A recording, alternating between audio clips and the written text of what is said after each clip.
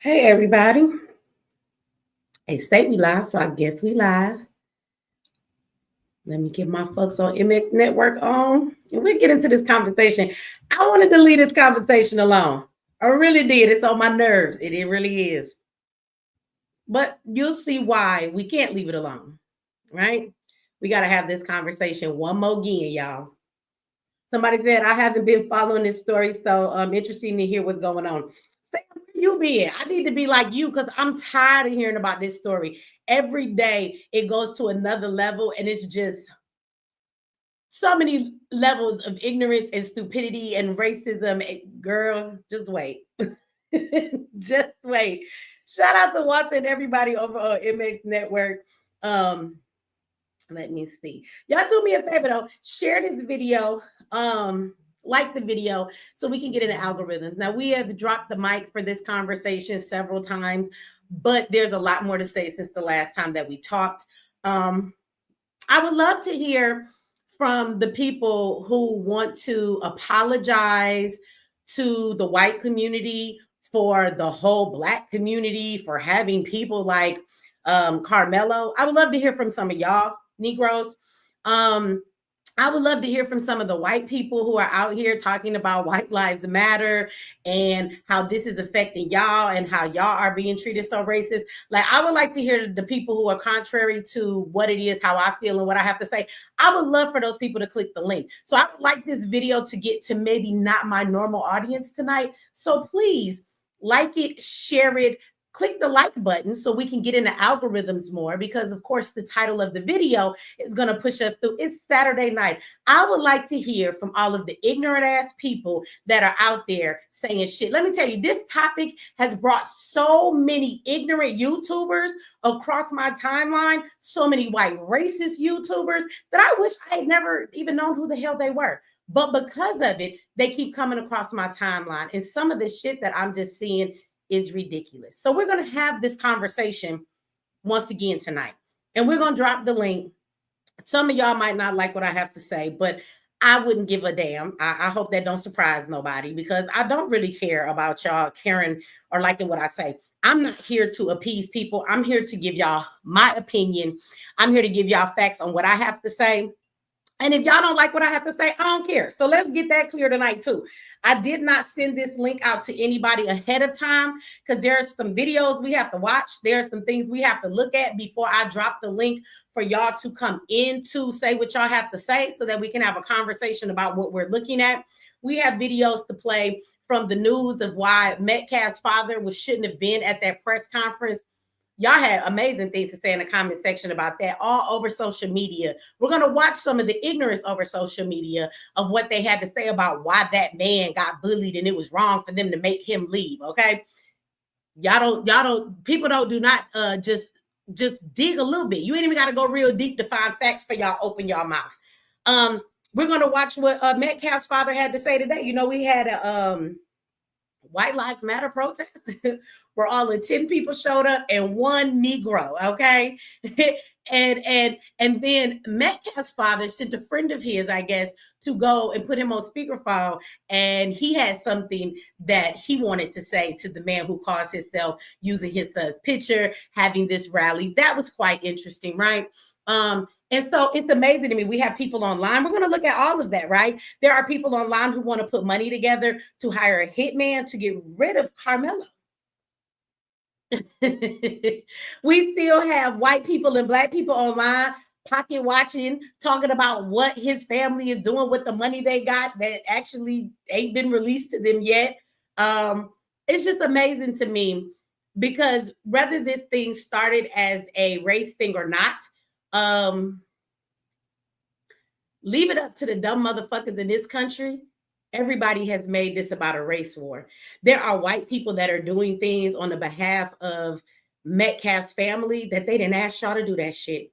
There are Black people that are taking stances and approaches that the Anthony family didn't ask you to do that shit. They want you to stop using their family and their children to represent what you wanted to represent and disregarding them and what this is actually about. So that's where we're going tonight with this conversation, because the ridiculousness that I have seen has been an eye-opener, and it should be for the rest of y'all. And let y'all participate in the bullshit.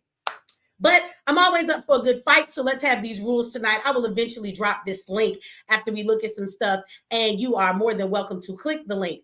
I will tell you to go lightly on your shit talking in my comment section, because we have a rule around here. You only get to talk so much shit without pushing the button to come up on here and talk the shit to me, right? So you can talk tough in the comment section only for so long, because if you're not going to click the link to come on the panel and speak your mind, I'm going to need you to shut the fuck up. The next rule is, when you come up on the panel, we're going to let people talk one at a time, okay? If I mute your mic, whether it's because you're over talking or because you have background noise, do not unmute your mic if I have muted your mic. I will kick your ass off. I've been being nice on these lives, trying to give y'all time to go along with the rules, but some people, no matter what, can't seem to follow them, okay? So if you see that I've muted, if your mic is muted, I muted it. Keep it muted until it's time for you to say something, okay? The next thing is, when you come up here, if there are other people that want to come on, I will let you know that people are trying to get into the back of the studio to come up and talk. If you have spoken and said your piece and we need a spot for people to come up, I'm going to tell y'all I need some people to drop down. If y'all don't, then I'm going to just start removing people. If you leave the panel, it doesn't mean you can't click the link and come back in 30 minutes, 20 minutes. Most of these damn panels, I'll be up here till the sun come up. They be 4, 5, 6. Good Lord, we don't win 8 hours one time. Y'all know that this panel goes until either the sun come up and I just can't do it no more, or y'all are done talking. So I let everybody have their chance to speak, okay? But y'all got to stop acting like if you come up here, you can't drop down and come back up later and give somebody else a space to say something as well if other people want to come up. Now, if nobody else is trying to come up, we're up here having a conversation. That is fine. But if I say to you, I need some people to drop down, fucking drop down. You could come back later. I don't know how hard that is, okay? Because y'all do that a whole lot. The next thing is, in having this conversation, a lot of you people want to, y'all do this all the time whenever I say some shit you don't like. The white people is doing it now. It's interesting. I don't know so many of you white people watched me, but welcome, white people. Hello. Hi. How are you doing this evening, huh? How your mom and them doing? How your daddy and them doing? How's everybody doing in the trailer park?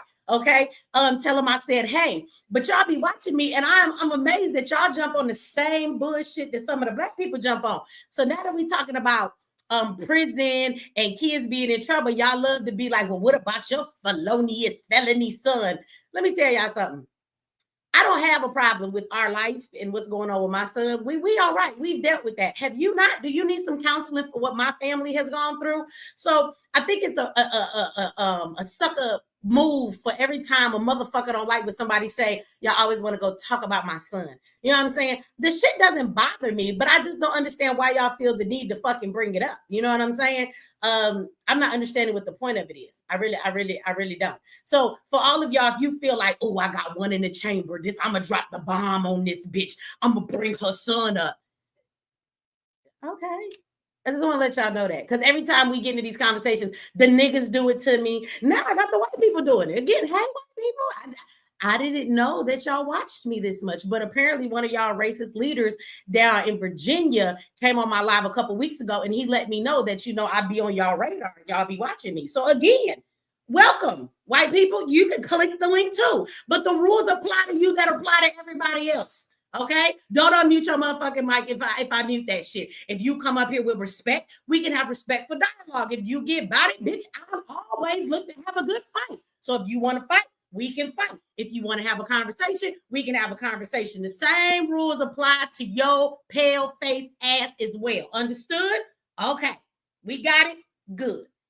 Everybody like this video, share this video, subscribe if you have not, hit the notification bell.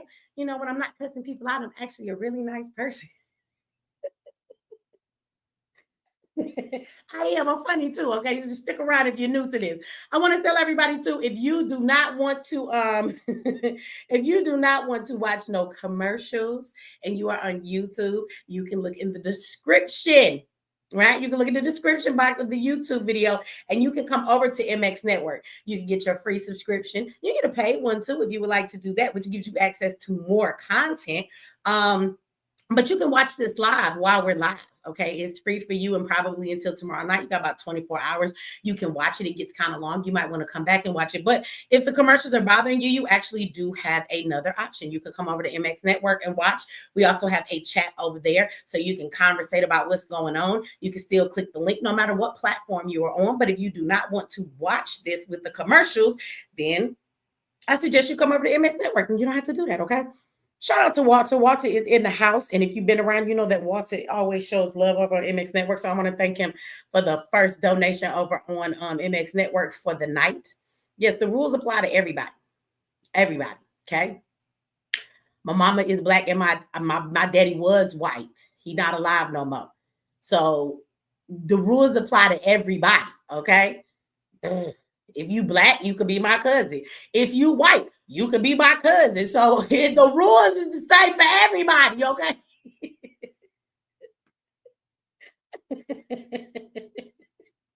Randy said, you waiting for me to go in on people. This is the problem, no, Randy. They don't click the link. They all tough in the comment section. They all tough in the comments on the live. They tough in the comments on the video. But the people I be wanting to click the link, they don't never click the link. They be scared to click the link. I don't understand that. They should just come on. It ain't my birthday. My birthday was last month. But just make my day today. Click the link. I want people who don't agree with me. I mean, it's all right. I want y'all, let me say this. I want everybody to come up here and get what you have to say off your chest. I'm sure that this case has affected all of us. You're watching stuff online. You're watching people that are black say some of the most ridiculous stuff. Let me say, if you're in the chat and you are a black person that has gone on social media and apologized for the black community, bitch, don't apologize for me. Don't apologize for none of the rest of us. Y'all sound ridiculous. Why isn't that what Karmelo did? Is the black community's fault? If we did this, y'all got to stop with that corny shit. I hope a couple of y'all in here tonight, please click the link and tell me why we got to be sorry. Why are we sorry? And what are we sorry for? Okay. So some of y'all been seeing that. You probably mad as hell about that. If you're like me, you watch it and it just pisses you off that it's people like that in our community, right? That feel the need to take on these stereotypes as though they belong to all of us, right? I've been watching white people. Oh my God, they're so racist. They have the most ridiculous things to say. And it's amazing because I have not watched them. Now, somebody said who apologized. Corey, I'm about to play a video for you. It's a couple of them like this. They on there apologizing. I just want the white community to know. I'm gonna show you. We got some clips to look at tonight, y'all. We do, okay? It's ridiculous to me. I don't know his name, but I'm gonna show you the people out there apologizing, okay? But what's amazing to me is that there is another case that somebody brought to my attention, and I went and looked the case up, right? And there is, from 2 years ago in 2022, there is a white boy that went to school grounds, not school event, not away from school grounds. He's actually in the school bathroom, matter of fact. So there is a Hispanic boy, Ramirez, that he does not want to fight with. Apparently, this is what they're saying now, because they're in trial right now, okay? He took it to trial. He didn't take no plea bargain. And they're in court right now.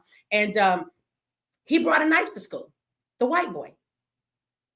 So I just want to know why all of the white people that keep saying, why would he have a knife? Why would he have a knife? Black people, because some of y'all, why would he have a knife? Why would he have a knife? Okay, that's fine. But I just want to know why you don't have the same energy for the white boy who brought a knife to actual school, like where classrooms are, where the cafeteria is, where other kids are. Like, this is really a school. It's not a community park where a school event is being held. It's actually at school. And he stabbed a boy to death that he says he felt was the aggressor and was attacking him. And he felt like he didn't have no other choice. So my question is, why is he not a monster? Why don't you have all of this anger for him? And the boy's bond was $175,000. Yeah, that's his name. There we go. Cason. Now, I haven't kept up on the case, but now white people.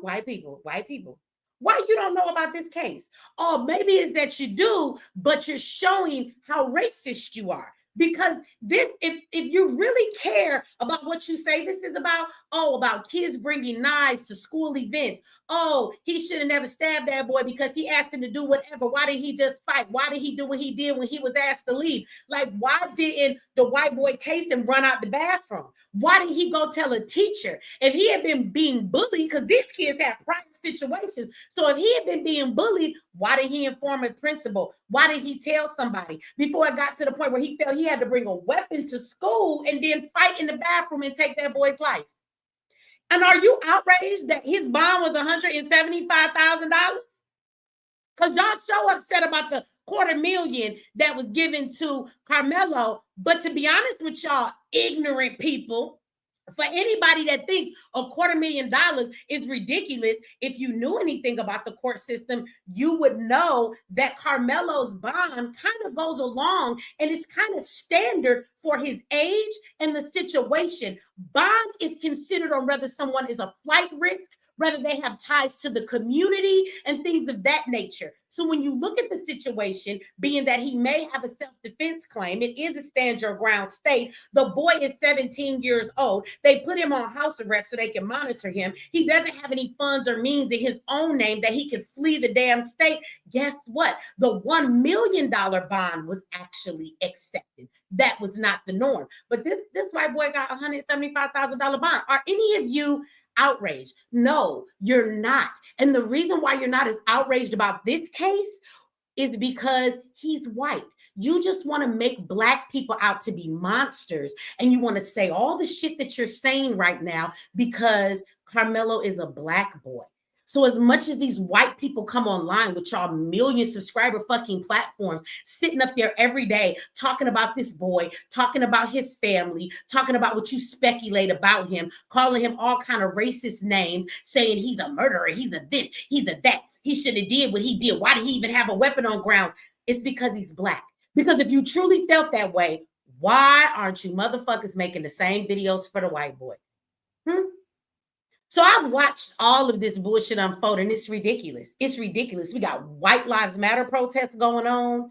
There was supposed to be a Black protest to counteract that one. I thought some Black folks was going to show up. I was online like, is it going to go down? Because the rallies were supposed to be at the same place. I thought it was going to be some white people and Black people fighting today.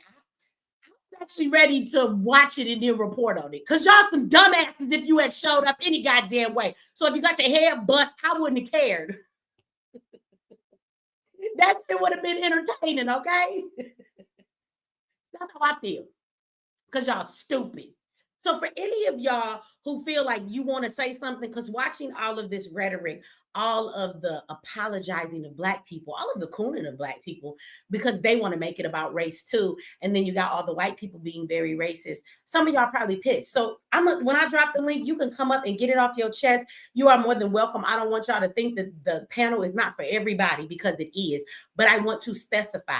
I would really like to talk to those people tonight that seem to feel the way that I keep seeing online. I want to see the apologetic Negroes. Please click my link and tell me why you are so apologetic.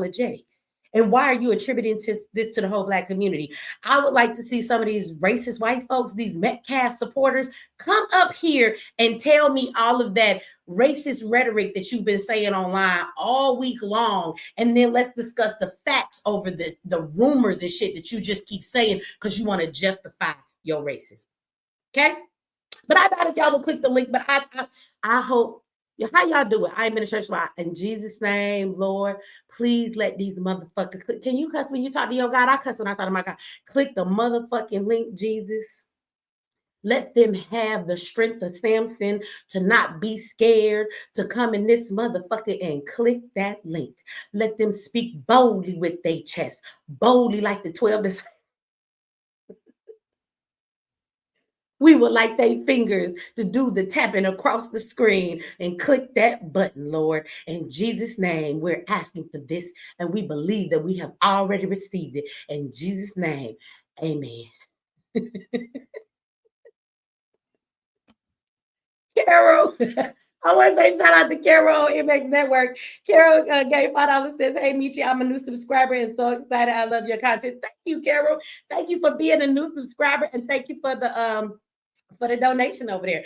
And I think we got somebody, it didn't pass me up while I was praying. I sent you, Angela. I still think that I have one eye open. Shout out to Angela. Angela come in with the first super chat of the night. She says, it also was pre-planned fight. It's not that premeditated. I don't know. I don't know. I I don't know. At this point, I'm going to show y'all something that Metcalf's dad did today. I don't know if you guys have already seen it, but then I want to propose the question to all of y'all, like, do you think that this started off being racist? I guess that's something that we can put out there. Like, did this start off being racist? And what I mean by that, do y'all truly believe that somebody said, stop playing with God? Sir, Jesus is not God. Okay. I know you believe in the Lord because your name said disciple of the way. Jesus is not God. Okay. God is God. God is the creator of all things. And if God is my daddy, I wish the fuck I would knock on my daddy door and my sibling. Right. Right. Because if Jesus is the child of God, then that means he my brother. And I wish I would knock on my daddy door at his house and my brother open the door, my sibling, and be like, you cannot talk to thy father unless you go through me. If you don't move the fuck out of my way. So let's understand this. Let people believe what they want to believe. I don't have to believe what the fuck you believe, okay? I was a pastor, not only a Christian, for many years. We don't do that anymore over here. We very much believe in God, but we do not get to God the same way that you do. I don't go through a pale white man named Jesus. And if you're going to sit here and argue with me and say, but Jesus was black, I don't want to hear that shit either, okay? I don't want to hear it either because he was white when the white man gave you the Bible, and then y'all just painted all the shit they gave you black, and then you said it was black now, okay? So again, when we at my house, we do what we do in my house. And if you don't like the way I make food at my house, the way my house smell, if you don't like the way it looks, if my couch is too uncomfortable for you, the same way you got in here is the same way that you can leave. That's what I'm gonna say. Okay. You can believe what you want to believe. But again, I'm gonna believe what I want to believe. And yeah. So it's okay though. I remember when I was a Christian, I used to get mad and shit too. You know what I'm saying? That people like Jesus don't talk like you. How do you know if Jesus talk like? I'm sure every time Jesus talk, he sounds like the voice in your head, nigga. He probably sound like you. I don't care what Jesus sound like. I don't talk to Jesus. So I don't know what he talk like. I don't care what he talk like because I don't talk to him. I just talk to God. How about that? Okay. All right. Oh, tomorrow Easter. You know, I don't celebrate no holidays. Okay, y'all want me to lay up off of this. Okay, we'll take y'all say you're gonna rise tomorrow. He gonna get up and whoop my ass. That's what you say. He about to come get me. I better shut the fuck up. Talk about Jesus so close to his rising. Can I tell y'all something? Real quick, this is a side note, but we're gonna be here for a while, so it's okay. Click that like button, share this video, subscribe if you have not. You hit that notification bell. If you don't watch these commercials, go ahead and get your subscription to MX Network, right? But can I tell y'all something? Tomorrow is 420. Oh, y'all gonna be smoking weed on Jesus' birthday? that's bad. But listen, I don't celebrate holidays. But for all of y'all, thank you. Thank you. Here we go. Shout out to you for getting to my birthday tomorrow. Well, happy birthday to you early. Happy birthday. But I want to say this. I want to say this to all of y'all Christian people. Since you decided to come here, we're gonna take a little side, street, but we're gonna come back to the main road for our destination in 5 minutes. Okay, but we're gonna take a little side road right now, a detour. So I just want to tell y'all something about Easter tomorrow. I don't want y'all to get mad, but you probably is, but I don't care. Okay, so so I want y'all to know that when y'all celebrate Easter tomorrow, like y'all got y'all bright little ties and suits, and y'all got y'all little Easter egg hunts and the Easter bunny, and y'all gonna go to church and y'all gonna watch the little Jesus in the manger thing. Now, this is my question. If you black and you talking to me, is the little figurines in the Jesus manger set up at your church, are they black or y'all still using the white ones?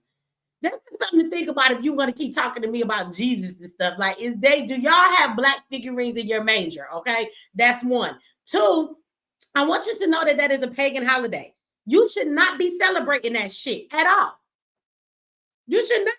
You know why it's called Easter? Because it is actually a day that represents, it comes from the goddess Ishtar, right? And that's where you got Easter from.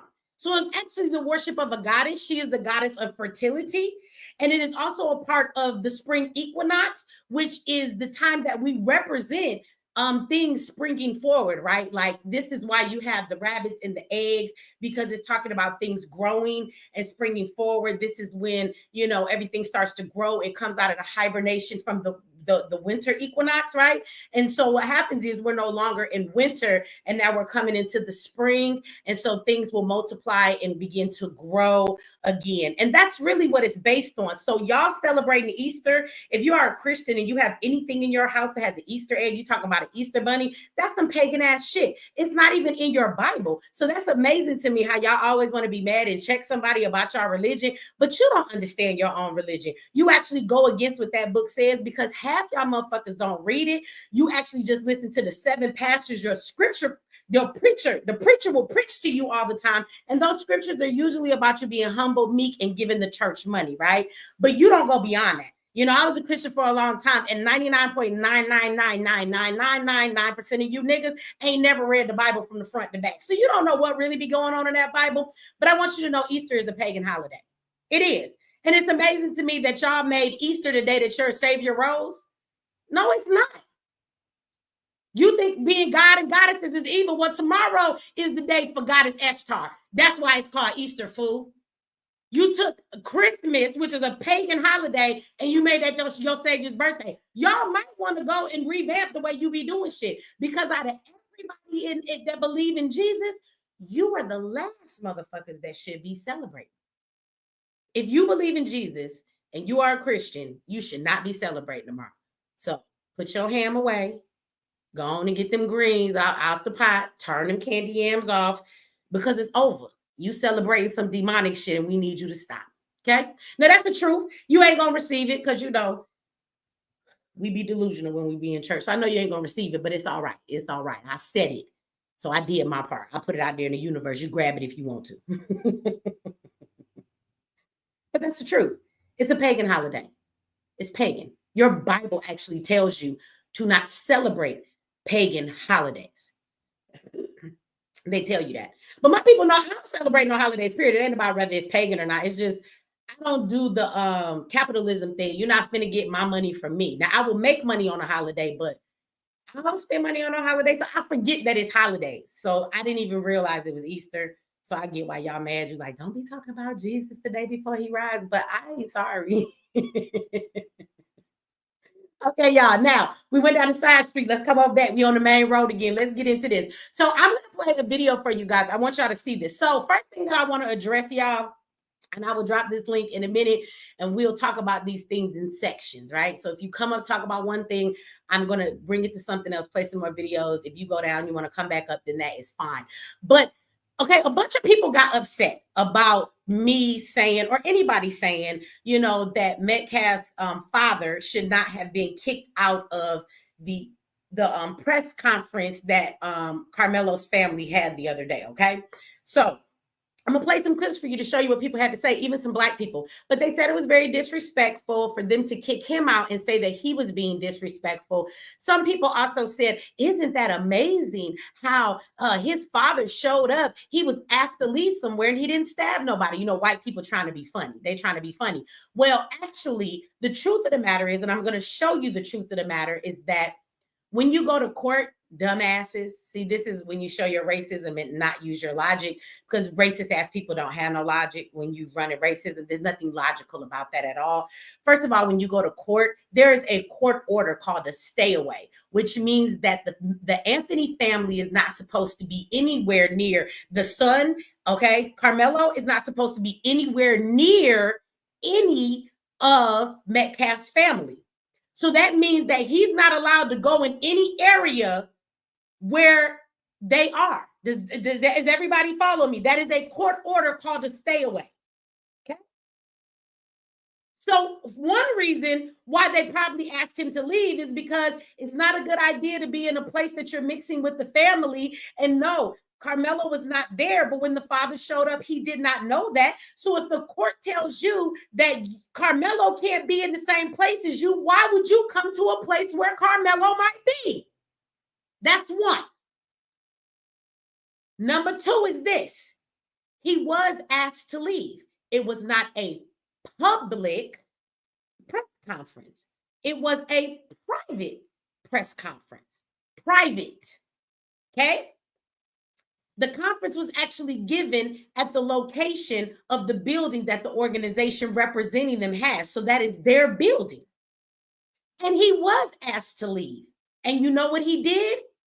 He refused to leave. So for all of you smart ass people who tried to say, look at that, they asked him to leave and he didn't stab nobody. Well, when they asked Karmelo to leave the tent and he refused, they went and put their hands on him. Now, when his father came and he refused to leave, nobody put their hands on him. So the situations are not the same. You know what they did? They actually called the police and waited for them to come and escort him away.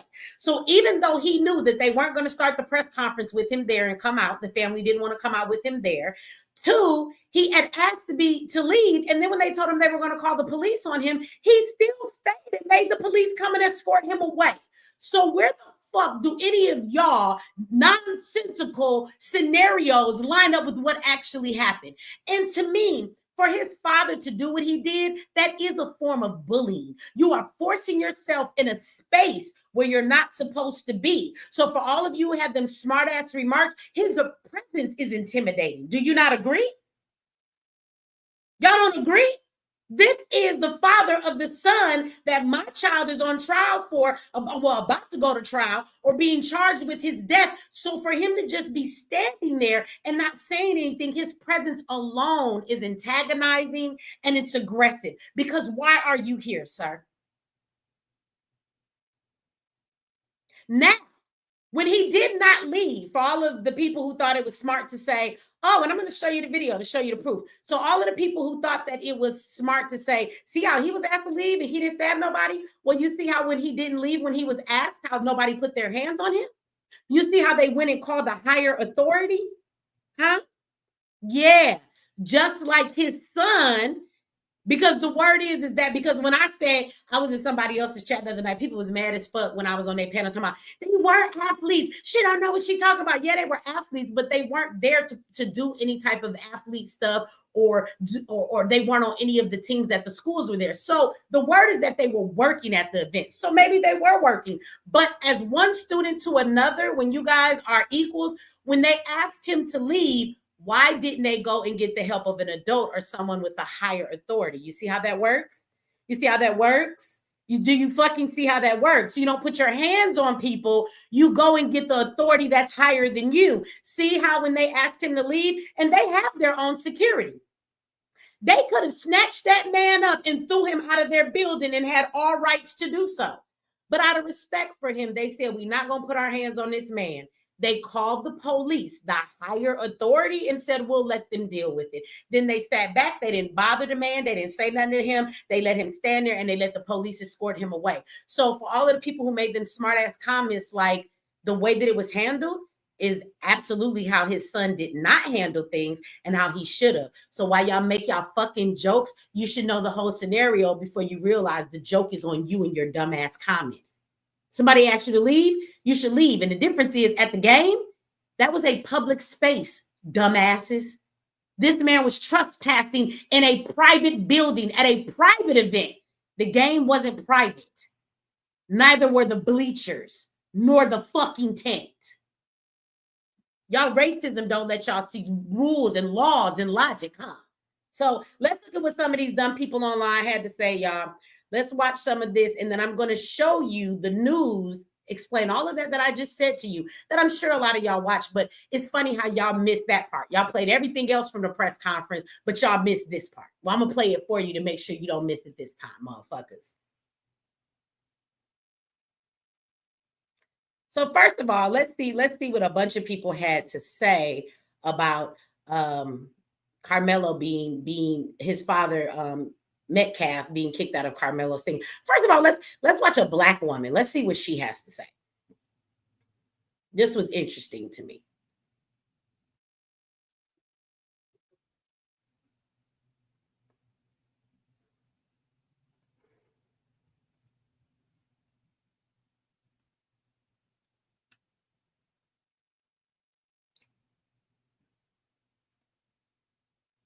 Let me make this big and let's see what she got to say. So I just watched that entire press conference from Karmelo Anthony's family, you know, the 17-year-old who killed the other 17-year-old at the track meet. Yeah, him.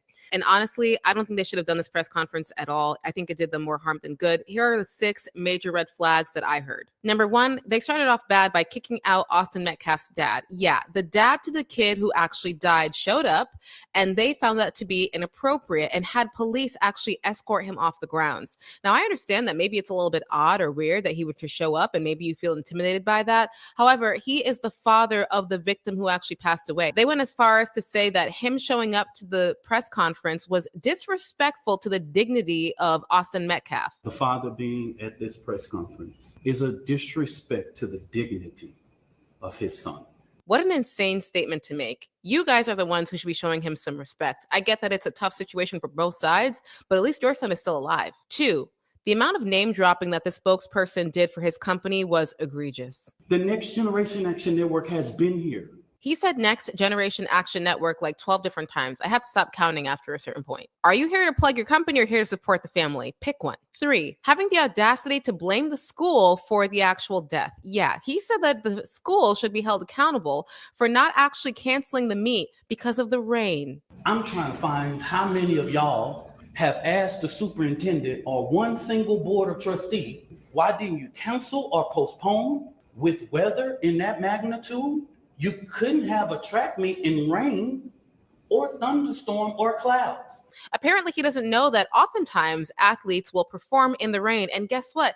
99.9% of the time, they're able to go home without having any stab wounds to the chest. Then they even had the audacity to try to complain about the school wanting to expel Karmelo for, killing someone.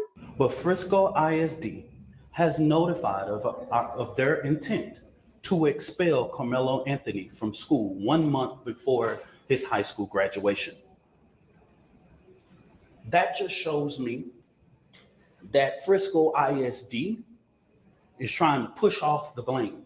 Like, what planet are you living on? You can't bring a weapon onto school grounds, pull it out, stab someone, and then just be expected to walk at your graduation next week. No, it doesn't work that way, buddy. Then we got to talk about the tone of the mom's message. I don't know why we are being targeted and discriminated against before a fair trial.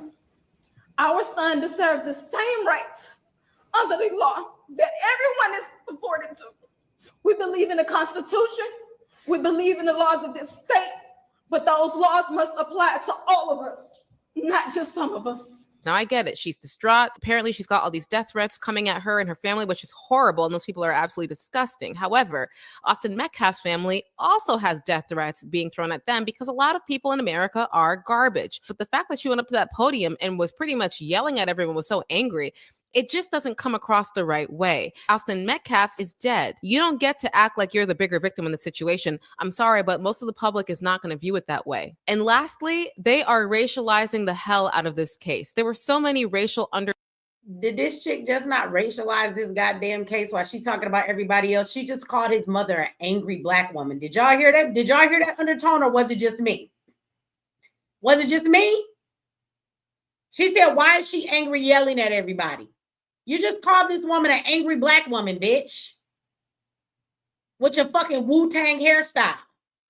You just called her an angry black woman. She's not angry. At the end of the day, she has the right to feel how she feels. What I think is interesting that people don't realize that both families have children involved, and either way it go, it's hard for anybody. For her son to have to be facing or dealing with this, whether he's right or wrong, even if her son is wrong, it's still devastating for her, and she shouldn't be getting these threats. And the truth is, she's going to say Metcalf's family. You know how a motherfucker always tell you, but that's because you want to come in. Well, guess what? His family doesn't have anything to do with the threats that Metcalf's family is getting. Just like Metcalf's family doesn't have anything to do with the threats that Anthony's family is getting. How about the rest of y'all stay the fuck out of it? Because it's people like her online and everybody else who wants to be in the middle of this case that has nothing to do with them. They're the ones calling to have this man's house swatted. So Metcalf's father's house was swatted after the press conference. That wasn't Anthony's family. So at the end of the day, it's not their fault because they're not the ones doing it. Why is this woman not allowed to be devastated or to be hurt?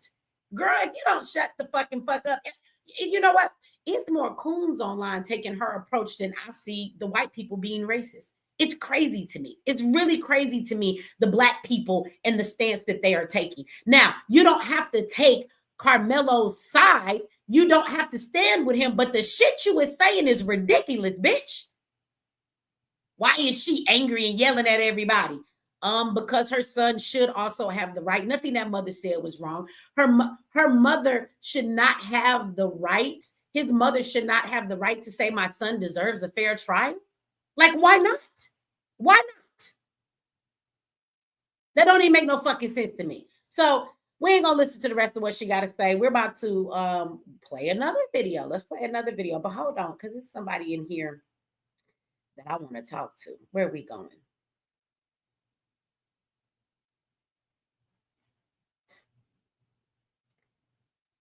Why I can't see them? That's okay. They're gonna say something else in the chat. They're gonna say something else in the chat in a minute. This person love to run their mouth. I want you to click the link tonight. So don't worry. I'll see another one of your comments. But let me play another clip for you guys.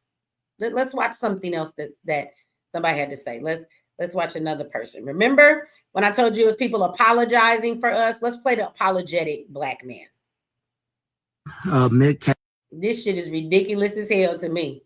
Here goes some more racism. And if people don't understand how this is racism, what I'm about to show you, it is, because it's a black man being stereotypical and blaming all of this on the black community as though this is what we do. See, this is what black on black crime, terms like that turn into shit like this, to make everybody believe that black people are born with viciousness and hate and all of this shit in our blood. When, are you serious? Have you motherfuckers checked the history of this country? I'm talking about just 50 years ago. We don't even got to go back 400. Have you checked the motherfucking history of this country? What part of it says that black people are the most racist motherfuckers? What part of it says that we're the ones who hold so much violence and vitriol? Please tell me, because history tells me that it's not our race that has exerted the most violence among all kind of people in this country. So, but here go another tap dancing Negro. Let's hear what he got to say.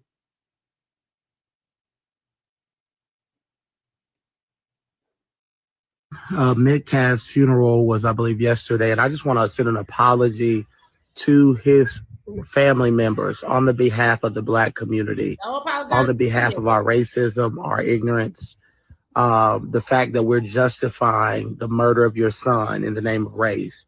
He's a human being. He was a good kid. He was a kid that did deserve to have his life snuffed out by some thug. And I say the thug because when you kill anybody, you're a thug, right? Any type of murder makes you this thuggish behavior.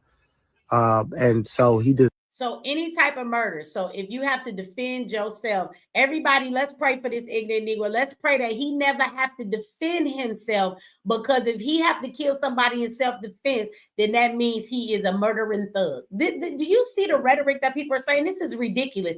And at this point, until all the facts come out, we don't know if this was self-defense or not. But let's say it was, because this is what Karmelo is claiming. And until we see the facts, we don't know. But we just had a school shooting. Everybody love to talk about the black boy that shot up a school between him and some of his so-called ops. But what about the white boy who just went on a rampage shooting up a school too? Nobody wants to talk about that. Again, nobody wants to talk about the white boy that brought the knife. It's just amazing to me how everybody has so much to say. And did this man just say that he apologizes for the racism of the black community? Now we're oh my God. Let me tell you something. I'm not going to go on a tirade about how black people cannot be racist when we talk about the real definition of racism. We don't hold any power to exert our authority over any motherfucking person. We don't own no schools to oppress your children. We don't own no prisons to oppress your children. We don't own no governments, bitch, to oppress your children. So at the end of the goddamn day, I don't know what you're talking about. But now we're the racist ones. But let's just pretend we were racist. I tell you, bitch, who the fuck you think I learned it from? Oh, let me guess. Let y'all Negroes tell it in America. It's in our DNA. We're born with it in our blood. This is just who we are because we black. If I was a racist, violent motherfucker, I tell you, I got it from white ass America, baby. Born, bred, and raised on nothing but fucking violence. I learned it from America, okay? Deserves. It is sad that they don't offer the death penalty, and that they don't offer a life. He won't be getting life in prison. They're saying because of his age, which is sad because he deserves both. Because this boy will never see the light of day. So I refuse to submit to racism. I'm not a racist person. I love white people just as much as I love black people. I'm a preacher. I'm a righteous preacher. So I don't see color because God won't allow me to. So I just apologize to the family that has to bear this on the behalf of a community that accepts and loves violence. So is this what you Christians is doing on our behalf? Are there any Christians in the chat that would like to speak to this? Is this what y'all doing on our behalf? Please fucking stop it. Do the shit in Jesus' name and stop doing it in our name. This is why I tell you, let's go down the side street of Christianity again, since this nigga decided to let us know he's a preacher and this is the way that God should handle it. I'm so tired of y'all Christians being weak back punk bitches and allowing religion to make you do that. So now you're cowering in the name of Jesus. Is this what y'all do? Somebody come in here and correct this real quick. Is this him or is this all y'all Christians? Because it seems like to me, you Christians are always trying to find an excuse to forgive somebody. He a good, loving Christian, but you see how he quickly took a stereotype and projected it onto that. But why is the black community apologizing? Why would we be apologizing for what Karmelo did? I don't know Karmelo. Karmelo didn't even live in the hood. What the fuck are you talking about? Karmelo didn't live in the hood. So for everybody who want to turn around talking about how they bought new cars, how they bought a new house, let me explain something to you dumb motherfuckers. Y'all just being racist and being stereotypical because if you wanted to go look at Karmelo Anthony's family's pages on Facebook, they're there. They're there. His dad's page is there. I've been on it all week. You could go to his daddy page. You could go to his uncle page. You will see that his mother and his father are not stereotypical black people, as y'all like to say, okay? They're actually in a relationship together. You can go back as far as you want. They've been together since they were young. They are still married and together to this very day. That man works hard for his woman and his family. She is a stay-at-home mother. She takes care of her children, and he works damn hard because they have a really nice house before this shit happened. They had that fucking Escalade before this shit happened, okay? So this boy was raised up in suburbs and in other places around all kind of, like, let y'all tell it, decent white folks. So what is you talking about? The black community apologizes on the behalf of him. Is the black community rich on the behalf of one nigga that make it to the NFL? We ain't all sharing their funds. So it's amazing to me how when it's a negative thing, we all have to partake in sharing that. So should the white community be apologizing to us for what Daniel Penny did to the black man on the train? Do we have any representatives of the white community in here tonight? Is there any white people in here? Because we need you to click the link and we need you to come up here and we need you to apologize on the behalf of the white community for the shit that y'all done. Matter of fact, how about we get a representative from the white community to come and apologize to us for the next topic we'll be talking about the next time I go live? You know, in New York, there are 10 corrections officers who happen to be white. And they have all been arrested and charged with murder because they just killed a 22-year-old black boy by beating him to death in his cell while he begged, according to another inmate that was a witness that went on the news, to please stop. He wasn't doing anything wrong. They beat that boy to death. He had 76 injuries to his body, not including what they did to his head by stumping on him. And those corrections officers on purpose turned off some of their body cams. After seeing what happened, 2 of them have automatically been charged with murder. And guess what their bond is? Guess what their bond is? Does anybody want to take a guess? Let's guess. Let's play the guessing game. You want to guess with those corrections? And they're all white. They did this to a black boy who was in their custody. They took advantage of their authority and their power and beat the life out of this 22-year-old boy. So vicious that they ain't even gonna argue with us. They don't even want to show us the footage. They just charged all these niggas and you ain't hear nothing about it. And this is the second time this has happened in a New York jail, a New York prison, because the last one was Robert and we watched that online. Is there any white people? Yes, it was $100,000. Thank you. $100,000, but y'all crying to us about a $250,000 bond.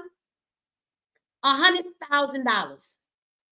Is there any representatives from the white community who want to apologize to us on the behalf of what those white corrections officers did to this boy or what they did to Robert Brooks?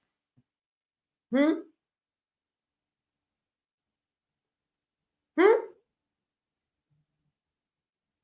see how that works? Because there's plenty of stuff that they could be apologizing for, but nobody's going around. Matter of fact, I hear white people this day and age and generation say, we don't owe you reparations. Is that not what they say? They say, we don't owe y'all reparations. We don't owe you no apology. We don't owe you anything, right? We don't owe you anything because that wasn't our generation. We didn't do that to y'all. We didn't do none of these things to y'all, so we don't owe y'all nothing. Ain't that what they say? Oh, but now we got Christian Negroes apologizing on behalf of the Black community, boy. I want to say bye, but the word bye ain't what I want to say. Let's watch more because we watch Black people so far. Now let's get to the racist white folks. I told you we have some cool Black folks. So let's get to what some of them had to say. And as soon as we watch this next video, I see the super chat, y'all. I'm gonna come to the super chats right after we watch this next video.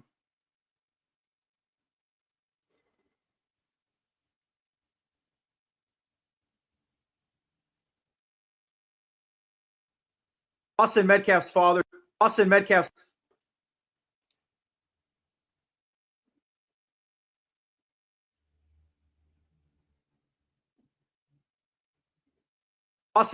father showed up to the Karmelo Anthony press conference and was forced to leave. Here's what Dominique Alexander, the race hustler in charge, here's what he had to say about it. Is that was disrespectful and just shows you all the character. It was disrespectful. He was not invited. He knows that it's inappropriate to be near this family, but he did it. And so I say to people, actions speak louder than words. The irony is so palpable, you could literally.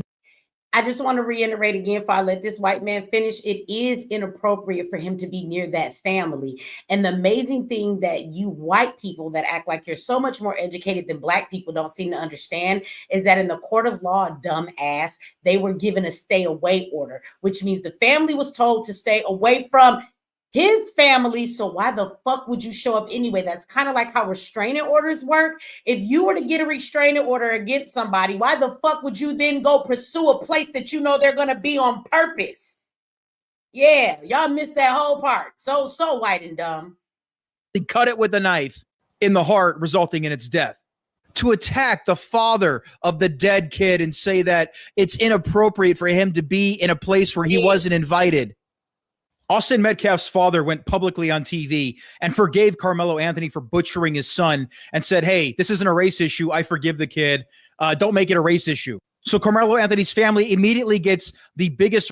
So then on the behalf of this white man, as his father, y'all have done nothing but gone and made it a race issue. So I'm not understanding if this man asked y'all not to make it a race issue. He said it's not about race. Why do all of you white people keep misrepresenting the white man that asked y'all not to do this? He said it's not about race, but y'all keep making it about race.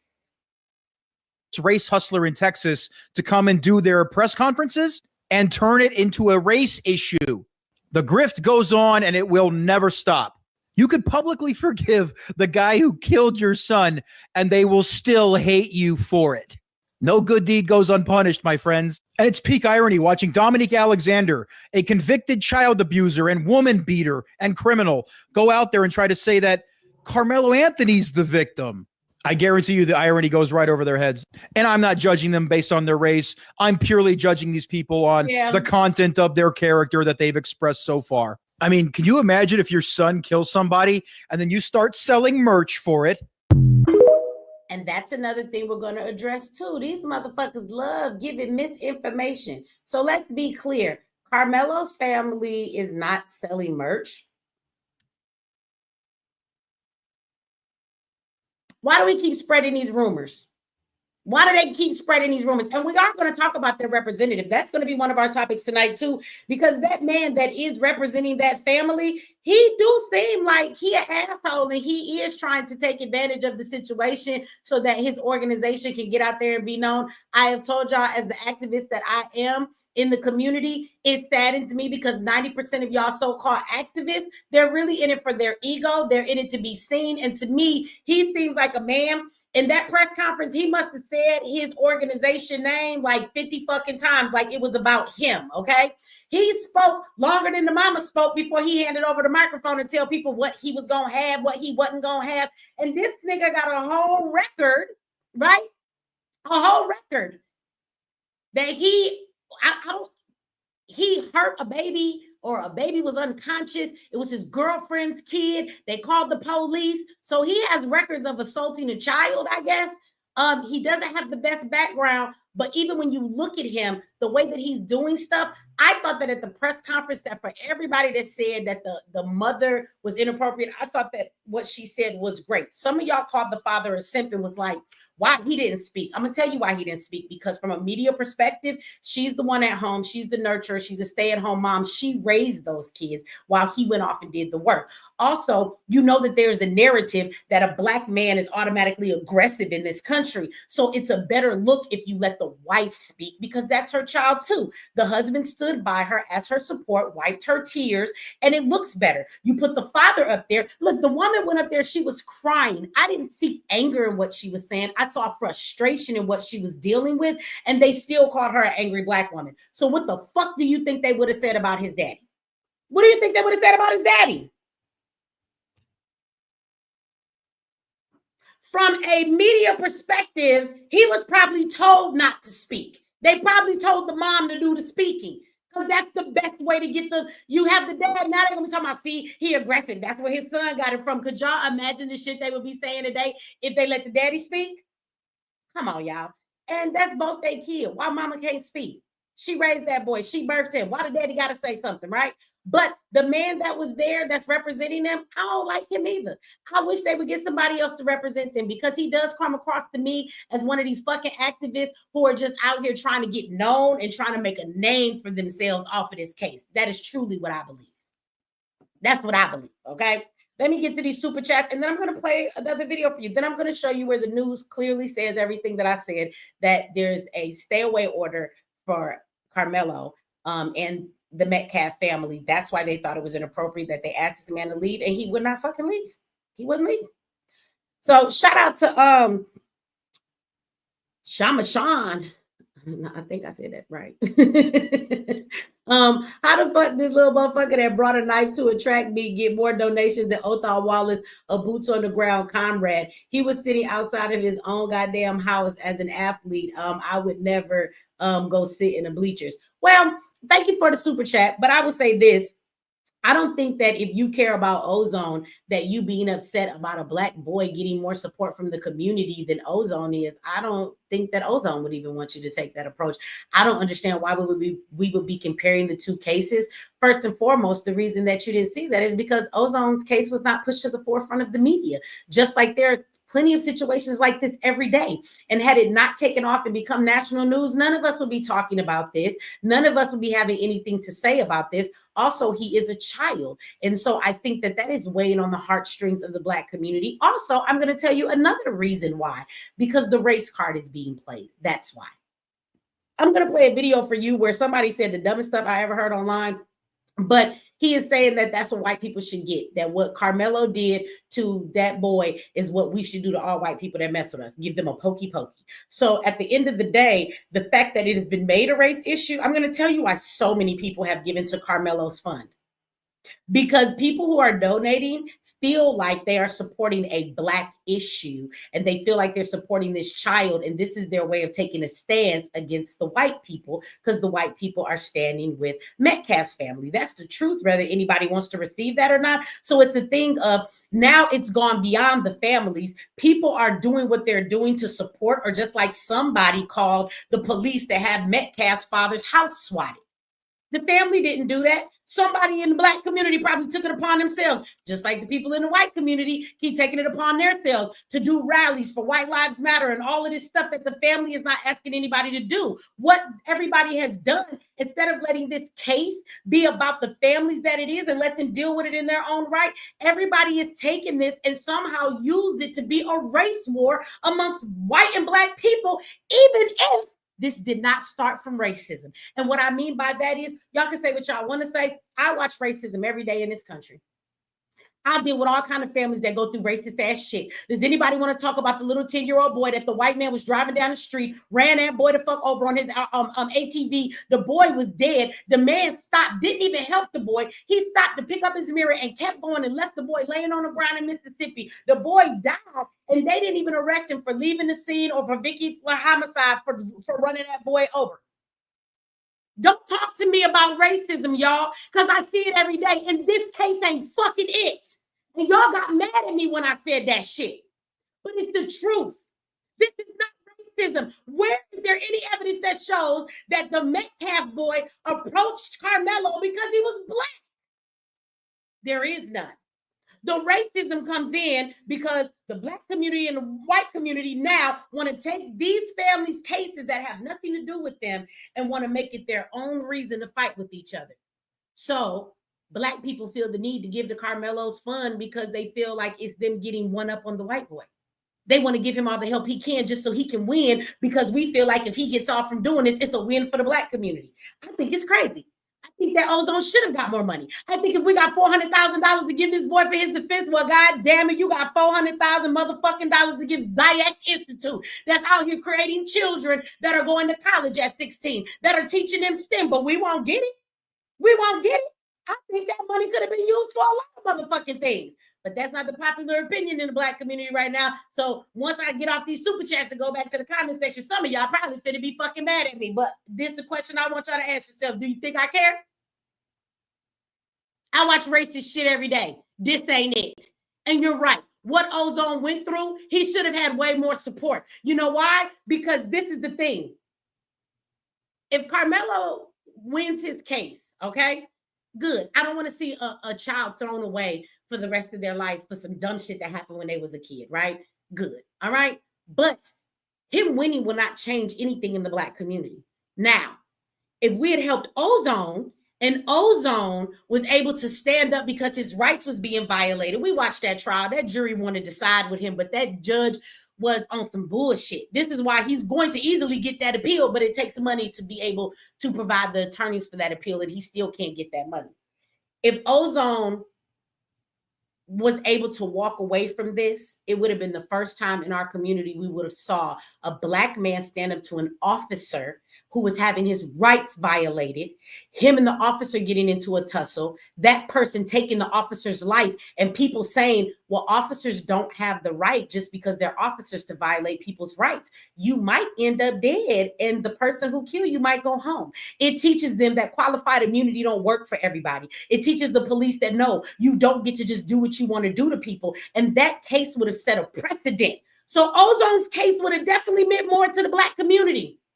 But the reason why Ozone didn't get the notoriety he did, because first of all, the media is not going to push it because it was a Black man against a white cop. The cop is dead. So they were not going to push it like that. The community was not going to help like that because they didn't necessarily see the good in that. And because social media did not run with Ozone's case and play the race card.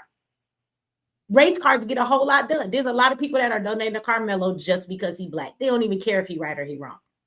That's the truth.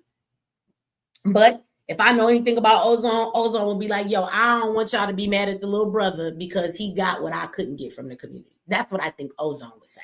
Okay. But I feel you. I feel you. I feel you.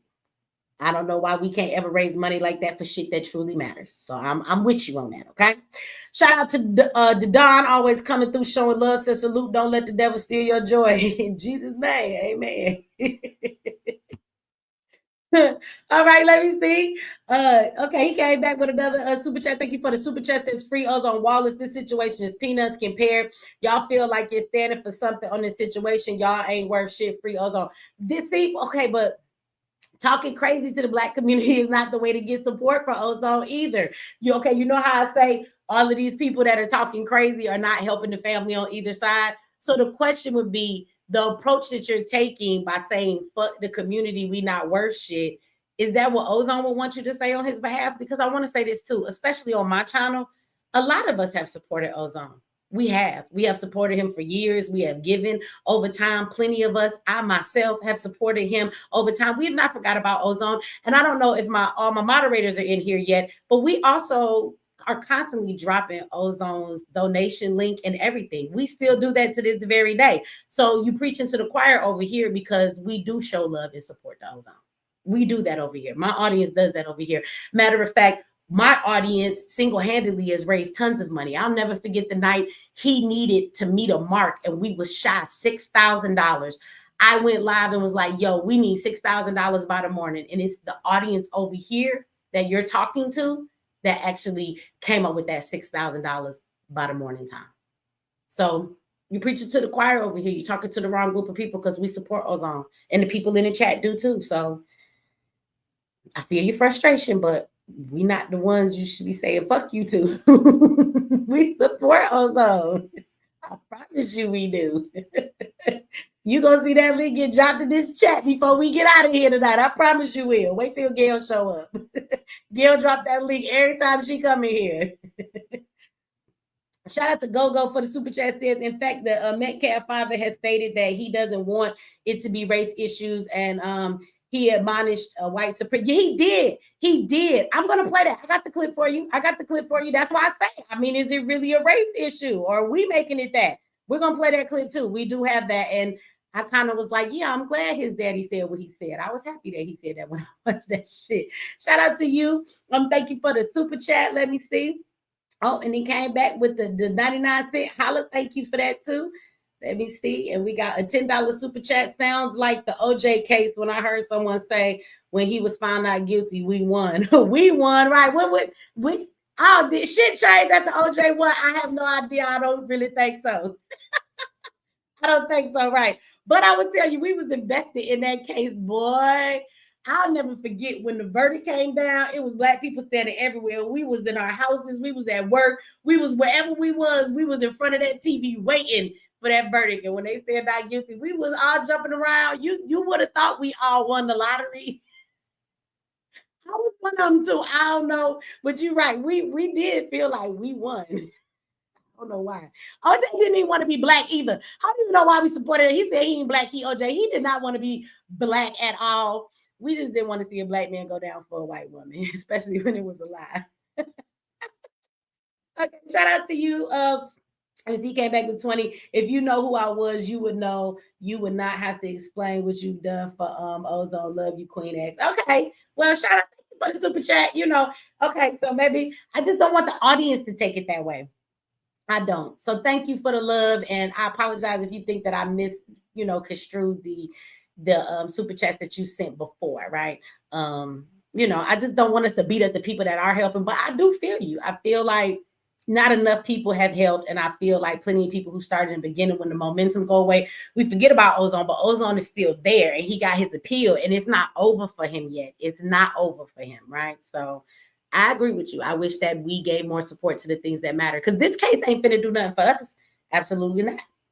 Absolutely not. And the thing is that $500,000 that Karmelo's family is about to get, he don't need all of that for a defense. He gonna get a good attorney for about $100,000. So the rest of that, I guess, is just helping them make life better. I don't know. But if we could have gave the other $400,000 to the Black community to really make life better, I mean, since we got niggas going around apologizing on our behalf, like, can we benefit from this? Can we build a rec center? You can name that motherfucker Karmelo Anthony Center, but can you build some shit for the community then? Goddamn, I take it back. We don't need a rec center. We need like a hospital, a school, or something. But shit, since we apologizing, we apologizing for the whole Black community. Goddamn, can we all get something for it? What the fuck I say? Where's our part? Where's the we for us? God damn it! All right, y'all. I want to play. I had to do those super chats. We about to go to another video. I'm gonna drop this link in a minute, but I want to show y'all this stuff I do, because then I get people up here, y'all get to talking, and then I don't never get to show these videos. So I want to show you where we going. Hold on.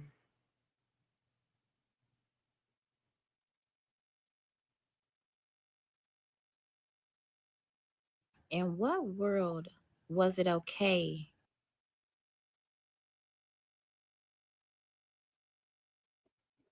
Here we go.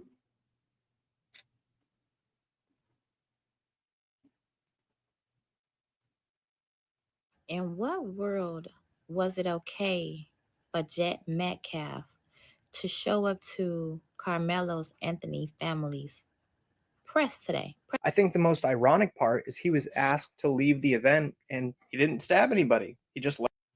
No, he didn't just leave. I get so tired of seeing people say this shit all online. He did not just fucking leave. And the difference is when he didn't leave, nobody put their hands on him. Y'all keep leaving that out, white boy. Left with an escort. Isn't that weird how that works? You know, when you're somewhere you're not supposed to be and somebody says, hey, can you head out of here? And they just don't stab anybody. I'll tell you what, if that happened to my son, you're goddamn right I'm going to want to be at the press conference. And Karmelo's family said that Jeff Metcalf wanting to be at the press conference was disrespectful to their son. Yeah, your son murdered his son. He's obviously... Let's be clear. He did not say that it was disrespectful to his son. What they said was that it was disrespectful because they waited almost 45 minutes to start their press conference because they asked him to leave. He would not leave when they asked him to. I already went over this, right? We're going to play the news telling you that, but it held up the press conference. That's what was disrespectful. The man that was speaking, that's his facility. That building is his. That is the headquarters for his organization. So if this is his private establishment and it's a private press conference and somebody asks you to leave, that's what's disrespectful, motherfucker. God damn. White folks act like they so smart, but y'all so dumb right now. Going to take his chances and trying to go and see what you guys have to say. There's only two parties in this: the father of the kid that was murdered and the parents of the kid who did the murder. And it's disrespectful to the murderer's parents if the father of the kid who was murdered just wants to hear what you guys have to say. And he could have watched that shit at home on the news like everybody else, motherfucker. We all watched it. Why couldn't he? You guys are defending this. You are defending Karmelo Anthony. I mean, shit, you guys are making t-shirts and selling them. You are profiting off the murder of a young man. Fucking disgusting. Well, I would just like to know if he's profiting because he's definitely a content creator. Like at the end of the day, nigga, is you not making no money on TikTok? So we should go check out your page and see you got all these follows. People kill me when they say that. When you have a platform on any social media space and you're getting paid, you're not allowed to talk about anybody's topic and say, they're just getting paid off of this. Motherfucker, you is too. You is too. So, white boy, pipe it down a little bit because you're making money on TikTok. Be quiet, okay? And let's be clear, because there's going to be another rumor in a minute I've already seen. There's some rapper who was like, yeah, come on out here, get a t-shirt of your boy. And he got up a website with shirts on it. Nowhere does that website say that it came from the family. The family is not out there selling shirts. The family has not promoted shirts. If you go to any of the family members' social media pages on Facebook, ain't nobody promoted that. They ain't asked nobody to buy a motherfucking shirt. That's not them, okay? That's some Negro who went and pressed some shirts and now he trying to sell them shits online to make money and capitalize. Just like people were making fake GoFundMe accounts. If y'all guys don't know that the GoFundMe accounts in the beginning, remember they said GoFundMe took them all down? The family never made an account on GoFundMe at all.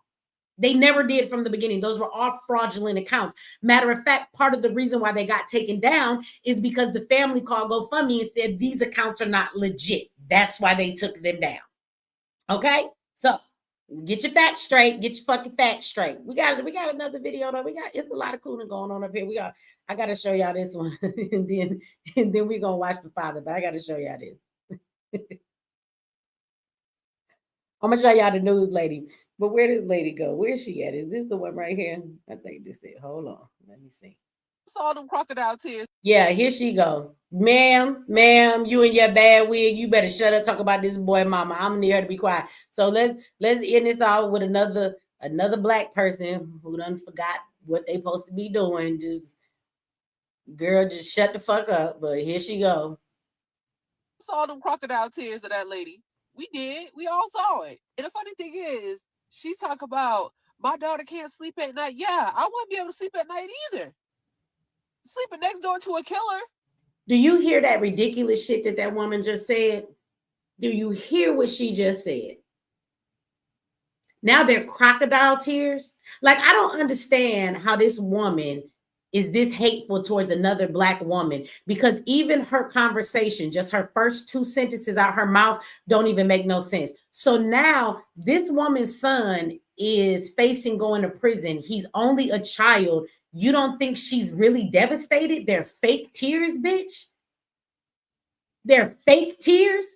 Like, what world do we live in that people don't realize that when crimes happen, 2 families are usually devastated? The family who is the victim of what happens to them, and then there's the family who has to come with grips that their family is the one who may be facing time in prison. They're losing their loved one as well. Or even if they just have to come with grips like, damn, my family member did that thing, even if it's a horrific thing. Do you think that the school shooter's parents be proud of what they kid did? They don't have the right to be devastated, you dumb bitch. And of all people, it's coming out of Black woman's mouth. You should be just mad because she got a bad wig on. That's why she want to talk about somebody else. And what kind of fucking dress is that on? Girl, do you have on your grandmother's dress from the hospital? What kind of boo-boo is that? You got your nerve. I'm going to need you to shut the fuck up. You do not have on the right wig nor the right goddamn old lady, I'm 90-year-old house robe to be talking this shit. I'm going to need you to be quiet. You got that shit from the Salvation Army, bitch, or your grandmother that died at 97, okay? But you up here talking. Then she said this lady's tears were crocodile tears because she said her daughter was scared to sleep in her bed. Well, if you're getting all those threats from people, and at their old house, people were just showing up and sitting in front of their house and driving by their house. Yeah, that has got to be scary. This bitch said I would be scared too if I was sleeping next door to a killer. So now this boy is a killer and he just kills everybody, and his sister should be scared of him. Do y'all see this fucking bullshit that's online? Somebody to kill somebody, yeah, I wouldn't be able to sleep either. Like, y'all, that has nothing to do with racism. It has nothing to do with racism. It has everything to do with manipulation. Everything to do with manipulation. But I see right through. Wait a minute, and this bitch got on a seatbelt, so she is outside in that shirt that she got on? Girl, bye. I thought you was at least at home sitting on your couch. I see why you angry at other Black women. It's obvious. Do it. And the first thing she talked about, we don't get the money until 2 days. We don't get $500,000 while everybody else is struggling, pinching out here. And while everybody else is struggling. So here go a hateful Black woman that's mad because they getting money and she can't put up a GoFundMe to get $10 to buy herself a brand new muumuu so she can quit wearing her grandmother's muumuu outside while she driving around. She can't raise no money to get a new outfit. This is why she mad. Why you worried about the money they got? This kid, everybody out here struggling. You mad? Let me tell you something. Somebody need to tell this fucking lady something. Tell her that Karmelo's family wasn't struggling before this. How about that? Daddy do a real good job taking care of his wife and children. Okay? His family wasn't struggling before this. Everybody out here struggling. Bitch just mad she can't get a GoFundMe. You get $500,000 because your son killed somebody. That is insane work. And y'all talk about white privilege, and y'all talk about, oh, this, that, the third, and they get $500,000 because they killed somebody that was white.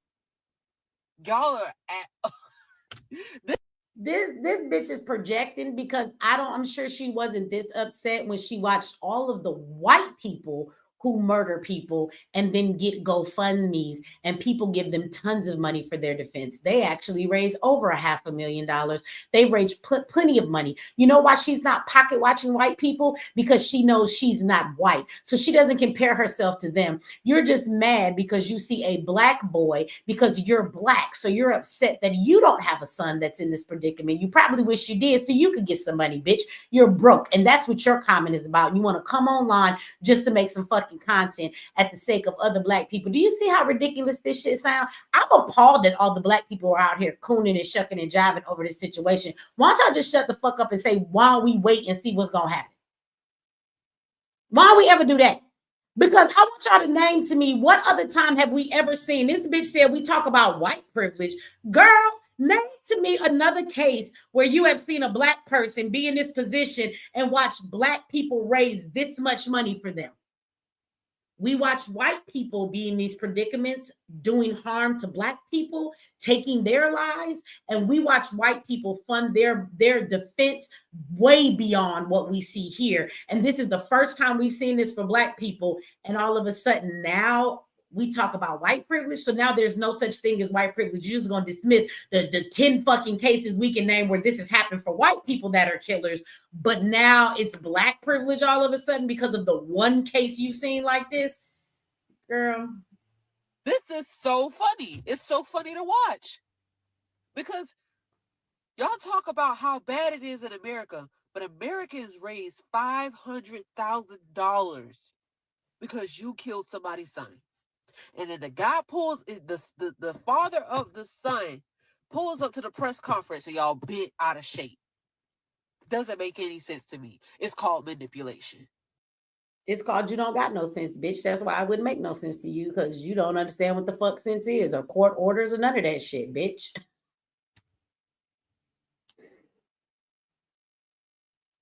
This is the shit that people are running around saying online. I want everybody to shut the fuck up. I didn't want to have this conversation anymore. I really didn't. But the ridiculousness is out of hand. I want people to shut up. I want them to go back to their lives and just let this play out however it's doing. Just shut the fuck up. Now all of a sudden, one thing happened for Black people that we watch happen for white people a million times. It happened once for a Black person. Now all of a sudden, ain't no white privilege, nigga. It's Black privilege. I think she just mad she couldn't find some of that Black privilege her goddamn self. Yeah, her shirt tells it all. Ma'am, don't ever, if you watching, you probably ain't. Somebody find her. You know how we find racist white people online and we get upset and we find out where they live and where they work and all of that shit. Somebody find her. Find her and let's donate to the bitch, because she just needs some new clothes. That's why she angry, okay? Stop hating on Black people, bitch. All you had to do was ask. We'll buy you some clothes. I know the tariffs is going on, but the truth is, if it's under $800, you can still shop at Temu. You can still shop at Shein. It's not really this tax on it. As long as it's under $800, you good to go. I mean, until Trump changed that. He might be changing that soon, but it looked like trying to give it in. So they're not going to take your Shein away. Calm down. Calm down. Look, I got you. I'm going to take you to Rainbow tomorrow. We can go on a big-ass shopping spree. I'll buy you 17 outfits. I got $200 for you, okay? Stop hating on motherfucking Black people, bitch. Please, okay? We know what your problem is. You're broke, and that's why you're angry. Please don't be this woman. Don't let this be y'all, okay? Shout out to that Turner says, how you know it wasn't about race? You read his mind, right? Are you talking to me about how I don't know it's about race? I don't know. She said it's not about race. I don't necessarily think it's about race either. So let me say that to Nat. Shout out to Nat for the $2. But let me say this. I don't know if I think this is about race either. And the reason why I don't think this is about race until somebody shows me otherwise is because I've listened to a couple of interviews from children who went to school with these kids who knew them. They've been on podcasts. I don't know if you guys have seen this, but once this shit start coming out of your timeline and you watch it, it brings a bunch of more stuff. I have seen more YouTubers that I didn't know existed this past week than goddamn ever, okay? And they're all talking about this. But it seems like to me, nobody has ever said that these kids had issues. There's even Black kids online that were making posts that go to Metcalf, the boy who died, the white boy. They're making posts about how they're going to miss him, and they're sad that he's gone. Like they played on the football team with him, and how that was they homie, and they're sad to see him go. And so I don't find any indication that he went over and said something to Karmelo because he was Black. That's what would make it racist.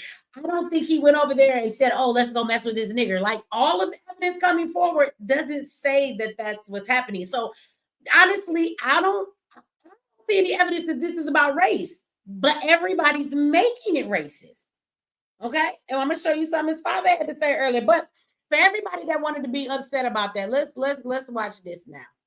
And then we'll drop this link. Y'all be all right. We only been in here an hour. We usually be 6 hours. Maybe I get out of here early today. We'll see. So I want to show you guys something that the news had to say.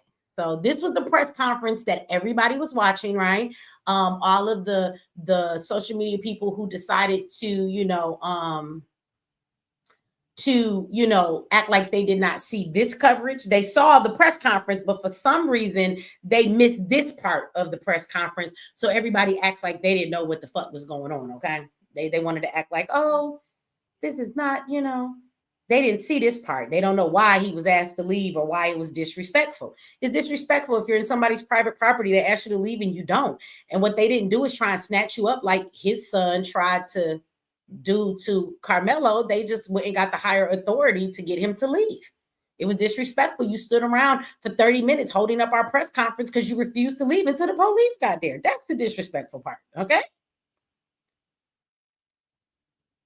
So let's watch this. And this is how we know he was asked to leave before the police was called. Right here. The news fucking said it, but everybody missed it.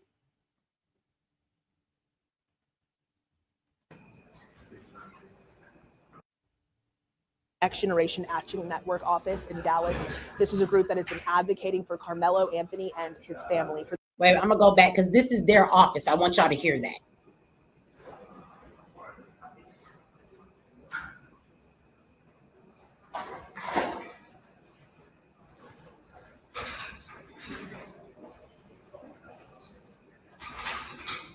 If you are just joining us now on WFA Plus, I just want to bring you back into what you're looking at there on your screen. This is the Next Generation Action Network office in Dallas. This is a group that has been advocating for Karmelo Anthony and his family. For those not familiar with this case, Karmelo Anthony is a Frisco ISD student who is accused of stabbing and killing another student at a track meet earlier this month. Actually, yesterday marked 2 weeks since this happened, and he is charged with murder in this case. Today, for the first time, we are expecting to hear from Anthony's parents. The president of the Next Gen Action Network says that the parents are wanting to address what they call falsehoods in this case, as it has garnered a lot of attention on social media, a lot of conversation and speculation about what led up to this. And I want to point out, if you look there on your screen, it's kind of hard to see, but right behind the camera that you see, there's a gentleman, you can kind of see his arm in a blue shirt. We are told that that is Austin Metcalf's father. Austin Metcalf is the teenager who was killed at this track meet 2 weeks ago. We have heard from Metcalf's father. We have heard from Metcalf's twin brother, actually. And we just learned that the reason that this press conference is delayed, it was supposed to start at 11, is because Metcalf's father has arrived here. He's standing there behind that camera. He has sunglasses on. We've been watching him stand there for a few minutes, not really talking. So again, I just want y'all to reiterate. I want to reiterate what this woman has said. In the beginning, she said, this is the headquarters of the Action Network, which is the man that's speaking. So this is their facility. This is his building. Okay. And that the press conference is held up because he won't leave. So he's holding up their press conference. To anyone. We're not sure if there's been any engagement between Metcalf and Anthony's parents. We're not sure if there's been any confrontation of any kind. We just know that he has come into the building, that he is standing there, standing by with the rest of the media who's in the room to hear this press conference.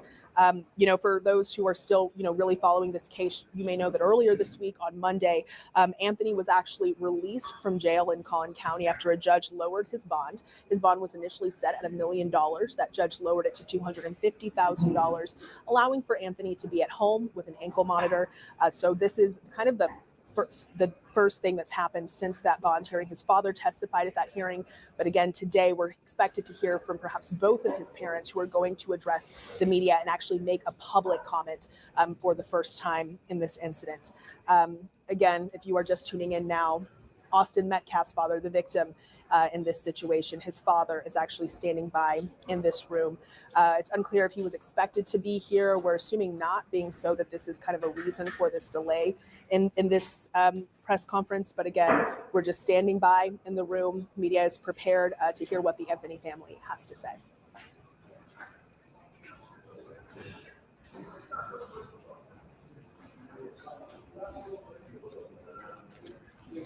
And we do have some new information that just came into our newsroom just a few seconds ago. Apparently, Mr. Metcalf, Austin Metcalf's father, who we just pointed out is in this room, has actually been asked to leave the press conference. This is a press conference where Karmelo Anthony's parents are expected to speak. Apparently, Metcalf's father has been asked to leave. As you can see, or saw a few seconds ago, he is still standing in the room. So apparently, we're being told that Dallas police have been called to this location after Metcalf's father has refused to leave. We're standing by and waiting to see what comes of this. But if you are just tuning in, Austin Metcalf's father, the victim in the stabbing at the Frisco track meet a couple of weeks ago, is in the room, standing by with everyone else as Karmelo Anthony's parents are expected to speak, and he has been asked to leave.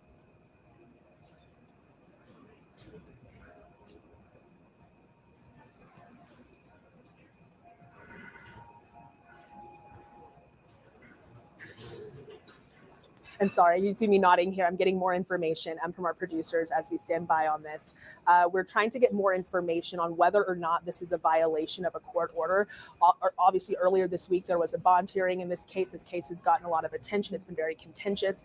So we're trying to get more information on whether or not there was a no contact order put in place, and if Austin Metcalf's father being in this room is a violation of that court order. Being so, that Karmelo Anthony's parents are expected to speak here as well. As soon as we have confirmation on that, we'll let you know.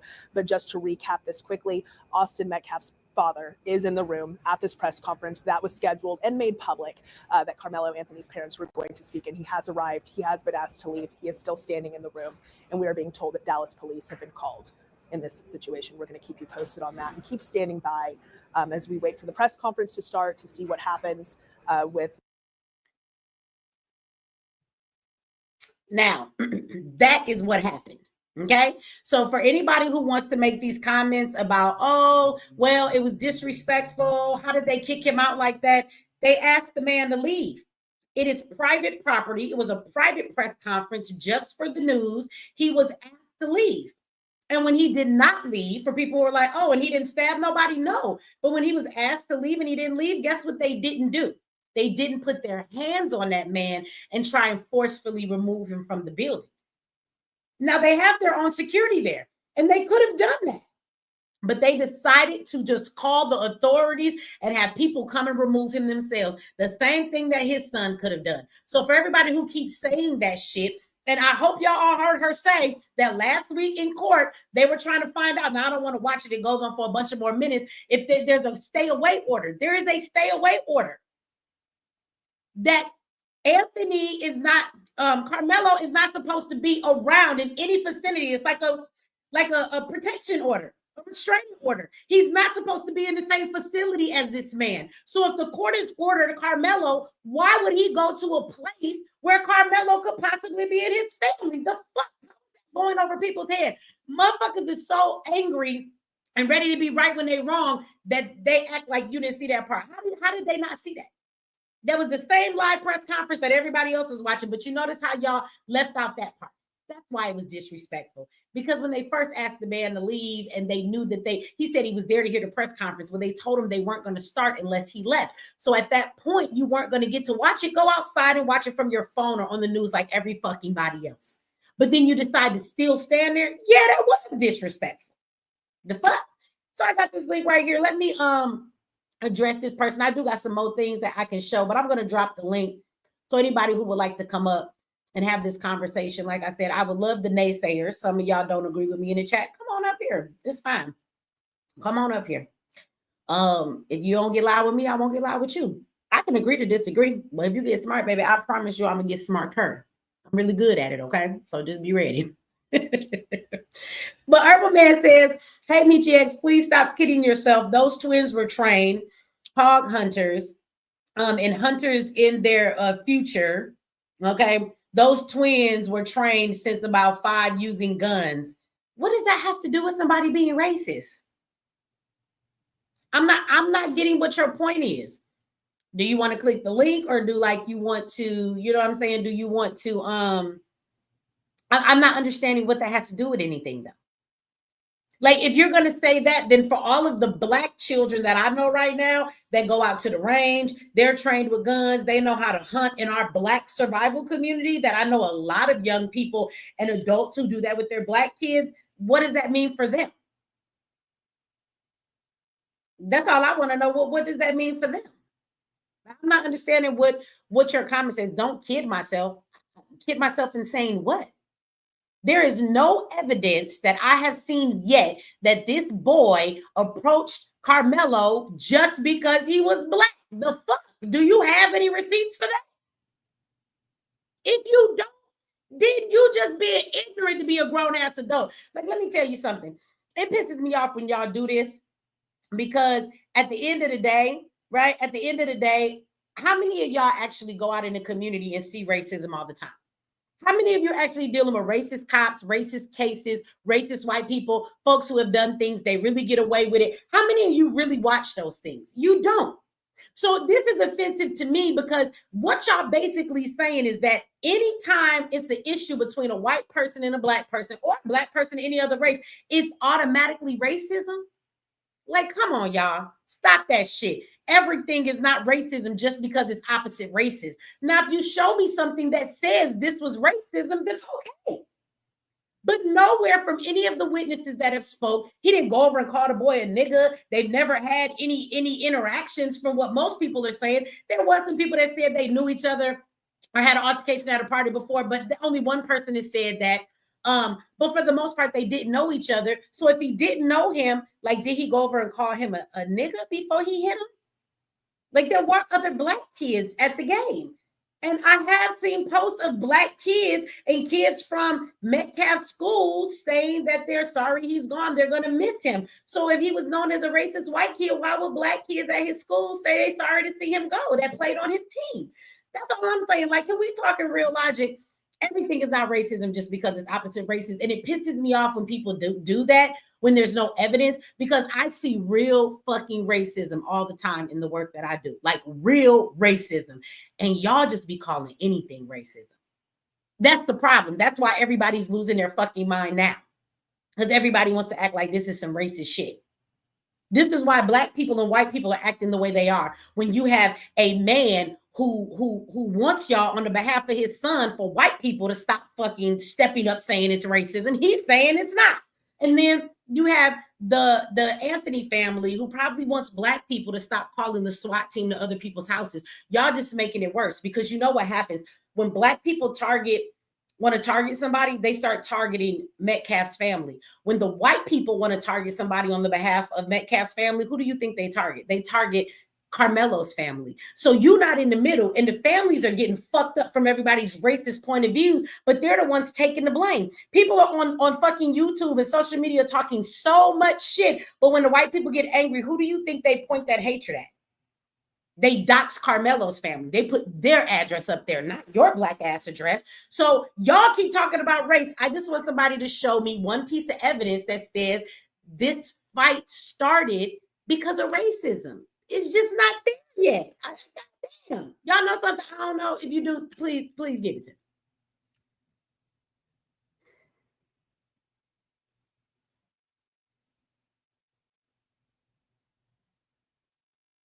They go to link, y'all. Let me see. We got one brother here in the back. After I see if some people want to come up, I'm going to also show you what the dad had to say to the white folks that did that. We're going to look at some clips from the White Lives Matter rally. I don't know if you guys heard about that. We gonna take a look at that shit. Yes, it is. And ain't nobody in the middle but these families. I know they wish y'all would fucking stop on their behalf. Just fucking stop. That's what they want y'all to do, okay? Hey, brother, how you doing tonight? Hey, shalom, Queen. Peace to you. Can you hear me? Yeah, I can hear you. I can hear you. Your mic is fine. Go ahead. Yeah, now that you know who Shamashwan is, I know I always had awful.org on my thing, but I know. Yeah, this is the first time you changed your name. this is my Hebrew name given to me. Anyway, I just want to say thank you for giving someone like me you know, a nice, you know, you make things real clear, you know, cause am I wrong, sis, in being tunnel vision on bro's situation? No, I don't think that you're wrong. I think that somebody need to be tunnel vision on his situation, because too often when stuff happens in our communities, we die out really fast and we don't follow it through. You know, Ozone's case is not over. And if we forget about him, that's the thing, you know, that doesn't give him the opportunity he needs. He still has an appeal. He still has an opportunity to fight this. So he still needs us. It's not over. But we will quickly move. If things are not in our face and in the forefront, we will move on to the next thing. We go about living our lives, and if it's not in our face, that's just what we do. You know what I'm saying? So no, I'm just fucked up, sis, I don't cause think you're wrong. didn't you know? Right, I'm just messed up, cause I'm like, damn, you know, bro's situation happened in the timing where we were supposedly together, you know. And it just this is another situation that just goes to show like we only come together in the midst of chaos that really it's like it's I don't even want to call it smoke and mirrors, you know. Like this is a situation, and let me go and yes, I want your point of view, but let me tell you where I'm coming from. My whole my I'm 6'4", 225 pounds as we speak. You know, I got rods and screws in my hip. I'm healing up from being shot 4 times. But this is where my mind's at when I hear about this situation. 36 years old. My whole life I've been an athlete. Played ball with Jeff Teague, Eric Gordon, Greg Odom, you know, Marcus Teague. Ask them about me. Shout out to y'all if y'all see this. I'm still here. I played soccer, man. I'm an athlete. I box, everything. I'm very competitive. Um, the first thing the first thing I think about, and let me make it clear, I had no brothers and sisters growing up, and being biracial, having a white mother, you know, kicked me out the house when I was 17 years old, you know, and not wanting me to see my black daddy. I always seek brotherhood in my sports teams. My sports teams, the names I just spoke, and everybody, man, to this day, I still see people all the time that I played on the courts with, whatever court, football field, basketball. I didn't run track. Let me just keep it real. I was more physical than that. Um, Warren Central, Indianapolis, Indiana, national football. Anyway, AAU basketball, all that. So continuing. Man, this situation made me think about one time as a young man, AAU basketball when we was down in Kentucky. Municipal Gardens. That's who I was playing for. Municipal Gardens, Indiana, Indianapolis, Indiana. We was down in Kentucky. And I'd be lying to you if I told you the age group, but I if I had to guess, I was probably around, you know, close to high school. We was playing against some racist ass team. I'm talking about all the parents, police got caught, all this. Anyway, I've been in fights, homecomings, all that, you know, get-togethers, all type of football meets, all that. We done gotten fights. Ben Davis versus Warren Central fights, man. Y'all look it up, man. 5A high schools. Well, I don't even know how big this kid's school is, but anyway, my coaches would have kicked, and yes, I was a star player. My coach, star linebacker and star forward on the goddamn basketball court. Yo, my coaches would have kicked my ass. When I talk about brotherhood through family, I had no brothers and sisters. Yo, my coaches beat my ass. Shout out Coach Uncle Lizelle. Shout out Coach Uncle Kenye. They whooped my ass for less. You know, real family that I wish I still had to this day. And I'm just really trying to put myself in any situation where I'm around my team where I just don't feel like I'm on top of the world. I'm really trying to put myself in a situation where this man, free Karmelo Anthony. No matter what happens, this young man has already experienced a lot more than a lot of y'all that got all these goddamn opinions. I've been to prison. I've been to state and federal prison. You understand? And I hope he never has to go there again because there ain't no guns back there. You know what I'm saying? Let me just put it to you like that. Man, I'm really trying to understand where this young man's brain could be to feel. Go ahead, sis. I think he's young. He's young. He's a kid. And kids hey, sis, can I say something before you continue with that? Because you know, as I talk about Warren Central and Ben Davis games, I feel like my generation. I'm 36 years old in Indianapolis, Indiana. And I can really attest, and I gotta be honest. My high school years, that's when guns started going off during homecomings. You know what I'm saying? But bad. Go ahead. you have to remember where they are. They're not in the suburbs. This is out where it's majority of white community where this was happening. I want to say when you look at the community there is the white people is like in the 80, if not 90 percentile. This is a white community where this happened, where all of these schools came together in the county where this happened at. So, but again, I mean, he's a kid, and kids are emotional. That's all they run on is emotion because their reasoning is not developed. In your brain, you have two things. You have emotion and you have reasoning. Those things have to actually develop in someone's brain. And when they're born, we all have nothing but emotion. That's what we run on. That's why babies cry and they do all those different things. You have to learn how to control and deal with your emotions as a kid. That's how that shit works, okay?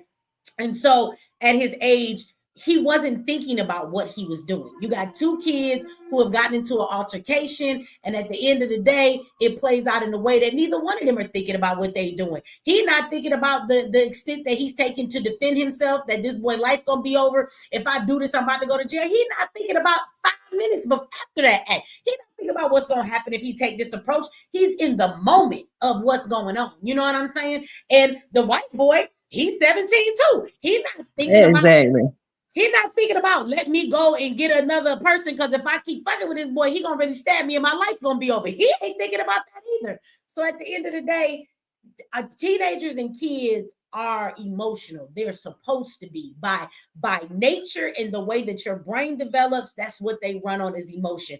They don't have this hindsight, meaning they can't reason and look at all the things that could possibly take place if they do what they're about to do. As adults, that's what keeps us from doing dumb shit.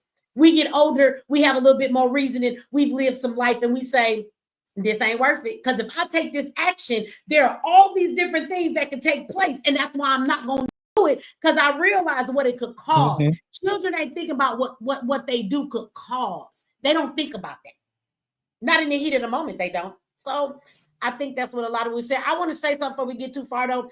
Joseph Mama, I don't know if you're a white person, but click the link, Joseph Mama. I would love to talk to you. Now, we have a rule in here, okay? Joseph Mama, you can only get away with a couple of these before you'll get blocked if you're not going to click the link. You only can talk a certain level of shit in here in the comment section without being willing to click the link and come up. You said, sure, Michi, that would have justified it. Call a kid a nigga, yeah, right. It was racist because a black kid with a knife stabbed a white boy without a knife and stabbed him in the heart. So are we saying that the black boy is racist? Again, could come up here and clarify what you mean. The point is I didn't hear any racial slurs be done. Nobody has told me anything that shows that they picked on him because he was black, okay?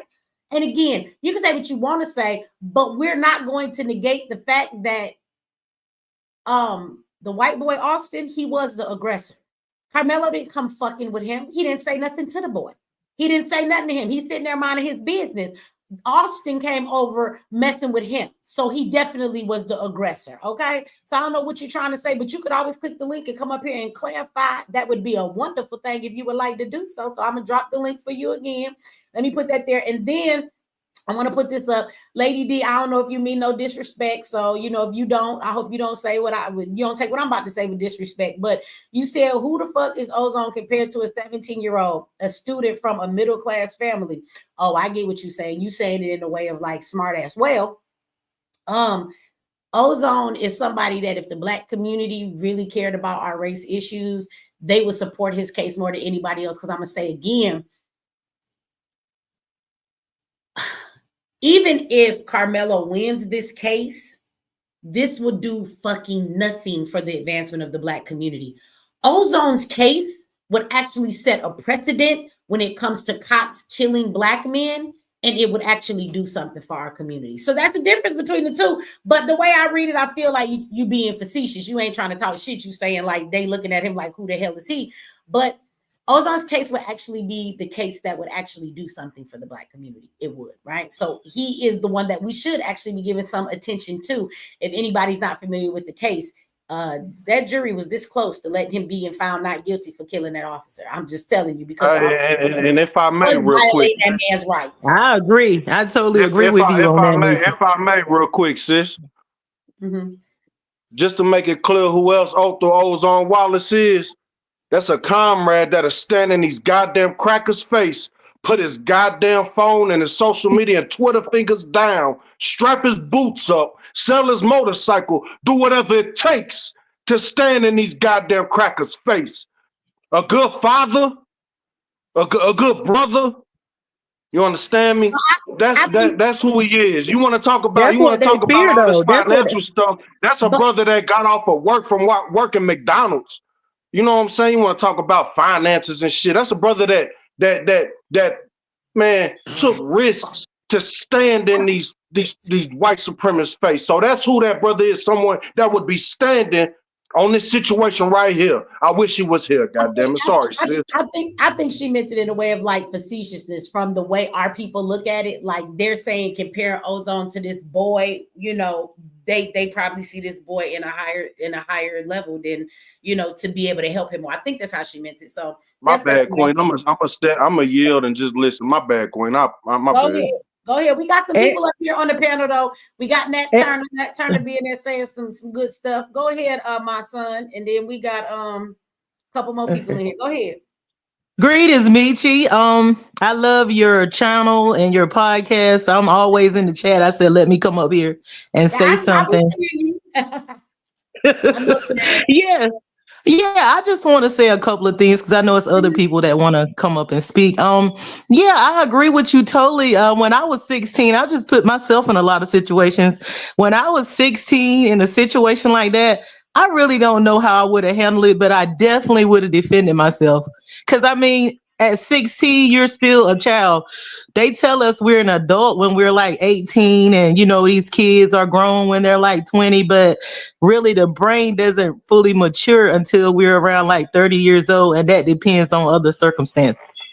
You know, so I do agree at 16, we never know what we would have done in these situations. We can sit here and role play and say I would have did this and that, but I really don't know if I would have even handled it as well as this child did at 16, you know.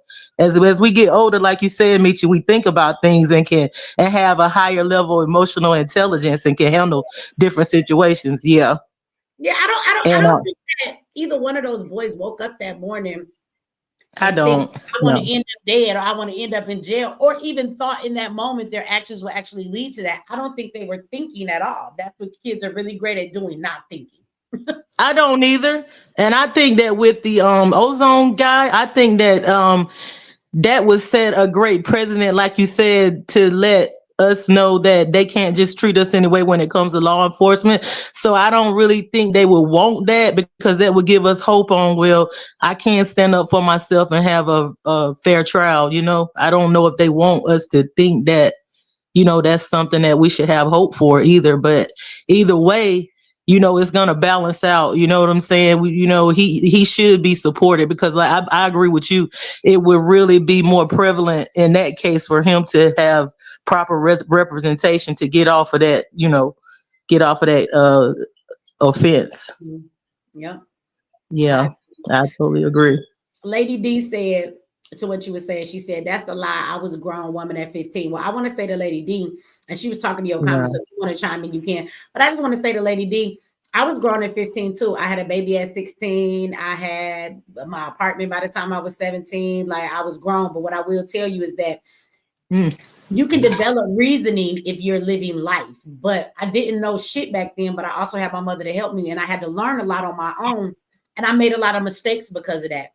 But what I will say is that in the Black community, I believe, Lady D, we got to stop pushing that narrative, right? At the end of the day, you're not supposed to be grown when you're 15, because your brain ain't developed for you to be that way. And this is why we make mistakes and all that shit happens. So if we raise our kids the way we're supposed to raise them, I also think that sometimes people that live life fast and have the stories that me and you have, and being grown at a much older age, like, yeah, when I was 15, I had my own apartment with my dude. Like, he went to work, I cleaned up, I cooked, I took care of the house. Like, I was 15, but I was grown, right? But nobody taking care of me. I was taking care of myself, and I was taking care of the household, okay? And so, again, that doesn't mean it was right. And so sometimes when we live that life and we see too much of that in our community, we tend to not let our children be children. And so what I mean by that is, if we actually let our kids be kids like they should, and they're afforded that, At 15, they're not supposed to be that way. Like I have a son that's 16 years old. He still got action figures that he gets and puts up on his wall that he keeps. He still likes watching Naruto and anime cartoons. He rides his bike every day, but he's on his way to college, right? But he is what a normal 16, 17-year-old should be. My son is not out there smoking weed. He's not out there trying to be grown. He's not out there running. He's a regular kid. You know what I'm saying? And so if you allow your children to be regular kids and they don't live that hard, fast life, then no, their reasoning doesn't develop as fast. Mine and your reasoning had to develop much faster. And we knew more because we was being raised by the streets. We weren't being raised by parents. The streets was raising us. And if the streets raise you, girl, you're going to learn a thing or two real fast and you're going to get swallowed up in these streets. And if we be honest, Lady D, it's a lot of shit that we shouldn't have survived. But just by the sheer grace of God, we did, because these streets could have swallowed us up. Because I know kids who was in these streets living life fast, just like me too, and they didn't make it like me. Okay, so I don't think that our narrative or that narrative that you put up there is the normal narrative for the kids we're talking about in this situation.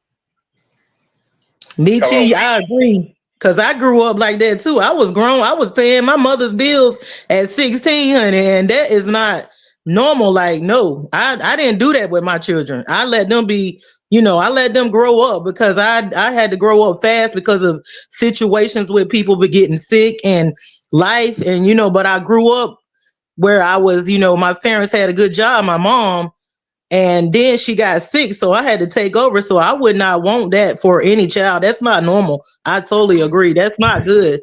It's not. No, it's definitely not. Hello, Michi. Go ahead. I agree with some of the things you say, but you can't really say it's not about race because we can't really read his mind. We don't really know. Well, what makes you say that it is about race? I don't think that we know either way. I didn't say it was about race. I just said you can't say it's not about race. You can't say it is about race, and on the same and likewise you can't say it's not about race because we don't know. We can't read his mind. Maybe if Karmelo was white, maybe he don't treat Karmelo like that. Maybe one of the reasons he was so aggressive with Karmelo and so hell bent. Somebody tell you not to do something and you do it. You're pretty hell bent on being aggressive with them. Maybe one of the reasons he did that was because he was black. We don't know. We can't read his mind. So all you can say is that you think it wasn't about race, but you can't say it wasn't you can't say it wasn't about race. You can say you think it wasn't about race. Okay, but in the same breath, you can't say that it is about race. Again, I never said it was about race. Right, but again, how do you disagree with me if we don't have proof? What I said is from what. When did I say it was about race? Wait a minute. Now you got to let me respond to what you're saying. If we're gonna talk, we can't cut each other off. Now let me respond to what you said. What I said is from what I have seen so far, there is nothing that tells me this is about race. So just as you state, we don't know what's in his mind. We don't know what he was. Okay, hold on. You're gonna let me finish. You're gonna let me finish and stop cutting me off. Let me talk, Nat. Do you know how to? It always amazes me how y'all talk about black women. I don't know if you wanted the men to do, but y'all say that we emotional, we not logical. Can you let me speak? Like what's the over talking about? Stop doing that. Let me finish my thought. So what I said is that from what I know, it does not seem as though it is about race. And then I also gave you some reasons why I say that. I said we will not fully know until all of the facts comes forward. But from what we know so far, I don't necessarily think it's about race. That is what I said. And the reason why I told you that is because I have seen black kids online that played on his team at his school that said they would miss him and how much of a good friend he was. Usually, if you're a racist white boy, you don't have all these black friends that are going to miss you, right? The next thing is that there is no evidence that he went over to mess with Karmelo just because he was black. So again, I said, if somebody has some evidence to show that this boy was racist, then we can go there. Other than that, it just seems like two kids that got into a fight at school. He lives in a suburb, so it's natural he's going to be at school and around of a lot of white kids. My thing is, every time something happens between two races, why do we always jump to racism even if the proof isn't there? So again, I've seen nothing that tells me that this is about race. Not between the two kids, but the way everybody acting in the country right now this shit is about racism. So that's what I said. Now, if you would like to respond, I'll shut up and you can respond, Nate. Hey, Queen X, can I say one thing? Hold on, And wait. once again, I want to see if Nate wanna respond. Go ahead, Nate. So in other words, you agree with me that we can't really say that it's not about race because we don't know, right? Right. So why does everybody keep saying it is? I'm saying, why do y'all keep adding something to the conversation that hasn't been proven yet? That's not me. The situation. You cut me off now. You just asked me a question, sir. I was answering it. You answered the questions. And you already answered the question. I had something else to say. How are you going to tell? You didn't let me finish my sentence. I answered it. Now go ahead. Don't ask me a question if you don't want me to answer it. Go ahead. All right. So, well, when you first started talking about that, you kept saying it's not about race. It's not about race. Then I sent you a message saying something like, how do you know it's not about race? Then after I sent you that message, you said you think it's not about race, but after that you kept saying it's not about race. Because when you first came on, if you listen to the playback, you would know that when you first came on, you said it's not about race. So that's at this moment, it's not about. At this moment, all the facts we know in this case, it's not about race. You can't name one place where it is. I'm standing on that. Are you finished? Did you hear the sentence? Did you hear the word? You just said it again. You just said it again. It's not about race. I did. I just said at this point, do you know how to take full thoughts of what people say? The full fucking thoughts, sir. I said that Negro embarrassing. I said that Negro embarrassing. We don't have any evidence. There is nothing to say that this is about race. So why the fuck would I proceed with making it about race when there's nothing to show it's about race at this point? That's what I said. So take my whole sentence. I'm taking two of my motherfucking words. Now, do you want to respond? Get him. Go ahead, Nate. Yeah. You went back to saying it's not about race. So I don't know why you keep saying it's not about race. But if you want to say it's not about race, go ahead. But that's not correct because you can't read his mind. You don't really know. Michi, can I jump in real quick? Hold on, wait a minute. I'm gonna let you jump to. How old are you, Nate? How old are you? Old enough to be ashamed. 48. Okay.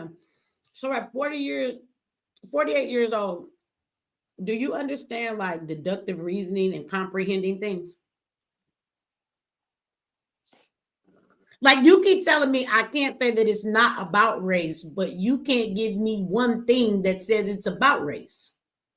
So that's where the deductive reasoning comes in. I look at the situation. There's not one thing that says this is about race yet. This is why I say until you show me that it's not about race. You can't show me that it's not about race. I can show you it's not about race because there's not one factor in this case so far that says it is. That's how. That don't mean it's not about race. So that's exactly how it works. That means you don't have no evidence. Just because you don't have no evidence of something don't mean that it's not true. You don't have no evidence about that it's not about race. That don't mean it's not about race. That's called assuming. You know what they say when you assume, right? I'm not assuming any. I'm not saying it's about. I'm not saying assuming anything. You keep cutting me off. I'm telling you what the evidence shows right now. Are you finished? Are you Oh finished? wow.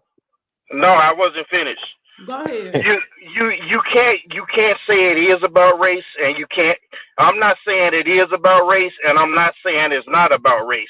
The difference is I'm saying that what I'm saying is that when you say it's not about race, you don't know that.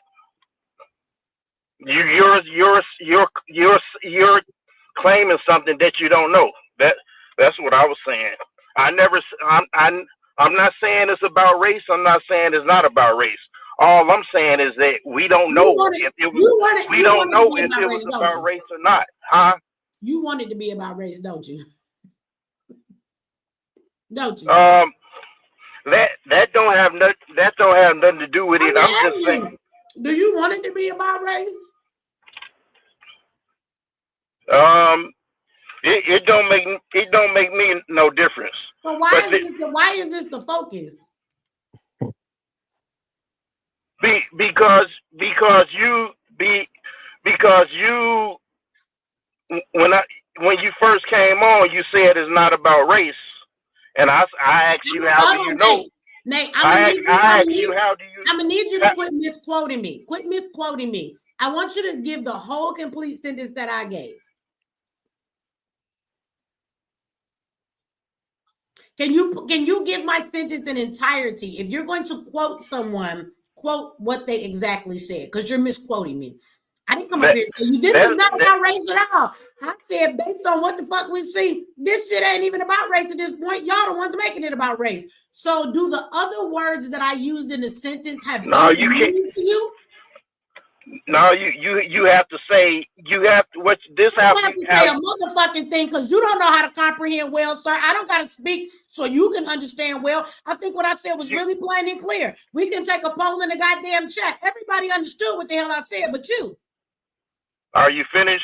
Are you finished? Because you keep saying the same thing. I just want to know if you want to say something else, because you just keep saying the same thing to me when I let you talk. You said, and I keep telling you that's not what I said entirety. And I just told you what I said.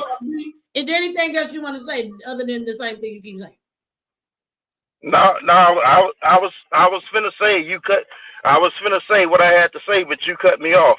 But what I was about to say was the correct way to say it is I don't think it's about race because of such and such and such and such. You can't say it's not about race because of such and such and such.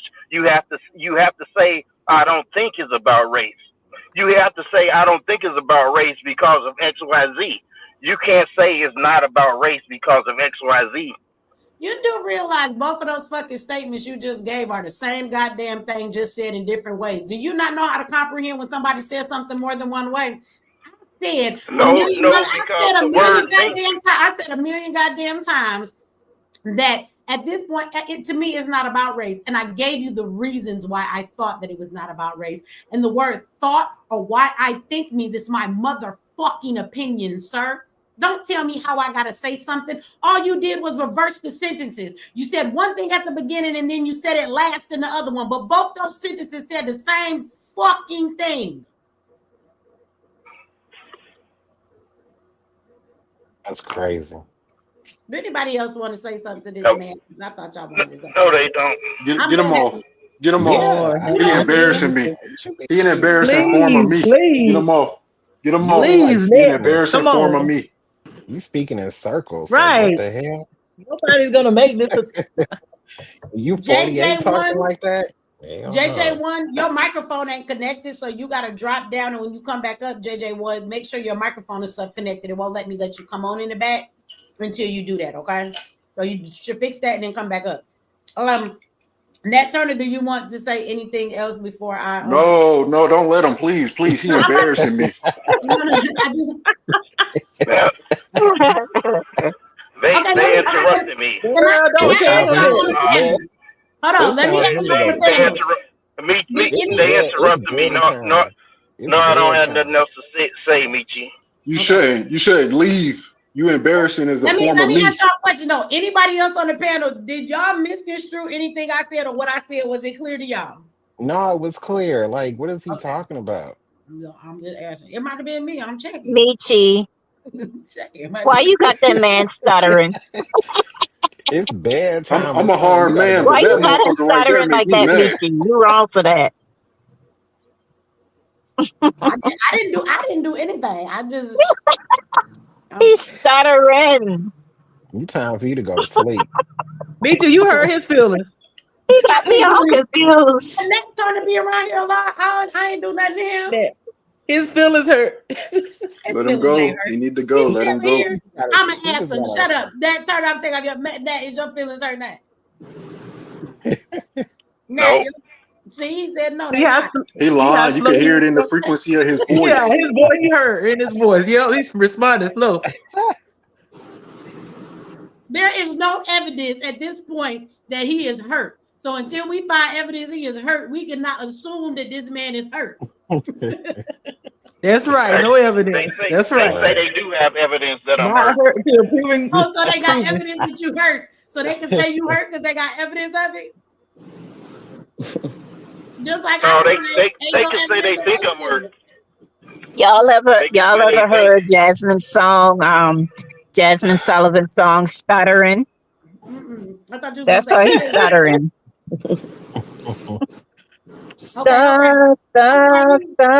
Stuttering.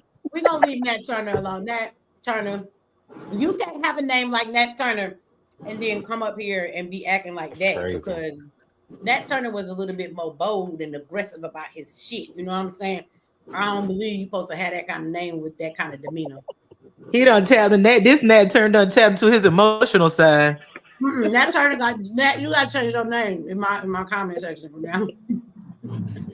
Oh God, Nat didn't ask no questions. He just go and get him.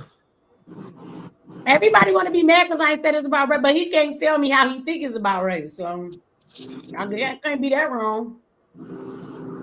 Because it's a black person and a white person. For the thousandth time, Okay, I this is didn't my take on the say it was about situation. race. I didn't say it was about race. Then if you don't think it's about race either, why is that the hill you decided to come up here and die on? That was your debate for me? Is there anything else you want to say about this? You keep saying it's about race when you don't know. You can't read his mind. That's why. Well, it seems to be about race now, don't it? Yeah, I don't know about No, all that. we're talking about the incident that happened 2 weeks ago. We're not talking about now. Well, I know that his daddy, he cussed out the white man today and said that he don't want him to use his son's name to be divided more of America. And he sent his black friend to go to the rally and put him on a speakerphone. And the daddy cussed him out. Y'all want to watch the video? Yes.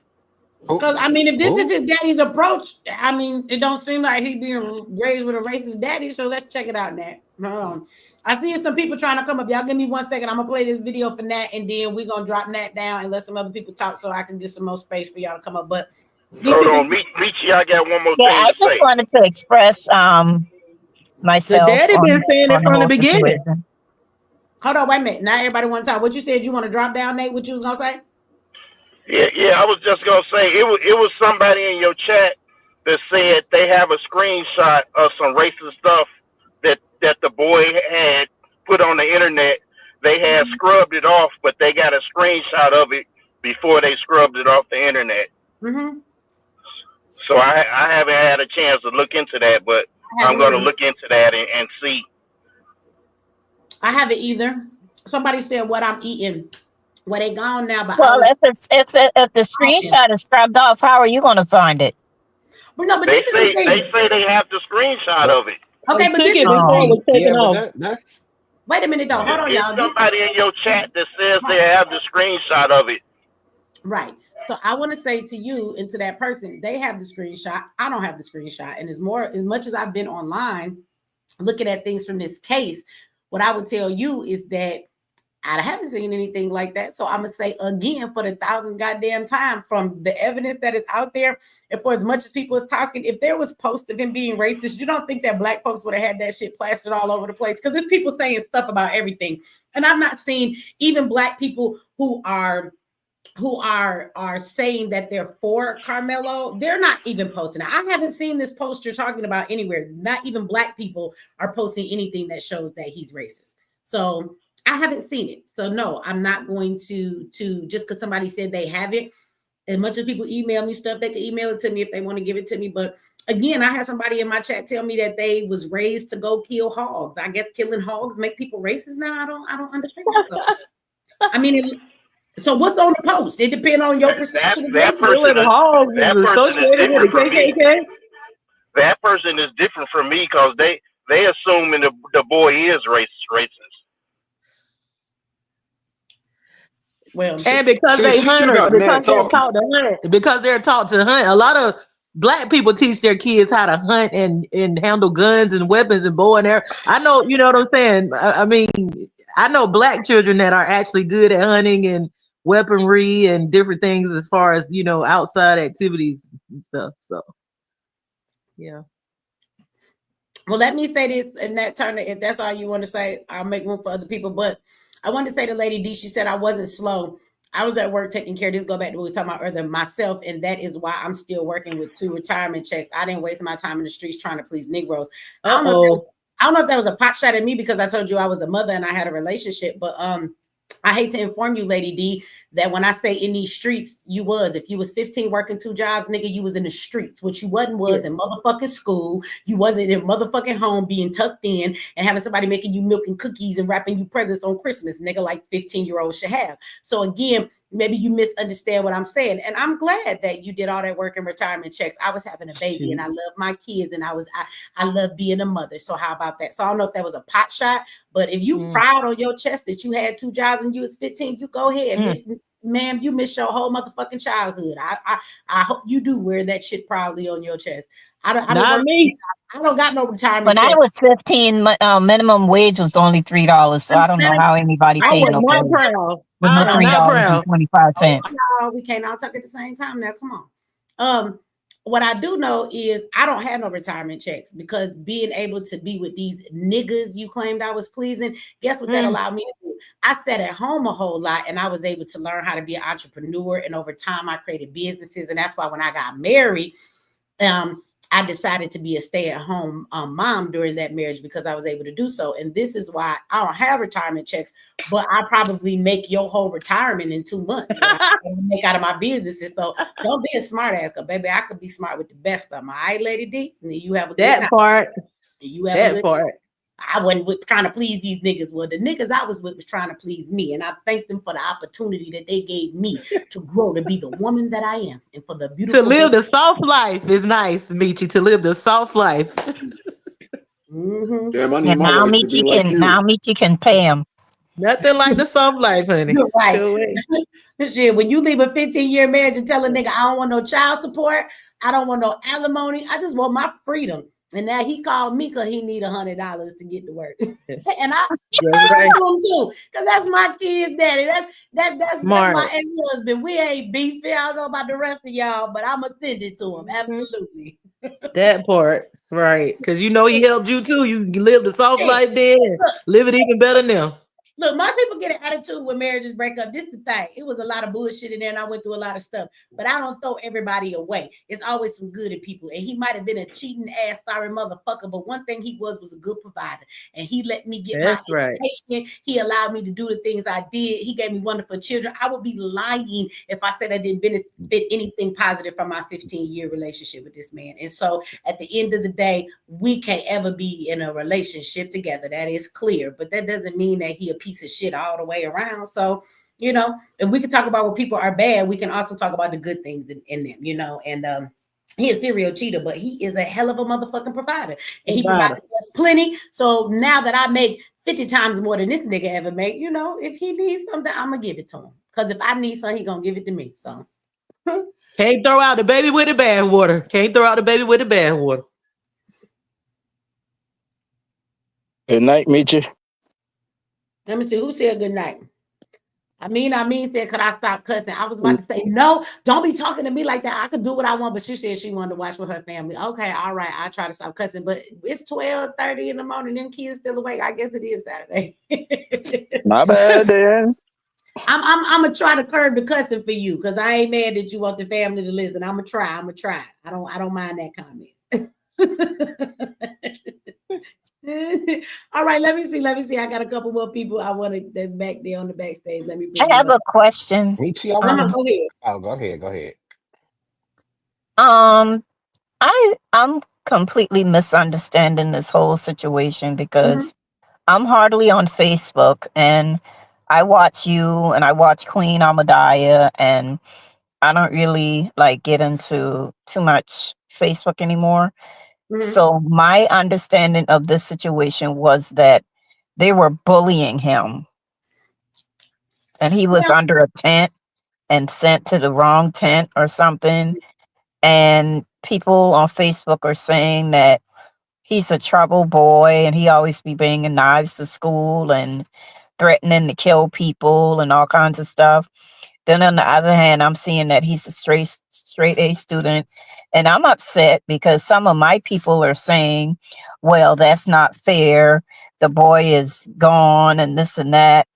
And I'm like, well, did you have that same energy for Jaylani Day when they were looking for Gabby Petito instead of did you have that same energy for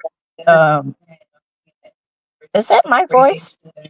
No, if you're not talking, can everybody mute y'all mics? We get reverb from y'all. So if you're not talking, please do it because we hear stuff in the background.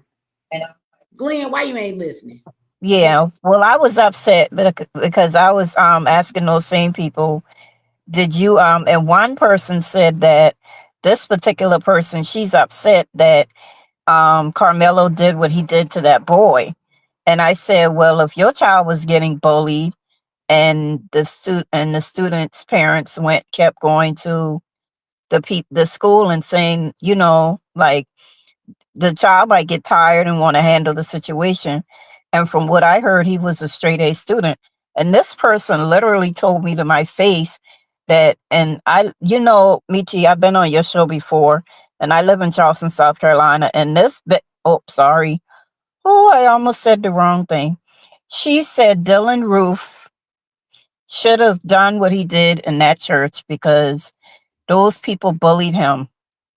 And that's why he did what he did.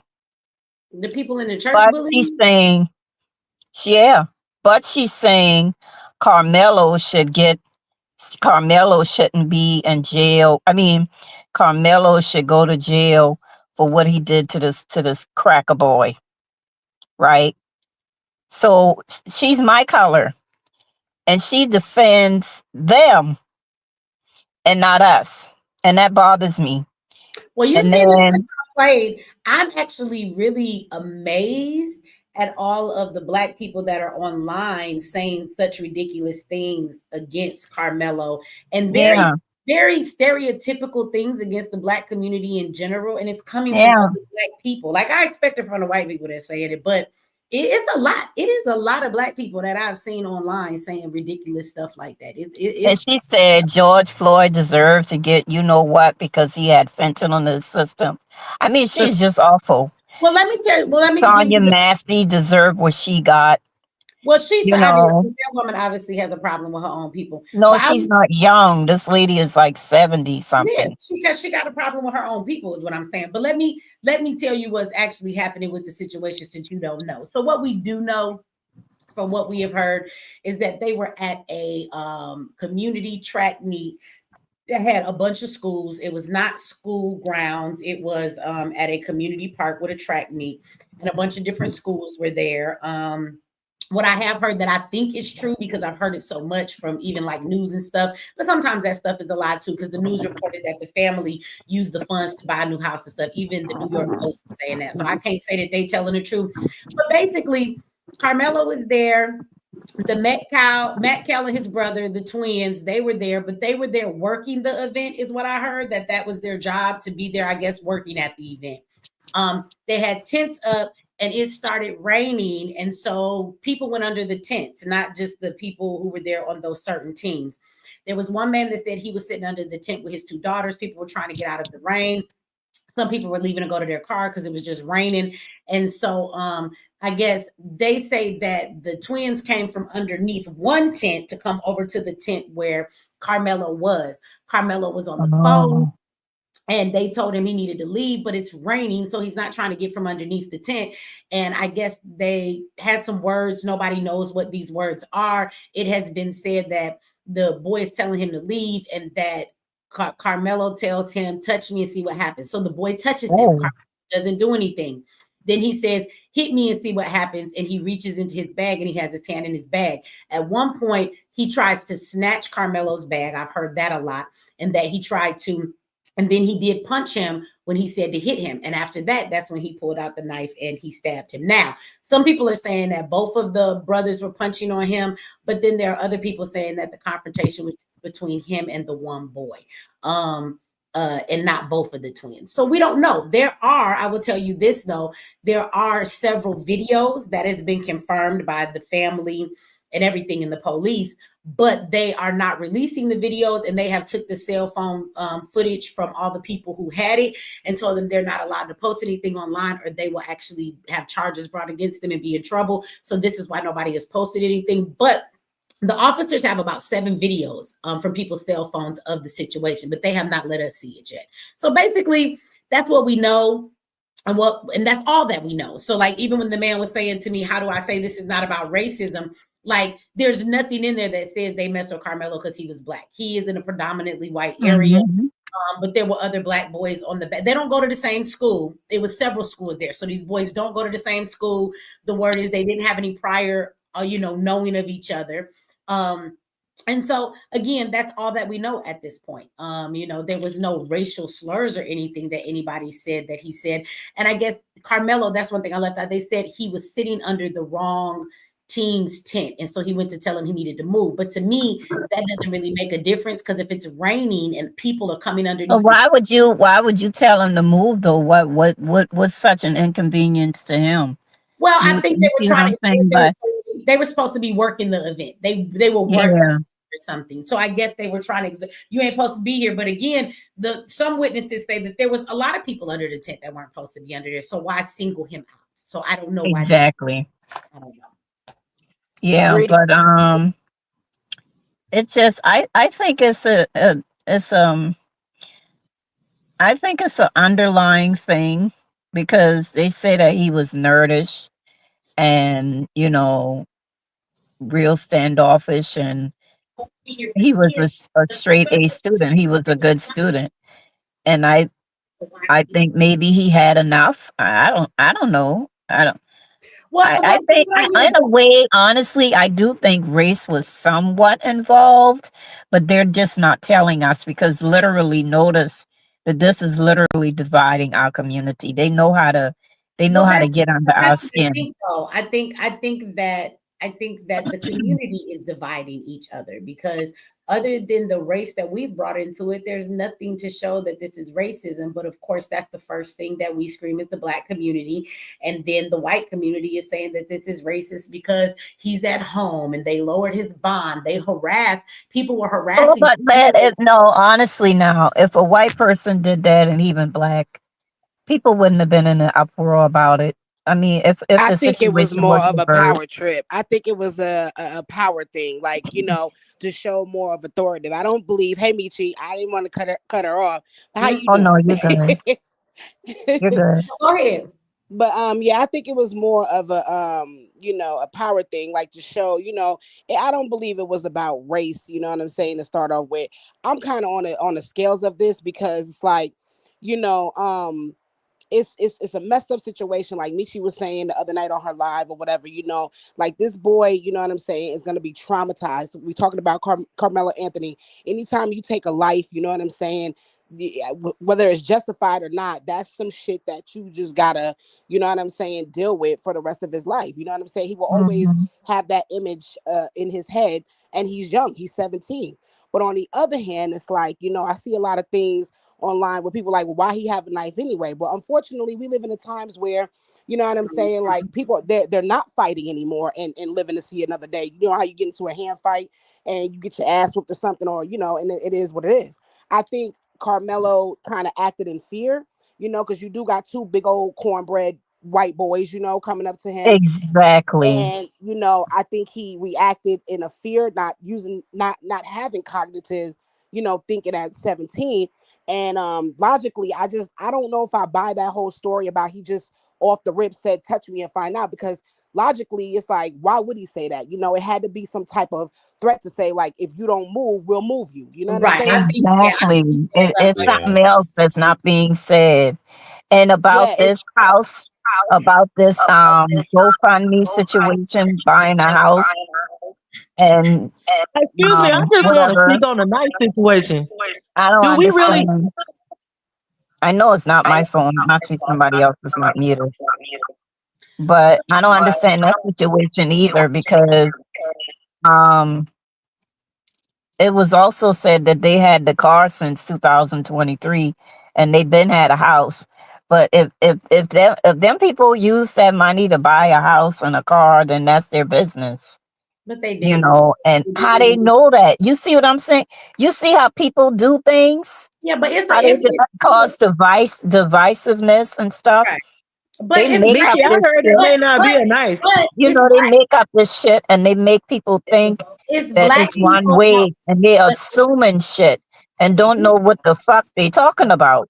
It's black people out there saying the same thing too, though, so that doesn't make it any better. It's black people out there saying that they took the fund money, that she was a single mom at first, and they were saying how they ghetto or whatever. Let me say to you, I think that's They Glenn. talked about Brianna Jenkins' mama. They talk about Kanika I think he Jenkins' watching mom. it on TV. Wait. I'm about to mute everybody. And the reason I mute everybody, Mike, because it helps me figure out who it is. So some of y'all have some background to where y'all are playing this. So if you have it on the TV, or if you have opened if you click the StreamYard link on your device, it will open up the StreamYards, but you still have the YouTube open in the background. So you have got to close the YouTube. When you're in the studio, you'll be able to hear what everybody's saying, and you'll be able to see the comments. So you can do that from the studio, but you cannot have both open because it is giving the reverb. So when y'all take it off, we can hear everybody else talking, so we can't hear you or them, and it convolutes everything. So let me see. Let me go from, I don't know who that was. Y'all ain't got no pictures up here, so whatever. Let me see. I was just saying that. I'm sorry, Michi. I was just saying that they said that about Kanika Jenkins' mama and Brianna. So that, once they got the money or whatever, they even started a rumor that Kanika Jenkins' mama sacrificed her. Like, people are crazy. People are real crazy. Like, they just be coming up with some crazy shit. I don't know how true it is, but I heard it wasn't even a knife, y'all. I don't know. Allegedly, I heard that. Can I hop up in here real quick, because I just got some stuff to contribute. I heard it was a spike that you sharpen the track shoes with from allegedly. I don't know for sure, but they can't talk about the case because they saying they would get sued because it was teenagers. But I heard that was propaganda. It wasn't a knife. He was in a struggle and picked up what he could, and it was a spike that they sharpened the track shoes with. Now that's allegedly. I heard that. Yeah, that's Like if you scuffle and you grab what you can grab and you just go and That try would to make a get huge away. difference. That's conjecture. Okay, so That would make a huge difference in the case, though, I because don't know. if it I was heard that. something that he just picked up, okay. I know, but I'm just saying if it was true. Okay, but wait, let Okay. him say his piece. Whatever he Okay. had, he grabbed it. Whatever he had it in his book bag. He brought it with him. He didn't grab it from off the ground or nothing. Nobody has denied that whatever he pulled out of his bag. So go ahead, brother. Hey Michi, this is P from Pontiac, Michigan. It's cool to see somebody else from Michigan on the line, So I've been listening. I'm like, I know I feel Michi on all of this, because I'm just like, I grew up back in the 2000s, and it's hard out here in Pontiac, especially, like, defending yourself against people. But I definitely know that it's a difference when you're defending yourself in foreign terrain with some white kids. So I know people got to take different measures, but I wanted to just bring this conversation back to facts, because I don't like to look at what's happening online. I don't want to look at the online discourse. So I'm someone who's fact based because I have a college degree in journalism. So I'm all about getting primary sources, I'm not listening to what somebody tweeted. Show me the video. I want to hear the person say it for themselves. So what I did was I actually read the arrest report. So I read it from top to bottom. I don't know. I'm pretty sure you probably checked it out too. And so what I can tell you is that in the arrest report, some things actually did stick out to me.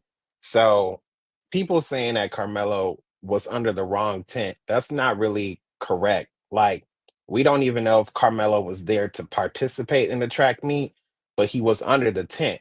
But like you stated in previous videos, like the stadium where they was holding the event is public. So like nobody owns, you might have a tent that says, Memorial High School, but you don't own the stadium. So you cannot delegate who can be under your tent and who can't unless you have some sort of signage out on the outsides of your tent that says Memorial High School students only or Memorial High School personnel only. That's when you get into like legal territory when people try to say, this is trespassing. He's trespassing under our tent. He's under the wrong tent.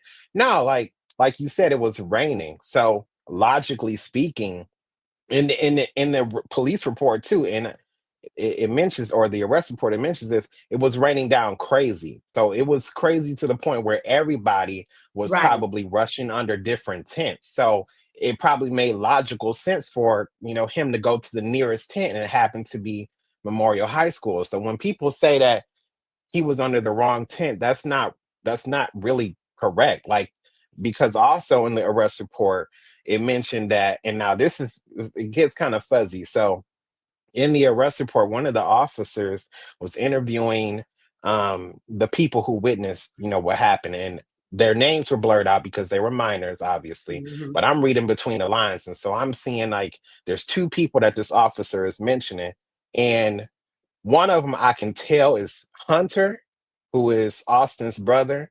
And then there's another person in there who goes by like the initials EP.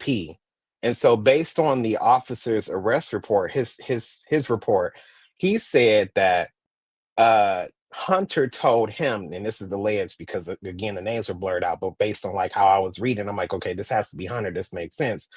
Hunter said that Karmelo was actually friends with someone from the Memorial High School team.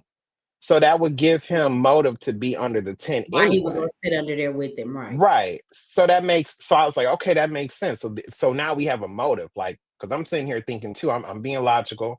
I'm like, why would you be sitting under this other school's tent? You don't even go to this school. So why would you be there? So someone said that, hey, Karmelo was actually friends with somebody on that side of the team. Now, the crazy thing is that later on in the report, I think it's the same officer, or if not another officer, actually spoke to that person who allegedly was Karmelo's friend. And the guy said to the officer, I don't know Karmelo. And that kind of like messed me up because I'm sitting here thinking like, okay, who's telling the truth? Who's lying? Like, was Karmelo actually friends with somebody over there? Because that's what it said in the report. One of the officers is told that Karmelo was friends with someone on Memorial High School. So we have that information. But the person who we think is his friend is saying, I don't know him. So people are saying, like, because I'm in forums having conversations about that.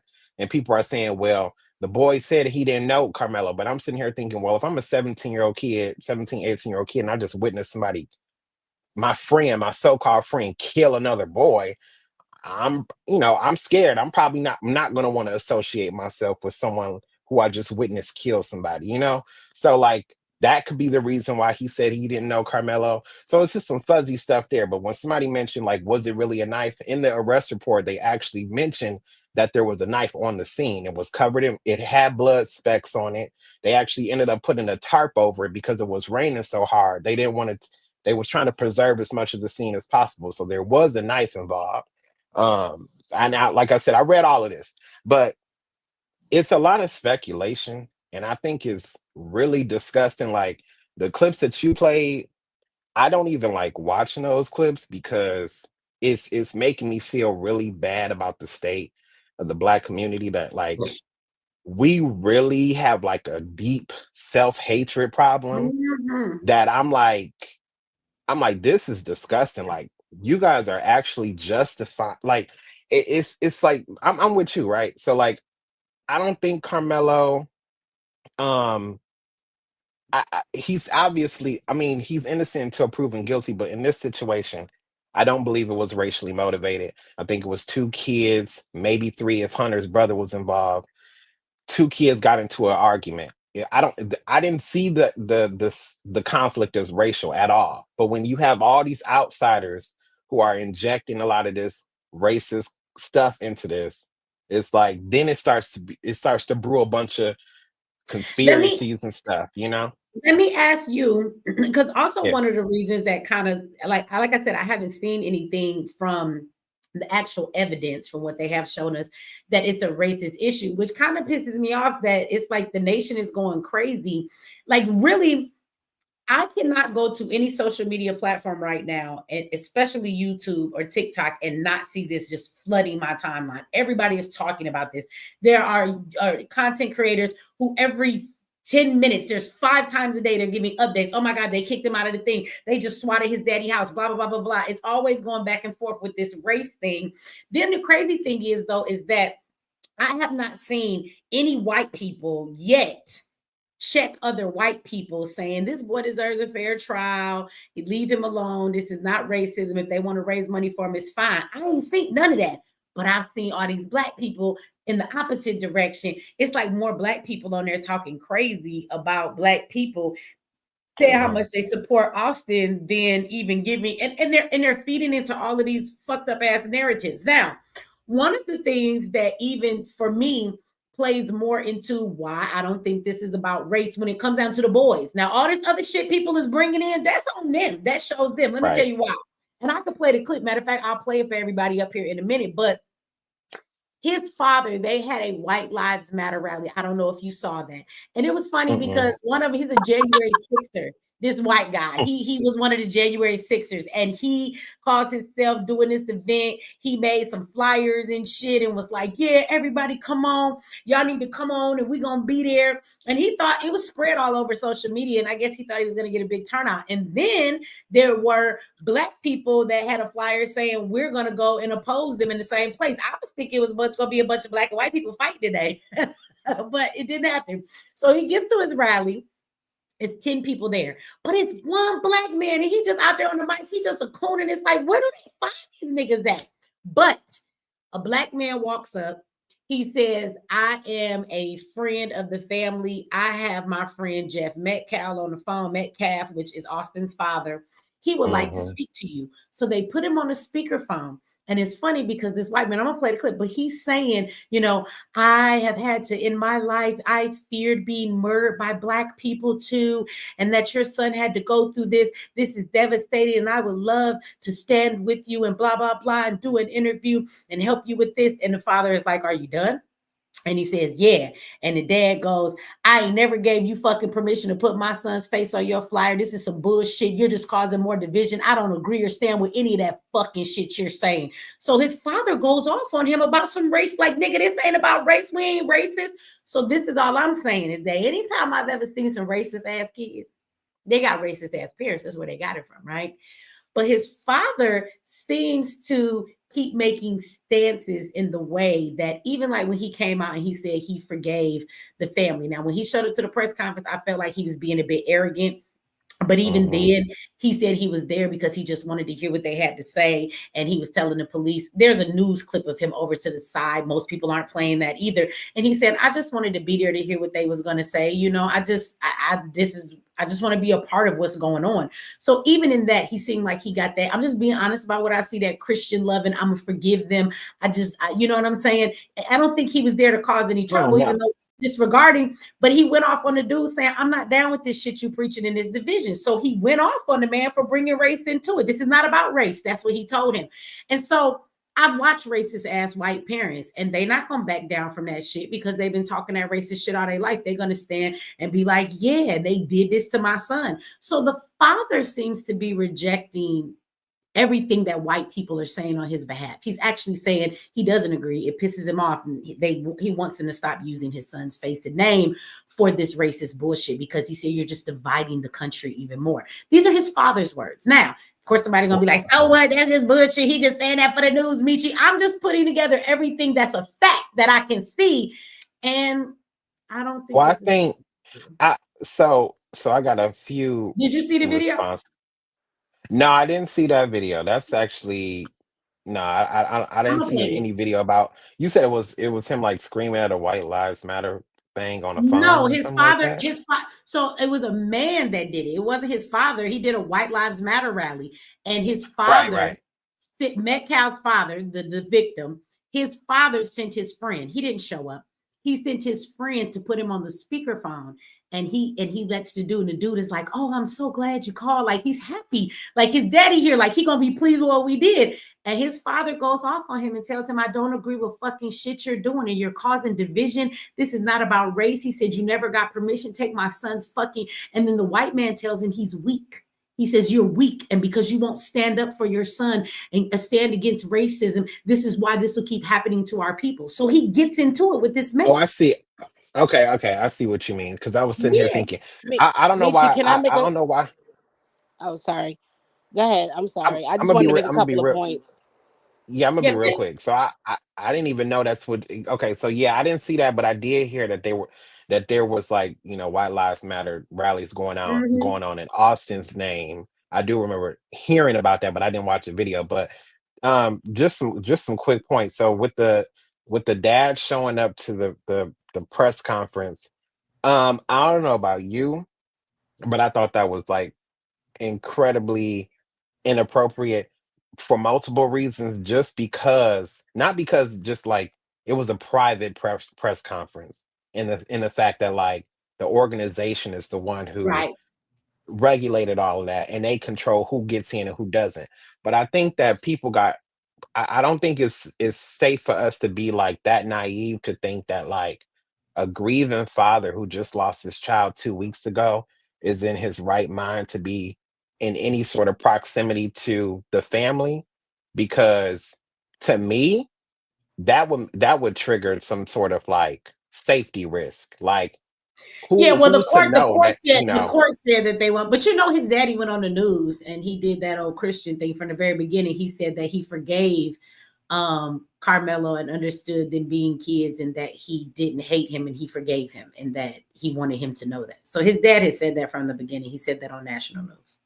But that's why I I mean, said it's about power and entitlement, because the same way that the father went into that press conference or whatever, and here is an old man with cognitive thinking. You grown, like, you know what I'm saying? Like, how in your right mind can you feel like that's, you know what I'm saying, justified for you to do that? And it was private, right, and so that's right. why I say, like, and the father acting like that with entitlement and wanted to like show some type of power. Where you think his sons got that from? See, even let's just take out the picture that he was under the wrong tent, Carmelo Anthony and everything like that. It's pouring down rain. Anybody in their right mind, you're gonna take shelter, run for shelter. You know what I'm saying? Whether you go under this tent that has this high school's name on it or the other tent that has this high school, it's raining. Now we all know that in the report it's saying facts is saying that it was raining hard. So they felt the need to come over there and say, because their name is on that tent, you can't be here. You can't be in here. It's the entitlement and the power of it. It's not so much about race. Like the world and the internet is making, you know what I'm saying, it about race. Now I just wanted to make a couple of points on what was said. Like for Michi, like you said, why isn't the white people coming? They're not going to speak on that and say, you know what I'm saying, because that's the entitlement that they feel. Like those boys were right for doing that because, quote unquote, he was under the wrong tent or he shouldn't have been there. So they're not going to come to the forefront with that, you know what I'm saying, because that would make it seem like it was too much that Carmelo was justified in doing what he was doing. You know what I'm saying? What he did or whatever. And I'm not saying that he No, was, not that they got but to say he was justified, but in every black issue and white issue we've seen that's actual racism, we've always seen those white people who will be like, well, yeah, the police shouldn't have killed George Floyd, or that man, Daniel Penny, shouldn't have killed that man in the subway. You get the ones that will try and say this right. ain't right. So all I'm saying is that on the black side, I see so many black people talking crazy about their own community when it comes to this and going overboard. It's one thing for you to say, well, I think Carmelo was wrong and he shouldn't have did what he did. But you see the clips I played. It's a million more. I just didn't want to play them all. But But me, it's like When you call him a murderer, I hope that he go to jail. That little nigga, I want to apologize to the whole community for the thug that he is. Like, they taking it overboard. Like, Michi, why are y'all kissing the white community ass? Ain't none of them gonna come over here and kiss our ass. Like, I'm just looking at the two groups of people Yeah, and no, how that's we do shit versus how they do shit. I know ain't none of them gonna say nothing, but I just want to know, why is there so many blacks going to the extent they're going to? And I just Michi, want to have you comment heard to of what Tim? I just want to comment what the brother said. Like, he said he Go don't ahead. watch, you know, the journalist, he said he don't watch, but some things you just got to take a look at. Now, and I'm not saying everything online, but I looked at the interviews with the father and the mother and the son and stuff like that. And, you know, just by looking at, I just don't think that the brother, the twin, thought it would go that far. You see what I'm saying? He honestly thought, oh, my brother's over there, we gonna go. I just don't think that Well, he of thought course they it would go didn't. They that didn't far. think that boy was going, or they wouldn't have messed with him. They did not think it was going to end like that. We know that. Well, look, I ain't even touch on that, but like with the situation with Karmelo getting touched on, like okay, so I don't think that he should have reacted that way based on the report, right? I don't think, because on the report they're saying that somebody pushed him to move. Austin pushed him to move. I don't know if a push justifies you taking out a knife and stabbing somebody. I don't think that that's proportionate, but we don't know everything that happened, just like Michi said, and you said there's videos involved. You know, but Right, I'm but gonna go ahead and let you play this. we are still talking about a kid. So to say how we would react, you know, and we're grown adults, No. you know what I'm saying? I'm not saying so okay, just to be clear, I'm not saying that what Carmelo did wasn't proportionate. I'm saying based on the report, it didn't seem like it was proportionate. But we haven't seen any videos. We haven't and Right. then another thing you got to also understand, when you look at the report, there is barely any witness testimonies. And with all those people in the stands, and I thought that was strange. I was sitting here thinking to myself, you got all these people here, and you haven't gotten any like comprehensive witness statements from anybody. So that's why I say I don't even watch what's like on TikTok and this and that. People saying that they there, but I'm like, okay, well, did you give a witness statement? Because that's the only thing that's going to help Carmelo in court. If you're saying that, oh, you saw something that was substantial, you need to speak to the police and give a report so that can be used in his favor. But we don't have any of that. So a lot of this is conjecture. We don't know what happened. So I'm not saying that what Carmelo did was justified or it wasn't, because on the arrest report it doesn't seem like it was. But again, So somebody took a video. Somebody took a video. Question. Mm-hmm. Suppose the police officer did interview a bunch of people, but it didn't fit the narrative right at the moment. They were wearing body cams. So No. like What I'm saying is, yes, the comments, the witnesses, everything was vague, and this was a murder charge or whatever, with two witnesses, and all they said, Karmelo said this, Karmelo said that. Nobody said what Hunter said or what Austin said. That's right, vague. That's very vague. So you can't trust the police report. Well, hold what y'all on. can trust, I'm not saying. listen, what y'all can trust is what the brother said. I don't know why nobody is talking about this point. When the brother was interviewed by the reporter, he was with some Asian woman and with his mother.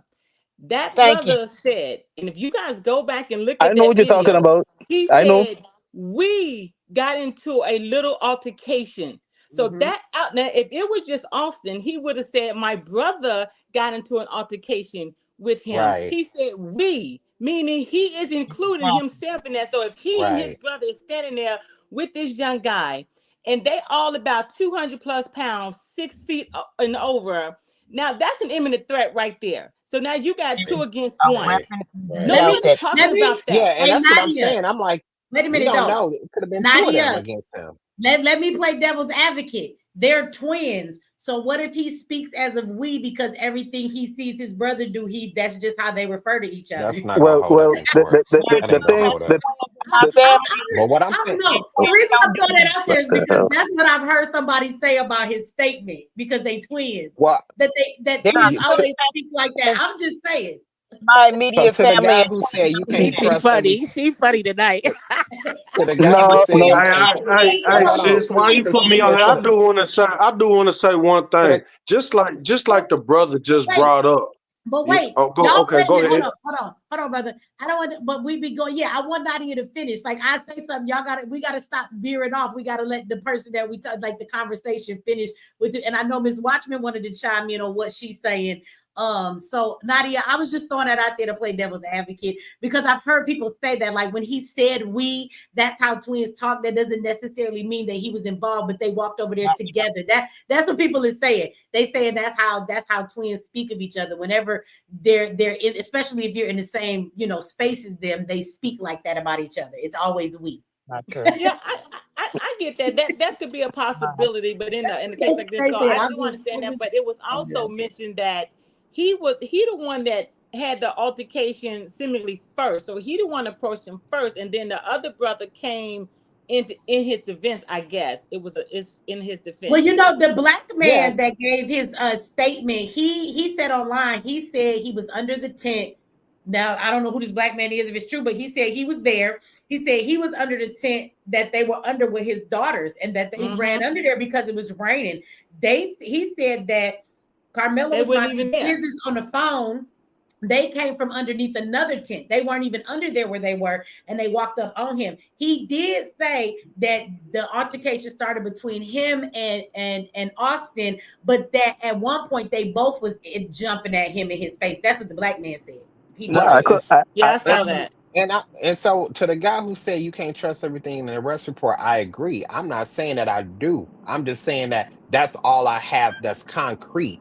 But an arrest report is not a police report. So it's two different things. The police report is more comprehensive. So I'm just saying from an arrest report standpoint, it didn't really seem like what he did, Karmelo did, was justifiable. But like everybody has said here, because there have been statements given, if you got two brothers jumping on you, something, you're going to pull something out to defend yourself, especially when you're a 17-year-old scrawny kid compared to them. Absolutely. You're right, though, and let's be clear that even though the police report is just a police report and they can lie, they also have several videos that other people have that they ain't gonna be able to alter without it being true, because those people still have the videos on their phone. That's why they were told not to then post them or they would be in trouble. So I think that if they really saw both of them jumping on that boy, they would have to deal with that and attest to that, because maybe the brother will be in charge of something, or maybe they wouldn't be giving him the charges they were. I do feel like what was seen on that videotape is playing into part of why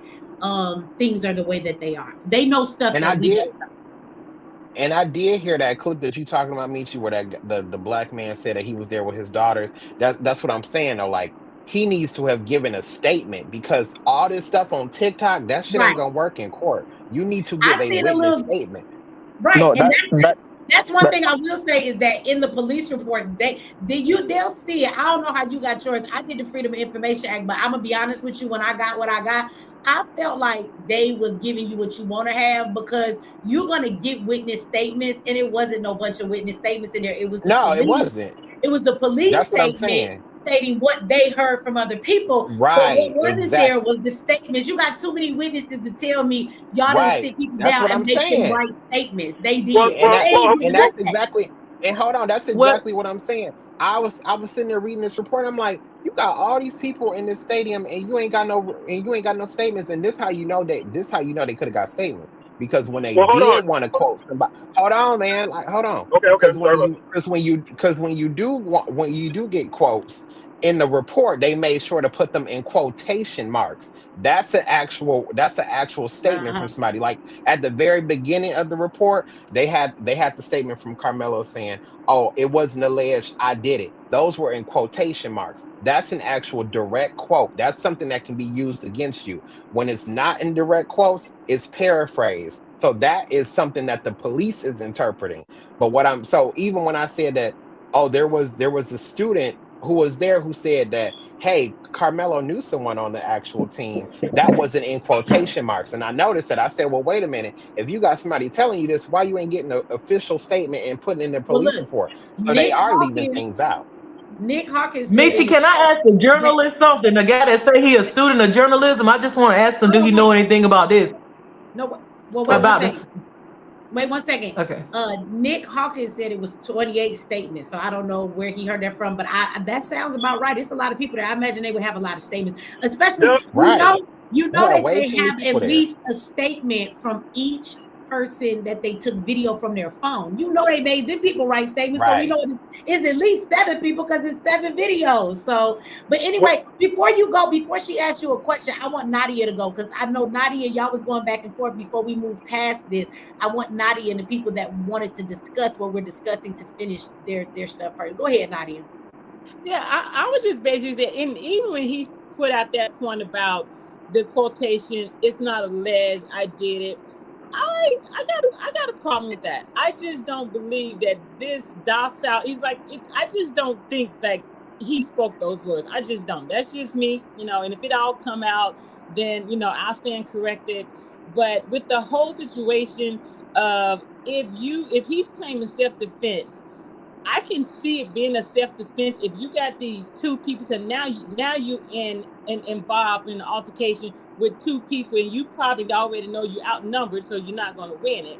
And then you got these coon ass motherfuckers out here like Anton Davis. I can't stand that big. I can't stand that. I cannot stand him. But you got all these people talking about how these boys could be prosecuted and everything like that. And I'm with one of the guys that said before, listen, we don't know what the altercation was. I find it very hard to believe that this young boy is going to say, touch me and find out. Nobody knew what was provoked him to say, even to make that statement. All of a sudden, he's just going to say, oh, touch me and find out. No, Exactly. That was my point. Propaganda, media. We're gonna do something, whatever it is. And then he said, well, touch me and find out. Because listen, I understand that we don't have all our cognizance at 17 or whatever. I was 18 years old at a skating ring. One girl came up in her friend's defense and slapped me.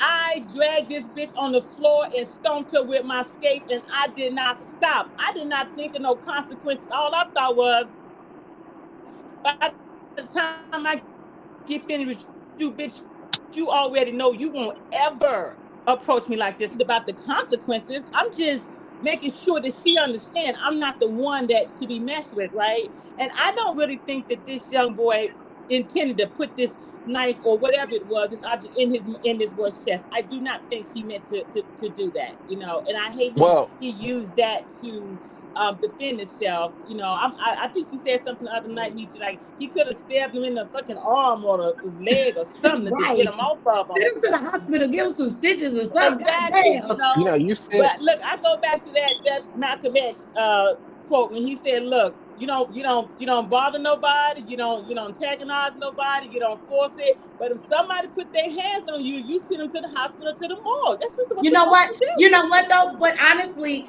when you decide to stab somebody and you decide this is what I'm gonna do because I done said it, I got in my bed, he done put his hands on me, this is what's going on. I don't even think that he was thinking about where he stabbed him at. I don't think in his mind he said, I'm going to stab him in his heart. That boy wasn't thinking about the anatomy of this boy and that his heart is on this side of his chest. Well, he just stabbed him, I think, because maybe the proximity of where they were, that maybe that's all he could reach, or the way he was standing over him. So I just think that I don't even think he was thinking as he was stabbing him. It's just a quick reaction, and I don't believe that like where he stabbed him was intentional. He just stabbed him, and it just and I want to in the heat of the moment. Yeah, I just want to respond to the. Y'all know how many fights back in the day we would get in. I'll never forget when I first started fighting. I would black out, and what I mean by blackout is that I would too. But I wasn't fighting with skill. Like, okay, I'm watching. I'm about to punch this bitch in her jaw. Now when she move like this, I'm about to duck. We don't fight like that till we get older, right?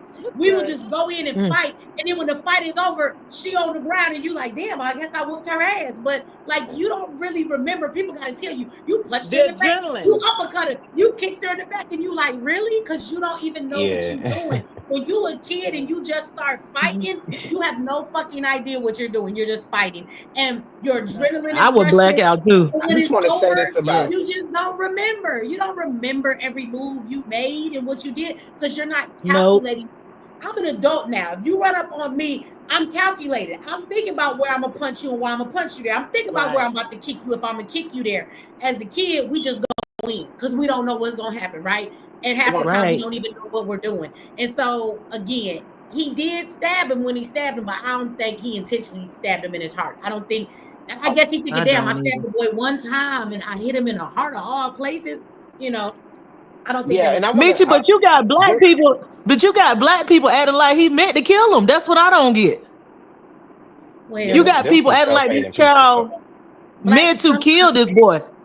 Yeah, calling him Can murder. I say something They about the Calling police self-hating, him a but report? savage. I want to just respond to the lady who said, who wasn't quite sure if she really believed Yeah, oh, go it's not a ahead. lid. Go ahead, I respond did. to Nadia. I want to say this. Hold on. I'm Nadia. going to go and make me a cup of coffee, but if I can leave some instructions before I leave, I'm going to be listening. I'll take my phone down there with me so I hear what y'all talking about. But I want you to go ahead and respond to Nadia. After that, can we please let Miss Watchman talk? You go next, Miss Watchman, because I know you wanted to say something before we move away from what we're talking about at this moment. I know you had some input. And then by then I'll probably be back. But let's go ahead and respond. I wanted to say something. I wasn't finished either. No, I want you to go ahead and respond to Nadia, but then I want Miss Watchman also, Yeah, because Miss Watchman has been trying to talk what Nadia was saying. She just keeps getting cut off. Yeah, my bad. No, I want you. I'm not talking about you. You go ahead and respond. Nadia talking to you. You and Nadia finish our conversation, and then let Miss Watchman go, and I'll be back in one second. Y'all need some coffee. Okay, I'm gonna try to be quick. But yeah, not Miss Nadia. So I know you were saying like you wasn't quite sure if you really believed it's not alleged, I did it. Well, this might also interest you because in the police report, you know, all the officers had their body cams on, so they're actually activating their body cams. It's all noted in the police report, so it's capturing all of this. And so there's like at least 7 different officers who are recounting different things at different points in the scene, and they are all recording as they go, and they're saying the same thing. Like Karmelo is quoted as saying, "It's not alleged, I did it," but he also said, he also asked one of the officers, "Hey, is he gonna be okay? Hey, is he gonna be all right?" So I don't want to throw the baby out with the bathwater with this because like those statements matter, even the ones that are incriminating. The other statements still matter too. So that just gives me some confidence that the statements that they captured on those body cams are true. And we gotta, we won't know until those body cams are released. But like he also showed remorse, like, hey, is he gonna be okay? So that lets me know, and this is why I don't think that the murder charge is going to stick, because with murder it has to be intentional, and the fact that he showed immediate remorse after what he did and even not even knowing the extent of what he did, I feel like that is going to work in his favor in court, because he didn't know that he probably stabbed him in the heart. He didn't know that.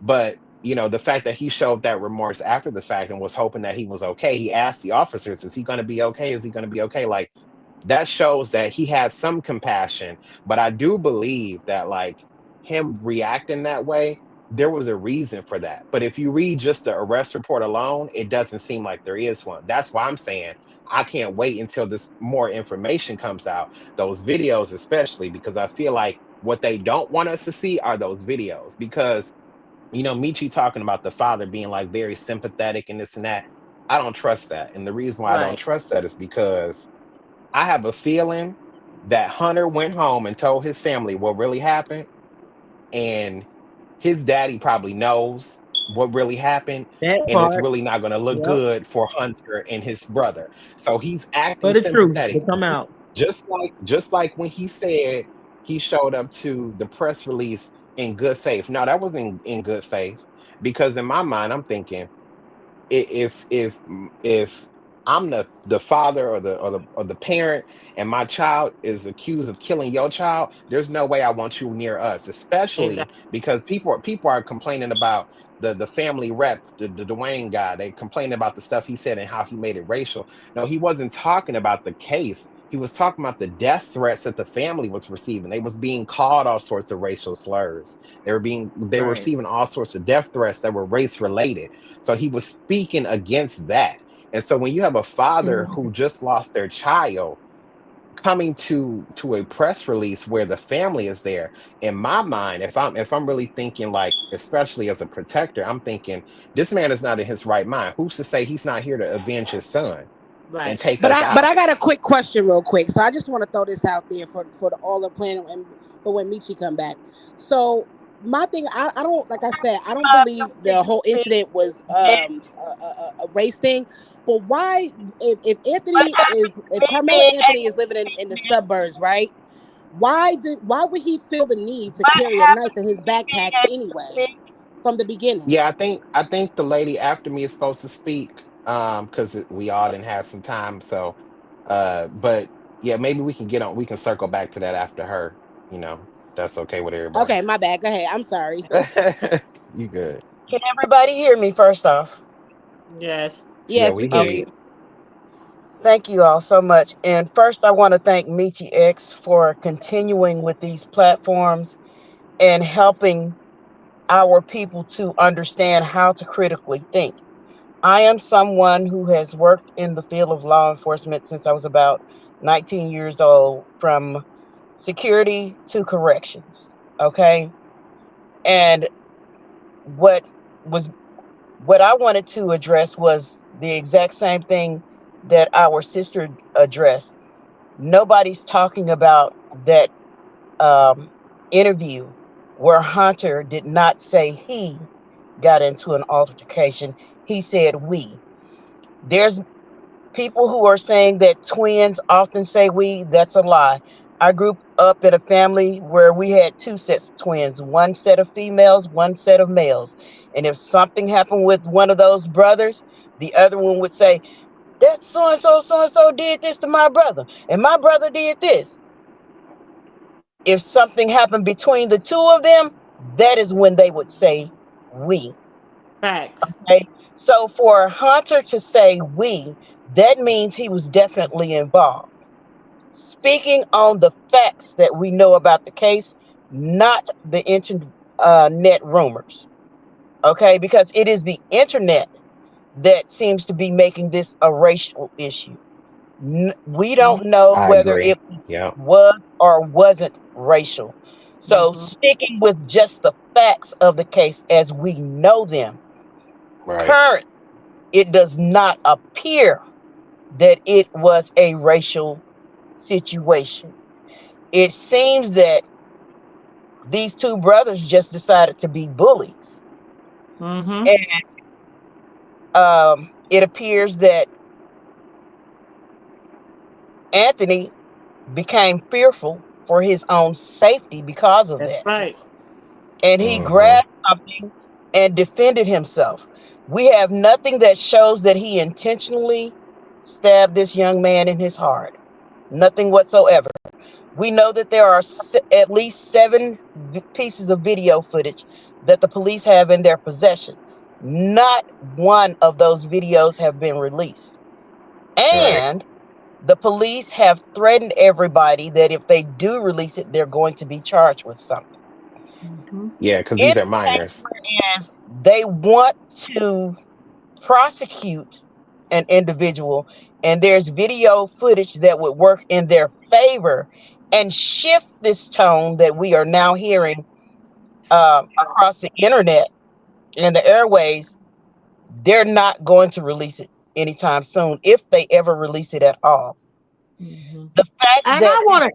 is Okay. not the fact that this case has not been the grand jury has not indicted this case.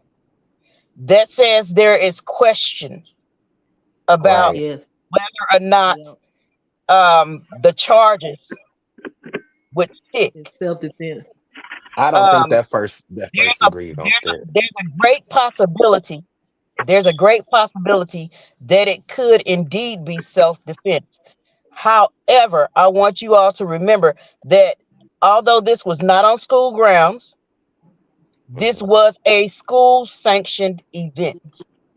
Mm-hmm. If this was indeed a knife and it was self defense, the only thing that they would be able to make stick would be the fact that he had a weapon at a Mm-hmm. school sanctioned event. Event. That in Mm-hmm. itself is against the law. Okay. Mm-hmm. And the only thing we could hope for would be, if that happens, Probation. that they show mercy to this young king, because Mm-hmm. all of the evidence Well, we've seen says it was not an intentional act. He did not intend I think to they're still take going to. this young man's life. He just wanted to get these two big brothers up off of him. Right. 400 Right. I pounds. think they're 400 still going to pounds. get. I Could think I they're still could I going to say get him something? with One manslaughter, mic, though. guys. One mic. One mic. Let her finish. Let her Okay. finish. All right.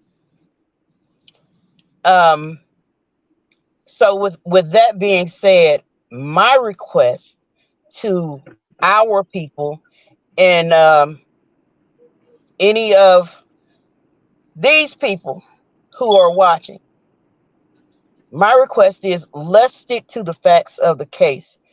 Right. For my people, remember that they've been trying to do a lot of things to start race war Race so war. that they can Hmm. shut this country down and implement Yeah. martial law. Don't Martial law. allow this to be something that you feed into to get us locked down as a people, because whatever rights you think you may have, if they shut this country down, Brother. you lose them all. And I don't think all of us are ready to be able to disappear from the grid and be able to maintain our weapons. 45 has said he doesn't want any of us in the military anymore. Why do you think he would do that? So listen to what our sister Michi X is saying, because That's a good thing. one thing about Michi is she's good at being a critical thinker, and she gives you the possibility of both sides of the spectrum. And for those of you who are not following Real Nathan daily, he is a retired police officer who is also certified to be a witness in a court of law. He's been deemed an expert. You might want to follow him, because the information that he gets that we cannot get concerning these cases, he covers them. Okay. So let's make sure we keep our minds and our eyes open. I have at the current time no no judgment one way or the other as to guilt nor innocence. But it is my prayer, it is my prayer that when the facts of the case come out as they are, that justice will prevail, because what I'm hearing right now, it weighs more on the side of self-defense. And I am only speaking from the facts. I still don't have an opinion one way or the other. But it's Well, starting to Texas, look, it's beginning to look more like self-defense. But Tex, that fact Yeah. that it was a It school is. sanctioned event, that is where the problem comes in at. yeah, but And Texas now is I penal. So did y'all am hear that the judge? Did y'all hear that the judge made her decision based off of the facts of self-defense? And also, you heard anything about the cell phones were confiscated, like 70 cell phones by the police? I don't know. Had the journalists? Have you heard anything about that? I No, I haven't don't heard think about I 70 haven't heard cell anything phones, but about I did that. hear about 7. But I'm going to I yield thought my that. mic and allow you all to have the floor. No, I haven't Thank you for heard your about. insight. Yeah, that was really helpful. I haven't heard about the 70 phones being confiscated. That sounds like a recent development, but I thought the bond was reduced just because of the severity. Like it didn't seem fair, like $1 million bond, and Right. he's being accused of 60. murder, and there's a self-defense argument to be made.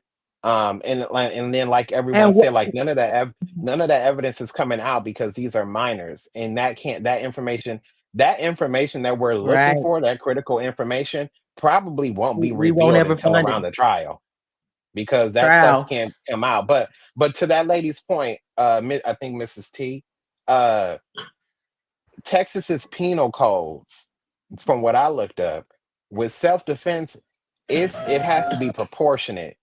Like you can't, like the unless if Austin, if Anthony thought that his life was really in danger, or that these people were going to cause him any sort of like physical or critical bodily harm, that's when like a knife would come into play. So in my like perspective, it doesn't seem like he's going to get first degree, but the worst he could get will probably be manslaughter.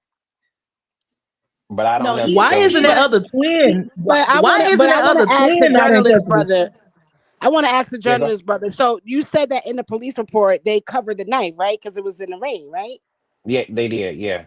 Okay, so here, what is going on? If he's coming from this suburban type of life, what would make him want to carry a knife in the first place? Like something got to be going on to where That's this the yeah. this boy feels like no, he that's has to not carry. true. I Let me mean, say, this is Yeah, 2025. but Shit, everybody No, need to be carrying I some mean type of no, the thing protection. is that he no. wasn't People allowed to carry bring a knives. knife. Teenagers carry knives hold now. on. They Wait. do.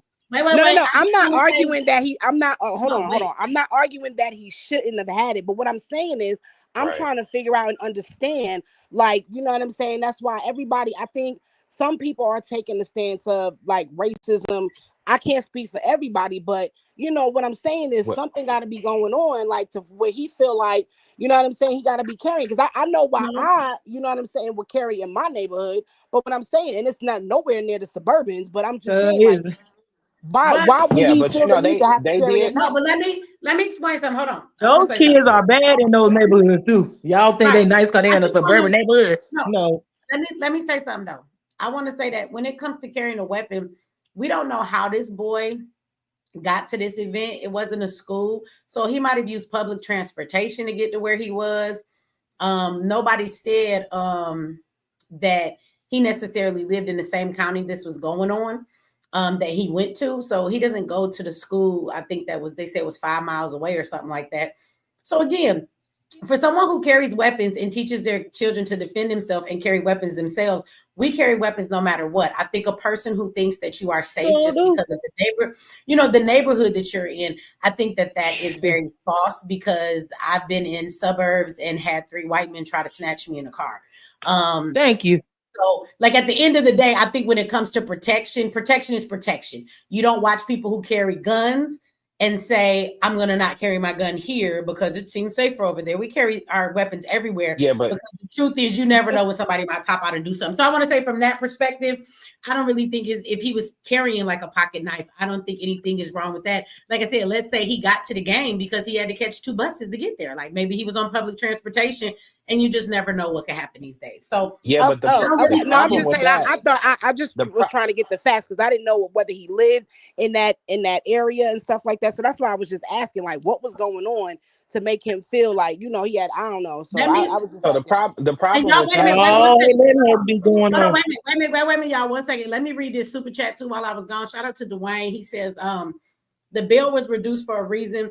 There's video witness statements that support Anthony. That's why video hasn't been released. Well, I wish they would release the video, because for them to act like they got to save it for trial, that's full of shit. They will not jeopardize the case if they release the footage to us. It is what it is, right? But the next thing I want to say is, because y'all was saying that earlier, somebody said they're searching for real Nathan Daly. I heard what Miss Watchman said. Yeah, that's my boy Nathan.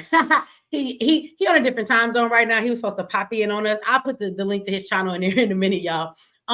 He did a really good cover in this case. Me and Nathan bump heads a lot. We have this love-hate relationship, and I agree with him completely on his perspective of this case. I think he did a really good job. Y'all should go watch it. I actually shared one of his videos in my community section on this page. But I want to go back to saying, as far as the bail, I want y'all to know that Karmelo's bail, according to, from a legal perspective, his bail was not too low and $250,000, and it was not excessive. At $1 million, it was excessive, because when you right. talk about bail, they observe several things when it comes to bail. Are you a flight risk? Are you a threat to society? Right? And those are the 2 things. Do you have ties to the community?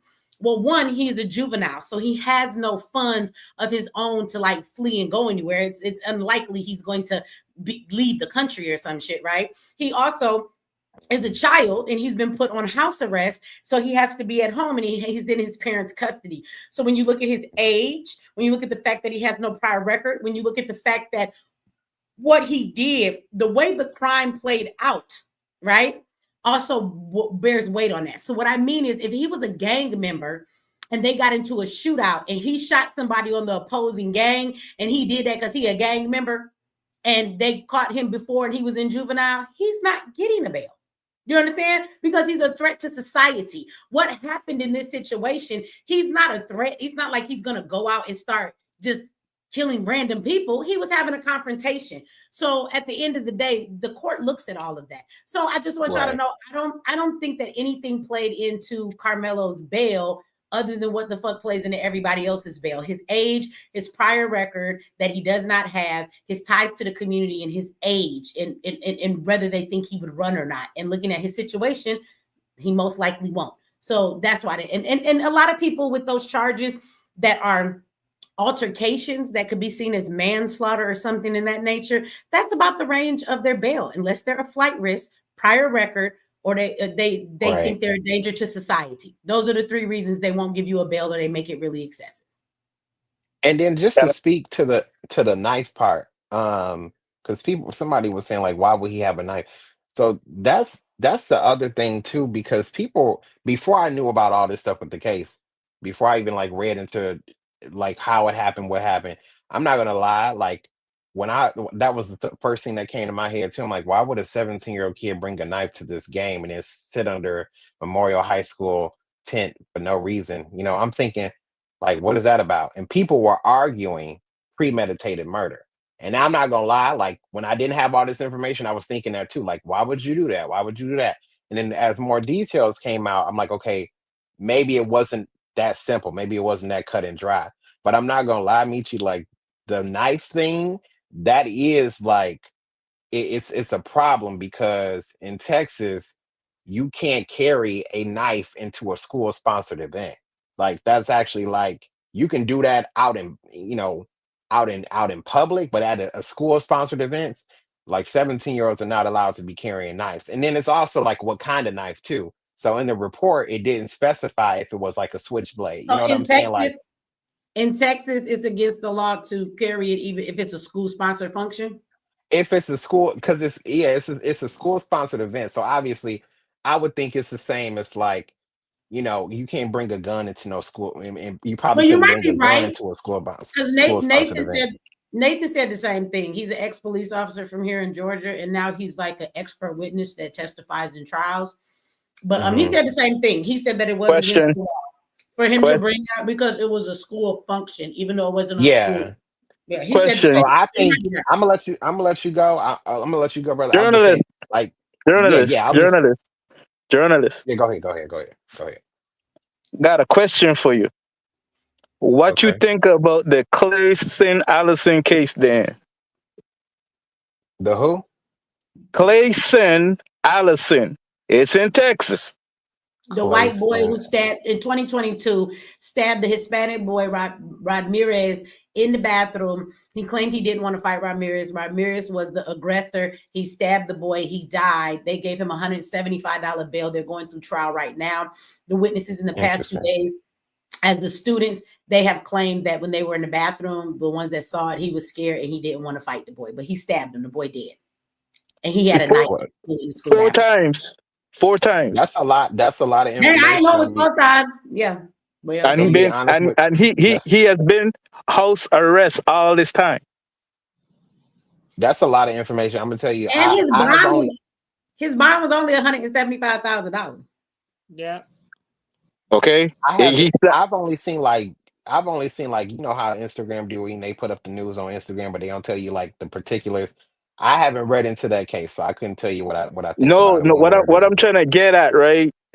Everything is Karmelo, but nobody was talking about Clayson that stabbed somebody 4 times, that brought a knife to school because he had an altercation on the weekend, and they said it was going to scrap in the bathroom, but he still brought a knife that Monday or whenever the hell it was and did what he did.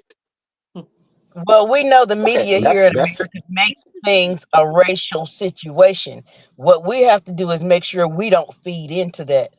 That's just like I was reading the police report, and where they were talking about the witnesses in the police report, they completely blacked out the name of the Caucasian individual that they got statement from.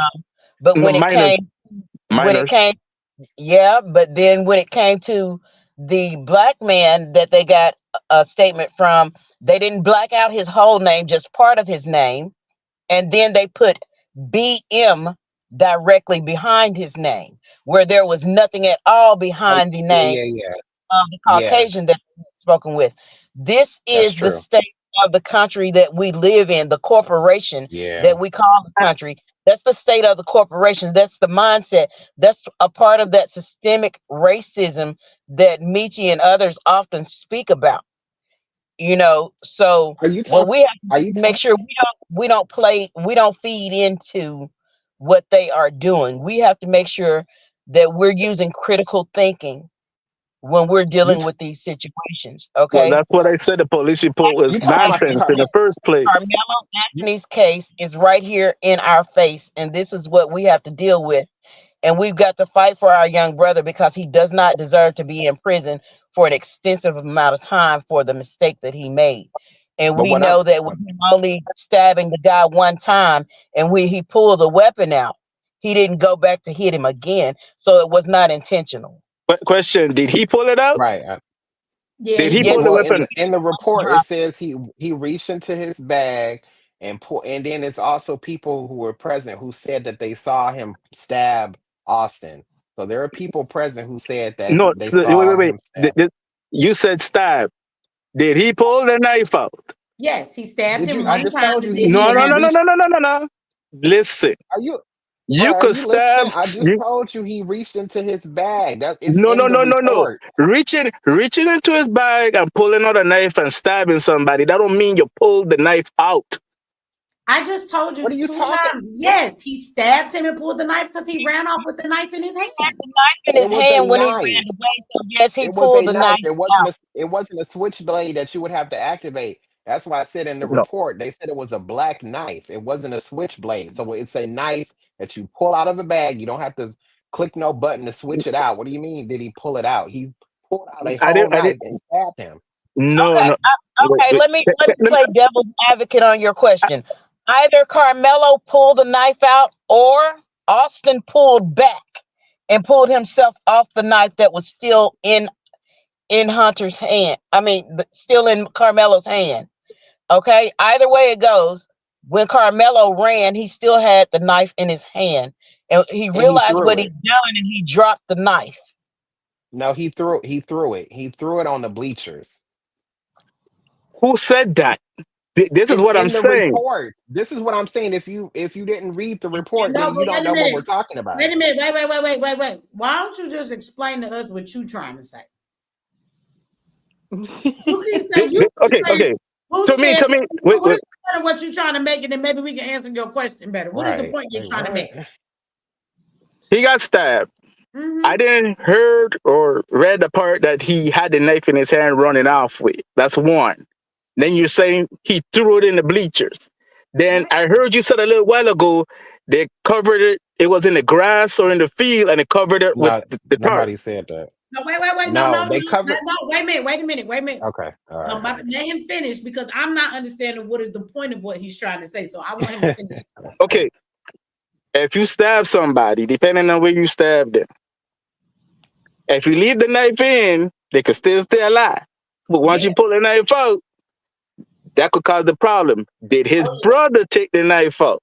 No. This is a 17-year-old boy. I don't He's think not any. thinking about if I pull this knife out, he No. might bleed to death. His brother did not take the knife out. His brother talked about after his brother got stabbed, he held him in his arms. He tried to hold him. He didn't say The anything about pulling the knife out. Well, the knife exactly. was He didn't. He the didn't. knife. Nope. That part wasn't said. But did it? Did it Well, happen? No. Oh, if I you won't if I deal. Carmelo Oh, stabbed him and ran off with the knife. He threw the knife right. as stabbing. he was running. So he had the knife in his hand still. So obviously he pulled it out of Austin because he While he had was it in his running, hand he to threw the throw knife. it.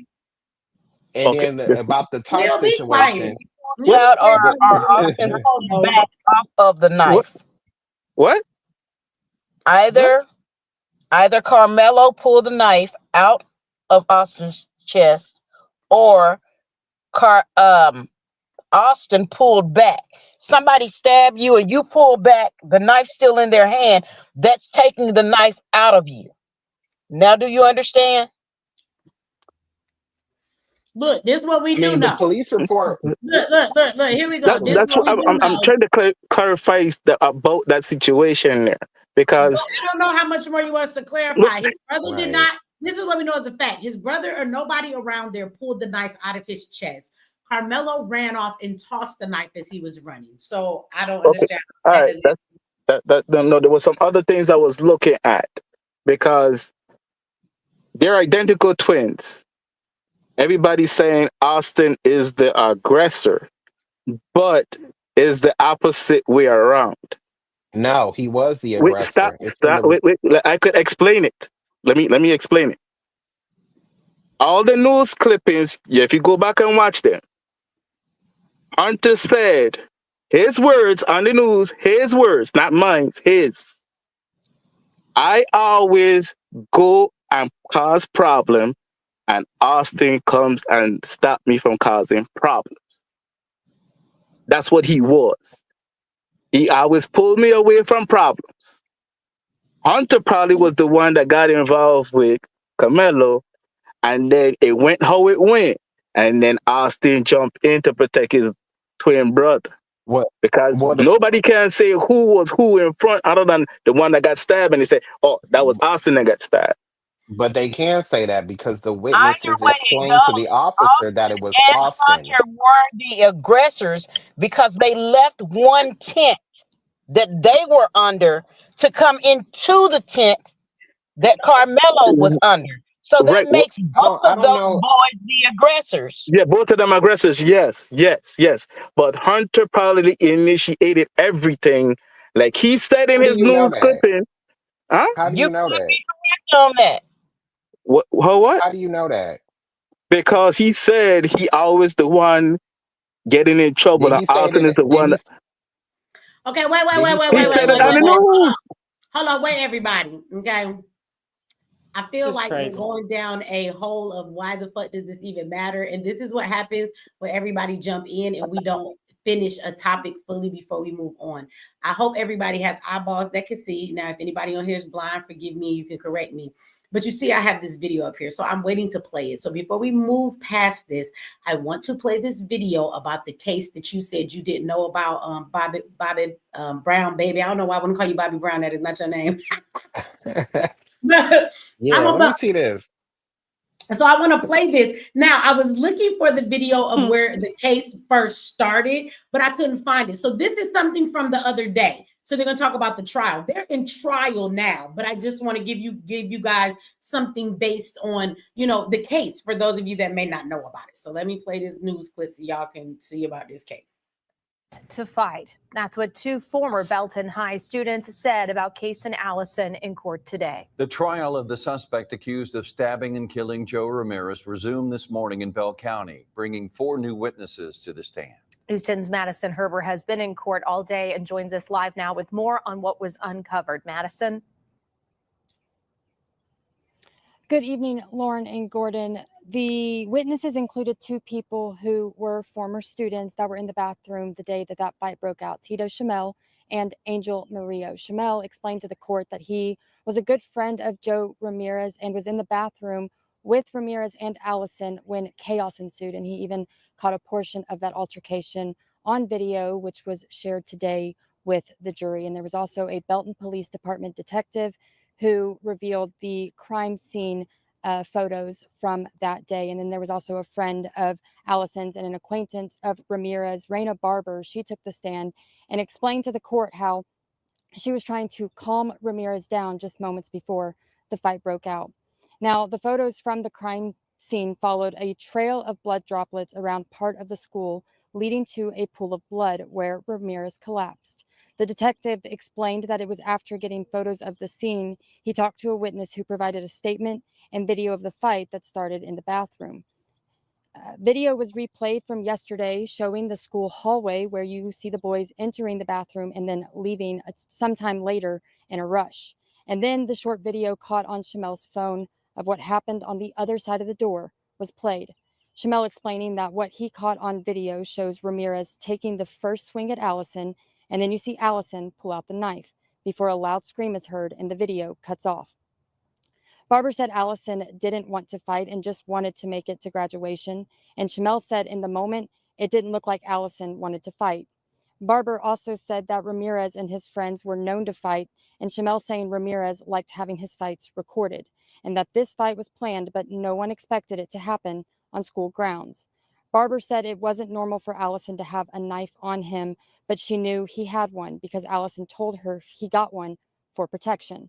An altercation was described by former students that an argument broke out at a prom after party, and it was likely that Ramirez and Allison verbally fought over a girl. Shamel told the court that Ramirez looked surprised to see Allison in the bathroom that day, and you could feel the tension between the two. Barber is seen talking to Ramirez on the hallway security footage, visibly upset. She started to cry as she explained to the court that she was trying to tell Ramirez that the fight isn't worth it because they are about to graduate. Court wrapped for the day just 20 minutes after a fifth witness was brought in, Josh Grimes, another good friend of Ramirez, who was also in the bathroom when the fight started. So they will be. So I want to say something about this. So I want y'all to pay attention to what she stated happened. So we talk about self-defense. I just want to know where's people's outrage, right? For especially the white people who want to keep saying Karmelo is this and that. Now, first of all, this boy didn't have to go into the fucking bathroom. He knew that he was going in there to fight. So if you were so fearful for your life, why would you go in the bathroom? Just don't go in the bathroom and fight him. That was the easy thing. Why would you walk into something you say you're fearful about, right? Then the boy stabbed him several times, but he told a girl he brought a knife to school on the day that he planned to have a fight. So he planned to use that knife in the fight. He agreed to the fight. So this some heinous shit right here. This a little pre-planned, little murderous motherfucker, right? That's what this is First right degree. here. If you're really scared, Right. why are you doing all this? You brought the knife knowing you were going to fight. You agreed to a fight. You walked into that bathroom. Nobody came into your space. It's not like he went in the bathroom to go to the bathroom and then he got cornered in there. So at the end of the day, look at the facts of this case. Where's all the white people's outrage for this white boy that is such a murderer that brought a knife to school, to an actual school, damn a school event away from the school? This was in school. He brought it knowing he was going to have a fight. Then he agreed to the fight, went in the bathroom willingly, and now he claiming self-defense. Okay. Yeah, that's not gonna stick. For his $175,000 bail? I just want to Thank you. No, that's definitely premeditated. I mean, you bringing a knife to school and y'all done already had an arrangement that, oh, we gonna fight at this time in the bathroom. Like kids in my school used to do that. So like you arranging a fight, but then one of you bringing a knife and then you Hey, use it. excuse me, That's brother. that's intention. Yeah, that's what you call old school. And you know, excuse me, brother, and excuse me, Mish, but I came back on here just to say that when I spoke to you about being athletic, when I spoke to you about being competitive, that's because that was in our parents' spirit. Hey, look. Once again, I'm 36 years old, and I feel like our generation is the ones to blame for allowing this because, as far as I'm concerned, he didn't feel safe enough. He didn't depend on his team and his brothers and sisters and aunts and uncles. Once again, I wasn't born with no brothers and sisters, and every sports team I was on, that was my family. Those was my brothers, and those was my uncles, and those was my aunties. Man, I got family still to this day because of sports events. You understand what I'm saying? Because of sports, I have family still to this day that I could call on. And for that boy to feel like he got to carry a knife, yo, there's something. It's not our children, yo. We keep putting it on these kids, man. When it's our goddamn fault. Period. We supervise. Yo, let me tell you something. I keep on asking in the comments how many people played sports. Okay, outside of me playing sports, I do security. And let me tell you, one of the harshest venues you could do security at. And let me tell you, it's not the club at 2 o'clock in the morning. It's when you refereeing a high school basketball football game and the parents in the goddamn bleachers. You understand me? Hey, so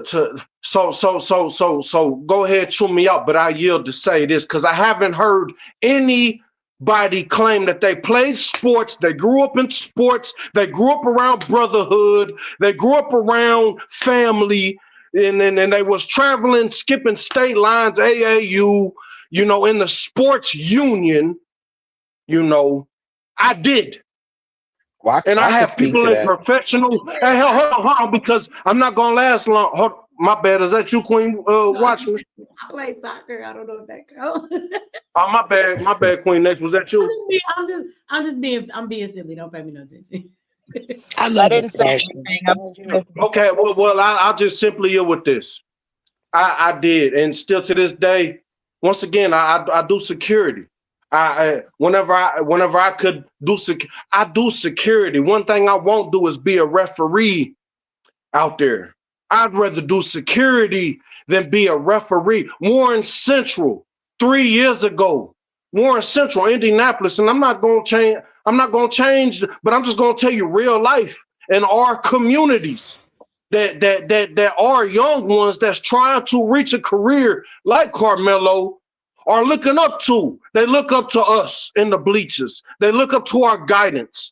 As person doing security, I would not even think of being a referee because of what go just 3 years ago. A parent, his disagreement with an official's call led to guns being drawn in Warren Central, Indianapolis property. You know what I'm saying? But so I'm just gonna say that, and I yield. And I'm just gonna sit back and listen again. I want to hear some shit from some people that played sports like me, Well, I played. that actually witnessed brotherhood and got their ass kicked by their coaches. My coaches put hands on me because how important I was to my team and the mistakes I was making, in school and on the streets. But you gotta remember. No, but wait a minute. You have to remember that this event was a school sponsored event, but it was all the schools from around the way coming to play track. So whatever schools had track teams came up here. For the Karmelo and the Twins, wait a minute, Karmelo and the Twins, they played football. So their coaches or their teams were not necessarily the teams that were there. My understanding is that the Twin Boys were there working the event. That's probably why they felt like they could just roll up on people and tell them what the hell they could do. But as far as Karmelo, I don't know if he was there doing anything for the event or if he was just kind of there to support and hang out with his friends. So I get what you're saying, but this was not at an event where it was their team and their coaches and their other comrades on the team with them necessarily. Their whole team was not necessarily there, nor were necessarily their coaches, if that makes sense, if I'm getting what you're saying right.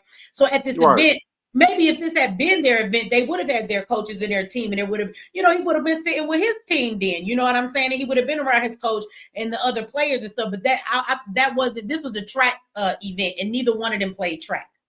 They were just kind of there hanging out because it was a school event. And my understanding is the Twins were working the event. Karmelo was there. I don't know if he was doing something at the event, but he don't run track. Karmelo was a football player too. No, I understand you, sis. And once again, I'm only coming and I understand you, sis. And once again, as an athlete, I'm only coming, like I said, I brought up homecoming. I mean, as an athlete, there's a lot of different things that go on in the background outside of the school schedule. And I'm just, free Karmelo, because at the end of the day, when you got two people jumping anything can happen, and he had the right to protect himself. So that question doesn't even need to be that shouldn't even be an issue.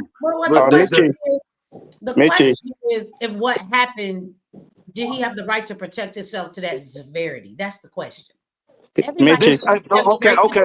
Well, that's you damn right. That's the question, and this is what I gotta say, sis. And then I am gonna yield off of this. I am gonna yield.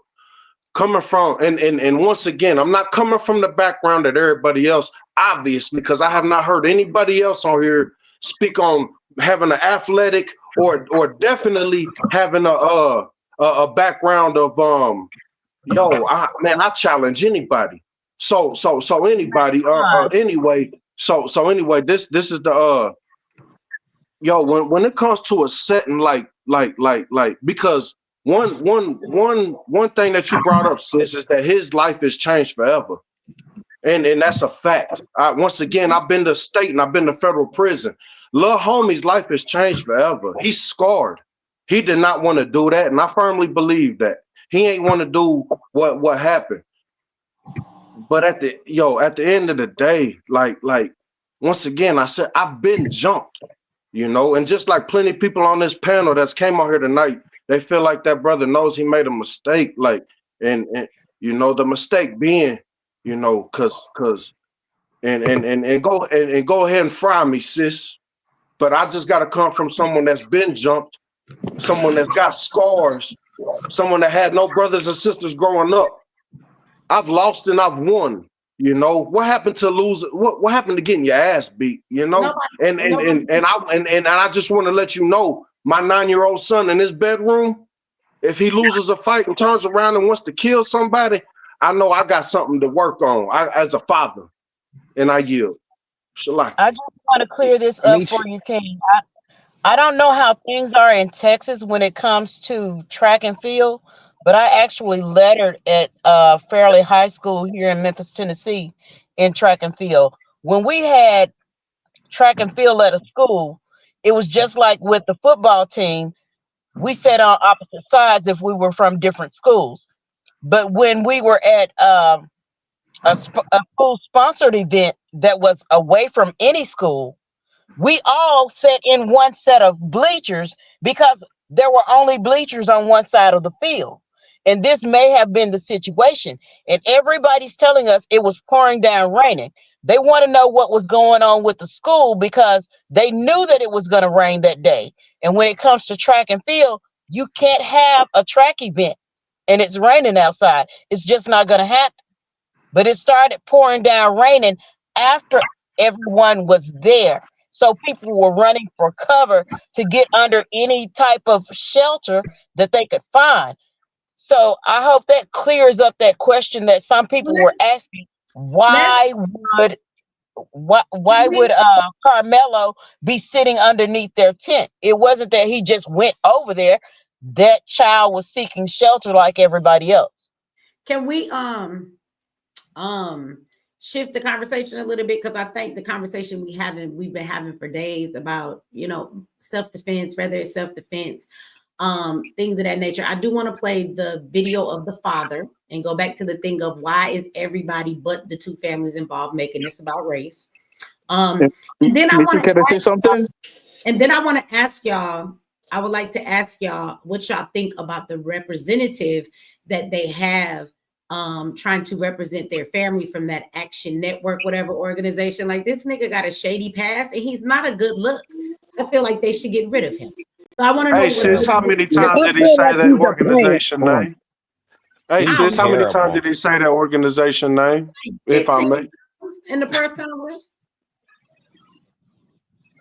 Like, they actually pulled up his mug shots and everything. I'm like, what the hell? Well, and let me tell you something. You know what? I don't really agree with us trying to always crucify people when they have past necessarily, but this man's past is kind of heinous when it comes to abuse of women and children and things of that nature. And then he is very arrogant. Like, when you see the way he came to the podium to talk before, it's like he spoke for 15 whole minutes. He spoke just as long, if not longer, than the mother. That was their press conference. But it's like he felt the need to let everybody know, this is what we do, and this is not what I'm gonna have, and this is what our organization don't stand for. Nigga, it's not about you. And then he goes with them to pick up up Karmelo when he gets out of jail, and he's in there making sure he take pictures with him. He posting pictures of him and Karmelo. Like, I'm gonna tell you, as an adult, if my child is in this situation, we go to pick him up from the jail, and then we hurry up and usher him into a car because we don't want him to be bothered by the press and everything. Last thing you gonna do, nigga, is come stand my son next to you on some dumbass photo op shit. Let me get a picture before I leave. Get the fuck out my face. You can look in the picture and see that's a fake ass smile. Every fucking video and picture I've seen of Karmelo since this incident, that boy is dead in his eyes. He is shocked. He is traumatized. And he's just like, what the fuck is going on? And here you are trying to capitalize on this boy. That picture, and it's funny because when he gets home from jail, it's people that have been showing that picture, talking about Karmelo and his daddy. That ain't his fucking daddy. Was one picture this boy done took to see done got home from jail, and it's with the nigga from the organization? No, we didn't need this picture. We didn't need this picture. Meech, may I say something? Go ahead. How many of y'all guys remember the movie Judas and the Rising of the Black Messiah? Oh yeah, that was a great movie. Yeah, I hated that movie. I hated that movie because of the ending. Right. I want y'all to think about this. That dude that BP was talking about, I believe he's a plant. Because I want to know who sent this dude.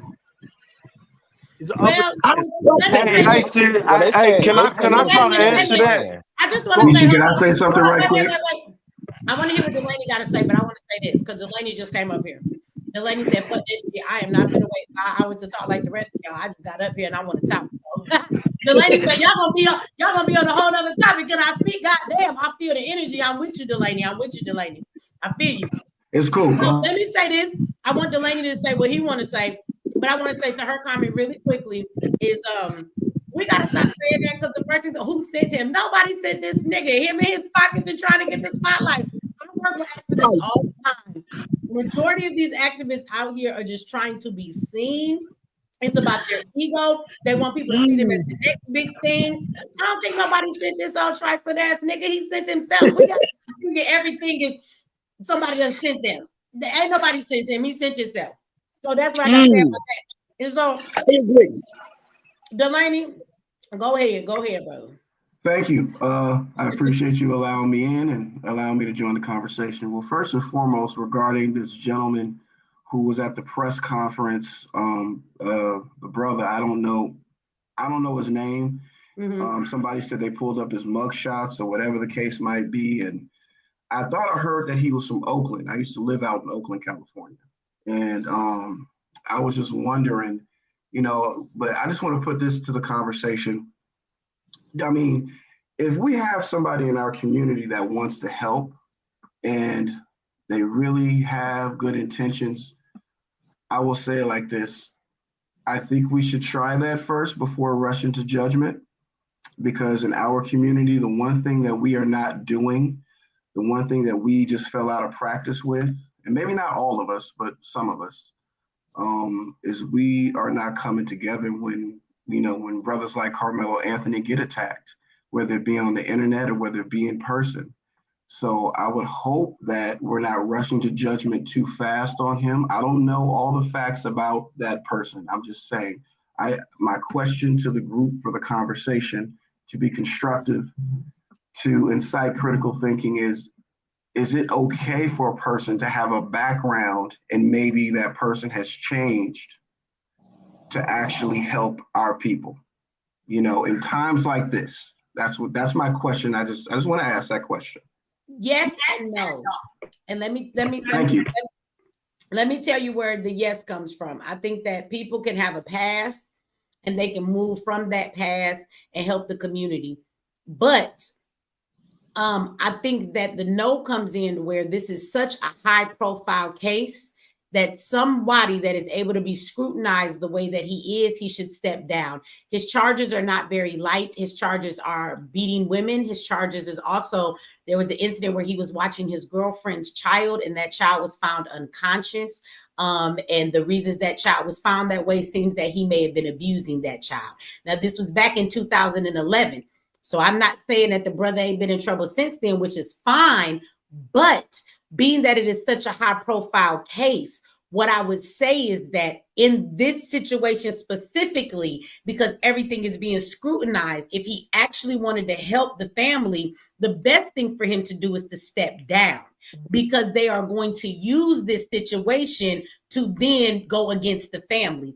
Even now, there are people that are talking about the press conference, and instead of seeing it for what it is, they're saying they're grifters because he went up there and was like, matter of fact, I'm gonna give y'all the link. I want y'all to donate even more. He's saying a lot of stuff that the family themselves didn't necessarily want to say. So in a high profile case, you got to be careful. And if we really care about the community and this case right now, if he wanted to do it justice, he would step away, and he could still help the family if he really was about that life, but do it silently from behind the scene. He doesn't have to be the spokesperson in front of the camera every time they go somewhere. If he needs to do that, that's what tells me that this is about him using this as his highlight moment to get his organization known versus him caring about the family. As activists, if I may, just seeing that his y'all gotta stop doing that. Y'all gotta stop. Me and Mr. Delaney is having a conversation. Wait a second, because everybody talking at the same time. Now let Delaney respond to what I said. I'm answering his question. And my response is I actually agree with what you just said. Maybe he could help out somewhere behind the scenes and not being in front,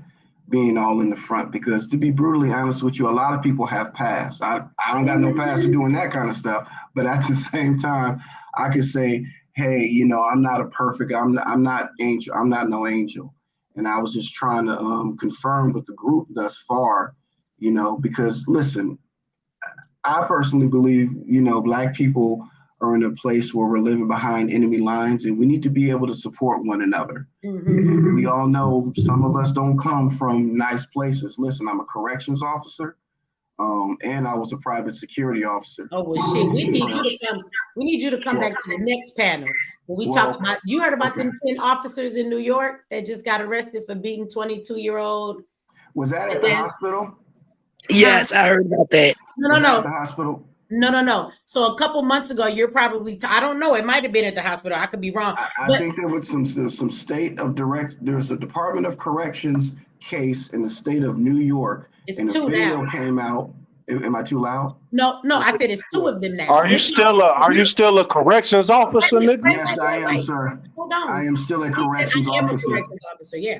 So what I was, are you talking about Robert Brooks? That happened, and I'm not familiar with the name, sir.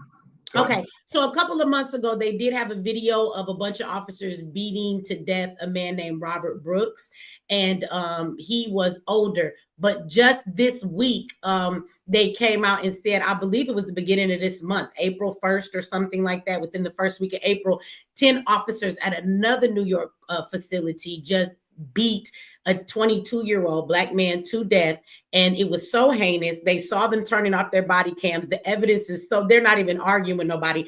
They have arrested them all. 2 or 3 of them have already been charged with murder because the evidence says it states for that. And all of them have a bond of $100,000 cash, though. They have to pay the whole $100,000. And they all have been arrested. What you seen, nigga? What you see? Because I've been to jail. I know you seen some shit. What you turned in? Huh? As a correction officer, what you done? I can do that, sir. I can do that, sir. But before you come at me, please don't disrespect me like that and take a tone with me, because I'm on here and joining this conversation. Oh, now he's left. I seen that. Oh, he's right there. I'm sorry. That's my screen. I'm sorry. I muted the mic. Let me say this real quick, Delaney. Can I just say this real quick to everybody? I'm gonna let you go. First of all, look, y'all got to stop doing that and changing the conversation. I was asking the man about a certain case, and then y'all always want to jump in and y'all be derailing the conversation. Y'all do that a lot and then want to go in another direction. Can we stay focused on the conversation we're having at this moment?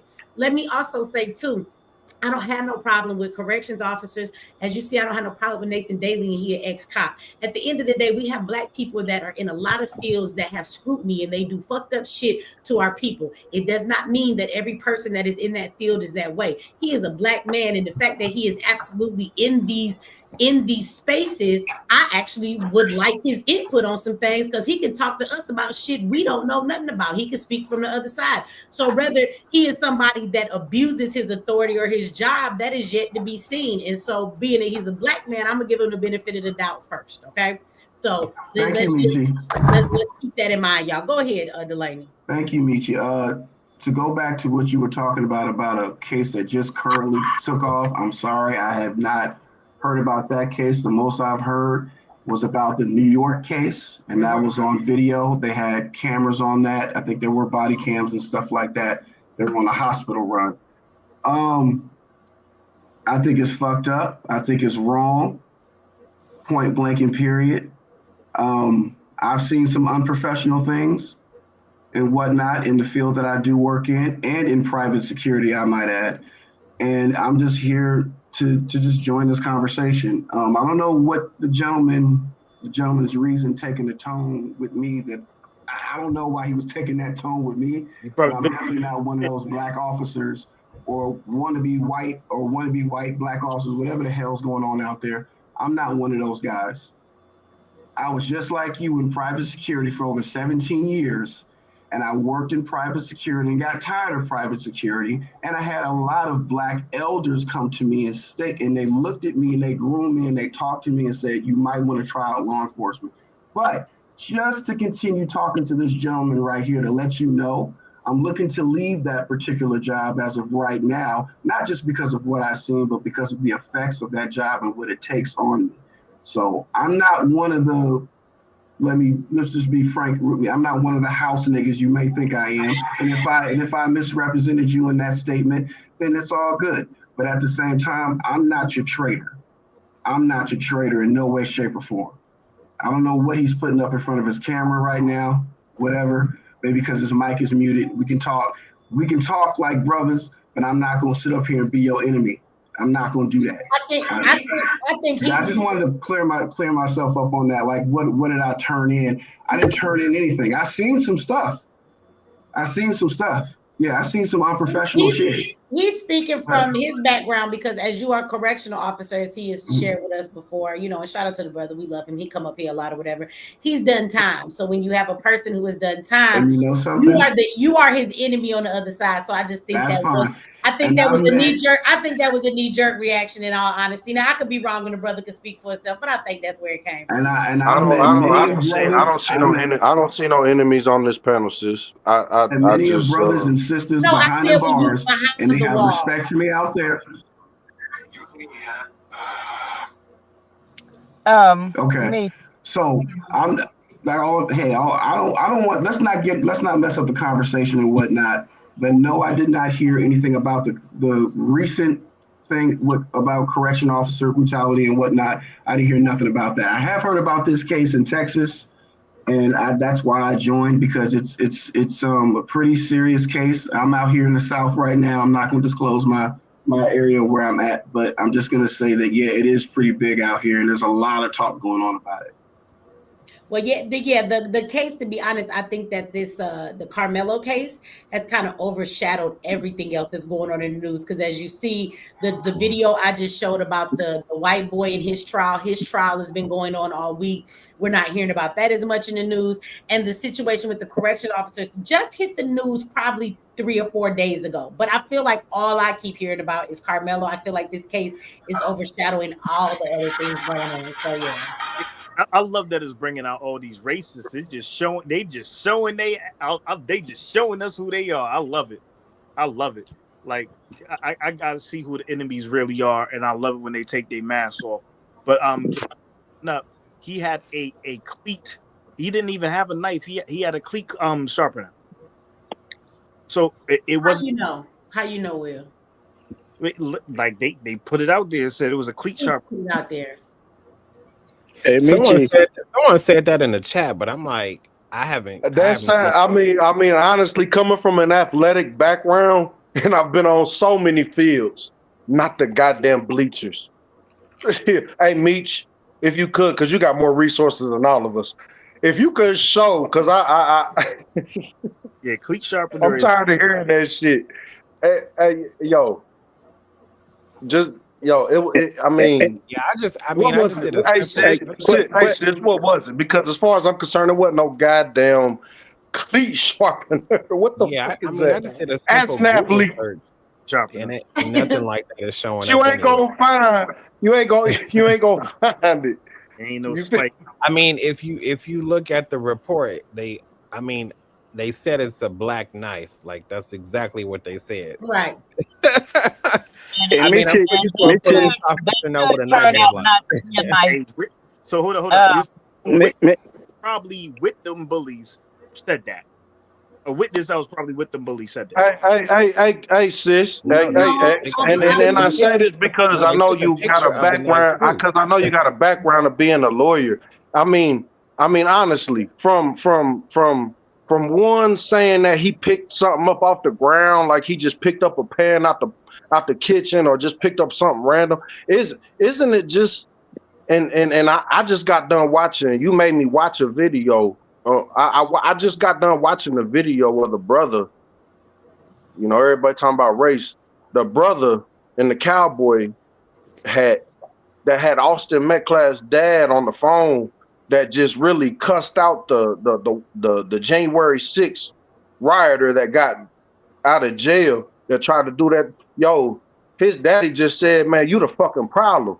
he just told that cracker, "You the fucking problem. Don't say my son's name again."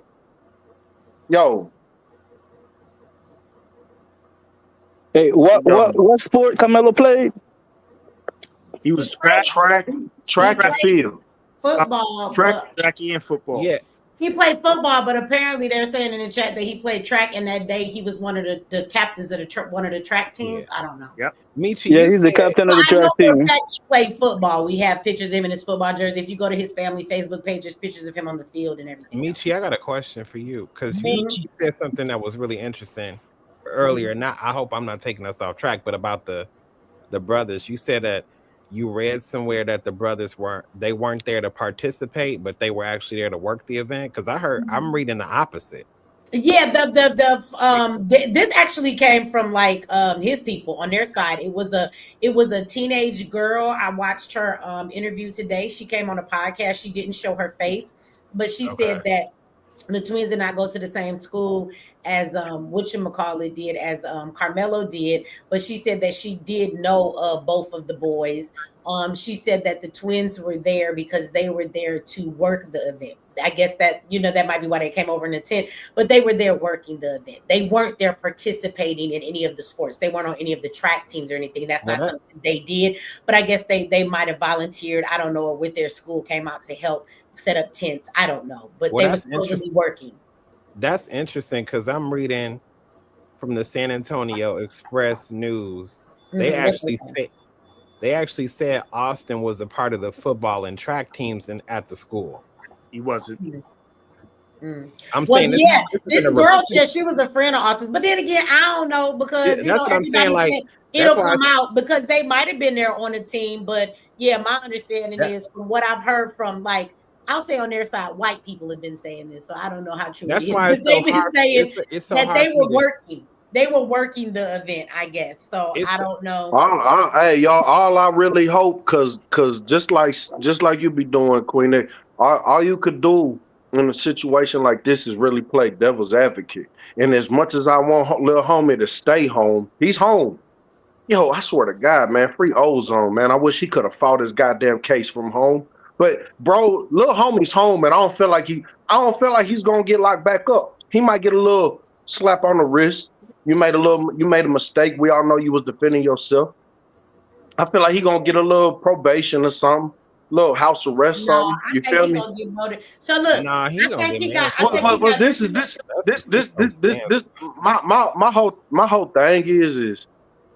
my whole thing is man, we just gotta let our little ones. Yo, I don't care how much we keep on trying to put this on some children. That was an event that was surrounded by adults our age, 36, 30 some odd years old. That's true. You But understand? at the end of the day, it is what it is. That's why I said, at the end of the day, if those twins wanted him to move and he wasn't moving, they could have also went and got some adults. I'm sure there was right. That's what you're supposed to do. You're not supposed to put your hands on. But so I just wanted to I want to say this while we speaking on that type shit. Why let me backtrack just a couple steps while we was talking about the brother who's speaking.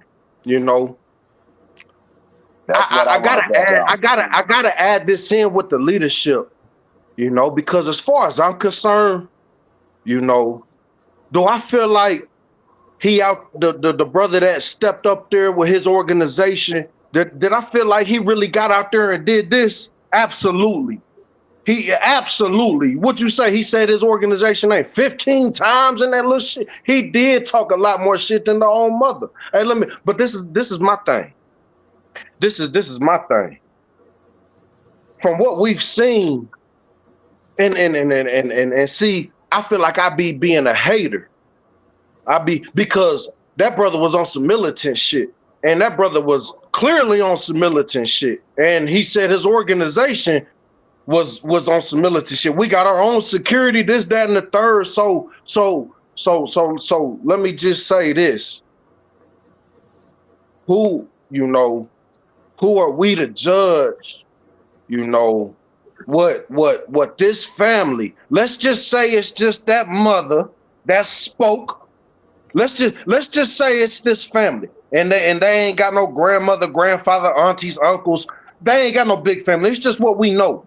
They do. And all we know, the biggest heads of the family is this mother and father. And as far as I'm concerned, wasn't too much of a manly goddamn figure there. So for this militant figure being this brother with this organization, I don't know his name, and I forgot the ABC abbreviation, let alone the name of his organization.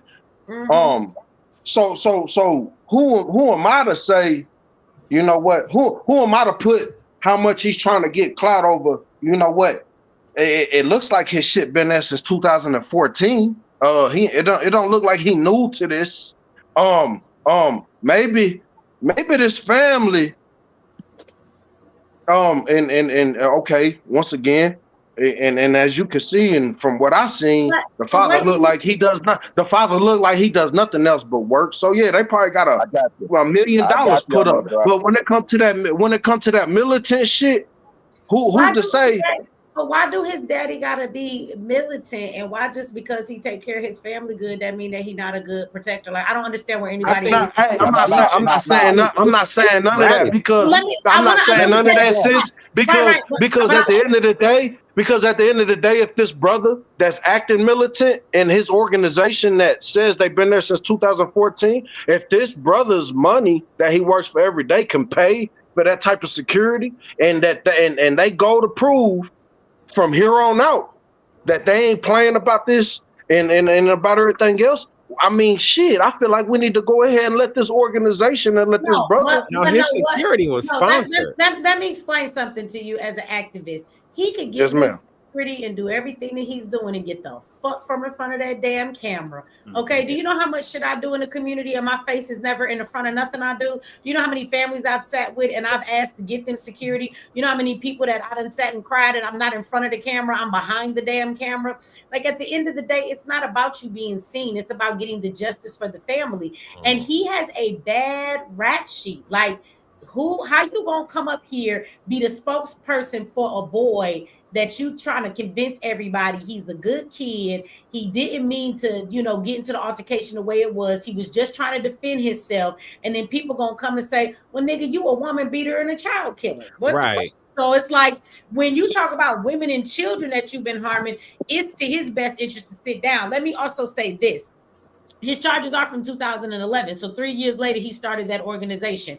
I don't know if anybody knows about him in the community, but this is obviously the first big national case that he ever had. He's definitely not a Tamika Mallory. He's not, and not that these people are great, but they have people who put them in front of the camera, right? He's not a Ben Crump. He's not a Lee Merritt. So at the end of the day, this is his opportunity, because I know plenty of people who've been doing grassroots works for a long time, but that don't mean that they have national coverage, that people know who they are, that as soon as something go down, they're the first people that they call.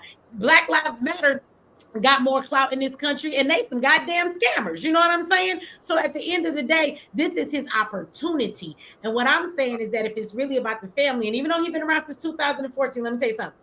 As an activist or organization, you could be around for a long time. And if he got that big old headquarter in that building, he more than likely got grants. And I'm not going to tell you that every organization that take a grant is bad, but I'm going to tell you, as soon as them niggas do, they selling out. So every organization that I know that start taking checks from the government, they got to start regulating what they do. It's not, and then it turns into a certain thing. That militant shit goes away when you get that money, because you're not finna do none of that stuff and think you're going to be funded by any goddamn body, okay?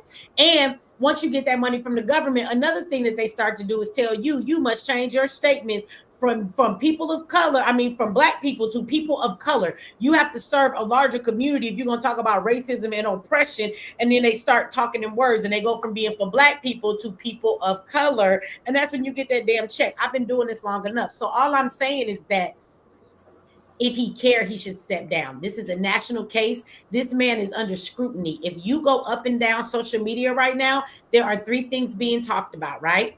And those 3 things, all of them pertain to Karmelo's case. You didn't even hear about the other cases I've been talking about, because nobody's talking about that shit. They only talking about Karmelo's case. You know what they're talking about? Right. They're talking about what are they doing with that money, right? Because even though they said they didn't get it, the thing says they're going to use it for all kind of stuff, not just his defense. So they're harping on that right now.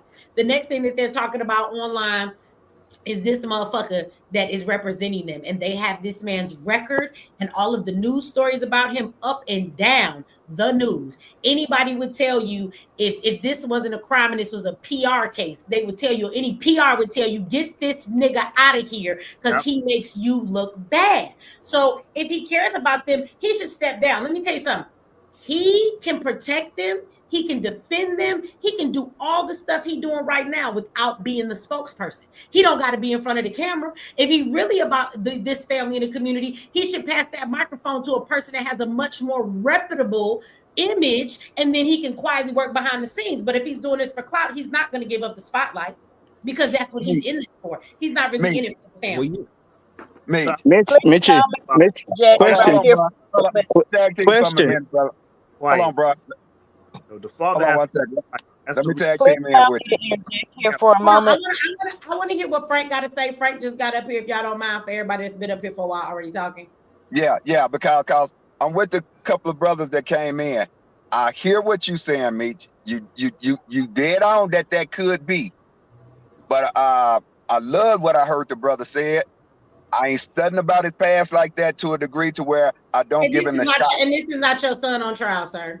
Whoa, it could have been. It can be. I would let him represent my son on trial. And if he was, you would be a bad father to not ask him to remove himself, knowing the type of image is going to give your son's case. Hold on, Mitch. Hold on. Like what the brother said earlier. We got to give redemption time for the brother to come. And actually, this is not about his redemption. This is about Karmelo. You the one saying that though, Mitch. Ain't nobody said it. You said it's a bad image, and other people, but clearly the family think it's okay. Why are we knocking what the family chose? I think it's actually strategic to put the heat on him. I think it's a bad image. Strategic to put the heat on himself than versus have it on the family. Listen. How about the family probably? Hold on, wait a minute, y'all. He asking me, let me respond. How about the family probably didn't know about this nigga past until it started getting blasted all over social media?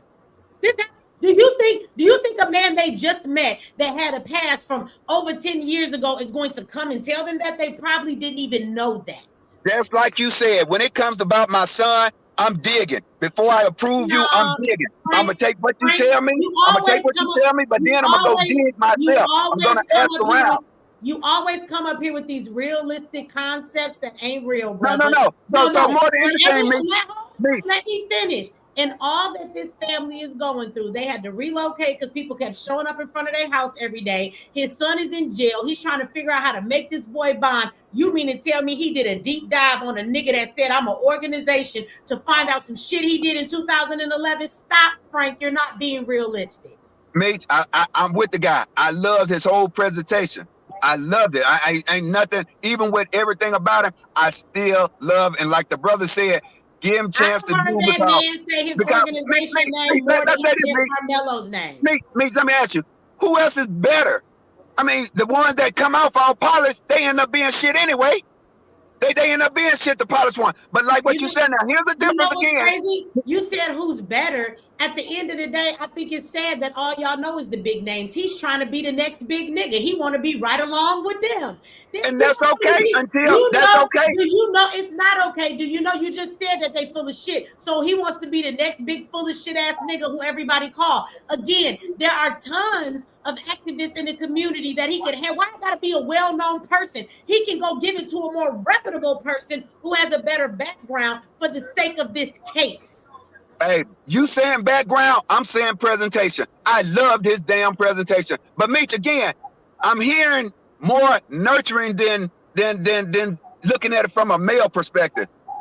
But I like what you said. I agree with everything you said, but it's still more of a like a nurture side. Like you said, for example, yourself. Not a male perspective or a nurturing perspective. I'm giving you a realistic perspective from criminal justice, nigga. In the courtroom, when you are running a case, when you have a case that is being ran in a court of public opinion, this is national news, and this man's background is not a good look for this family. Wait a minute, hold on. I'm gonna tell you why. This has nothing to do with nurturing. It takes the focus off Karmelo. It allows people to attribute this man being a violent motherfucking offender to women and children, stating these are the type of people that you associate with because y'all some thugs and villains too. It is not a good look. It is not. I don't care what you say. And that comes from, let me finish. That comes from a perspective of how being crucified in the court of public opinion, and this boy has to walk in the court with whatever the public is putting behind this.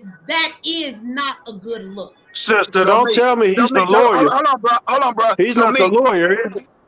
No, he's not the lawyer. He's not the lawyer. That's right. Why he need to shut the fuck up. That's No, why he need to he's shut not the the fuck lawyer, up. but- They talk about a representative. No. First of all, let me make this clear. Hold on. Let me say this. I'm gonna let you speak, Frank. But see, we've had conversations over the phone like this too. You be so quick to make your point. You're not listening to me either. Let me tell you this. At the end of the day, why does that family need somebody to keep speaking for them? What they should do is shut the fuck up, not say another word now that they've addressed the rumors. And if anybody speaks on his behalf, because this is a legal issue, this nigga is not an attorney, should be their attorney. They have a great attorney. And if anybody ever speaks again publicly on Karmelo's behalf, it should be his attorney. There is no reason for this man to be in front of the camera saying anything else. It's not necessary. Notice that his father has been quiet. His father's been quiet because you always come in with that taking it to the left. Wait a minute. Let Frank respond to that, because now you're taking a conversation another road. It's not relevant. His father has been quiet. What I'm saying to you is there is no reason. What they supposed to do, speak out every week? There's no need for them to say anything else. So we don't need this man to keep going in front of a microphone or doing a bunch of posts from his page talking about, look at the situation. He needs to be quiet because he's not an attorney, and the attorney needs to speak on their behalf. So I saw you when you posted the video, Mitch. He did say he wasn't speaking anymore, correct? No, he didn't say that. Yeah, he did. No, he definitely let me did. be clear. After I say this, and he gave a bunch of like little verbal warnings that my company, this is what we do, this is what we ain't do, this is but what he said we won't make no more presentations until the trial time. And then he wasn't gonna be speaking. Who is we? This nigga fucking think he ain't an attorney or trial. Sit your bitch ass the fuck down trying to get noticed. Cop chasing ass nigga. He's doing that, man. Yeah, he's doing that, but they got a bill. Don't everybody have to bill from somewhere? That's why I don't knock it. But so I like what you said, me. Off the back of making this baby look bad and jeopardizing his case. Yeah, that's crazy. No. He's not doing that. He's not doing that from the strong black man perspective. No. There are YouTubers. Wait a minute. Optically, that looks bad. That looks real bad. On his so again. I don't know. Most men ain't gonna let this go. From a masculine perspective, it's not bad. It's not bad. The two brothers on before me even stated it. From a masculine perspective, it's not bad. There are masculine men talking about this shit. That's not gonna. Hold up. Let me say this. Well, me, I'm about to drop down. Let me say this before I drop down. I done watched plenty of podcasts, YouTube, from different people talking about this dude, saying that he has a bad criminal background and is making Karmelo's case look bad. And I'm talking about the ones that's against Karmelo, that has the same pigmentation as us on this panel. Those raccoons. They are talking about it. I'm floored that y'all have the opinion of somebody that's been through It's the not fire, an and then you opinion. worried about what other people say about them. That's No, blowing you my gotta mind. understand, like That's it's blowing not my about mind. It's just what they say. It's terrible because this man. Okay, so when he It's given not that what press other people conference, say. This is his criminal record, my nigga. yeah, like one of the things. Man, I'm not sitting there caping for no Hey, damn. hey, Queen X, what was he convicted of? I'm not caping for no Hey, dope. excuse me, brother. Excuse me, brother. Hey, Queen X, what was he convicted of? Messing with a dude who's convicted of beating up children, bruh. Yeah, That's not manly. That's and not. he did some. He You did some. go to jail. Charged or convicted? Thank Charged or you. convicted? Hey, that's what I'm saying. He Get was some facts. Get some. convicted. Thank you. Thank Go you. to I agree with He you, bro. was convicted. He was convicted. If you get arrested for something and get found out guilty, the Ah, charges yeah. are dropped. That don't even show up on your damn record. Stop playing with me. And you still could be wrongly If you convicted. You can if you still be charged wrongly with something, convicted. and if you And he charged still with could be something, wrongly convicted. that's 100% different. Hey, yo, But you check it, got. dig this. That right there is why it's hard for me to even deal with people because it's still on the streets. It's penitentiary rules in effect out here for someone like me. If you can't pull up on me with your paperwork, your PSI, your pre-sentence investigation report, shit that you was charged with, and shit that you was also found guilty of. I mean, what you was charged with, we be charged with anything, but if you found Thank guilty, you. Thank you. Thank you. We get charged if with you anything and found go down for it. It don't mean we if you did it. found So guilty right. though, if you found guilty though, there ain't nowhere to hide, dog. If you found guilty of touching any women or children, there ain't nowhere to hide, dog. I'm not supporting him on it. That's right. Period. Thank you. Thank you. Thank you. I like that. If that was actual, the streets or the jail would have took care of him. Absolutely. Absolutely. If there was some truth to that. Thank you. But what Thank Michi is you. talking about, Michi is talking about how does this. Y'all niggas love to get a nigga a pass. I want y'all to know that. I ain't giving no passes. I ain't giving no pass. I was part of the community. Shut up. The fact that just because a motherfucker do something to a kid, every nigga that go to jail for that don't fucking die. So stop acting like just because he's still on the streets, it don't make it true. Y'all be coming with the motherfucking most illogical ass goddamn arguments. This man beat a child unconscious. Found fucking guilty, nigga. Stop playing with me. It was his girlfriend's a child. So I want you to go get a child beater and a woman beater. And somebody said the nigga got charges for fraud. And I want you to go get that nigga to represent your child that's going to jail for being labeled a thug and a bully. Go ahead. Sounds like a great fucking idea to me. You said he was convicted, sis. That shit. I mean, to even question that. I mean, as far as I'm concerned, you know, with all the COVID shit that went on, you know, all the coming together for Ahmaud Arbery, Stone Mountain, Georgia, you know, Breonna Taylor, Louisville, Kentucky, you know, Rufus Pillar, you know, Lafayette, Louisiana. When it came, you know, COVID time, you know, real talk, and all these organizations, there's been a lot of predators been exposed, and it wouldn't be surprised because if this brother was convicted of hurting any children or anything like that, then it's, you know, I mean, then I mean, excommunicated. You feel me? What's the question? Yeah, that allow looks me terrible on the case. And then Michi, like during the press conference too. No one has a question after I finish my statement. As someone who has worked in this field for quite some time, I am going to let you all know that with a high profile case like this, number one, no, he should not be the spokesperson for this network, which is, he calls it a network. It's even in the name. He does not label it as a security company. With a 2011 conviction, 2014, he would not have been able to legally secure a license to work in the field of security.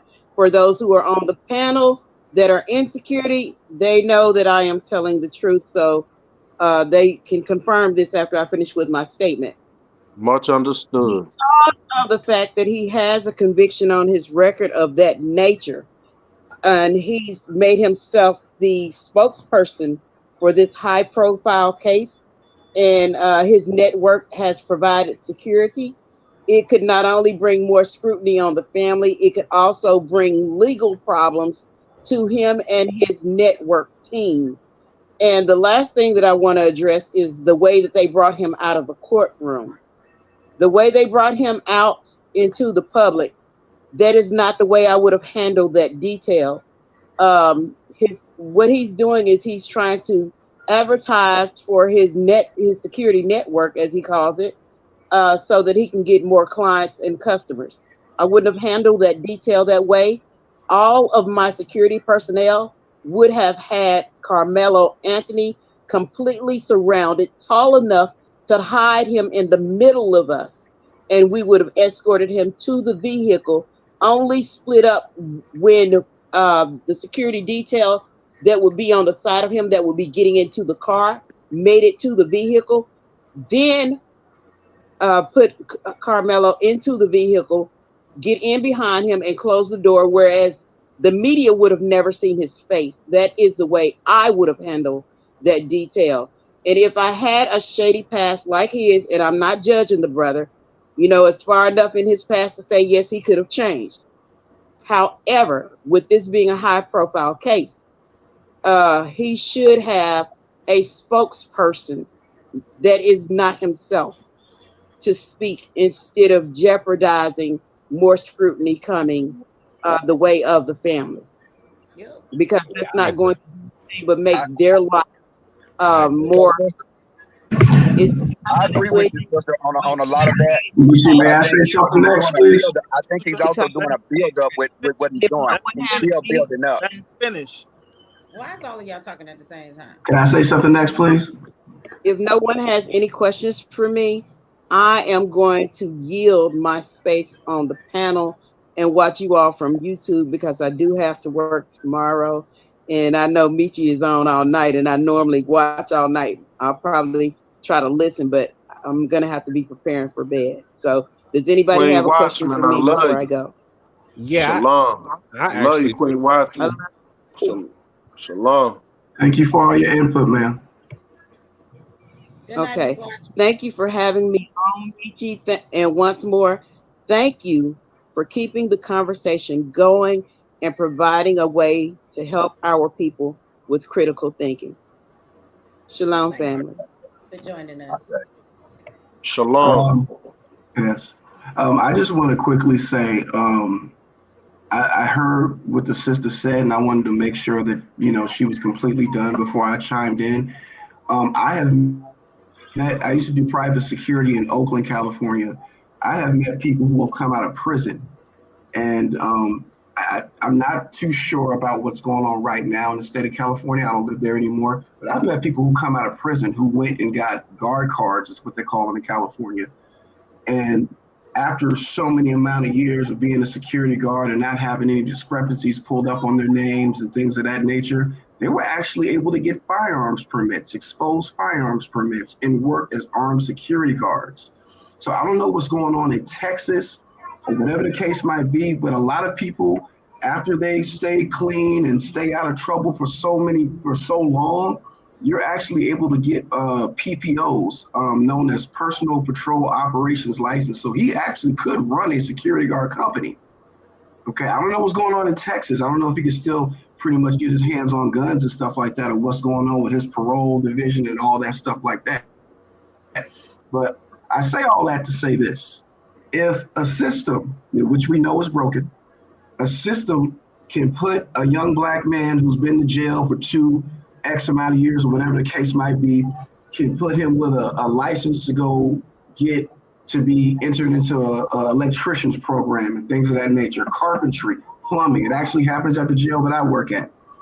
If we can give if that system can give those people some leeway and a second chance, how come we can't? I'm not saying but this particular brother, I understand like the nature of his crimes and whatnot, and I'm actually getting the facts from you guys. I didn't know the nature of his crimes, but still, is that still to say that he shouldn't have a chance to do something? And clearly he's going out to do something as an independent. Okay, because a lot of brothers who go in them jails where I work at, they spend their time in there. They get their little plumbers, their little electricians. What jail is that, my brother? What jail is that you work at? We're not finna turn the conversation another way, because when he done, I want to say something. Because no problem. All I'm simply saying, and I say all that, I don't want to go too long and long-winded, but I say all that we should be giving our brothers and sisters another chance. I understand with the nature of the crimes, with touching children and things of that nature, that's major, and we got to keep our eyes on them. But at the same time, if you went and you robbed somebody, you stole something, you just trying to provide for your family, you sold some drugs or whatnot. I'm not saying those crimes are small and insignificant, because they hurt our communities too. But at the same time, let's try to be supportive. Let's not be so quick to rush to judgment. I think those are two different arguments, though. When y'all say not giving him a chance, this man is an organization. He's been doing his work. What we're saying is, in this high-profile case, being the fact that his past has now come out and people are scrutinizing him, it takes the focus off the case being about Karmelo, and it gives them something else to scrutinize and make negative about this family as well as Karmelo, on top of all that he's going through. So this is not the only work that he does in the community. He can do something else, and he can still help this family. Nobody care about you shaking your head, Frank. You always got about opinions about shit you don't do. Just like you had the most positive opinion about prison. Have you ever been to prison, Frank? Stop. So again, like I said, when did this national case become about him giving him another chance? I thought this case was about us hoping that we can get Karmelo to go home and be found not guilty, or get him the best chance for him to have his life. I thought this was about Karmelo. So why do we owe him, in the moment when this is about this young boy, why do we take this opportunity to give him what y'all call a chance? Who said that he doesn't have a chance? If he has been working in the community, being an organizer since 2014, that means he does plenty of work in the community. Who told y'all that doing community activist work always has to be in front of the camera? What also makes y'all think that in order for him to still do this work, that he can't do it without being in front of the camera? He can still be there for this family. His organization is providing security. He's not the security. They have security within their organization. So his organization can still provide security. He can still go and minister to the family. He can be there to support them, but he doesn't have to be in front of the camera if it is bringing more negative scrutiny to this case in this situation. That's what we are saying. So we're supposed to just throw all of that away, regardless of how it makes the case look, to give this man another chance. This is about giving Karmelo another chance in life. And I think that's what people are missing here. Y'all act like if he doesn't get to be in front of the camera for this family, that means we took his opportunity away. Opportunity what? To get some clout? Because according to this man, he's been an activist for many years. He has his own facility. He has a building. Seems like he's doing pretty good. He does not need to be in front of the camera if it damages these families' case. Period. I don't understand how y'all don't understand that. And it's amazing how when people say that, like if this was your child in this situation and you looked up on TV on top of all the lies they telling on them, they felt the need to go do a press conference just to correct all of the lies and rumors being told about them. Now what you gonna do? Now you gotta clean up all of the stuff that's coming out about the nigga you didn't know this about him, that's standing next to you and representing you. That's just one more thing they should not have to fight and deal with in this case. And if can't nobody understand that, then y'all must misunderstand where I'm coming from. Nobody said this man don't get another chance. He's obviously had one, and he's done very well with his chance, but he doesn't get to blow up over destroying this young man's opportunity to try and save his own damn life. Like, where does that become okay? Hey, what you saying? That's just I feel like I just want to go with you, sis. Though I feel like he know that, and that's why he made it clear he ain't gonna say shit else. He gonna leave it up to the lawyers. You feel me? He showed his little militant ad. You feel me? And Lord willing, he ain't gotta. You know what I'm saying? He ain't gotta you think being a smart ass and showing that you militant and ready to fight somebody is the best thing? Wait a minute. You know, nah. I'm with you, sis. I don't feel like no. I don't feel. Let me finish. Come on, So, Beach. Come do on. you think? Come on. No. He asked me. I hate when y'all cut a nigga thought off. That's y'all problem. Y'all be waiting for a nigga to shut up so you can respond. You don't be listening to a motherfucking thing coming out of people's mouth half the time on these panels. So again, let me finish my thought. Where do you think that this man being militant is showing we'll fight you, nigga? We ain't playing with y'all. We ain't no joke. Where do you think that is actually a good perspective for a case where they're trying to paint this young man as a thug, ready to fight a nigga and take his life if you disrespect him? Wait a minute. You do know that's how they're painting Karmelo as a young man that took this boy's life because he felt disrespected because he a thug. Then your spokesperson brings his ass to the forefront and says his father disrespected us, so now I gotta let this nigga know we ain't no joke. Like, wasn't a good look. I don't give a fuck what none of y'all say. It's not a good look. Oh my goodness, sister. I can't believe you missing the point. It ain't always about him being the militant. point, Frank, and I thought your brain worked better than that. You're missing the point. It ain't about him really being militant. It ain't really about him being masculine, but he's showing anything. Society is gonna have to accept that the black man have been demasculized. We've been dumbed down. So when the black man comes up and shows up like he's supposed to, it looks strange to everybody. It looks strange, but it ain't strange. It's what we supposed to be and how we move. To me, he can take all the hits, all that talk. That family ain't worked that hard for their money to let somebody with a bad shaded past to speak for them to take their son backwards. Work hard for what money? They got $500,000 in donations. They're not paying for shit. What are you talking about? But I'm saying even before the case, Meech, the father they talk about, he's a worker. He's a provider. He's a provider. You're missing. He's more provider than anything. These people could be all white, and I would still say the same fucking thing. They could be all white. This could be a white kid fighting a white case. I'm telling you that in a case where someone is being painted as a thug who stabbed somebody because they weren't willing to be disrespected or talk to a certain way. I disagree, Meech. I disagree. That's talking for me. Hey, brother. He's not being painted as a because thug. you disrespected me. Brother, if I may, real quick. We're not going to take that shit. Like, why would you do that when you know that's the picture they're trying to paint? They could be white. You're missing my point. I'm speaking from a criminal justice, court of law, fucking public opinion perspective. Right. I'm talking fucking right here. Take the race aside from it, and then maybe you can understand what I'm saying to you. From a perspective of the court of law or public opinion, none of this is a good look. It doesn't matter what race they are.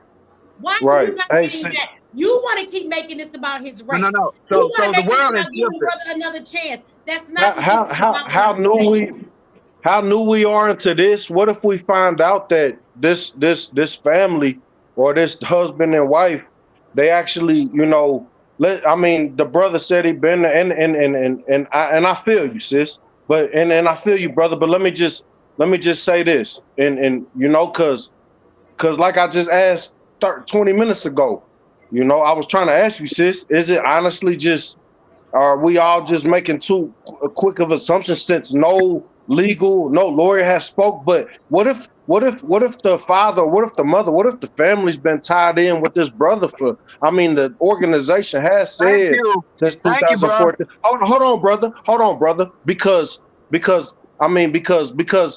the fact of the matter is, the show that the brother that did get put on, we got to take the facts in. It don't look that good for little homie. You know what I'm saying? But just because the fact of the matter of what's at play, what what if real shit. They probably been dealing with him. And I'm just gonna say one thing, sis. I'm just gonna say one thing. And the reason I'm even thinking that they've dealt with this one brother that's speaking for them, I mean, goddamn, the way that the father acted, man. And then I mean, goddamn, that's that. As far as I'm concerned, there ain't been other. And I heard another brother that was just on here a little bit ago. From a masculine point of view, there ain't been no other, you know. But what was it? What's needed for him and our position and our Yes. captivity right now? I'm gonna need Shall y'all to for talk to you? me about masculinity and femininity. I get tired of y'all making everything about that, and I'm gonna tell you why. Because if this was my family and you were my husband and you fucking thought it was okay for this man to represent the chances our child had, I would think you was being less than a man. And as your wife, I'd be fucking disappointed in you because men are supposed to be protectors of our family. And if this is our seed, nigga, and you know this, and you know all the scrutiny we're receiving, so much that we felt the need to go live and tell people we're being harassed. Y'all telling lies on us. Y'all think we spent the money on a new house and a car. If they're getting this much flack over that, why the fuck would we want somebody to then give us more flack off of their shit that don't got nothing to do with us? If he respects that family, he can help them still without being in front of the fucking camera. Do any of you niggas do activist work? What makes you think he has to be in front of the camera to help them? He can still help them. Why does he have to be in front of the camera? And if this was my child, with one of you niggas on the panel, and you were arguing me down about the chance this nigga deserves versus the chance our child deserves, we would be getting a motherfucking divorce. Because you be acting like a punk ass protector, and you would not be protecting our child, having that type of an attitude. That's why I love when y'all speak, but it ain't your fucking child. Because if it was, you would have a whole nother motherfucking perspective. So y'all quit talking to me about feminine or masculine. This ain't got shit to do with that. Because if you want to bring that into it, none of you niggas with this perspective, if you were Karmelo's father, are reacting in a masculine way that is a protector of your fucking family. If you think it's okay for this man to tarnish your goddamn son's case, and now on top of everything else we have to fight publicly, we have to find a way to defend and fight your bullshit. Exactly. You do a press conference and say, based on the past I've had, some of y'all have brought this shit out in the forefront, so I am going to step down and help this family from behind the scenes. Nothing that I've dealt with in my past or anything has anything to do with this family. So what I'm going to do is step myself down from this situation. That's what the fuck he should be doing, okay?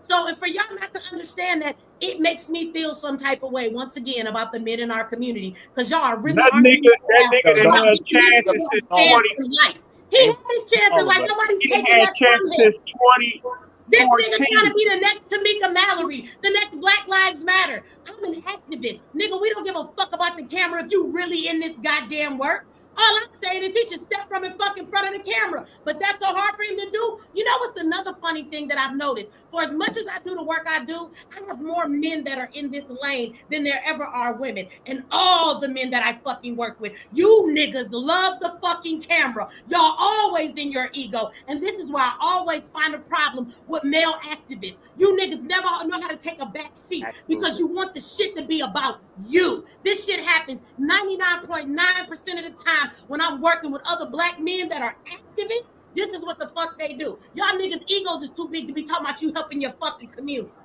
I'm so sick of that shit. Because from where I sit, that man is full of shit. And I run into niggas like him every motherfucking day. All y'all want is the spotlight. Y'all niggas want to be seen every time y'all come in the room. You can't be a true activist, baby, when everything is about you and not the fucking people. God damn. I'm gonna say this. So Mitch, what you're saying is true, Mitch. Activist. Hold up a second, bro. This is the reason why I'm not an activist because I'm on some real shit. Don't put me on camera. I might smack somebody. Real deal. Like I'm dead serious. I'm not playing. I'm trying to be tough for TV. None of that shit. I am not. Don't put me as the forefront of your shit. It's gonna get fucked up because as soon as they sit there and they see me coming, they're gonna be like, "Oh damn, I can't." I can't sit here and play that role. I'm like, listen, my mindset is more this, like, yo, listen, I will preface a lot of like, no, see, there's a lot of antagonism going on. I'm more of the, hey, yo, y'all doing this, y'all typing, y'all doing a lot of tick, tick, tick, tick, tick, and you talking a whole shit that ain't, yo, on some real shit. None of y'all is built like that face to face. You know you ain't like that. Stop playing. And I'm gonna just say this, like, listen, I've been over there to the side. Like if there's a problem that pop up, I've been to rallies and all the other stuff like that. Like I'll usually be the one that go and talk to the person who sit there and yelling stuff back and talk to them for a couple of seconds. Not on no tough guy shit. Just on be like, yo, what's going on, bro? Like, you know what I'm saying? Because right now, like, you know what I'm saying, do you even know what's going on? I've had this happen before. Like, you know what I'm saying? Sometimes it don't gotta be a raw and let me show you how tough I am type situation. It's like certain situations you gotta check people's temperature real quick. And that's just like that's it. Like don't say you gotta understand body language and all that. And she's right though. Like I get sick and tired. Activist. Spelled ACTOR Vist. Activist. You acting. You not really like that. You get pressed, you're gonna fold. I can Hey, see it. CEO, he said penitentiary rules is in effect. No, seriously. No, on some real shit. Yo, listen, as a man, as a masculine man, I find out you abusing children. I'm like, yo, you want to abuse me, bro? You like beating up kids? Like, I'm a kid. I'm a kid. You want to beat me up? Come beat me up, bro. I want to see you do it. Like, I want, like, on some real stuff. You want to hit women, bro? All right, hold up. My hair long. Can you picture me? Like, try me, bro. You know what I'm saying? But matter of fact, I'm gonna turn around and I'm gonna beat so you can see me from behind. So let me come in, bro. We gonna go back to the dude that's supposed to be the so-called spokesman for these people. But let me come in because I want to ask organization. Look, he's not a so I want to ask me something. Did she get what the brother just said? Because what? Can I get in and say something? Yeah, but 1 second. I want to see if Meech understood what the brother was just saying. Because what he's saying is so on. I think we should let our elders speak. I definitely think we should let the elders speak. Yeah, but we want to also get with Meech too. So he said something. I'm backing what the brother. I feel like we should yield and let the OG speak real quick, and then you got your field, homie. Like you been let these elders speak because they carry the culture. Let the elders speak. Go ahead. Now, my thing with old boy was as soon as he said the name of his organization, it's some network, I thought about Al Sharpton. Al Sharpton has the National Action Network, that NAN shit. The way he positioned himself with his argument, especially due to the fact he's not a lawyer, he's just a nigga up there talking. And then it comes to find out he got all, even if he didn't get convicted of these charges, for him to be accused of this shit of this nature. Why are you in a juvenile case? You a spokesman in a juvenile case, my nigga. And then it's the fact, and y'all, and I can't point no fingers nobody in particular, but that shit really blew me. Y'all try to get this nigga a chance. Fuck that motherfucking nigga, man. That nigga, he had chances since 2014. Let him go somewhere else and find some other ambulance to chase. Because I look at them niggas as ambulance chasers, a Negro missile. So I don't get into all that. But all I'm saying is that. Go ahead. So for clarity, how old are you? Because the brother wanted me to yield to you, but you didn't sound like an elder to me just then. No disrespect. I'm 54. I just turned 54 on March the 20th. I'm a Pisces. Okay, so you're not an elder, and I can hear it in what you say. I said it last week once on Meet Your Thing. My elders, this ain't no disrespect. It ain't no disrespect. You don't speak at all. I mean, I don't have no. I'm glad. I'm happy to get old. Some niggas didn't make. Okay, exactly. We all are. But I'm saying, as an elder, you got to drop some gems. And what you clearly just shared with me, what you heard the brother said versus what I heard him articulate, two different things. So it's two different lanes. Again, is why I'm saying we bring up the. I want to go back to the brother who was speaking earlier because I want to confirm what he said, and I want to know if Meech heard it. That brother said he's so he couldn't be in the front because he know how he move. There's a lot of us back here like that. We can't be there, but we can still spot a person that's close to where we are and that could do the same thing, but they got the discipline to be able to speak or articulate a certain way. So he did that very strategic. I said it before. He did it strategically. It was well done for the type of men that we are. Because if some of us couldn't have did it up there like that, we ain't about all that talking. We ain't about no chitter chat. I would want niggas the way the type. I mean, I know disrespect. I would want niggas like you behind me if I'm the leader, because you prone to just go renegade and do some shit. No. So hold on. Y'all say y'all won't be able to. Can we have that second elder speak? Somebody, I'm a masculine male and all this shit. Nah, some of this shit call for logic and and wisdom and shit. That's where the woman come in. We It move. ain't really Real men move got with nothing to wisdom. do with this masculine Real shit. men move with wisdom. I brought this topic up to meet you last time. Real black men, we move with wisdom. The brother just before me, like I said, I was speaking. He spoke with wisdom. You can hear certain things from a wise black man than versus just a black man. He spoke with wisdom, and we're I would not love loose to hear the cannons. other. I'm We're so not sorry loose for cannons. interrupting you. I would love to hear that other elder speak.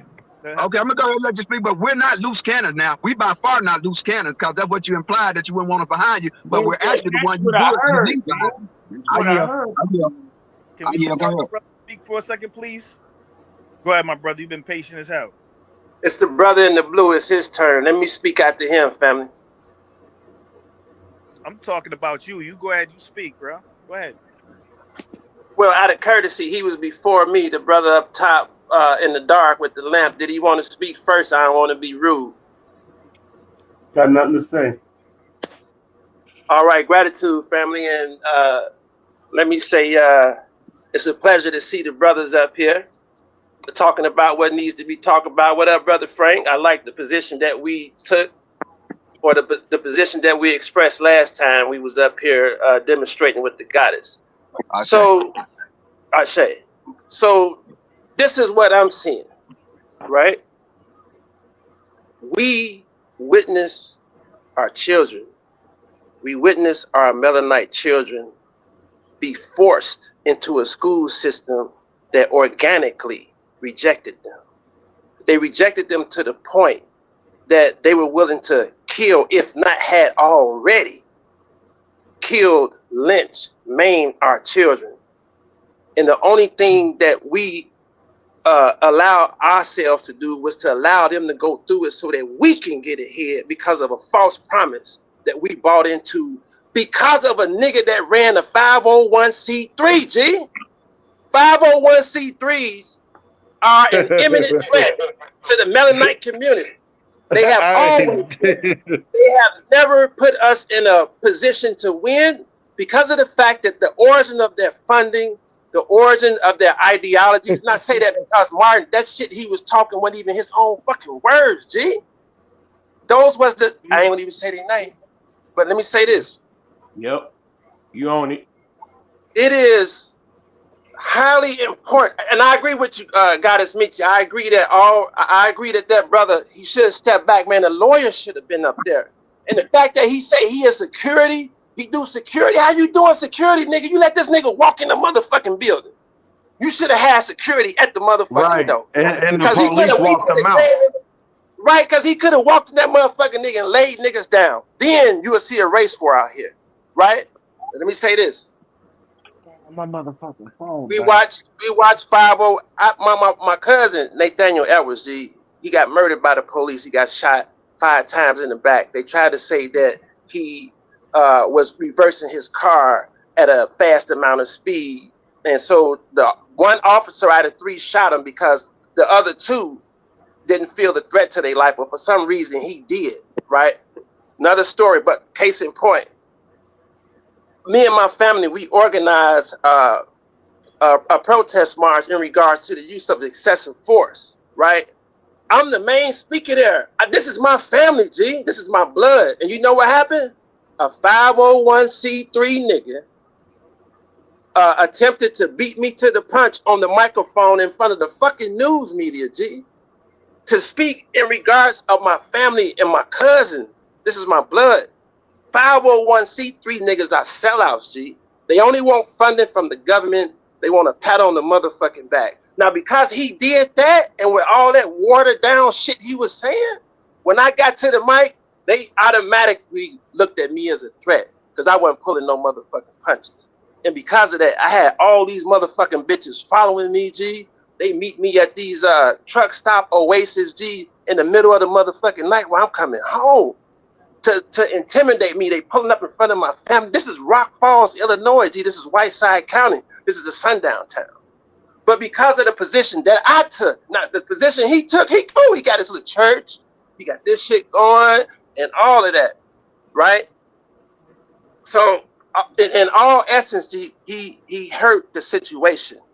because when it comes time for the real family, the real people that have their interests at heart, which I would say the lawyer has that more interest at heart than this dude, you already proved yourself to be shady. And there's no reason why we should allow ourselves to justify allowing a 501c3 individual or a group, man, to take the position that they take in regards to bringing justice to this brother. And I agree with the guy that's Michi, man. These niggas is out for money. They don't give a fuck about us. Now let me say this. I think everybody that's up here that got kids and everybody that's in this chat audience right now, as of 7-8 a.m. tomorrow, G, y'all gonna run y'all motherfucking kids back up to this school because of the. And you know why? I had to think about it while we were sitting here talking. The reason why all of the parents that's on here that's gonna send their motherfucking kids back to this school, they gonna do it because they still looking for America to get them that goddamn promise. That's what it is, G. That's what it is. We are holding on to the promise that America will make our children great when really they hire us to be indentured servants at the cost of our children's future. All of this has led to the cultivation of the orange man. As of right now, this is a report that came out right now from a college or a university. Dude that's up there in the main office, he's looking to appoint a federal overseer who will audit every course on the campus in every federal, in every department to see if it meets the ideological balance that's preferred by the Trump administration. As that is happening, where Karmelo fit in on that though? I'm gonna tell you I'm telling you where he fit in at, G. As this is happening, we are fast tracking our children into a new boarding school system where they will be the parent. They have made test runs to test the public's reaction in so many ways, and we are making all of their efforts successful. Let me say this. This is where Karmelo come in, G. He ain't got no business being in that motherfucker. We should have left the school system a long time ago when we saw our kids get knocked upside their head. We went from getting knocked upside our head. Now they harvesting organs of our children in the school, rolled up in mass, G. How can we justify anything? How can we justify allowing them to get up every morning and half of the parents will whoop their ass if they don't make it to their school on time and do this and do that, man? We asking for this and we gonna get it, fam. I say, brother. Because niggas ain't built shit since before the crack era. That's why things are the way they are now. Niggas ain't built salute to that brother. We ain't built shit because we don't love our children. Salute to that brother, man. Salute to that brother. We don't love our children, brother. like You was passionate, brother. Y'all gonna let Cell Block Selly talk now. Why you got everybody? At first, we was looking at that screen hard like, wait, this nigga in jail? You got a cell phone? Well, that's MDC Los Angeles. That's where Big U and them at. That's where Big U and Luke. That's where Luce and them at. This MDC Los Angeles. That's where they at. I ain't there. I'm free, man. We chilling out. Yeah, I can tell that's a background. Why you put that green screen on? We can see because I was doing a video earlier, and this is where I was just at talking to them, telling the young kids, stay your ass out of MDC Los Angeles. Stay your ass out of Rico. Stay your ass out of Rico. And don't be doing no content plays, and don't be out here talking about you live from the feds when you locked up on some bullshit. Don't be doing that. That's why I got to show them that, because the kids is praising this. We got to show them this. Okay, I like the green screen. They don't need to be there. Thank you for saying that. But yo, I just came ready to say, yo, salute to everybody that's here, man. I just want to say everybody that's here viewing this, everybody that's in the chat. I literally just came up here to just salute Michi. You know what I'm saying? Like, I've been doing content from when before. Times ago, I was on my old channels, One Community. You know what I'm saying? And I done had conversations with Michi's at times. You know what I mean? I done left that alone at times. So even to come back to see Michi still outside, her sword on go, you know what I'm saying? And you still keeping the go going. I literally just came up here just to say that. You know what I mean? That's so inspirational. When I saw your channel again, because I ain't seen nobody channels that because I was on YouTube and all that. My shit, One Community. And I ain't see nobody in mad long, but to see you still on a fight and you still doing what you're doing, your voice is strong and even not stronger. Yo, I appreciate your voice, sister, man. I'm just, that's all I really want to say. I'm just, and I mean, I don't want to come debate nobody. I don't care. Look, I'm in NDC. I ain't got no time to talk. You know what I mean? But I just really want to tell you, like, keep your pushing. Only a sister like you could be up here with a bunch of lions like there's a lioness like you doing. And I'm gonna tell you the truth, like, yo, I got a daughter, and yo, Michi, I swear to God, son, if my daughter is like you, son, on their neck and being how your bop is, and my daughter's only months old, son. But if my daughter could grow up to be on your bop and to be with the sword, the way you on that sword on my mother's life, son, that'd be a good thing for me, Michi. And that's all I really want to say. And that's it. You know what I'm saying? That's it. Udon, go. I love you, sis. I love y'all, brothers. I love y'all. I'm going. Okay, bro. Love y'all. Brothers, I'll be back. I love y'all. That's it. You heard me? If my daughter do that like you, I'm Gucci. I'm Gucci. I'm gonna put it down. Look, I'm gonna put it down. I'm gonna put it down. I'm gonna put it down. I love y'all. Michi, keep it going, sis. I love you. Brother. Keep Thank it you going, so sis. much Keep for it that. going on my mother. I'll be back to talk to you another time. You heard? All right, I'm here every Saturday. I We love do you. I this. know. I see you. Chill. I had to pop in on you though. I love you. I had to drop out the clouds, man. I love you, sis. All right, Keep thank going. you. All right. I love you. All right, y'all. So salute can y'all that brother. do y'all want to say something else about this retarded man, or everybody made their point? I had to go make some coffee. Frank, you like to fight. I made my point. I'm cool. This panel get off. I'm about to call you and argue with you some more. No, the fuck I'm not. I'm going to bed. Hey, but do call me, Meech. Call me. I want to drop something on you. Call me later. Okay. I know I'm supposed to call you about that project you working on. You still working No, on it? no, not even that though. I want to drop something heavier than that on you. Okay. Well, I'm when I go to sleep, I'm probably not gonna wake up till 12 o'clock tomorrow. I teach boot camp at 7. So if I don't call you before boot camp, I'll call you at the boot camp. That's fine. Which be That's like fine. 10 o'clock. Oh, snap. I got class I gotta teach tomorrow. So it'd be after that. Okay. But you'll be up late. That'll be the better time for me. Okay. About 10, 11 o'clock. And I love you, brothers, on the thing on the live also, like the brother said before. I Yeah, love all the brothers.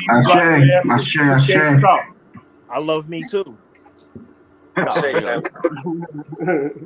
Somebody said someone asked her for asked me for a date.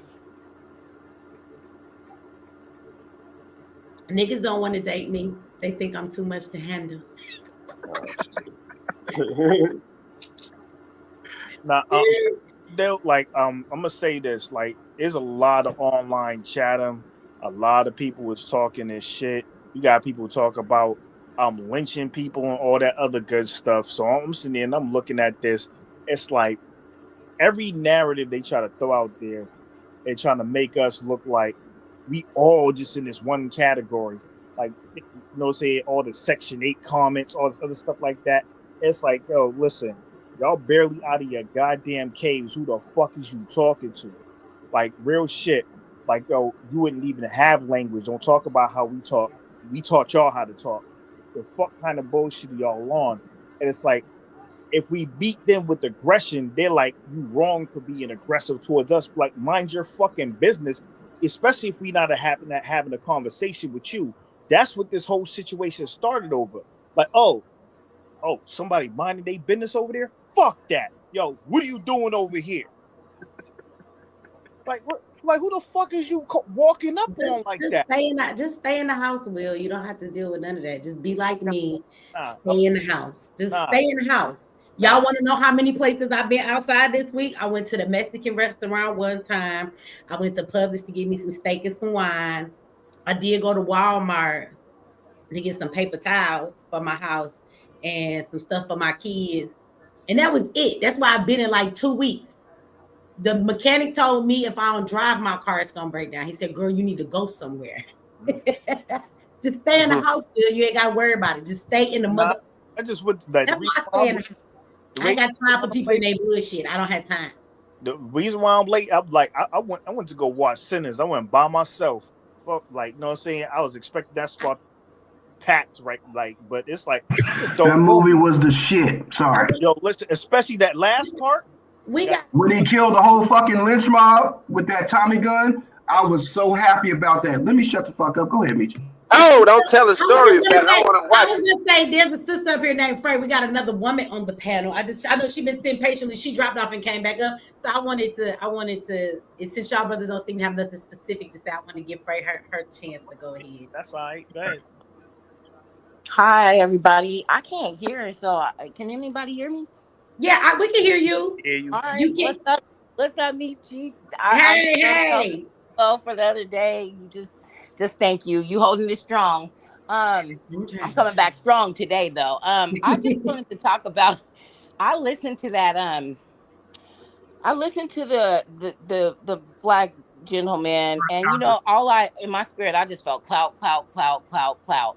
How many times you got to represent your business? And then and he kept saying, "You guys, I've already been scrutinized. You can test me. You can test me." So I guess obviously, everybody about to go pull up his credentials. So he is not a good representation for this case, and I agree with those that feel like he should have took a back seat and let somebody else in his organization represent, be in the front of media. Like you said, he can orchestrate things, he can delegate things, he can do just as much in the background, right? But I really truly feel it's about clout and it's about getting more clientele, like you stated. But also at the same time, I think that, and then I say, well, we always out here talking about we don't have representation, and where the black folks at, why are we not rallying against, why are we not supporting each other? So I feel like he has a good intention, but come on now, it's clout. So you got to test his motive. The motive, I think, is driven on increasing his monetary value credentially. But it's really going to come down to, like, it's going to slap them in the face, because now, like you said, it's going to draw the attention elsewhere. The focus should be on Carmelo and his family, and it's going to draw more scrutiny, and we going to lose sight of the whole thing. It's going to be media putting him out on blast, and it's going to draw the attention elsewhere. So I agree with what you were I think saying, and I just wanted to say that. That's it. I think the only reason their attorney did not assist them in this press conference is because it's not something he planned. And honestly, if they went to Can the y'all hear me attorney, still? Because I can't hear nothing. oh yeah, We you hear can't you. hear us. Nah, it's like I see pictures and they just keep like it's like uploading. I'm like, okay. But as long as y'all You might could drop off and come back, but I okay. want and maybe you might be able to hear better if you drop off and come back. But I just want to say I think that the attorney probably his recommendation would have been for them to shut the fuck up. Right. Like, so what if they're saying you spent the money? So what if they're saying you don't have to rectify any of this? Because from an attorney's perspective, say nothing. Be quiet. It'll pass. Be quiet. You're gonna go through this for the next month or two. You already got security from these people. You moved into a new community. Your son is at home with you. He's not going to school. You get what I'm saying? Like, Yep. he's protected. You guys are protected. Let the public have their opinion. All of that will pass over. All that's gonna matter is when we come to court. So their attorney's advice probably was to shut the fuck up. And they went ahead and did it with that man, because if I'm in a situation like that, if I am going to have a press conference and speak, the only press conference I'm having is with my attorney present. And if my attorney feels that this is not a press conference we should be having, then guess what? We're not doing. We're not having it, because the attorney that they have seems to be a good attorney. I saw him speak when the bond hearing reduction was there. I'm sure that his attorney is the one that got the bond hearing in front of the right judge that he thought would probably give them what they were looking for. Good attorneys do that. They know what judges are good for what and what they're not good for. They know who to put something in front of, and the way that they work, right? Not necessarily from race, but they know what is the best judge to get some shit in front of. So they make their maneuvers and they call. They got the money, so I'm sure that they have a very good lawyer. So again, they might have done better just to not have this press conference, because I don't know if y'all have noticed, but having the press conference opened a whole nother can of worms. They went live and had this press conference to clear up all these rumors about what they did and they haven't done. Well, now we have a whole nother can of whoop ass. Now they're talking about new shit. Now they're scrutinizing the spokesperson. Now they're lying and saying that they kicked Metcalf's father out and they did it to be rude, not telling the whole story, right? That there's a stay away order and that they asked him to leave. And when he didn't, they didn't get roughhoused with him because their security could have removed him. That's their property. But I don't think they knew that wouldn't be a good look publicly, right? Oh, now y'all putting your hands on them up. You know what I'm saying? So that's why they called the police. But even they're telling that story wrong. Now everybody's talking about the spokesman. They're saying the mama's crying crocodile tears. They're saying she's an angry black woman. She's yelling at everybody else instead of being mad at her son. Like that. This is the thing you got to understand about social media and the court of public opinion. I don't know who the fuck told them that coming forward to clear up the mess, like people was gonna go, oh, you know what? We were wrong. Let's stop talking about this family. No, I don't give a fuck if she show up with Jesus as her homeboy in front of everybody tomorrow. Okay, surrounded by Mother Teresa and all the fucking angels on a white horse. They're gonna find something to say about that. And that's what her attorney would have told her.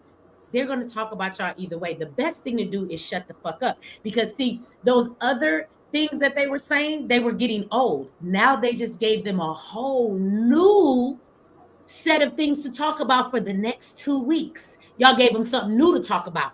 If they had not done that, the shit they've been saying would have got old, and maybe we will move on to the other stories that are in the news right now. So the best thing they can do is be quiet.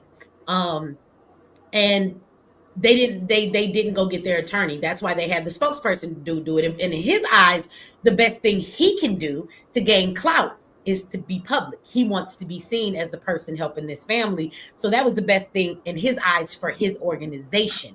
But that was not the best thing for this family. They should have just shut the fucking fuck up. That would have been my advice. Shut up. Even as an activist, we don't need to go tell them nothing. You should shut the fucking fuck up. Okay? That's what you do. That's what I would have told. And stay off of social media because there's a lot of shit that people are saying that's gonna be real upsetting. But they're not on social media. That's what I'm saying. That's why I don't understand why they spoke. Karmelo has taken down his social media pages, the son. The father has his own page, but he's been posting nothing on Facebook. Other family members have posted things like, just from the press conference and bring him home. But the immediate family, they're not posting anything. So if you're gonna be quiet on social media posting, why would you then go public and talk to people? Like ain't that the same fucking thing? Be quiet. They felt like they had to explain themselves and be like, hey, listen, we didn't even spend this money yet. Like, cause like I said, they're not broke. They're an affluent family. Correct. Lady D, do you want to click the link? You've been in the chat talking mad shit all night. Click the link, bitch. Like, look, it's 3:21 where I'm at. I just refreshed my cup of coffee. I got plenty of energy to argue, motherfucker. And you seem like you are arguing, motherfucker. So come on. In this ring, entering Michi motherfucking X. And in this right corner, we have our opponent, Lady motherfucking D. Because, bitch, you've been talking shit all night. Your fingers got to hurt as much as you keep talking shit with them motherfuckers. So why don't you get up here and let your jaws get to moving and click the link. Click the link or shut the fucking fuck up, bitch. You always in the comment section talking shit, and you always talking crazy about black people. Hold on and say somebody click. Oh, it ain't her. I don't call it talking shit. I call it whatever you want. What you want to call it? Call it what you want me to call it. I'll give it whatever name you want, bitch. We'll rename the panel. What the fuck you want to call it? We'll call it whatever you want. Click the motherfucking link. It says she trying to come up here and click the link. I'm gonna need. Hold on. I'm need. Don't worry. I got somebody right here. Okay. I don't know who that is, but is that you, Lady D? Come on, Lady D. Come on up here. Come on and revive the panel with your self-hate. We need you to go ahead and do that. Hold on. I need to make room for Lady D. Come on, Lady D. Oh, so now you black. No, Lady D, come up here and say that shit to me. I will answer all your questions, bitch, when you get on the panel, because you have hid in the comment section far too fucking long. Let's go, Lady D. Either you gonna click that link or I'm gonna shut you the fuck up. I'm about to time you out for 3,763 minutes, bitch. I don't know how many minutes that is, but you're not gonna be able to say shit for like a whole week and a half straight. So what you want to do? Either click the link or shut the fuck up. Because the next thing you say in the chat, if you is not clicking this link, bitch, you will not say another motherfucking word. You want me to show you how that works? Because I will show your ass how it works. Come on. You tough, Lady D. Come on. Click the link or shut the fuck up. See how you ultimately don't run nothing around here? Either you gonna click the link or you gonna shut the fuck up. And I can shut you the fuck up. I promise you. I promise you. Somebody say Lady D is a troll. I don't know what the fuck she is, but I know she has been in there all night. Her fingers got to motherfucking hurt. Your press-ons done popped off a couple times because you have been in this motherfucker. Bitch, I see from what my side see with my side eye, and you been in here talking shit all motherfucking night. It's always a bitch like you who got so much to say in the comment section, and you so tough. You one of them internet gangsters. Oh, here we go. Didn't I tell you not to say another motherfucking thing? I told you, bitch. I done told you. See, I got to treat you like my kids now. I done told you, and you think I'm playing with you, don't you? You think I'm playing with you, Lady D? That's what you must think, right? That fat meat grease. She always got some smart ass motherfucking shit to say. Hey, yo, that unhinged fucking picture got me rolling. I'm sorry. Don't be unhinged. But I kind of want to go back to with the original topic with, how the race, why it's about race, because early on, I have a lot of mutual friends that live in the Dallas and the Texas area. Early on, people was talking about it, but as like maybe a day or so went on, it was like getting more and more like the racial aspect of it was being bought into it. Like, yeah, that white boy called him a nigga. That white boy was trying to jump him. Woo woo. And then from that point, then I guess the white folks, they seen the niggas, why y'all they killed that boy and this, that, and the third. But you said we all mentioned about the media. Now we all know the other aspects of the media are owned by those people who consider themselves the chosen people. So they have a program that they've been working ever since Hollywood, Bam, where they program the people. It's nothing to take a topic on social media and repeatedly put it out there. Have your robots in the comments talking back and forth to humans who think that they talking back and forth to humans. Creating a narrative. That narrative grows. This, and I mean not to be on Alex Jones said this would be primed as a prime distraction because it was just two little boys having a disagreement between each other. If they'd have left it at that, if they would just leave it at that, they got into a disagreement and a conflict, and he got stabbed. Don't even got to bring the color in it at all. And I have a different view in regard to the father, the Austin's father. If he wasn't in there pitching the bitch, they pat him down. He ain't had no weapons. If he just was sitting his ass in the corner being quiet, I think he should have stayed in there. Because you think about this, okay, they boy living. His boy dead. That man mourning. He ain't no telling what kind of process he going through the process of mourning. But when I say shit like that, I'm a white sympathizer. I don't get it, man. We supposed to be the soul of America. We supposed to have to be the kind-hearted black folks who went through so much. But niggas is evil nowadays, man. They talking about they try to make that little nigga Nat Turner. And I was offended by that shit early on. But I land my plane there. I think the lady, wait a minute, ain't we got angry black woman, that's you podcast? Hey, how you doing, Michi? Hey, give me 1 second. Delaney wanted to say something. Okay. I'm gonna let him go. I wanted to say something though to my moderator real quick. When you timed out Lady D, you timed her out for 10 seconds. If she say something when she come back, next time you click her, if she say one more thing after that, see, she done came back again. You gotta, it's the thing on there. Watch, I'm about to do it this time. When you click this lady, you could time her out and you could put her in timeout. Look, for 24 hours, we not let her say shit else tonight. Bye. Shots. Free Otha Wallace, the real Nat Turner, right now, She timed out for 2025. 80. She timed out for 86,000 seconds. If Lady D want to say anything, she got to click the link to say it. The only way you could talk anymore tonight, Lady D, or as a matter of fact, for 24 hours, you got to click this link and come up here to open your mouth now. That's the only way you get to talk. See, the moderator messed up, but don't worry, I fixed the girl. I told you wasn't saying shit else here tonight. You thought I was playing with you. Okay, that's all I wanted to say. Somebody in chat said, Michi, haven't you worked with families whose stories made the news, but did you jump on the camera? No, I actually don't like the spotlight, even though it's given to me a whole lot. I don't like it. I know people might not think that, but when you work with families, you only jump in front of the camera if they ask you to do that. Sometimes you have families that are very distraught.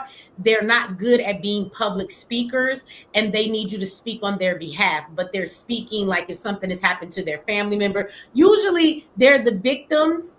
You know what I'm saying? In a criminal case, if you're the one being charged or accused with something, the best advice is to shut up and don't say anything, right? But if you're the victim, sometimes I will speak up for the victim. That's only if they have a hard time, you know what I'm saying, speaking for themselves and they ask you to do that. But for the most part, no, we just give support to the family and make sure that they have everything that they need to do what they're supposed to do. A lot of times, just having people there to support them and knowing they're not alone does enough for them to be able to speak up for their loved ones. So that's all.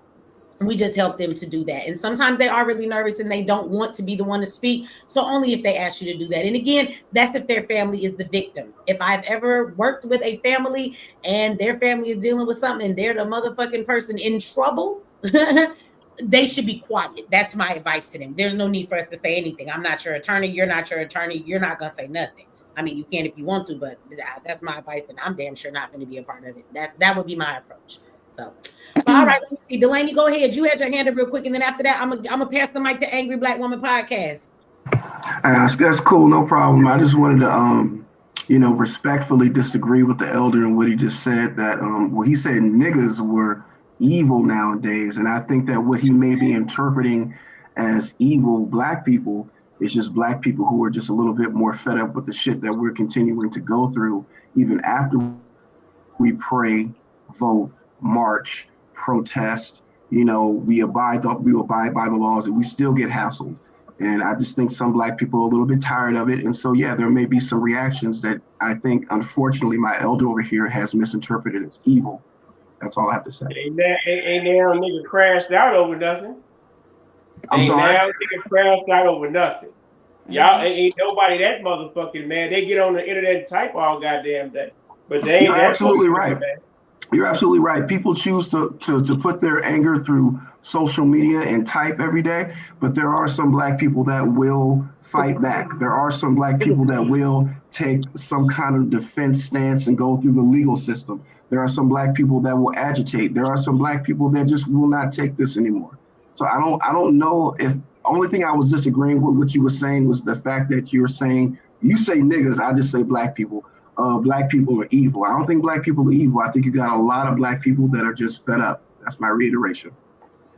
All right. I identify as a nigga. I see some people say FBA, some people say ADOS. I'm the descendant of those people who were not that existed here and may have been bought here that were identified as niggars. I am a nigga.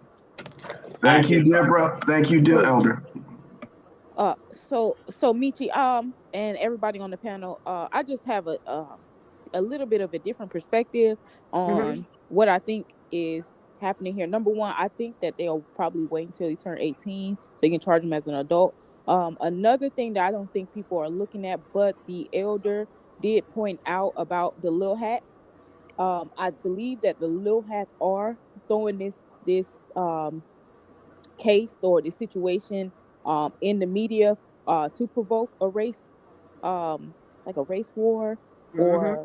or and at the same time provoking a race war because they've been trying to provoke black people to try to get out I and can riot. agree with that because let me say this to what you're saying. A lot of these rumors that are not founded, like the fact that they spent the money from the fund on a new house and a new car. Like the real news and a real journalist should have called the Send Go Give company and asked if that was the case. But I've seen like the New York Post and all of these so-called reputable news stations, they were actually reporting the same thing. And I'm thinking to myself, wow, you motherfuckers is actually spewing the same thing you see on social media now. Y'all not even really checking these facts. And I had to think about that because I agree with you. It's like, why are y'all purposely spreading these false narratives? It's like they are trying to drive the anger that they already see out there. It's And but they're ridiculous. trying to they're also I also see this they are trying to do with Trump though. I think what they're trying to do is they're trying to see if Trump's going to go for the Central Spy thing again, and I got 333 on the clock right now, and see Hey, if that's my he number. and see if he baits that and basically lose the black vote. I actually did think in regards to that they needed this in order to like throw the racist environment. Trump's in office now. This so-called racist environment is going on, and that's another example that they could probably point to and use. Now, that same media will eventually go to Donald Trump and be like, well, this, and this happening, this is happening. What do you feel? Because right now, I heard they're having like some type of protest and shit down. There was like some protest they had, which I don't understand why y'all having a protest. They trying to Even get black people Hey, out of there. if I may, OG, yo, Meech just made it clear. Yo, there was a little thing that was going on.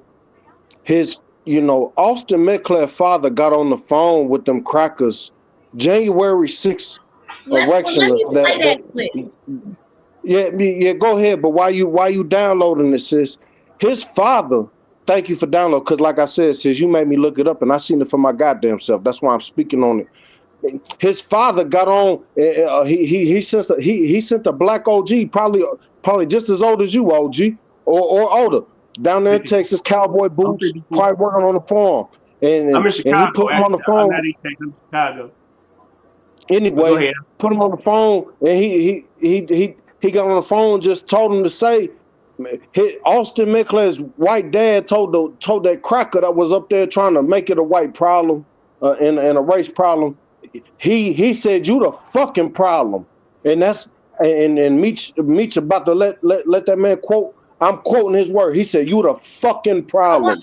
Y'all, yeah. Now, I mean, what Metcalf father had to say is quite interesting, and of course, some people earlier was like, "How you know?" I'm going to be honest that I haven't seen any evidence that the confrontation between the boys had to do with racism. I'm still sticking in that. I've seen no evidence of that yet. Okay, so I those feel things you, may sis, come out later, but I feel but you, the sis, more and my tunnel vision, sis. Hold I'm on, still hold stuck on. on. I don't understand how Wait, because we finna get to the oh, video. my bad. right.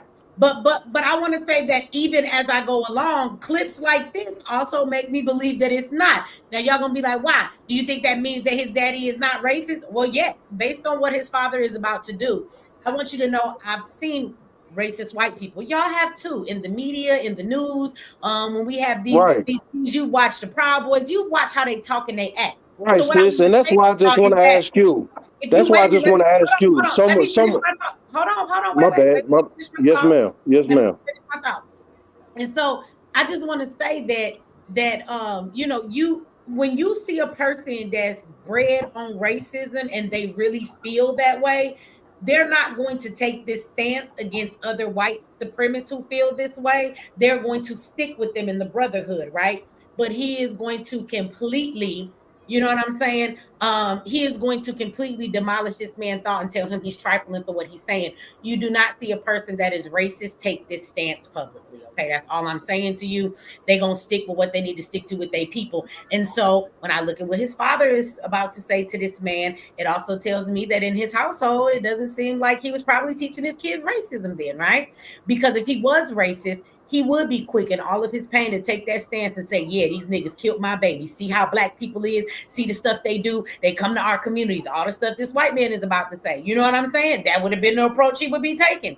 But he's not. He's actually rather offended. So again, I haven't seen the evidence yet. When it come out, maybe somebody can show me it. But this is what his father had to say. So I want y'all to know that this is like the look. I want y'all see this black man up there. Y'all see him up there hugging him. This is a fool. He's not in this video, but if you watched enough clips of this protest, he is in the back on the mic. He is a coon and fool. I promise you, he is.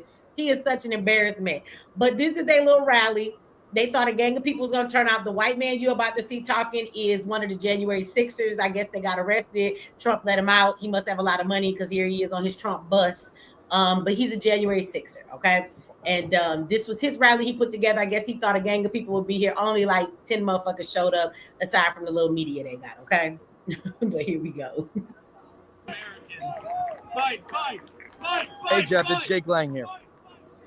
Yes, sir. What can I do for you? Jeff, First of all, my entire heart rests in your hands. I would be in my position, not even as somebody even knew your son, but somebody that shares the same understanding. I grew up as a 17-year-old young white man too, and I grew up in fear of my life around black people because they were killing and robbing people around me all the time. And I don't understand, as I was a father, you could sit idly by and not condemn the culture that killed your son. There is an epidemic problem in this country, and your voice could be one of the loudest voices in this country, but you've chosen to recoil out of fear and continue the suppression. Why will you not stand with me and with the rest of the people? We're not calling for racial divide. We're not calling for hatred. We're saying 350,000 attacks on white people by black people a year in this country is wrong. Why can't you stand that and say with that? Maybe you can. Would you be willing to stand by me in a press conference or in an individual interview and talk about this issue that is larger than Austin at this point? God rest the beautiful young man's soul that would have been one of our strongest voices if he was still alive today. Are you done? Yes, I am, sir. Okay, my turn to speak. You are part of the problem, my friend.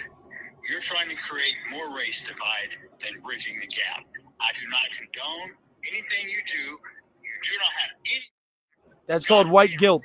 No, let it talk. But my son, let me finish. I give you your time. You take my son's face off your website.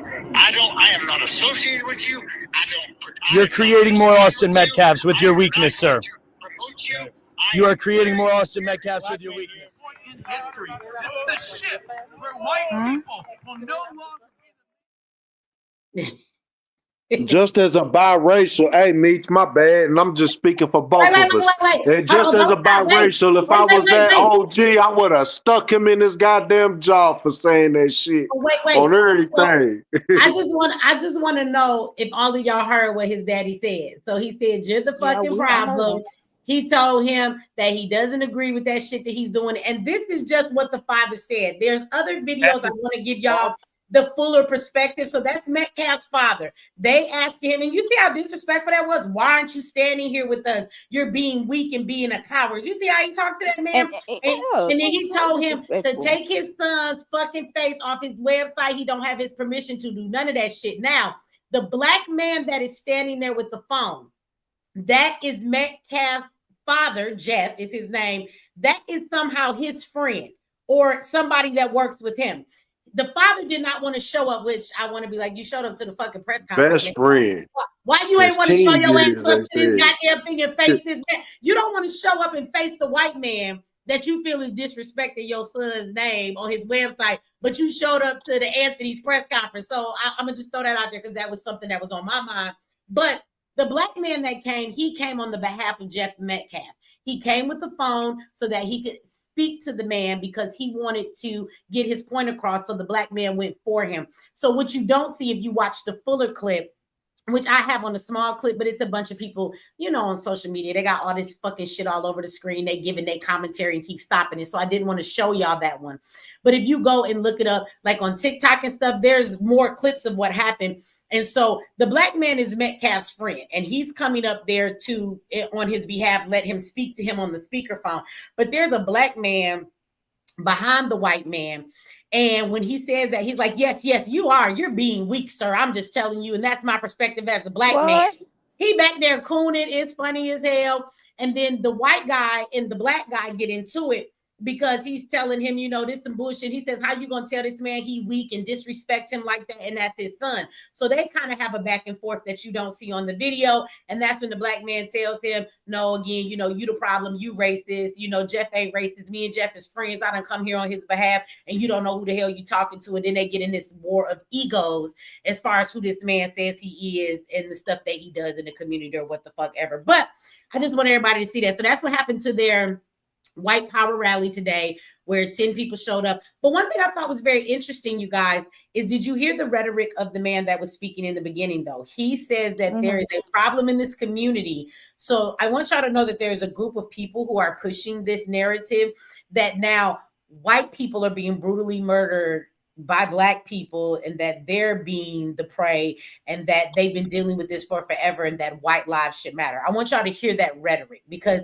that rhetoric is being spoken more and more and more. Now, not only are they the ones with the racism and they have done this stuff to Black people all this time that we've been here. Like I said, my grandmother is still alive, y'all. I want to make it very clear that when my grandmother was younger, she's still alive. My grandmother was alive during Jim Crow era. My grandmother saw strange fruit hanging from trees. So I just want to remind people, it was not that long ago when people try to act like this was so many years ago. No, my grandmother grew up in that era, okay? It was only 100 years since the burning down of Black Wall Street. I want y'all to keep that perspective in mind, okay? But now all of a sudden, here we are in 2025, and now white lives matter, and we're murdering them, and there's this epidemic of us racially, they call us racist now all the time. Now Black people are being racist, they say, and we're the ones causing harm to them. And now there needs to be this movement that their lives should matter. I want y'all to be careful and watch that, because we can laugh all we want about it, but at the end of the day, don't be surprised if you see a much bigger movement come forward, and they're sharing this narrative. So you should be mindful of that, because now they're trying to, you know how they steal everything? Well, now they're trying to steal the fact that they're the people with racism against them, and they're trying to steal the fact that we're the ones harming them, and that they should have a reason to be worried. So they're trying to flip the script in that narrative. And even though we're laughing and think it's not a joke, don't be surprised if the narrative gets flipped and gets flip for you. If you're not going to deal with racism, how do you get rid of it? Easy. You pretend and you flip the script so that the people you've been racist against, you convince everybody that they're the racist ones. Therefore, guess what? Now we don't have a racist problem anymore, because nobody's racist to Black people. They're the racist now. That's how you fix it. You act like it doesn't really exist. And now they want to have this pity party as though they are the ones that are being attacked. So laugh if you want, but I just want y'all to notice, I mean, aside from his daddy, I want y'all to listen hard and good and pay attention to what that white man was saying, because there is a White Lives Matter movement, whether y'all believe it or not. And it's gonna take, just like you saying, sis, it's gonna take for them to watch that video, because what that white man tried to do in that video, once y'all get off of here, hopefully y'all go and watch that video that she's talking about, because in depth, what he tries to do with that cracker, that January 6th erection, that Proud Boy oath keeping 3%. I don't know which one of them white supremacist organizations he from. But anyway, what he tries to do is try to tie in our slavery. Y'all, he says, let me quote this devil. This devil says, my Black brothers, okay, y'all went through some slavery, and just like Meech is explaining to y'all gonna see it when she politically just said it right. I'm telling y'all niggas, go watch the fucking video, get your mind right, nigga. God damn it. He said, my Black people, what it's not right for y'all to do what happened to y'all, because y'all trying to do the same thing to us, basically. Just like she's saying, the whole narrative getting switched over. I ain't even gonna speak on no Israelite point of view. I'm not speaking on no spiritual shit. But they so scared right now, and the point is they're trying to bait Black people the so they can oppressor. enact martial law. Okay, I think that's what they're just trying to do. Hey, take this. Take this. I ain't gonna be on here much longer, so yield, and you can have your time. Give me 15 more seconds. The oppressor, they on their toes. Go ahead, take your 15 seconds, because she been up here for a minute and she ain't had a chance to talk at all. But go ahead. Understood, sis. The oppressor on their toes. The hills have eyes. Hey, check and dig this. Ozone was out there. NFAC, we was out there, and we just needed more support. Anyway, chaos is ensuing again. And there's gonna be more organization next time that organizations need to come out. And I'm just gonna say one thing, I heard someone say about big figures. You can't say nothing about brothers like Marquel Bridges, you feel me? That's down there right now getting justice for that young 10-year-old, you feel me, on the ATV. You know what I'm saying? I can say something about Markel Bridges. He full of shit and he make all kind of money off other people's name and then he keep it for himself. See, I've actually slept at Markel's house on that nigga couch. I've actually unpacked boxes. I know Markel on another I got level. you, sis. And I I don't got fuck you, with sis. that nigga. Now let me tell you I got you, something. sis. My bad. Hey, Markel, forgive me. Forgive Markel me. is down Stop there. Now don't interrupting. get me wrong. Markel Okay, is forgive down there me, because throwing I'm gonna around his yield, stuff. sister. Right, Hey, throwing Queen, I'm around gonna yield. Stop So interrupting, please forgive brother. me, but I'm just gonna Can say, somebody just mute him, please? I just see how chaos is just. bro. You could yield. That's fine. All I'm saying to you is you brought up Markel on my podcast and on my panel. And all I'm saying is I'm not finna let that ride because I don't fuck with Markel. And I would not have any of y'all work with Markel. And the reason that is not because I'm trying to be funny about some type of activist. Markel actually works with Black Lives Matter grassroots. Black Lives Matter, y'all already know the fuck shit that they did with all of that money, right? So the chick Melinda, she broke off from them and now she's trying to act like she had nothing to do with them when bitch you was down with them when they was taking all that money. Melinda is the one that got her ass online and called Tamir Rice's mother a goddamn agent because they called her out for not giving them the money that they raised in their children's names. So I just want to tell you this. Me and Markel were cool. Then when I went to go visit Markel, Black Lives Matter Grassroots has a bunch of money too, and they've been laundering them funds from you niggas, and she gave him a big ass check. So Markel is a bought nigga. So as soon as he got that check from her, because he watched my video about Melinda talking shit, he felt the need to have to defend her because that's who pays his check. This nigga sabotaged the motherfucking. We went down to Florida to go and get stories from like 10 different families. This nigga sabotaged the whole fucking event, gossiping like a bitch, starting a bunch of problems. Y'all don't know this yet because I'm going to open the floor for other families, but I meet now once a week with a group of about 4 or 5 mothers, and there's a father in there as well, from people whose children have been slain by the police. But because these niggas is not big names, they will not help these people. But these people all know Markel. They have received money.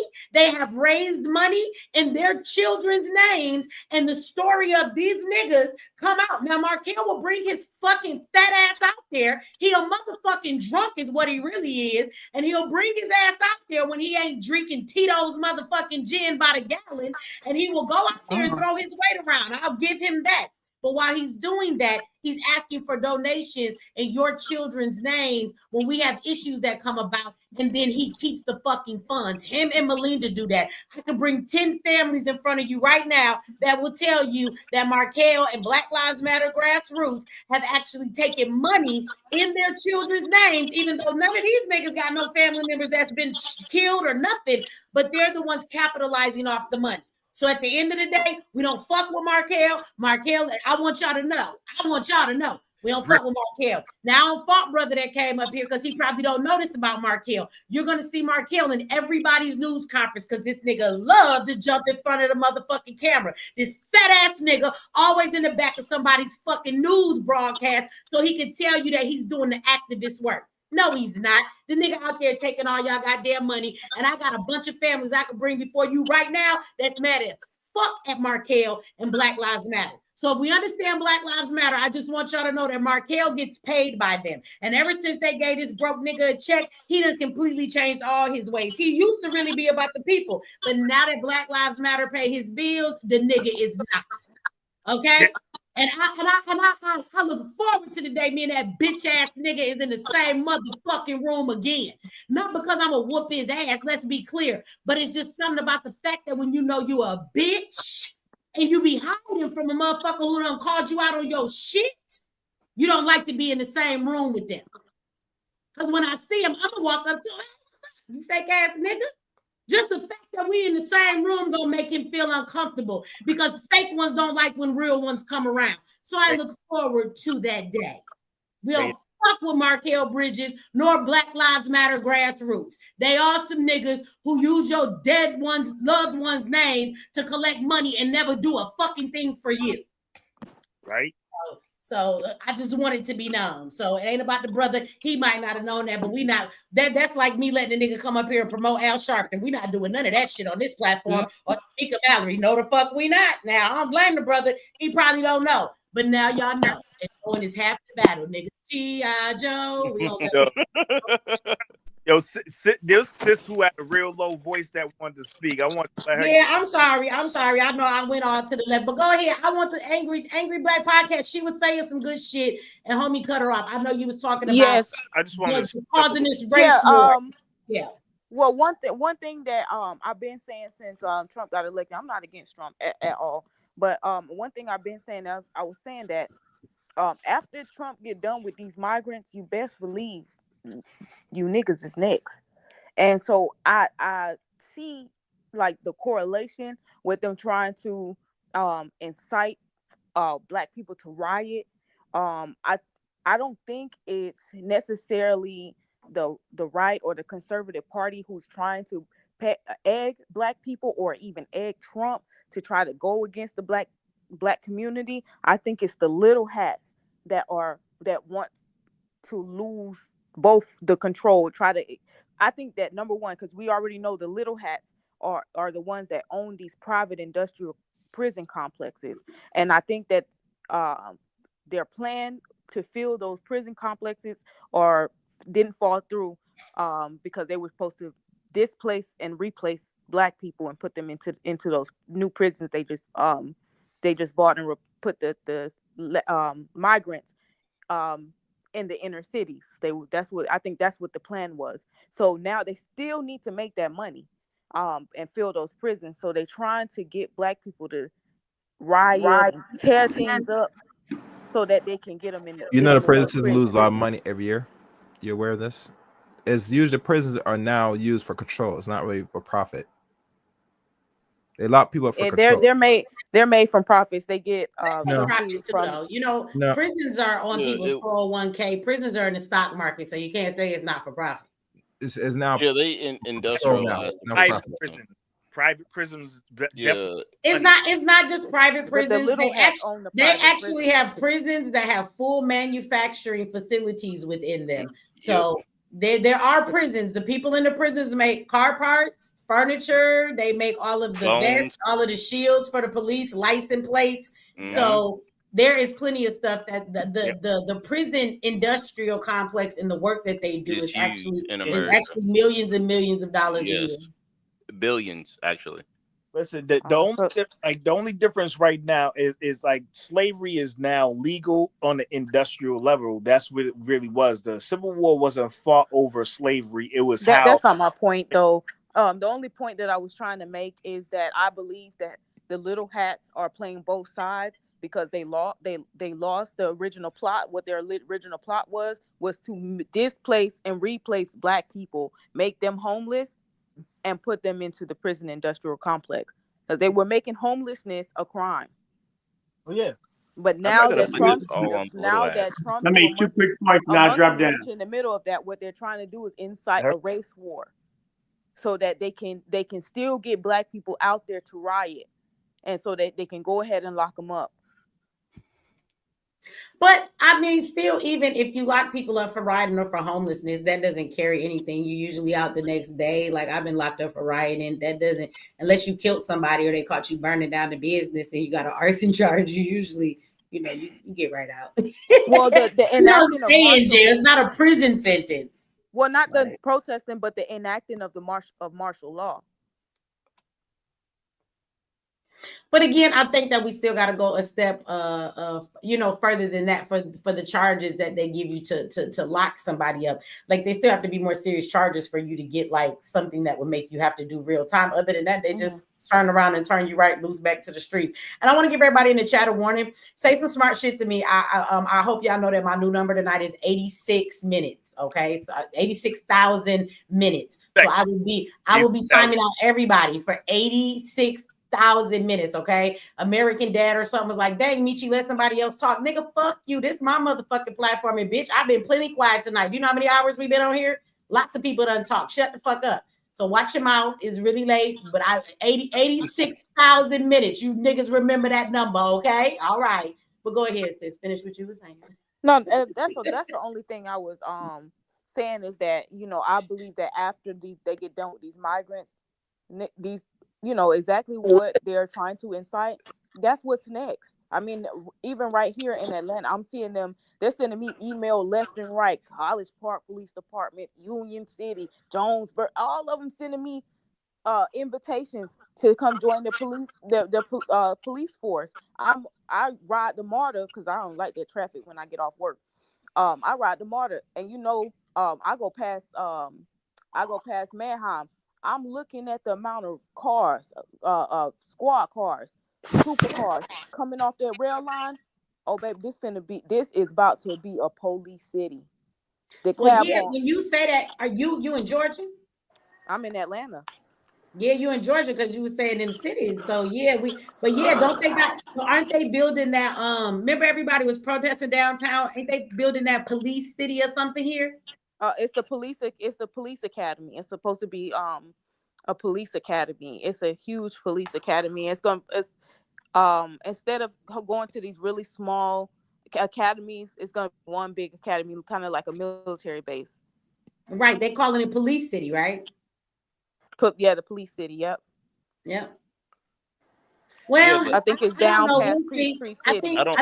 or Cop City. There you go. Yeah, Cop City is what they was calling it. So, but yeah, it's funny because I will tell you this: they are building mega prisons. Yeah, I remember when I had the show on mega prisons where they can hold like thousands and thousands of inmates. So my question was, why are they building these mega prisons? And they are building several of them. They don't build prisons unless they intend to put people in them. So who are they building these prisons for? And what is going to take place that is going to cause it to be a reason to put that many people inside of a prison? Right. So I was thinking about that. And then prisons along with AI, everything is becoming, automated. So there are prisons right now. I wonder if the guy up there, have you seen any automation within the prison you're in? Like I know some prisons. Hold on, I'm about to mute some mics because y'all got some lots of noise going on back there. Y'all partying or something, snoring. I don't know. Y'all got Tonka trucks rolling around in the back. Tell them kids to go to bed. But Delaney, that's his name, Delaney. Yeah. So have you seen any automations where you're working just yet? I know I saw like on I've one place seen they had these bots that go around. You know how y'all supposed to check certain prisoners at a certain time. The bots are actually going around looking in the cells and checking the inmates like every 20 minutes and just go what around. That's his job. what I've seen where I work at. I haven't seen that kind of sophistication, but I've heard of some things coming. But I do know back in Alameda County in Oakland where I tried to get on, but they denied me. But I have seen robots that bring food and medicine to inmates inside their cells whenever they want them, outside of recreation periods and things of that nature. So yes, AIs are going to jails and prisons everywhere, and I think that's going to get rid of a lot of corrections officers anyway. But yeah, AI's it's growing, and you can best believe that with these new mega prisons, I do believe that they're not, because with these mega prisons that hold thousands and thousands of people, you're not going to have enough officers that want to be away from their family and want to be away from a freer life, to actually manage all those inmates at one time. It's just not going to work. So there's going to be AI. Yeah. That's what I think too. I think that's why they're getting all of the automation and stuff in order, because it will allow them to be able to, you got these bots, like you said, they're going to deliver medication like clockwork. They're not a human being. They're not going to make errors. They're not going to get tired, and the one I saw, on top of what you're saying that they pass out food, I saw the one where, like I said, the when I say robot, it was like a thing that rolls, but it goes up to each cell and it kind of scans in the inside of the door, and it can see and it's checking the inmates to see what they're doing, if they're okay. So even when it comes to like if people are on suicide watch, you're supposed to check them every 20 minutes, or you should be checking the inmates every hour, whatever. They have machines that were doing that. And if something is out of the ordinary, they report it back. But for the most part, the machines are watching them. So they have to put in that type of technology, because you're right. There's no way for them to have enough staff to run a like 5,000 man prison. They're going to need AI to help with some shit like that, right? And that's what we're talking about, these mega prisons that will hold thousands. So hey everybody, is it cool if I throw a word in there real quick? Go ahead. Oh, shoot, no, I was just listening to you guys talking about AI and stuff. And shoot, I work at a battery plant right now out here in Georgia. And we use basically robots that go around. They're on basically like a track, and they go around. They have a certain job, and they're programmed to do a certain job. They drop off material and supplies to each station that needs certain supplies and materials. So those are definitely things that are, we shouldn't be, we shouldn't be. Are you at Uh, SK? yes, I am. Let's not give away our location a little too closely. You know what I'm saying? But He's trying to yeah. keep. I'm in the It's like general area. I'm in the I general used area. to work there. I'm in the general area. But yeah. No, no. Like SK's. Georgia people in the house. Yeah, we in the house. But let's be real. I mean, I'm a almost Hampton nigga. a big I'm a chunk of Hampton America, a big chunk of America is becoming Georgia people. Um, but no, as far as the AI goes, that's what's happening. And I don't know if you guys heard about the programs coming to prisons that are like making the sentences go by faster. Like I there's some did type of see that. programming that they do for the prisoners that is supposed to help them like serve their time faster and supposed to help do something for them. I don't know. It's supposed to be more efficient. I seen that. It's like where they say that they put a and I know that y'all might be like, this is not real. Go ahead. No. It's 100. No, it's 100% real. I don't I know the think ins and so outs, but too, it's 100% real. because I think people just don't want to receive it. But it's like what you're No, it's talking true. about is like where they put them in a place, they put them to sleep, but it's not. It's this thing that they put on it, and in their mind, they've served so many years, but it's not really that amount of time that they've served. Go ahead, Delaney. You got your finger. What you wanted to say? Oh, thank you. No, the reason I was putting my finger up is because I have heard of I I don't know if anybody ever watched that show Oz back in the '90s when I was coming up. Very gritty show. Had no business watching it when I was a kid, but at the same time, I've heard of what he was saying, but it was an episode in Oz where the doctor, medical staff, or whatever gave inmates pills to make them age the same amount of years that they were supposed to serve in prison. I've actually heard rumors of that shit coming up, going off in Massachusetts. I've actually heard of that. But there is AI that they are talking about allowing people to serve longer sentences to where they feel like they have in their mind or their body, and maybe they got a 10-year sentence, and in their mind, what I thought was the one where it's like they go into like this sleep coma, they hold them in this cell, they're asleep, and I don't know how long they're sleeping, but it does something to your mind that you Sounds like actually Demolition Man or something. you serve 10 years in your mind. So when you wake up, you feel like, nigga, I done missed it all. Life is over. I'd have been So here. let me But you ask you know let me what? ask you let me ask you guys this question real quick. Uh-huh. Instead of a person, let's just just throw it on the table and make it blanket and not go into too many different off topics. But let's say in a blanket situation, a person goes into prison, probably gets whatever the sentence is, whether you consider it harsh or whether you consider it fair. 10 years, they do this new thing. They've only been there for 1 year or whatever. To them, it feels like 10 years. What do you guys think? Do you guys think that you would rather have that type of situation happen, or would you rather just see a person? Would you rather just see the criminal system be revised in a different way?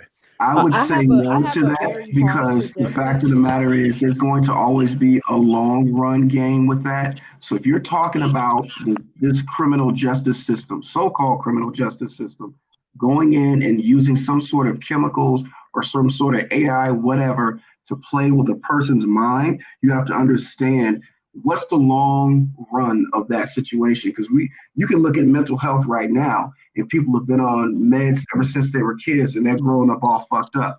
So I don't know if I would trust this criminal justice system to play with people's minds to make them think they served 10 years without the repercussions in the long run. You got to think about I it. think. Go ahead. I'm sorry. I didn't mean to cut you off, but knowing that it's the little hats who are the ones that are building these mega prisons, we know that they also have the largest skin bank in the world. So I'm thinking that what they're gonna be doing is harvesting. Um, yeah, in your mind, you think you served this amount of time, but they don't take your organs. I mean, like I said, yeah, you're absolutely right. I can see something like that happening. But remember, when they come out, it's just to me, it's all about the long game. What kind of psychological effects will those people be going through 5 years down the road because they think they served 20, but they only served a year. What kind of psychological things are they going to snap and go crazy? And then what? What I actually think this is, if I be honest, like I watched this video and I'm actually was gonna do a thing on it. Let me see if I can find this on my phone. But there is this company that's in the UK and this product is already out, but you put it on your side of your temple and it actually takes your mind for you to be in other places or spaces. It's like virtual reality and you can connect with other people that have it when you're not in the Oh same yeah. place. It does some real shit Yep. and it's really real. I'm Black about to Black buy Mirror. it just to It's show it's on y'all. Black Mirror. It's on They Black have a Mirror. website. If That you motherfucker for sale. It is out now. It's not being tested anymore. So if y'all this is follow the Black thing. Mirror, it's on there. This is the thing is that what I think is that ultimately they want to be able to have these kind of devices. And I think the reason why they are doing what we're talking about with the prisons is because we already know that the prisons have always been the ground for test dummies. And so I think that they're using that device. If they were to put something on them, let them serve so much time, what you're actually doing is creating this virtual reality in their mind that's not really real. So while they're saying this is the benefit of them serving less time, I actually think that it's a way of testing a new thing that they would like to be a normal thing in society where people use these things, but to find out if they're going to cause problems or if they're going to, have all of these long suffering effects from it, why not put it on criminals? Because they've always tried things for society Yeah. on the Yeah, criminals. So I but they think they're going to but use it me. as a testing ground for Mhm. what ultimately we'll all be able to some point in society take this chip, pop it on, and spend time with people who ain't living no more. Spend time with people who are across the world. Create our own virtual reality and what we Mhm. see. You know what I'm saying? And maybe pop it in and be able to see things that are real, see each other's thoughts, all kind of shit. They want to get into everybody's Now head now. I do have Go ahead. I do have I just Well, that's something just deep, came Meech. across That's my deep. mind. Now I'm seeing a lot of these recidivism rates, right? Where they're going right back in. For example, we saw the guy that was out for about 6 days and then unalived his, or can we say killed his parents, right? His mom and his little brother. I'm wondering, did they do some kind of test? Because we're seeing that a lot, that they get right out and they commit these harsh crimes, and then when you see them like during their trial, it's like they're not there at all. It's like they don't have no remorse, no nothing. They just not there. They're not even uh it's like a shell of a person. So I mean, Well, usually that's kind of how, I mean, depending on what the person did, you see, depending on what the person did, you watch uh, different, what you call kids take place and stuff like that. You see some people, cry out of remorse or wear out of emotion or whatever. But then a lot of times, a lot of people are used to doing what they've done and they've meant to do what they do a lot of times. well, And, that's what I'm saying. and No, they're so supposed to it's be like, out so there. they're just kind of numb to it a lot of times. So that's what I'm saying. Is like making them serve this much amount of time. I don't see them, releasing them back into society. Um, like I don't see them releasing them back in society. It sounds more like that's what they're gonna sell them so that they can maybe take their organ while they're in that state, like that um type of matrix state. mm, I mean, like I said, we know how the little hats operate over there in their country, what they do to the Palestinians over there, and they have the largest skin bank in the world. So um I think that's what they're I think that's what's up next. And I actually, instead of kidnapping the children off the streets, I say take theirs. Shit. Take whose children? Just the children that go missing on during that's on the children that go missing, Oh, women yeah. that go missing. Instead of taking the innocent people, I'll take them. Take Mm. their shit. You don't have to take no take our stuff. Take them. The ones that commit murder gonna be in there for life, facing life sentences, death row, all that. Take them. The reason that would actually become a problem if we were to start to just the people that's in there for life sentences and things of that nature is you got to remember a lot of people get life sentences and then 30, 40, 50 years later they find out they had nothing to do with that crime and they had nothing to do with the situation that even happened. So Not in it's a slippery 2025. slope, huh? Not in 2025. It's a slippery slope, madam. I mean, there's people, I've seen people who are incarcerated now who are fighting their case and have proven that they had nothing to do with this rape charge or this kidnapping charge, and their sentences get reduced. But if you're talking about someone who they get found guilty or whatever the case might be, they continue fighting their case while they're serving this time. But under what you're saying that, oh, take them, but it's like that would be pretty jacked up if they really didn't commit that crime. Yes, in 2025 and in the near future, if they didn't commit that crime, they shouldn't have anything like that happen to them. It's unfortunate, but we still got a lot of people that go to prison. Well, I'm talking about the people, and I thought this would have been just like obvious, but the people with no shadow of a doubt committed that. I mean, just no shadow of a doubt, they are Let's unalivers. just say they admitted to it. There's evidence. There's hardcore evidence that they are a cold-blooded unaliver. Take theirs. Take theirs. There's no need to kidnap children and women off the streets and take their their organs. The prison industrial complex. There you go. Now they might be riddled with all kinds of diseases and stuff. Maybe that's the reason why not. But Hey, I had a quick question. I know you guys' podcast originally was about the whole Karmelo situation. I'm sorry, I'd kind of throwing it back. I'm sure you guys may be done with that situation. It's 4:14 in the morning where I'm at. I'm kind of delirious right now. You can talk about whatever you want, bro. For sure. Yeah, let me just, I feel you. We done talk Hey, Karmelo and Anthony and Hey, Meech. Death. Hey, Michi. What? Man, I enjoy your content. Thank you. I really do. Your shit be funny. You just remind me like of somebody I would just love sitting up and just hearing them just rant for hours. That's what I do. So anyway, no, my question was with Karmelo. All right, now y'all might be on the other side of the fence with me on this one. I'm just kind of picturing how that would happen if it was just me, track meet, high school, kid coming to school. I'm under my tent.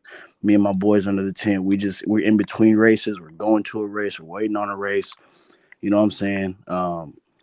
Dude comes up, not from our school. I don't know how big the tent was. Maybe it's not a big tent. Fits maybe 10.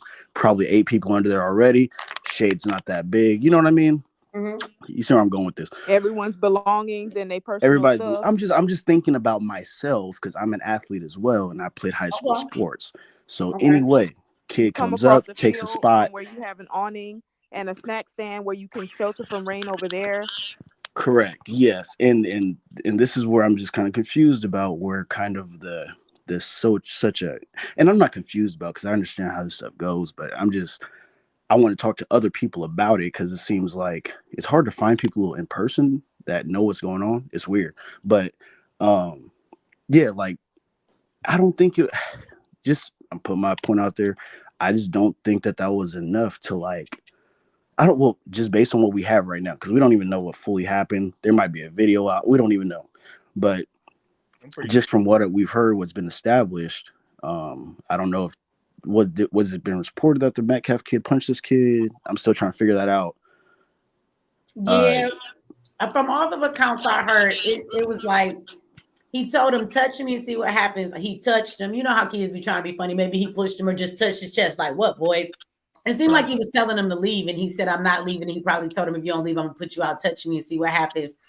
Then it said that he told him, punch me and see what happens, because he did touch him. And then he did touch him first. He goes to punch him. Right. I don't know if he punched him in his chest or punched him in his face, but then he pulled out the knife, and that's when he hit him after he punched him. Okay. I mean, but that's what I've heard from most. And I'm just and that's pretty much the same gist of the same story that I've heard. That's pretty consistent. Like that hasn't really changed. So just thinking about that, I could just imagine. Do y'all think that it was just a good idea for Karmelo to start from the beginning under the wrong tent?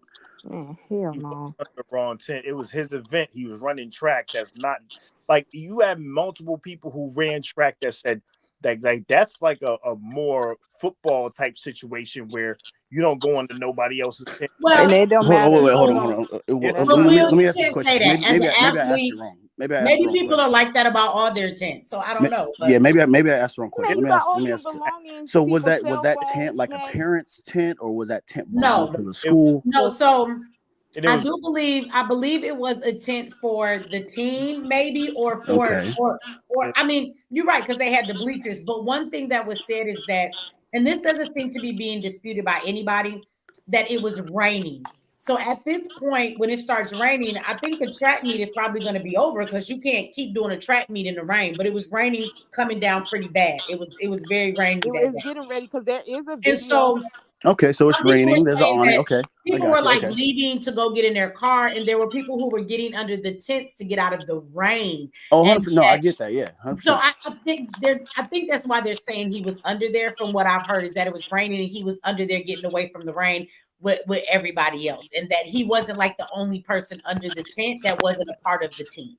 But wait And a that's I'm but cool with Michi, that. I'm what I cool with saw that. in the video was because you can see him. What somebody was taking, just like a video, and you could see him walking towards the other two tents or toward on the bleacher, the visitor side bleacher. But where he was coming from, he was like coming away from the exit, away from the snack stand, away from the awning on their side of the on the his school side of the thing. He was coming over there. But one thing I do want to, and I don't want to sound like no enemy here, but I mean, it ain't been that long since I got out of high school. I know it's a reason why we have 10 police officers at the field. It's a reason we got metal detectors, clear book bags, and drug dogs going up and down the hallway. All these dudes be doing this stuff. They come to the football games, they come to the basketball games. If you don't have no security, they will start fights. They do all kind. If they have a chance, they will bring a gun in that thing. That happens a lot, but well, I don't know about a lot, but it happens. It And I happens. just You know what believe I'm that saying? if it It happens. wasn't this dude, it was somebody. What it could have been the chaperone that was of that school, up under that school that would have told him to move. It didn't matter who was gonna get. Somebody was gonna get stabbed. That's what I believe. Oh, you said some. Oh, you said somebody was gonna It get didn't. stabbed. It didn't matter if it was the boy, the Right, young white boy right, that got right, stabbed, right, or if right. it was a chaperone that told him to leave. See, and that's kind of where I'm torn at, is because I'm just trying to think about, I guess, the belongings. I guess is where it starts for me. Is like, if I've got something that's not mine and somebody asks for it back, do I become combative? That would make sense because the thing that I'm withholding doesn't belong to me. So, I mean, okay, so a tent, he's holding a bleacher spot, right? Ask him to When he's move, sitting underneath there, like people said that that the twins were actually under another tent, and they came from underneath that tent to come over and say something to him. Now, my understanding is the twins were working the event. So maybe okay. that's why they were going tent to tent. I don't know. Yeah, and who knows? Who knows? Maybe they were just holding that other spot for a second because it was raining. Maybe they were just Right. like, "Oh, let's hold over right here for a second, and then it's cold or whatever it is, whatever the case may It be." doesn't seem like Karmelo Well, was from like what messing with anybody's stuff, though. They did say I have been some reports that say Mm. when Karmelo stuck his This hand shit, in the this bed, shit. talked I about don't like this shit, man. hit I don't me and like this see what shit. happened. Somebody did say I do not like this that shit. Austin tried to snatch his book bag from him, but there's no words of saying that Karmelo was messing with anybody's stuff. Also, let's be clear, people are saying that Karmelo was one of the team captains for the team there, so he wasn't just a person that was kind of like he wasn't there just watching the game. He was one of the team captains for the track meet, so he was part of the event. So what was you doing under Which the is, opposing team people tent? you don't say that doesn't that's not a matter. To me, that doesn't seem to matter. Not If I was a team captain, I would damn sure know that I have a tent under my school's tent. No, but had to you start. know what I'm saying. I mean, No, I hear you. tell me if I'm wrong. I think it's a little different if you're just somebody in the bleachers observing, and then you go underneath a team's tent or something. People think he Versus just if pulled you're up out of nowhere. interacting with the players, you are a player and you're a part of that. That seems like it is more reasonable. You would be under a tent around players. Yeah, and then I also heard that he had friends that went to that school too, which I don't know if that's true or not, but I heard that he had friends that went to that school. So I don't know if he was just powwowing with the other friends that he knew from the other school. He Didn't might say, have been. you know, nobody was under But the tent. again, I guess my question is, even if okay, let's just say that the twins were working, or let's say they were a part of the event and they were players. If you go over and you tell somebody to move out of the tent and they tell you they're not leaving, why, as teenagers, do you feel the need to be the force that moves somebody from that tent if it's your team's tent, or if you're working the event? Why go to the point where you're trying to intimidate them with physical force? I'm sure that's not in their job description They're paying. nor their team description. I like that if the question. boy ain't really supposed to be there, go get the fucking coach. Go tell the damn adult. Why do you feel the need to force him to do anything? Michi, I honestly don't think that they thought somebody was gonna get stabbed. I honestly Right. don't think that they just thought that somebody was gonna over a chair. I really don't think that they thought it was gonna go from 0 to 100. But I honestly don't, and I don't, and I also don't, and I but also. why bring the knife though? And I, Like, and you I, no, can't forget, have no, the no, knife no, no, forget bringing the knife. Don't even go there. Do not go there, because that spirals into a whole different conversation, and that's unnecessary. He brought the knife. He didn't have to present the knife. Nobody would have ever known he even had the knife. You know, who that knife could have stayed in his pocket. This is my thing from the first, just from being a boy or just being a dude, and you got a problem with somebody. Why not just squabble up? Just squabble up. That's my first thing. My first thing is like. The first thing is like, if you really got a problem, come on, squabbling up when you have two people against one. No. When you have two people against one, sir, in a state where everybody, all of your political affiliates in the state of Texas are telling everybody to go get guns, and this young man was carrying a knife. If you squabble up with your fists and get hurt and get beat down, you need something. The point I'm trying to make is that you need a weapon when you have multiple people coming after you. I hear you. I hear you. Now listen, like it's that simple. Hold on. What is it to say? Hey, bro, you know it's about to rain. Do you mind if I, catch a little shelter under here until it ease up off the rain? Not touch me and see what happens. That conversation went from 0 to 100 so fast. Well, wait a minute. If I say to somebody, touch me and see what happens, that's because they said they were going to put their hands on me. That's what I'm saying. Did he say that? He probably told him to leave the tent, and Metcalf probably said, Karmelo probably said some shit to him like, I don't have to leave the tent, or leave me alone. We'll mind your business or something. And he said, look, if you don't leave the tent, I'm going to remove you from the tent. And that's when he probably said, put your hands on me and see what happens. So I can see that conversation happen, because that's going to be my response. Somebody said they're going to put their hands on me. Put your motherfucking hands on me and see what happens. Although I'm not going to stab them. I'm going to throat punch that motherfucker, and we just going to be fighting. But that's the difference between me and Karmelo. You know what I'm saying? And we would have never had known any of these boys' names. If these boys if it was that serious. Listen, guys, please hear me, and please just hear me on this. I don't know how old you guys are. I'm 31. I was born in 93. Like, I was born to the fucking goddamn Doggy Style album. Like, my friends are crashing out over nothing. Please, I understand white versus black. I get it. But these kids are making very crash out mistakes right now that they don't have to make. Like, they do not have to make these decisions. And it's really, for me, let me just give you a little background. Just for me, you guys don't know me from nothing, and I know we all have a lot of the same experiences, right? Growing up black in America, right? I thought I was weird just because I had two parents in my house growing up. Everybody else only had one. And I thought I was weird because I had two. That's backwards. Now, you go 20 years down the line,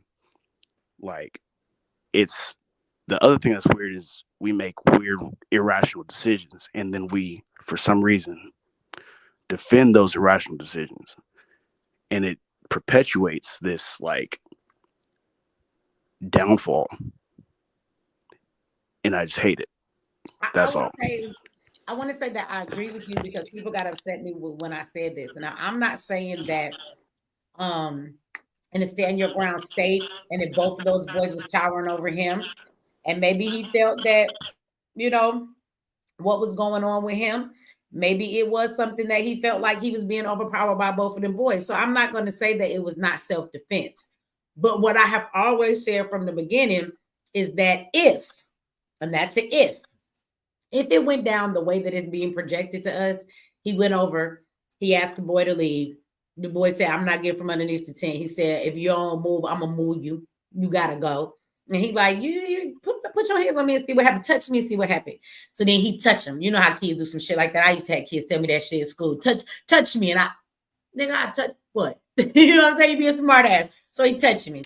Then he turned around and he says, okay, put your hands on me or punch me and see what happens, right? So let's say that that's what happens. He does that. And then he turns around and pulls the knife out the bag because he has his hand in the bag while he's saying, punch me and see what happens. He punches him and then he just pulls out the knife and stabs him. If that's the way this went down, y'all, there may be other circumstances. But if that is the way this went down, Karmelo didn't have to do all of that. There were so many other motherfucking options. You stabbed the nigga and then you ran. Because I mean, if the whole point you could have ran from the motherfucking beginning. Then you didn't want to step out and get wet. Now you running nigga and going to jail. I'm just saying. It reminds me of people who are committing a robbery and then to cover up the robbery because you got caught. Now you want to murder somebody, nigga. You was just facing burglary charges. Now you got a murder charge. That didn't make nothing better. Speaking of robbery, it's just like. Speaking of he robbery, he could have fought. Hold on, Will. Don't cut me off. I hate trying to talk over people. He could have fought his ass. I mean, how long do y'all think this fight would have went on? This is my question. Is that how many people think the scenario that was just given, this is what they're telling us happened? Now, I don't know if that's what happened. It may be more to it than that. But even if both them boys had started jumping on him, at what point do you think that he would have died from that fight? Like, do you think Karmelo's life was in danger? I mean, that's, I think, our youth problem. They don't know how to take an ass whooping these days. Like, at the end of the day, I'm from Detroit, West Side. I've been jumped. I've had my shit split open. This scar on my lip came from a grown-ass man punching me in my shit, and I went and got stitches. I have been choked unconscious. I'm not saying that this shit is good for anybody. What I'm saying is I've survived a lot of shit, and it takes a lot to get your ass beat down to be beat to death, okay? I've been jumped by girls. I've had to fight grown-ass men. Like, at the end of the day, all I'm saying is fighting, a lot of times you live to see another day. And being that this was an event, y'all don't think that a school event, there wasn't coaches around, there weren't parents around. They might not have been right there at the time, but how long do you think this fight was going to go on before somebody came over there and did something about it? So all I'm saying is, had it played out and they actually got into a fight, what are the chances that Karmelo would be dead from that fight? That's what I'm saying. So again, I'm not saying he doesn't have the right to defend himself if both them boys was coming up on him, but if it plays out the way that they said it played out, like, all of that wasn't necessary. All of that wasn't necessary. We need to learn how to fucking fight. I think we live in an era where our kids, between music, TV, and everything else, we so fucking quick to pick up a weapon. Learn how to fucking fight. That's what you got fists for, nigga. Learn how to fucking throw a blow, but learn how to fucking take one. It's not the end of the world if you get punched in your goddamn mouth, okay? Might swell your shit up. You might bleed a little bit, but you'll be fucking all right. You'll wake up to live another motherfucking day, okay? But then also, the twins would be in jail for assaulting your ass. Do you get what I'm saying? And right out, and right back out. I just, that's my perspective. If Karmelo was my son, I would have wanted my son to handle it different than what he did. If that was my son, everybody, if that's your son, what would you? I would have wanted my son to handle that situation different. I trained my children with weapons and self-defense. And in training my children with weapons, one thing that we are serious about, we respect the weapon. We don't pull out weapons unless we intend to do major damage. We do not pull out a gun, because if I pull out a gun, nigga, I'm not trying to be some goddamn 007 sniper. Nigga, if I pull out this gun, I'm shooting center mass. I'm shooting you in the face. If I pull this bitch out, it's because my life is in danger or I feel that it is, and I'm going to take yours. I didn't pull it. If you get shot somewhere and you don't die, you got lucky, motherfucker, because I'm not pulling this gun out just to wound you. That's not what I trained for, right? And so at the end of the day, we respect the weapons. We pull the weapons out at a certain point. So even though my children know how to protect themselves, they also are not very willy-nilly and just quick to use a weapon for any fucking thing that goes down. It's called situational awareness. It's called assessing the level of danger that you're facing. So at the end of the day, like I said, I am a firm believer in using weapons, but I'm also a firm believer in motherfucking learning how to fight. Everything don't take using a weapon. To me, that's some punk ass shit that this generation lives by. Y'all niggas need to teach your fucking kids how to fight. Okay? I'm gonna say this though. Hold on, wait a minute. Delaney, what you want to say, Delaney? I actually agree with you, but at the same time, you got to remember there are a lot of states in here that get very upset if you know how to use your hands. If you're a registered fighter in boxing or in martial arts and you punch somebody in a fight, no weapons used, you punch somebody in their shit, break their jaw, blacken their eye, shut their eye, now you got criminal charges against you. So I'm not saying go to worse to use weapons, but I'm just saying, in my opinion, where I grew up in the East Bay area, and where I grew up in the East Bay area in Richmond, California, you got two people against you. You better pick up something. You better use it to fight, or you run. You're absolutely right. You can live to fight another day. Or but for me, it also depends on where I'm fighting. So if I meet these niggas down a dark alley or somewhere there's not anybody around and it's two people, then yeah, I'm gonna fight you. That's assessing the situation. But if I'm at an event and I'm surrounded by adults, there's security probably there. Like when that boy stabbed him, he didn't get that far before the police rode up on him, which tells me they might have already been there policing the event.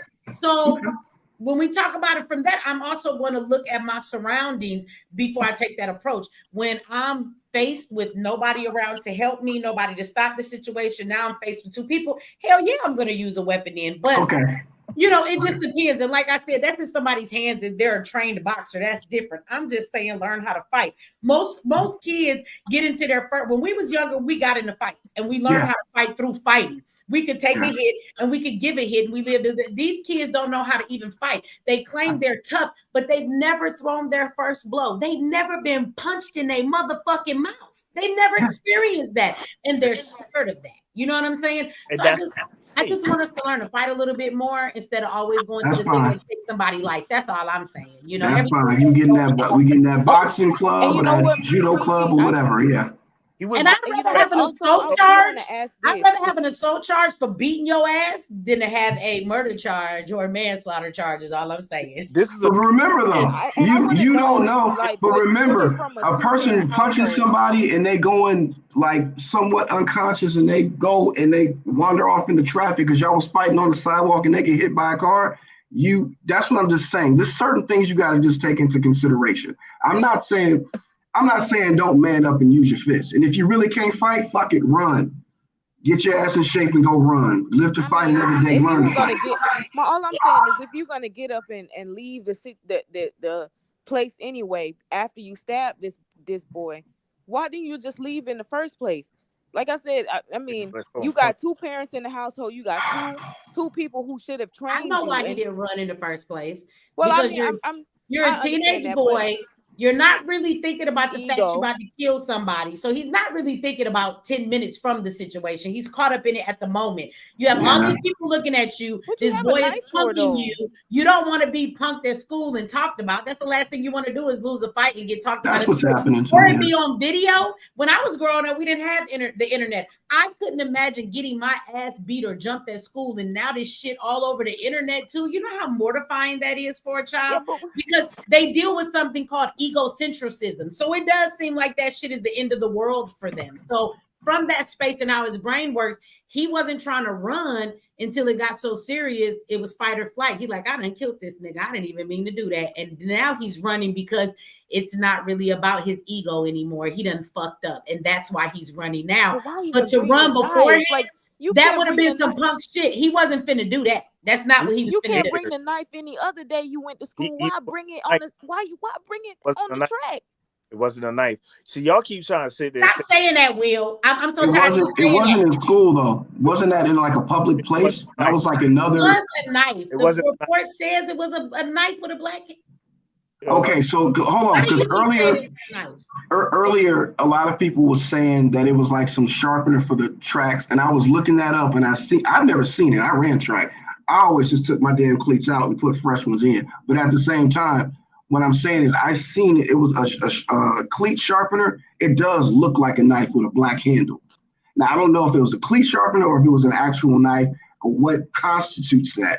But I'm just saying it was a public place, and if I'm not mistaken, in the same state where you can stand your ground, and have a weapon. Why is it bad for him to have a knife? I mean, this is a good kid though. Like, he's not a hood kid. He didn't like, you know what I'm saying? He's not from the bitches. He's not. He probably never fought a day in his life, and that's a good thing. Like, he's really a good kid. He's not a hood kid, and like that's what like is. He probably was scared. He don't know how to fight, and now he's getting approached by big dudes he ain't never seen before. All right, so people are saying like, "Oh, that stuff about the party," you know. I don't believe that stuff. Like, that's probably the first, you know. You just you got two dudes running up on you on 10, talk about some, yo, what are you doing over here? What, you know what I'm saying? Like, out of nowhere, you don't deal with violence on a daily basis if you're that type of kid who ain't like, come on now. No, he doesn't deal with violence on a daily basis, but you're talking about a fucking teenage kid that go to school. These niggas talk shit to each other and have seen plenty of fights. Stop it. They in high school. These niggas is on sports teams. Fights happen all the time. So to say that he hasn't seen that, you say he not around daily violence. You act like those twins rolled up on him like, nigga, we about to Debo your ass. Like, come on. They most likely they did. You stop with the most No, they likely. didn't. You They don't told know. him, "Hey, bro, you have to move." It's From what someone else said in that that account, they said that what the twins were doing, they were getting the people book bags and they were putting them, because there were some people who had their belongings on the bench outside of the tent, and they were getting their book bags and putting them on the bleacher inside of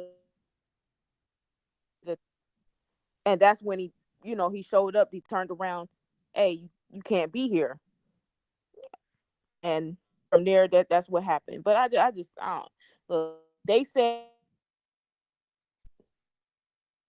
Somebody said, who paid off Michi? Your mama did, bitch. How about that, Vegas? Nah. Y'all kill me with that it was shit. the Who night. paid somebody? You dumbass niggas really think there's a motherfucker that goes around and gives a person a check and be like, I'm gonna pay you to say something contrary. Nigga, it's called my fucking opinion. Do you understand the word not a monolith? Bitch, do you know what the fuck that means? We're not all the same, and we all have our own brains and our own fucking minds. And I love how you niggas want to make some with it. You sound dumb to me. You just want to dismiss all logic, all fucking reason, all fucking facts, just so you could be like, no, you want to make up scenarios that there's no evidence to, just so that Karmelo can be right. You a dumb motherfucker. You better not have no kids, because as a parent, you a sorry one if you don't want to be real. As a motherfucker, if it was my son, I wouldn't want my son to do what the fuck Karmelo did.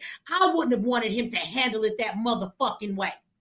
When he got home, I would have looked at him and been like, why the fuck you ain't just fight? For me, your own son that shit.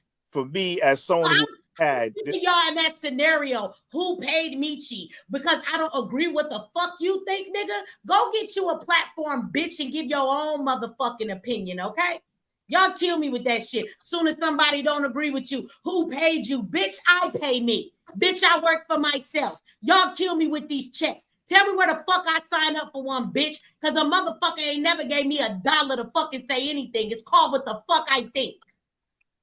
Y'all kill me with that shit. Just because don't nobody motherfucking agree with you. Bitch, it is fucking 4:41 in the morning, Vegas, Nana. Why the fuck are you even here, bitch? Right, 86 minutes. Say another thing, bitch. We gonna 86,000 minutes your ass time out, bitch. You can't come back for 86,000 minutes, all right? Now shut the fuck up. For me, as someone who has always had this whole entire system against me from day one. People pissing me off with that shit. Somebody paid you off. Somebody need to pay you broke ass niggas so you can get the fuck pocket watching every motherfucking body. How about that? No, it like for me, as someone who's had this system against me since day one, right? And knowing damn well that no matter what happens, I'm always going to be the one who's wrong. It's like, can we at least acknowledge that some of these kids out here is not wilding out? Some of these kids are actually good kids. They're not all assholes. They're not out here like those saying trying to start some shit. Like those say, like especially a black like can black kids be innocent? I'm saying though. Well, who said that they wasn't? I mean, what's the point of what you're saying, Will, Yo, as far as the this situation? I good mean, kid. how does that pertain to this situation? This is a good kid. He is like him asking the question, is he okay? Let you know if he was emotional, you see the look on his face in his bug shot. That boy been crying. No cold-blooded killer don't be crying after killing some Nigga, whatever. I see gangsters in the goddamn hood shoot up the whole because motherfucking they hood, and then them niggas be in there crying as soon as they they did get locked out of up. emotion Stop lying, Will. because they did some shit out of emotion.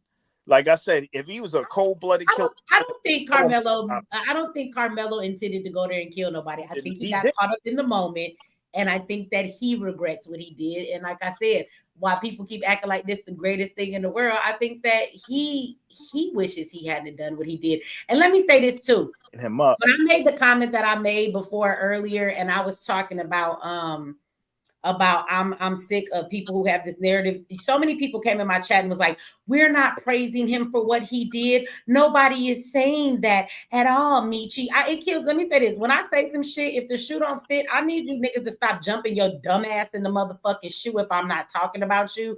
Because for people who were like, Michi, why would you take that approach? Blah, blah, blah, blah, blah. Remember when y'all said that shit to me?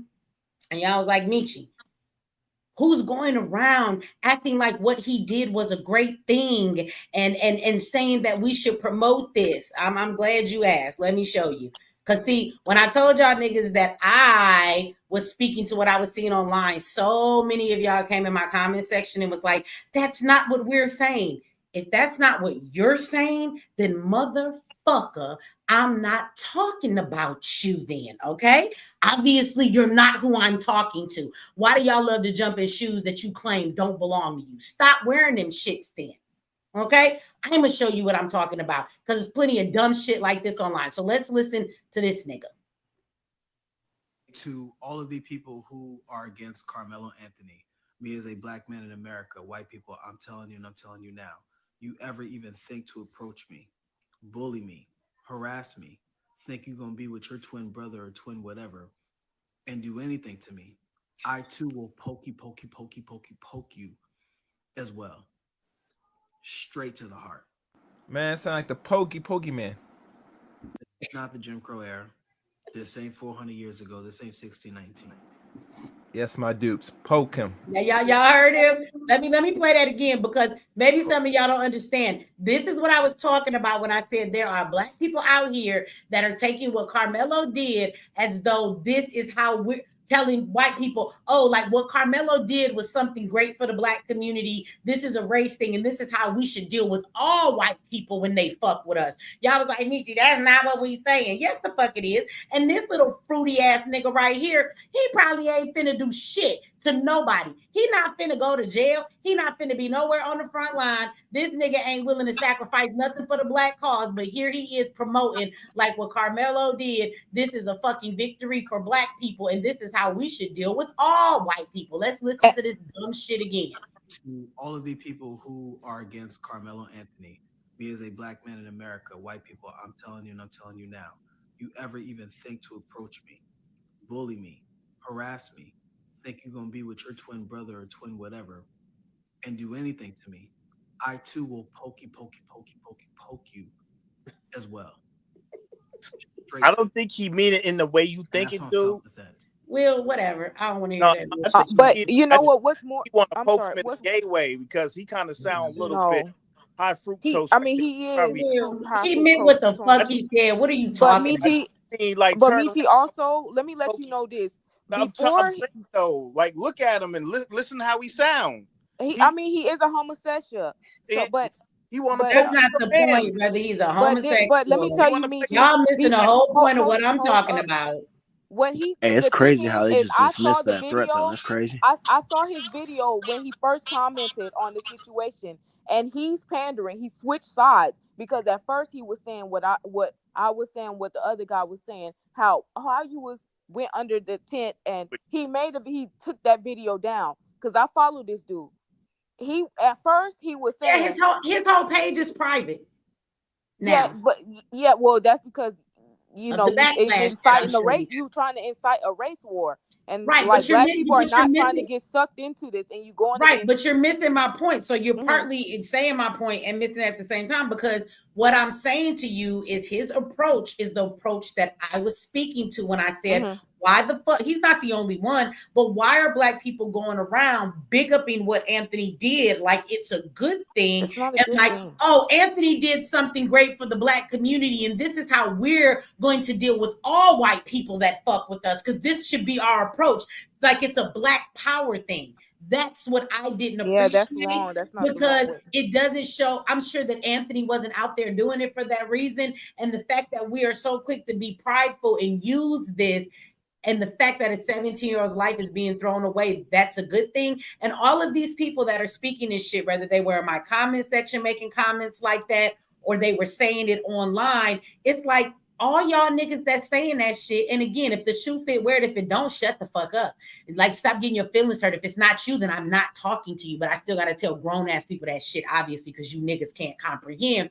If it's not you, I'm not talking to you. But for all of you that take that approach and you want to walk around and beat your chest like, oh, what Karmelo did, that's black power. That's a thing for the black community. Y'all fucking assholes, because I guarantee you 100% of the motherfuckers saying that shit online, you have never fucking put yourself on the line. You have never been on the front line. You have never went to jail for fighting for black people. You have never sacrificed your life for fighting for black people. You probably wouldn't sacrifice fucking $5 to fucking fight for black people. You niggas ain't donated to Ziax to make nothing better in the community, but yet and still you want to use this boy's situation like this is a black power moment. Shut the fuck up. You know how ignorant that is? You know how ignorant that is? I don't know if anybody realizes that, and maybe y'all don't. But for the people who don't, that's my perspective and my opinion. If you don't like it, we can agree to disagree. But that's the shit I'm talking about that I was seeing all over line. But no, it's okay that 17-year-old threw his life away. For you niggas to beat your chest online and act like you really finna do something to a white person, half you niggas saying that shit ain't finna do nothing to nobody. That's the problem. Real G shit. You ain't supposed to throw no threats online. You ain't supposed to. It's not about throwing threats online. It's just basically what he's saying. Period. What he's saying. Like how is black people saying that now that Karmelo Anthony is facing what he's facing? He's possibly thrown his life away. Where was y'all attitude when George Zimmerman was running around talking shit about Trayvon Martin, selling guns, selling pictures, making all of these statements about his family, being disrespectful, teasing online the fact that he killed this boy and he got off? Do you know how disrespectful George Zimmerman was publicly? And not one of y'all niggas that ran into this man or ever saw him in the county jail, because he got arrested plenty after that, none of y'all just even punched this man in his mouth. I want y'all to shut the fuck up, because y'all ain't never done nothing to the motherfuckers y'all should, but now all of a sudden y'all tough and can talk that shit online behind a black boy who's throwing away his life so you can fake ass beat your chest online. Y'all can kiss my ass with that lying ass shit, because none of y'all step the fuck up to the plate, and you ain't gonna do shit to nobody, because if you was, there's plenty of motherfuckers you could have been with and got, and y'all niggas ain't busting a grape on nobody, so please stop.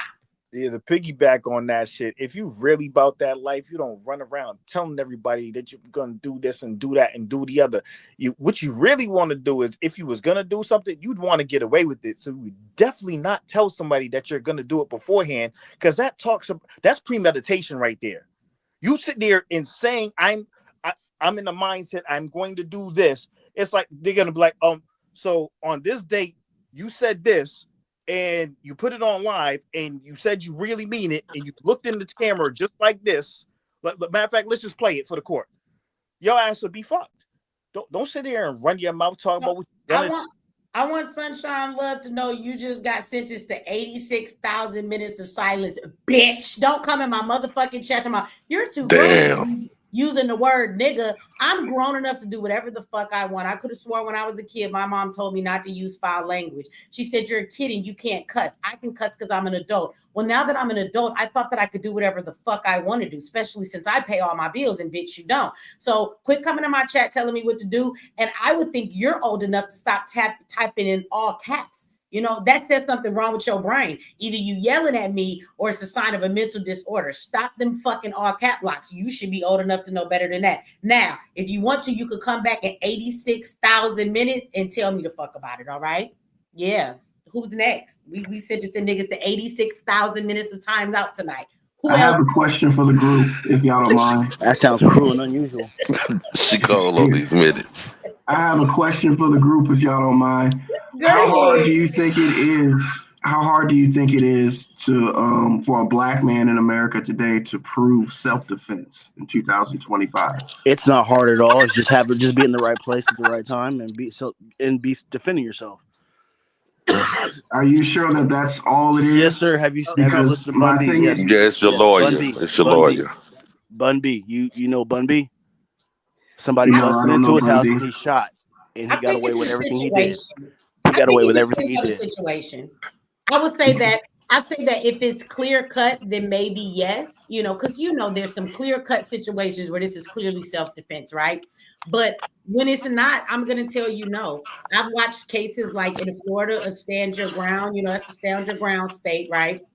I'm just muting some mics, y'all, just because I got some reverb in the background. I don't know who microphone it is, but don't feel no type of way. I mean, you can take it off if you want to say something.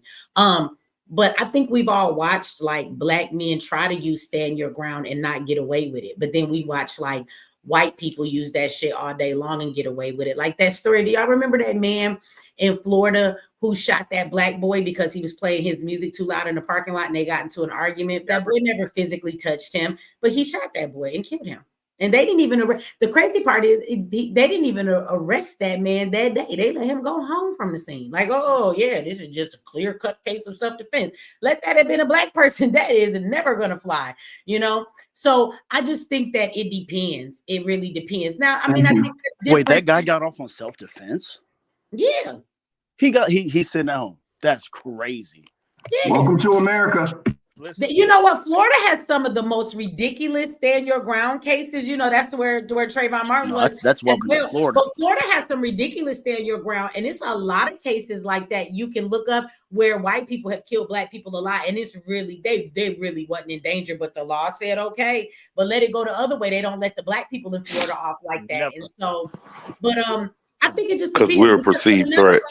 I mean, it's a lot of self-defense cases. Let's say somebody's breaking into my house or a mob of 3 or 4 motherfuckers is trying to attack me. And you know what I'm saying? And then I shoot at them or something. That's a different story. So it just depends on the self-defense. If it's a clear-cut case of this is clearly self-defense, right? When the police get to the scene, it's so clear this is self-defense, you're not even going to jail. We'll have you come in and write a statement, but we're looking at what's going on here. You was clearly defending yourself. But when it's not clear cut and you got to go to jail and they got to figure out if it's self-defense or not, I say as a black man in this country, best of luck. I say you got a 50-50 chance of going to jail for protecting yourself. And if you're lucky, you got the same chance you may get off. Thank you very much, Michi. Thank you very much, because all I hear is a narrative from particularly white liberals who think that black men who use self-defense in a physical, aggressive manner to really stop a threat against them, that we're the ones being violent.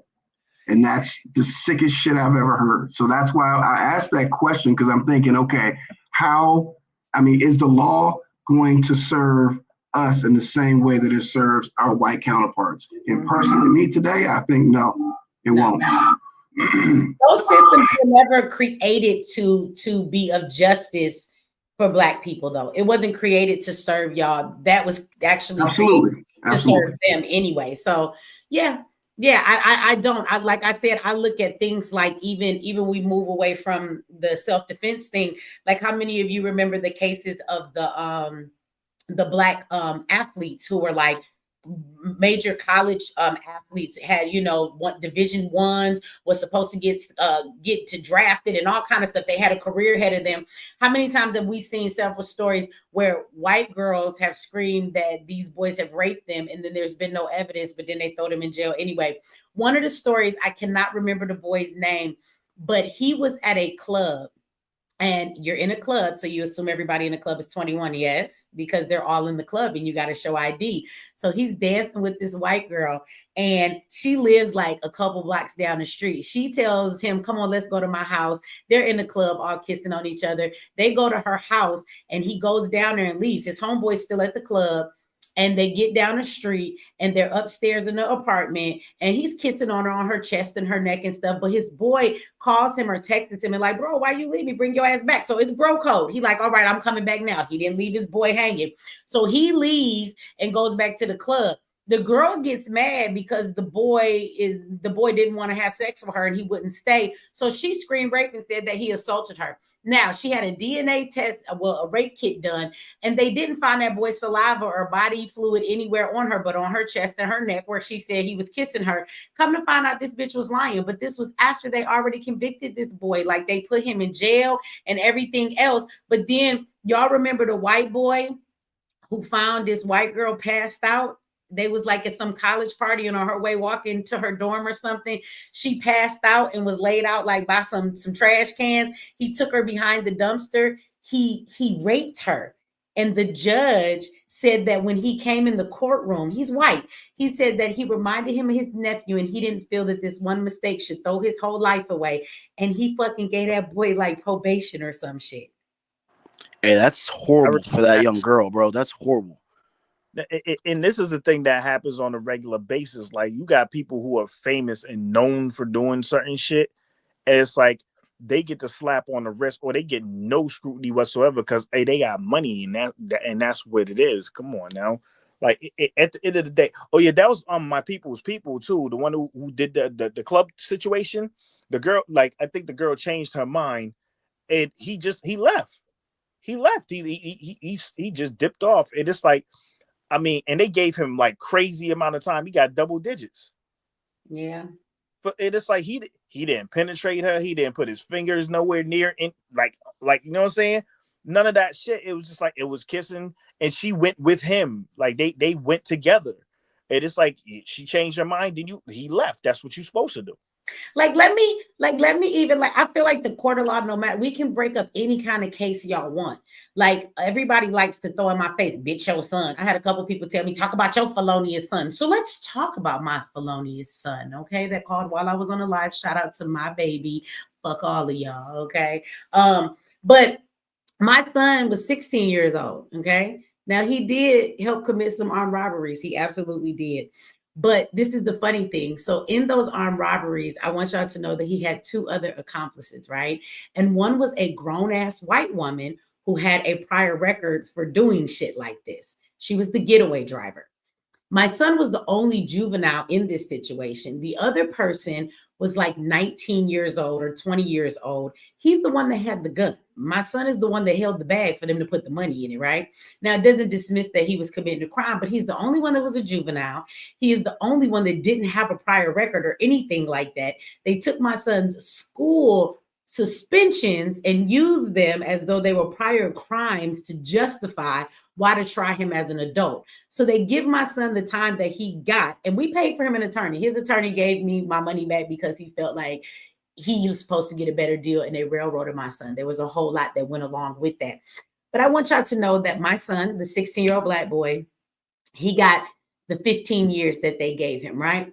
And then they told him he had to serve so much of that time before he could come home. He was in there almost 10 before they let him come home on parole. So the adult guy that was black, he got I want to say they gave him 18 years, right? The white woman who was the getaway driver, they gave this bitch 10 years probation. The complexion for protection. I just want to know, how does that work? Like, how does that work? How do the two black people in this situation, especially the juvenile, how does my son get more time than she does when he don't have no record? He not an adult. This ain't the first time you've been a getaway driver. You've been involved in shit like this before, but because you're white in Missouri, you get 10 years probation. You do no time at all. Yeah, they feel like her life can be spared. She can make a Right. change. She's a We white not girl. gonna make a change. Like, you could have even tried. My son is a juvenile and let him. He was 16. He could have been in there until he was 21. I think that would have been plenty. But no, not only did you do that, you Right. tried him as an adult, and then you turn around and gave him this long ass motherfucking sentence. But you gave a white girl who's an adult. She not a juvenile and got a prior record. She get 10 years probation. Why my son couldn't get 10 years probation? She probably Yeah. stuck to that bench and was helping the judge. Again, this system is not designed for us. Like I said earlier, this system is not designed for us. That's not who it's for. Shout out to King J Rock in the house. Thank you for the super chat and the love. I appreciate it, brother. Let me see. And Jay with the $5 holler says, in Florida, a black woman shot warning shots. Yep, against a documented abuser, got 20 years. I remember that story. Mm-hmm. I know what he's talking about. Yep. Exactly what he saw. She didn't even shoot at him. She just shot some warning shots, like, nigga, get away from me. And he had been abusing the hell out of her. It had been documented. She might even had like a fucking restraining order against the nigga at the time it happened. I vaguely remember the story, but I do. And they gave that woman 20 years. Sure did. Did you guys see that story about that Duke incident that just got reversed? Well, not reversed. The lady just came out and said she was lying. It was years ago about a rape. Some Duke lacrosse kids. And she was a sister too. That's the worst part. She was the what? Oh yeah. We were just talking about this type of situations, and I thought about that. Yeah. Somebody said what county that was in Missouri. They was in don't ask me the county. It was in I can tell you the city. I don't know the county. It's Columbia, Missouri. It's a little place. It's not a big city. That's where the University of Missouri is. Yeah, Columbia. It's in Columbia, Missouri. Yeah, black people never do crimes in rural areas. Yeah, because my son would tell me in a heartbeat, as long as he been in there, he deal with a lot of racist ass corrections officers. They racist as fuck in there. And I've called them. I've learned over the years, I'll call them when something is not right and get on them, but they will fuck with him more because I'm calling. It's like, it makes shit worse. Sometimes when I get them about shit, they just be like, oh, so your family keep calling? We're just going to keep you in the hole for, it went from 30 days to 60 days to 90 days. They kept moving him back. My son was in the hole one time for a whole year, not because he did anything wrong, but because he was supposed to be being transferred to another facility. But instead of transferring him, they put you in this space where they get ready to transfer everybody. So they're holding him there in this space to move him to a new facility. And then they said, well, you next up on the list to go over there. And every time I would call to see where he was on the list, because I called, the bitch would put people in front of him and set him back.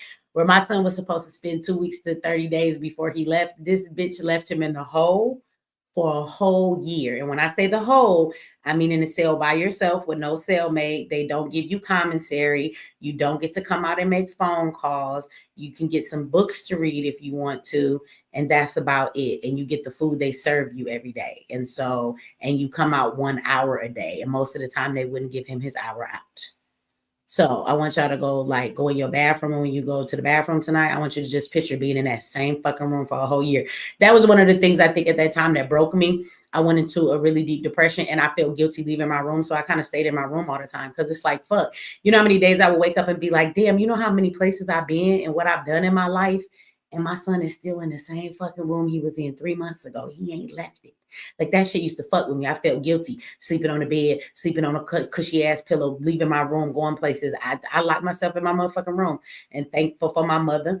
She helped me with my kids at that time because, I can say that now.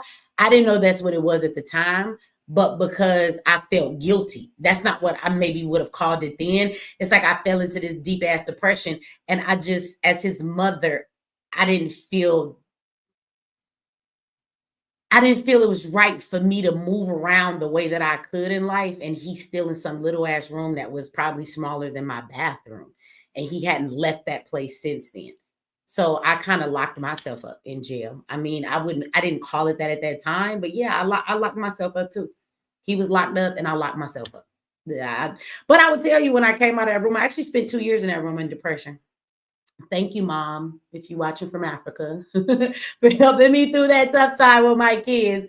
But I would tell you that after I came out of that dark ass depression in that dark place, Michi X was birthed out of that pain. So I would never tell anybody to dismiss the pain of your life. I would tell you to be tough, be a warrior, and work your way through it, because all of the great things in my life were birthed in darkness. All of the power that I have ever obtained, it was birthed from a dark place. It was being in a dark place, but refusing to give up. So fighting back to say, well, what the fuck do I do to change this, right? The biggest question I always ask myself in life when I'm in a dark place is, I don't like this place. I don't like what's happening. I don't like what's going on. So then the question is, what do I do to change it? And I focus on that. Sometimes the change is not always easy, but anything worth having in life is never motherfucking easy. To whom much is given, much is required. Ooh, look at that But that's scripture. strength. Look at that scripture for y'all on Easter Sunday. Happy Easter, everybody. But for real, to whom much is given, much is required. And in order for me to have helped the people I've helped, to encourage the people I've encouraged, to have the motivation to do the stuff that I do, I had to go through a whole lot of stuff first to even be motivated or to even have an understanding to be able to relate to so many people, to be in the position I'm in. Without going through the things I went through in life, I wouldn't have been able to be Michi X. So, so don't nobody feel sorry for me. My dark places are what birthed the woman that you see before you. So if anything, I'm just saying that to people to encourage y'all that, yeah, you might have some dark times in your life, but I promise you, if you keep breathing and you keep living, some days all I did was just get up and exist. Some days I wasn't getting shit done. And sometimes that's how the fuck it is, but that's okay. You know what I'm saying? And life was like walking through water, if that makes sense. That's what life felt like. When I got up every day, life was just thick than a motherfucker. You ever try walking through water? It's just a bunch of resistance. Everything is heavy on your body. Like life felt like that. I would wake up and still be tired. Y'all know, some of y'all know what I'm talking about. You know, that kind of tired. What you just described is strength, though. That's strength. That shows what you made of. Well, that's the thing. Either you're gonna let them dark times swallow you Take up, over. or Right. you gonna decide, fuck that shit, I'ma win. And that's when it counts. There be plenty of times in life when shit is easy, but that's not when you need to fight. It's when the shit get hard and it get dark. And sometimes that darkness swallow up some people. Everybody don't make it. Sometimes people lose their Right. mind, and I guess that's the test of those that are warriors and those that are not. And either you're gonna have to decide in this moment. I'm not scared of a human being. Me and life done had so many fights. I'm telling you, life have whooped my ass, but I feel like I'm that motherfucker in the scary movie where you think he dead, but then he grabbed your ankle, like, bitch, I'm still here. I feel like life done left me for dead Okay. so many times, and I'll be like, fuck you, bitch. That's all you got. That's your best shot. And life was like, damn, this bitch just do not die. At some point, Michi coming through with the he had to resurrection offer me his message. hand and Right. pick him up and say, girl, come on. You done fought a good fight. Bitch, look, let me just bless you, because you deserve it at this motherfucking point, because you done fought hard for this. God damn, you's a tough motherfucker. Life had to respect me at some point and then turn around and give me everything that I deserve, because I was willing to stand when life was giving me every fucking thing I did not deserve. So, yeah. Man, you should turn those into little mini series, Meech. That's funny you say that. Just little mini series, like something like that. Come with all your little energy, just that's boom. funny you say that. Little minute and a half, something, just boom. This is what I went through. Boom, this is how it came out. I was thinking about this series I wanted to do called I Got a Story to Tell. And I was going to tell different stories in my life. Because for as much as I told, there's a whole lot I've been through that. People be like, this bitch lying. She ain't been through that much shit in life. Yes, the fuck I have. I feel like at 46, I done lived like a cat, 50 motherfucking lives. It's written all over your face, Michi. It's just written all over your face. Do I don't look old, do I? No. I'm just saying, that's not what I'm saying. That's not what I'm saying. I believe that. Right. It's funny you say that, because I said I wanted to start a series where I was going to do I Got a Story to Tell, and I was going to do short segments of different situations in my life that I've been through and overcome. Like I was face to face with a serial killer. Nigga tried to kill me. Now I'm not going to tell you that by the grace of God I'm still here, but I don't know how many of you have ever been in the grasp of a serial killer ever before. So yeah, I got a lot of stories to tell. I'll never forget the day I was 12. I was gonna kill my daddy. It's by the grace of God that the gun wasn't where it was supposed to be, because I was gonna kill that nigga. Yep. I got a story to tell. I got a lot of them to tell. Write a book. Because I real stuff like I book hate writing books. I'm gonna just turn on the camera and do what I do best. I'm gonna talk. and have somebody you call that when they write it down for you. Look, I said happy Easter. Somebody said puff puff pass. Oh yeah, happy 420 to everybody. I don't celebrate none of these holidays. I stopped smoking months ago, so I won't be smoking no ganja today. But shout out to all of the smokers. You know what I'm saying? Yeah, that's why my camera not on. Well, that was smoke one for me too, because it's been months. But I ain't mad at it. I'm glad. I smoke weed every goddamn day for years. I don't even know how many years it's been every day like people smoke cigarettes, but I ain't smoked in months. I'm done smoking weed. It's one of the best things I did for myself at this point. I'm glad I don't. I save a lot of money. And I ain't always got the motherfucking munchies. Yeah. Let me see. Somebody said depression took my nephew at 19 years old, suicide. Shout out to you and your family. I know that must be a really hard thing, and your nephew. And I'll still say your nephew, because even though he's not here, he is here with you if you just take a moment to let him show you his presence. So that's why I say shout out to him too. You know, I don't think nobody's life is in vain. So the 19 years he was here, I believe and trust that even maybe in the way he left his mark and his impression in whatever way he was supposed to in this life. So I'm sorry to hear that. So, you know, shout out to everybody that done lost a loved one in that way. That's a horrible way to lose somebody. And if your ass is depressed right now, I want to say to you, keep going.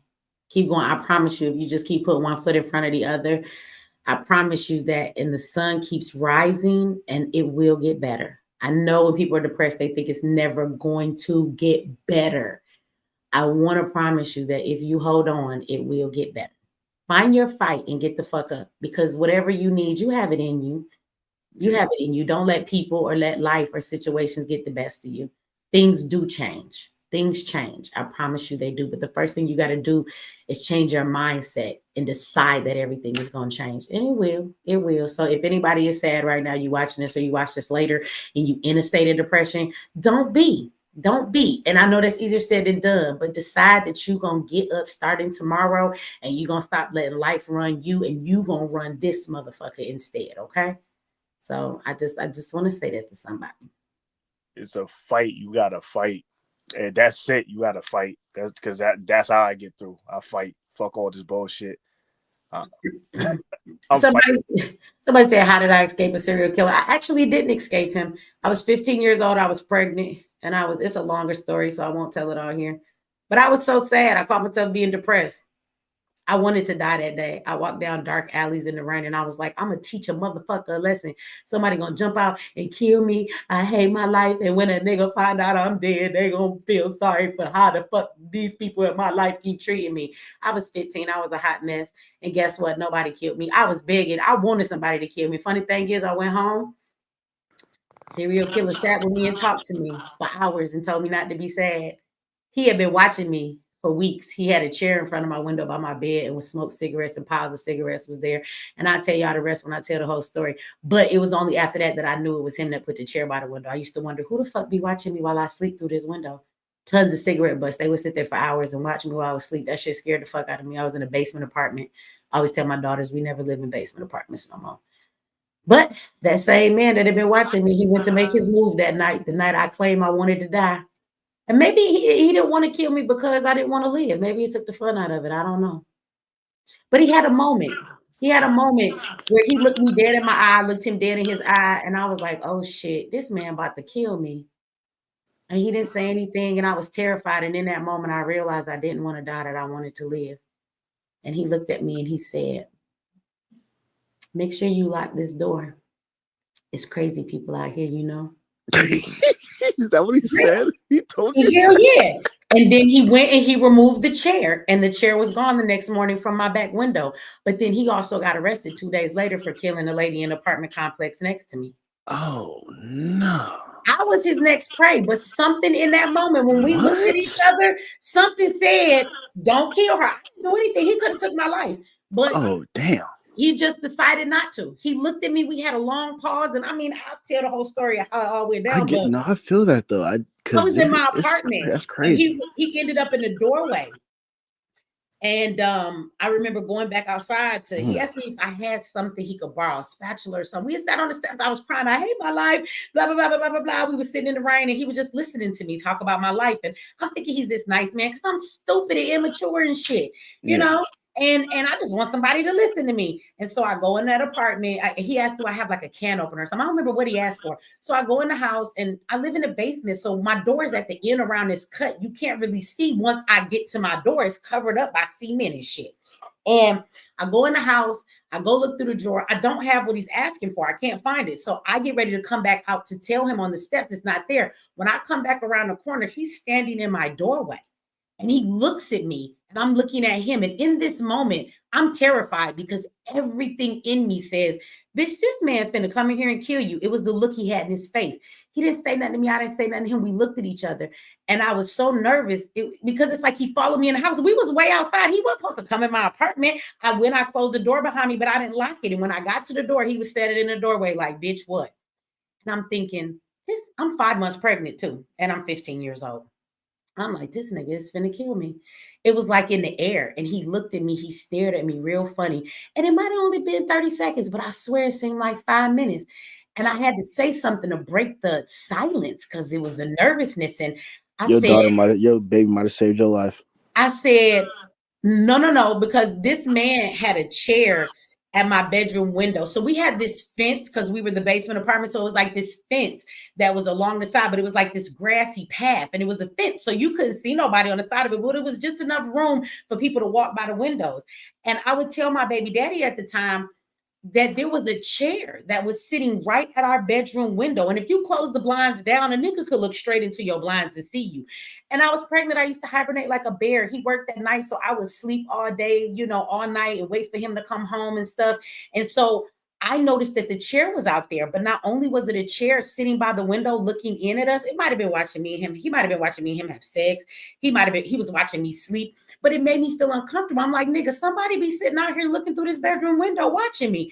And there was tons of cigarette butts around the chair. This is how I knew somebody would sit there for hours. It was hundreds and hundreds of cigarette butts out there right in front of my bedroom window.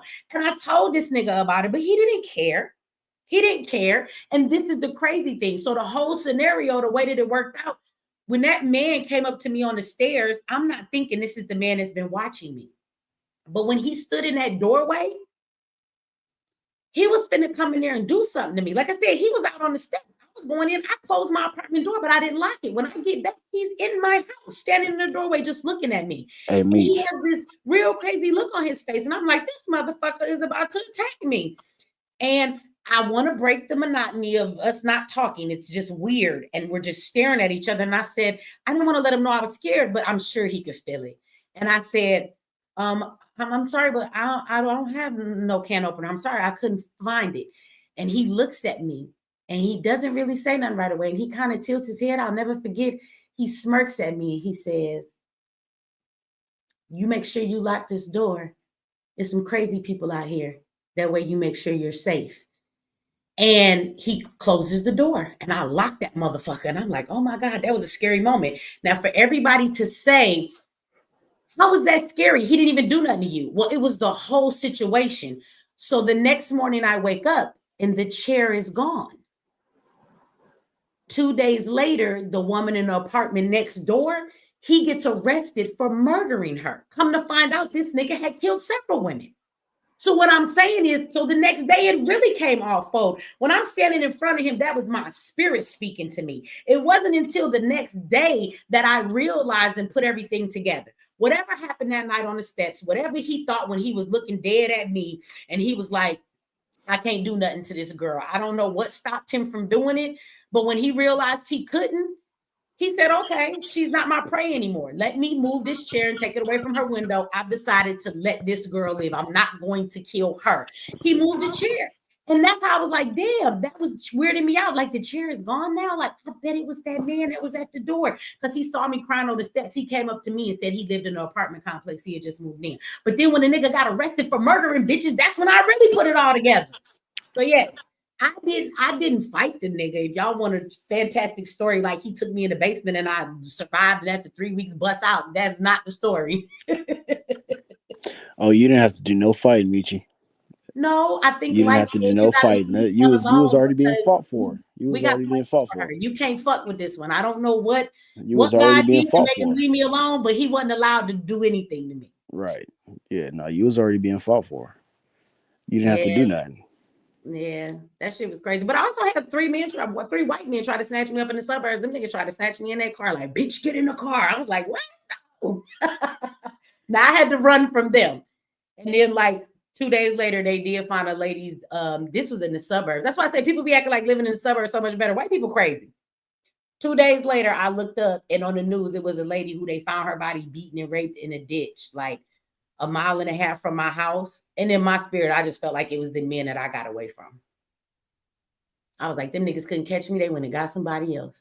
It was 3 drunk white men. They was trying to snatch me in their car. And I always thought the lady they found, I don't know if it's true or not, but I thought it was. That shit gave me PTSD, y'all. I was scared to go outside. Shit. In the daylight, I was scared for like a month. I used to go in the house and lock myself in the room. PTSD is not no motherfucking joke. Yes, and I'm still saying today. So I don't know how I did it, y'all. I don't know. God done helped me a whole goddamn lot. I told y'all I got stories to tell. I feel like I done lived 55 motherfucking lives, I promise. All right, y'all. I'm gonna shut up telling these stories. We done went to everything. Now I'm telling light stories. I'm gonna be quiet. We done been in here. Woo, shit. 7 hours and 20 minutes. Yeah, we gotta get out of here. It's almost 6 in the morning. I gotta go to bed. My kids is going with their daddy. They about to leave in 30 minutes. I gotta make sure they got their stuff together and see them all. Mm-hmm. And somebody said, Carmen Q said, I just got up and checked my door. You better check that door. I don't play that shit. I lock windows, doors. That just comes from my criminal justice training. Because majority of people who enter someone's home always enters most of the time through an unlocked window or door. So all of you, before you go to bed, go and check your fucking doors and your windows. Because most people enter your house through some shit you left unlocked. God damn it. That's just a fact. If y'all start locking your shit up, we'd have a lot less people entering your home, okay? When you're not there or when you are there.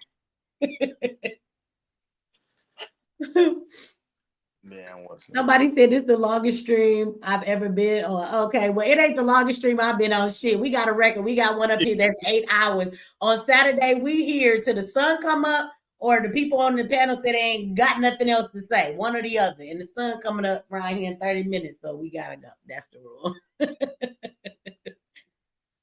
All right. Thank you, Michi, for Anybody on having the me. I panel actually want to fell say asleep. anything? Y'all got some last words for y'all get up out of here? Just was saying thank you for having me. I actually fell asleep, but thank you. She said, that happens a lot. People fall asleep and wake up and be like, damn, y'all still alive? I fell asleep and woke up. But thank you for joining us. Thank you for coming up. You came up a couple times, so I thank you for always adding your perspective. I think that you give a great perspective, and it's always great to hear from the minds of, the younger generation, those that's younger than me. So I appreciate her always coming up here and hollering at us when she does. Anybody, the devil's advocate, you got something you want to say? Have you said anything all night? You ain't got no face picture, so I don't know. Oh yeah. I spoke up, but I just wanted to come up because I keep hearing like dealing with this case. We talk about a lot of bad habits. That's not just black. We make it black. I want black people to stop doing that. Like, oh, the black community this. Oh, well, we do this. We're in America. We have an American culture. We don't have a black culture. There's not a white culture. It's American culture. I think What's wrong with us is wrong with them too. It's no difference. They have dysfunctional families. They have drug use in their families. We all got that. That's America. So stop making it black. That's all I want to come up and speak to. I agree with you. Thank you for saying that. I agree. I think the things we see is called human nature, and all human beings do it. It's not. People are going to take the negative stuff and attribute it to us. When the truth is, this is just what human beings do. Period. It ain't got nothing to do with us. But they always want to give the bad shit to us. I agree.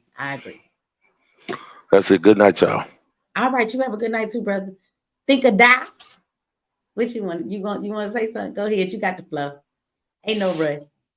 Say what you want to say. Oh, let me see. Oh, there you go. Your mic unmuted. Okay. Well, just as elaborate on what you said about locking your windows and everything. I had a stepdaughter.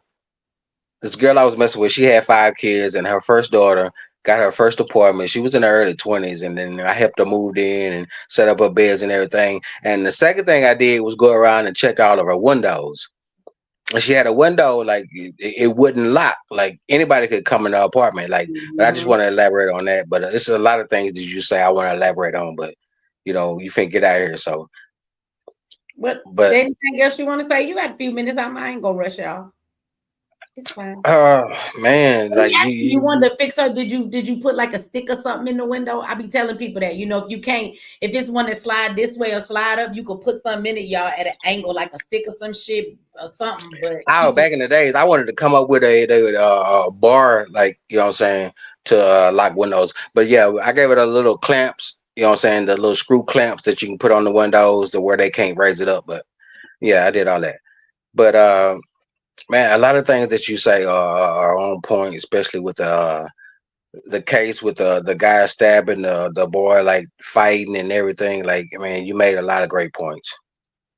Because we used to fight back in the days. I'm an old cat. We used to fight back in the You days. said he should have fought, right? That's what you think?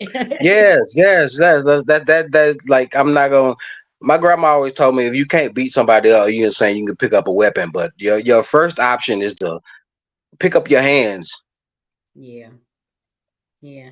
I think we need to teach our kids more of how to fight. I would say that I learned how to fight the hard way by having no choice but to fight. But when I look at like, I wish somebody would have taught me how to actually like fight. I think that's dope. That'd be that because I had to fight. Fighting classes, and I think him understanding how to fight is much different than me having to just learn by having fights. That's a different way. He got techniques. He calm if he get into a fight, and he's thinking about where he's gonna hit somebody. He's not in this. When we was kids, you get this nervousness, like, all right, well, let's fight then, and whatever happened. And so if I knew then what I know now, like I would say that all of y'all, even women, even the men, y'all should learn how to go get like some trained fighting. And you ain't got to turn into this expert, taijutsu, beat a nigga Oh down. no, not at all. But you could go learn a lot just from spending a week in a class that teaches you how to, like, on the streets, just certain body parts you could break, certain things you could do. You'll find Yes. that you could break down the biggest person if you understand the right way to break them down. It ain't even about their size. And I think everybody should go get some of that knowledge. Pressure point. Like the Navy taught me how to fight, but my kin folks when I was younger in elementary school, they made us fight each other. That like it. I'm not saying that's good, but yeah, they used to. That was their entertainment. They made us fight each other, so that's how we learn how to fight. That's how I learned how to fight. I had siblings. We fought too. Shit. And like you were saying, like the point of like these folks, like, oh, you got guns and you bad, you're a gangster and all that. No, you're weak. Yeah. Like Pop said on Friday, you can pick up a gun and shoot somebody, but yeah, but you're weak. Yeah. I think that when you have to grab a weapon for everything don't call for a weapon. You grab a weapon No. when you're being threatened in a way that your life might be in danger. Other than that, I'm like, thank CG says, Amici, you really are something different, but you really are a nice lady. Though I'm glad y'all see. I'm like, some people say I'm mean. Shirley said I don't fight fair. I'm like Shirley. So I'm not pulling out a weapon unless I have to. Like I told people the other night, one of my favorite things that I have learned, because I'm short, is that I will kick the mess out of you in your kneecap. Like I will break your leg where your kneecap is, where joints break. You stand there talking junk. I'm a bow. You gonna be on the ground. I'm breaking your leg, and I don't have to be overly strong to do that. I just need to know that I can kick you right in your kneecap in the right spot, and I'm just gonna snap it. It's gonna break, and you're gonna be on the ground, and it has nothing to do with strength. But I think that's one of my favorite things, and I don't know if I ever get to use the second thing that I was taught, and not actually because I wasn't able to pull nobody eye out, but I was taught how you could actually put your finger in it. Like on Kill Bill, I want to pop a bitch eyeball out one day. Now, I don't know if I will ever get the opportunity to do that. You actually shit. I don't know what kind of charge that is, but I'm a rip a bitch eyeball out just one day. I already got the nails for in and out, girl, and I'm gonna sit it in your hand. Here you go. Shut up. You can two things I want to do. Go ahead. It hits somebody and their eye will pop out. I seen this shit. It fucking hangs. It dangles like no, that's not how I was taught. I was literally taught the points where you could go in. I got these nails, and you just gonna like on Kill Bill. You just gonna pop that. How you gonna go in and pull it out? That's what I'm gonna do. Yeah, that probably feel real gross, but if a motherfucker give me a reason. Well, see, like in the Navy, a white guy taught me like if you in a pressing situation and somebody like I push your brain up, your nose up in your brain, like that doesn't work. Huh? That doesn't work. Like I tried to do that. Well, I mean, it may not work, but I bet you if I take my palm and punch you in your nose, I bet you gonna hurt. It will definitely break your nose. There's definitely gonna be a lot of blood, but they ain't gonna die. Well, I don't need them to die. I just need them to feel pain. You know, I need them to back up and think about what they're doing. But you know what also is a valuable technique too? We watch people knock people out all the time. Do you know that if you know where to hit somebody in the right spot, you can knock a person out easy? People think that a person knocks somebody out because you got to hit them really hard. No. It's the place you hit them. If you hit them in the right spot, you can knock anybody out. So if people, easy. I'm gonna break this nigga leg and then I'm gonna knock you out. I'll fight the twins. Shit. Yeah, fighting is good for you. I'm not saying like that. Like, but yeah. We gotta practice it. We gotta practice the fight, though. I think we have to do that. We have to get some training in it. I look at it as self-defense. Nobody wants people to go around being these great boxers or competing in the ring. Nobody say you gotta be MMA fighters, but the world is crazy, and your body can definitely be a weapon. And I just think it's some very valuable things that we can all learn that are small things: how to put somebody to sleep, how to knock somebody out with those pressure points, how to throat punch somebody that will definitely stun a person. Oh yeah. How to knock the wind out of someone, how to break a knee or something with the least amount of force that you have to do. So I just think there are some techniques that everybody should learn. You don't have to be a great fighter, but I think that everybody should learn these techniques, women, children, and men. Yes, sir. Yes, ma'am. If you're a female, you are allowed to use greater force inflicted upon you if you're dealing with a male, because males have like more strength than you. They have and like the lactic acid doesn't build up as fast in their upper body. That's why they talk about women having low upper body strength or other stuff like that. Like, listen, if a dude's trying to attack you, he already decided he don't want to live. I'm saying though, like, because on some real stuff, if you a girl, don't ever fight no dude fair. You're not gonna win. Yeah, you're not gonna win. You're not gonna win. You better. Well, you shouldn't fight anybody fair unless you're a trained fighter. Like, no, you don't fight no fair. You don't have to grab a weapon, but I'm not fighting to just be fighting. If you give me a reason to fight you, then obviously I feel threatening at that point. It's a threat. I'm fighting to win. Like if you think you every time out me, I'm not fighting fair. If there is a lamp right here on the table next to me, and I feel like, you know what, I can't kick this nigga in. He rushing at me. You gonna run up on me, and then you gonna get this lamp right in your temple. Bow. And you gonna back up. And you hit your head, and you don't ever get back up. We'll deal with that when the police get there. But I've learned to also use my weapons whenever I'm in a situation. If I ever feel like somebody is going to come for me, I'm assessing the situation. Are there other motherfuckers that he's with? Do I got to watch my back from somebody else? What is around me that I can use as a weapon if I need to use it as a weapon? And baby, everything is a weapon. Do you hear me? A lamp is a weapon. A rock is a weapon. A stick is a weapon. Shit, a pen. I'll stab you in your motherfucking throat with this pen, nigga. Everything is a weapon. And I'm not laughing, but I'm serious. If you learn fighting, you understand that. I'm assessing the scene. Okay, I might need a weapon for this nigga. So what can I use as a weapon? We always think a weapon is a weapon, but a lot of things can be used as a weapon. It definitely everything. Okay, another thing I want to elaborate on is when you said like how people don't understand like the situation that this young man is in, like how the system is not for us and it was never meant for us. Like I don't understand how people can't comprehend this. Well, They can, but they just delusional because they want some, they want some hope. They don't want to tell themselves the system really is. They think Karmelo's finna go in there and get found not guilty and just go home. I believe he's gonna get manslaughter.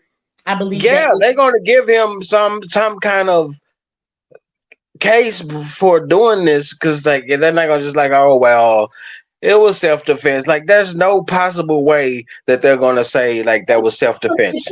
If it was that easy of a self-defense open and shut case, they would have watched the videos from the witnesses and said, "Oh, they was trying to jump this boy," and he would be the Obviously. charges would be dismissed.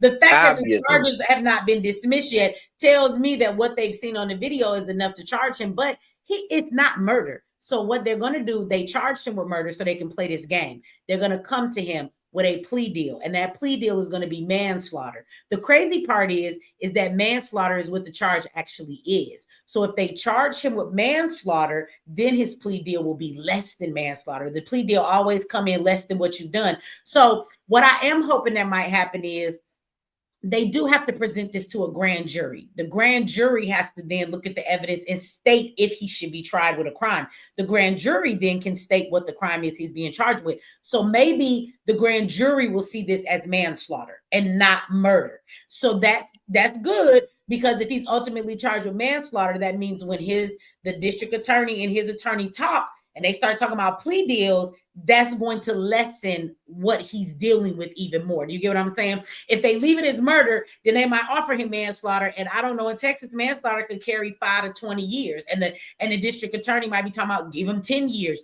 But if he has manslaughter off the rip, now he's saying, well, maybe he get 5 years, and he does half of that and he go home in 2.5, right? But I believe that Karmelo is going to do some time. I don't think he's going home. Well, yeah, well, I'm from Texas, and like the court system is a game regardless. So once the DA picks it up and they think they have a case, their object is to win in some kind of case. They're not gonna take an L. Yeah. If they decide they're going to charge him, you're right. They're going to walk away with something. They'll do a plea deal. If he decides to go to trial, he better have a hell of a case, because I have never in my life seen anybody go to trial, dismiss all of the plea deals, and then you be found guilty. They're going to throw the book at you and give you way more, because you made them spend months in the courtroom. You made them go get a jury. You made the city spend all this money to have this trial, and you got the nerve to be guilty, nigga. We're finna now. The plea deal might have been 5 years, but you've been found guilty, and if you're found guilty, now it carries a sentence up to 20. The judge is gonna look at you and be like, I'm gonna give you 16 years for this shit, because you never go to trial and get a better deal if you're found guilty than if you don't take the plea deal. It's always worse. I've never 100% of the time ever seen it any other way. And most of the most cases go to plea deals anyway. It's like 85% or more than 85%. I don't know if Texas is an 85% state. Do you any plea deals? I mean, percentage of plea deals. Like most people not go to trial. So percentage of in the country period, it's in the 90 percentile. So 90 something percent, don't quote me on what 90%, 92, 93, I don't know, but 90 something percent of all court cases are dealt with by plea deals. I just want y'all to know that if just 20% of people charged with a crime, if they did not take a plea deal and they forced them to take them to trial, like the system would shut the fuck down, because they have to give you what's called a speedy trial. And the truth is, most of y'all niggas would get let go and go home, because they wouldn't be able to charge you or take you to trial in a quick enough time against your rights. So they would have to drop a lot of those cases. Now I'm telling you that most people are not willing to do this, but that is the truth. If a very small percent of people being charged with a crime, if they would just not take a plea deal, majority of cases are plea deals. If all these cases you see in the court system, if they were forced to go to trial, they have to prepare for it. They got to come with evidence. They have to. Yes. These trials could take months up to a year for a trial to be done. You got mistrials, you got all kind of shit. What would happen is the system would be so backed up that they would not be able to deal with them in a timely fashion. You have the right constitutionally to a exactly. They would have to start letting people go. Now, people ain't gonna do it arrested. But I'm telling you, if motherfuckers would just, everybody would be like, nope, And trial. but that's what they depend on, because you know what I'm saying, most black people who be out here doing dumb stuff, they don't have the funds to get a lawyer and fight the case, so they'll take a plea deal. They will. And people want to go home. They want the plea deal. They're usually working with a court-appointed attorney. And if that is the case, I want y'all to know that whether it is the district attorney's office or it is an attorney that they have given you, them niggas is All them co-workers. folks work together. They work in the same building, my nigga. They go to lunch All the together. folks work together. They get birthday cards. They're at the company party together. They buddies. They hang out together. They work on the same team. They Yes. work together. They have the same boss, so they work together to get a plea deal to get you to take Yes. it. Your attorney is not really trying to get you off. He's trying to get you to No. take that plea deal too, so they can go ahead and sign this case and make their department look good. That shows, look how many wins we have, right? So yeah, that's how that shit really works. So. Yeah, it's horrible, and people don't understand that, especially black people. Like no, don't. Now, people also understand this, that if you fight the system, you will fucking lose. So it don't matter. They'll be not guilty and still take a plea deal. A lot of people will be like, there's some bullshit, but it's like they would take the plea deal because they know there's people that sat in prison for decades. Like, I'm gonna give you, for instance, Massachusetts is number 2 for wrongful convictions in the entire United States. The only one that beats us is Illinois. That's what we know of wrongful convictions. Now, mind you, those are not plea deals; those are wrongful convictions. Those are people who probably went to trial or whatever. And 30 years later, when you come home, you're supposed to be able to sue for every day that you've been locked up and all this other stuff like that, mental damage, all the other stuff like that. Massachusetts put a cap, $1 million, all you getting. 1 million. That's it. That's a cap. Like, you sat in there for all them decades. Yeah, $1 million. Get the fuck out our face. Well, look, somebody said, Rick Tim said here in Houston, the Harry County's county docket is so stacked that a murder trial won't come till 5 years after being charged. See, and that's the crazy part, though. This is the thing.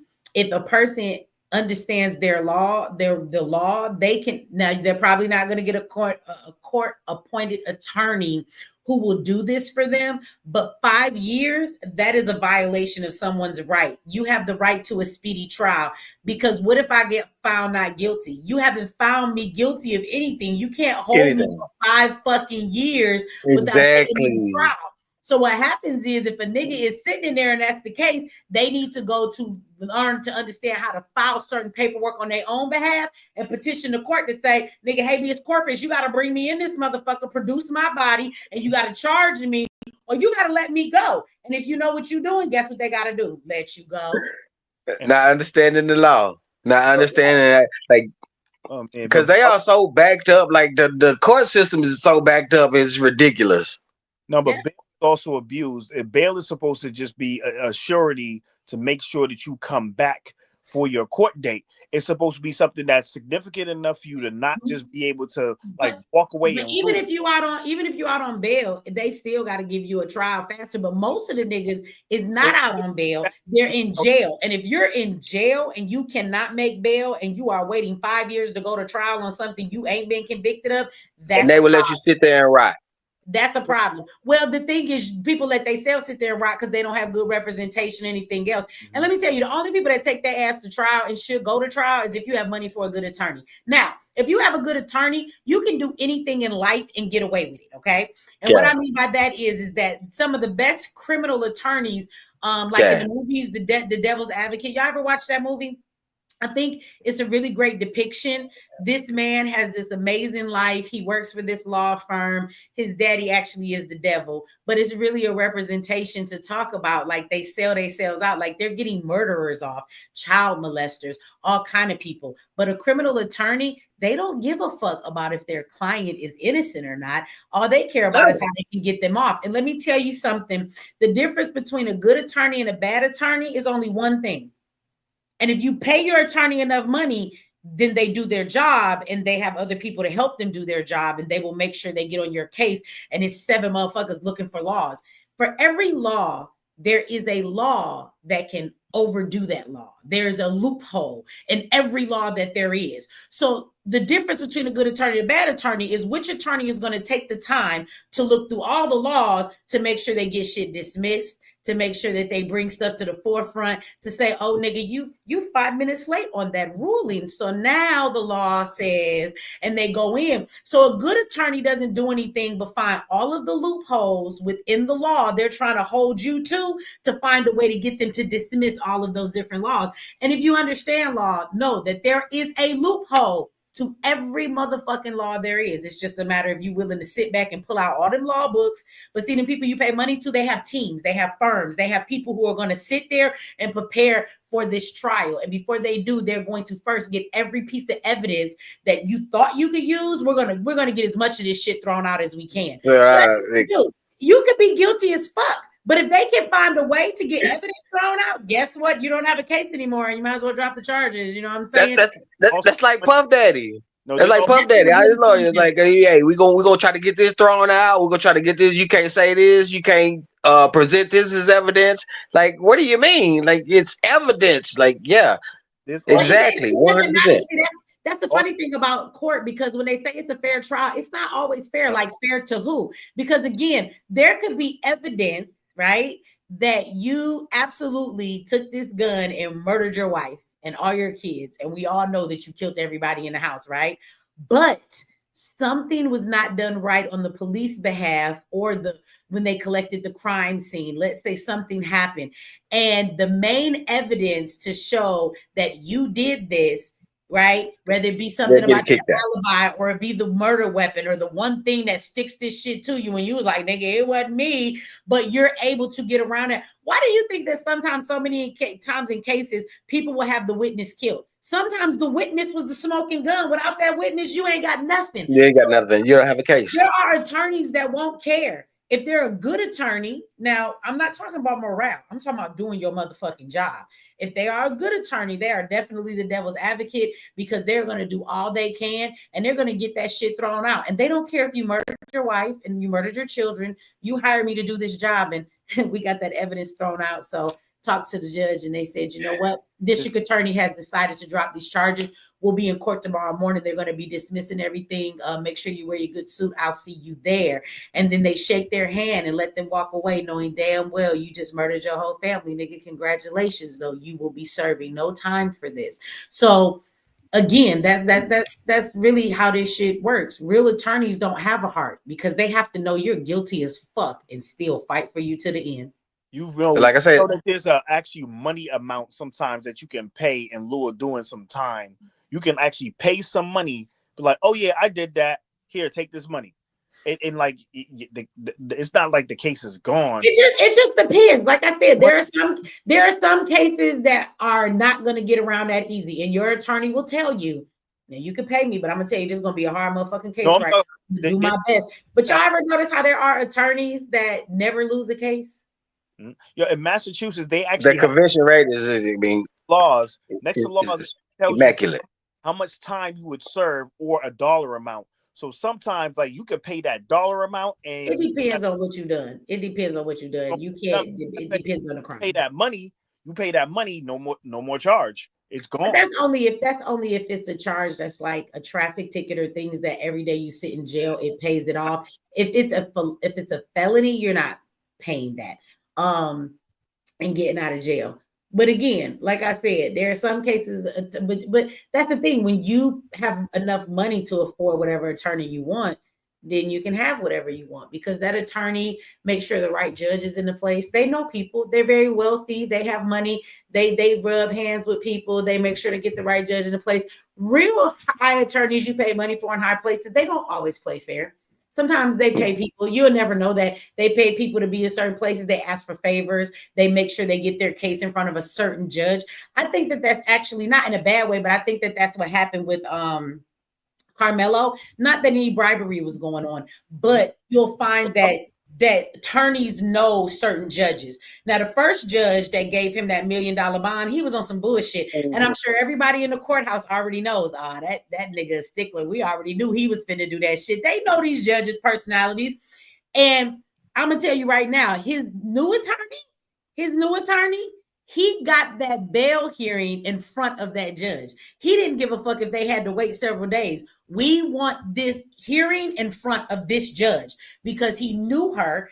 And when I say he knew her, he knew what she's known for. He knew that his best chances of getting that boy's bond lowered was in front of this judge. So that's another thing too, right? When you don't have money, you just go in front of whatever judge they put you on the docket. When you got money and you got a good attorney, that attorney is going to make sure that you get in front of the judge you need to be in front of. And that makes a big difference too.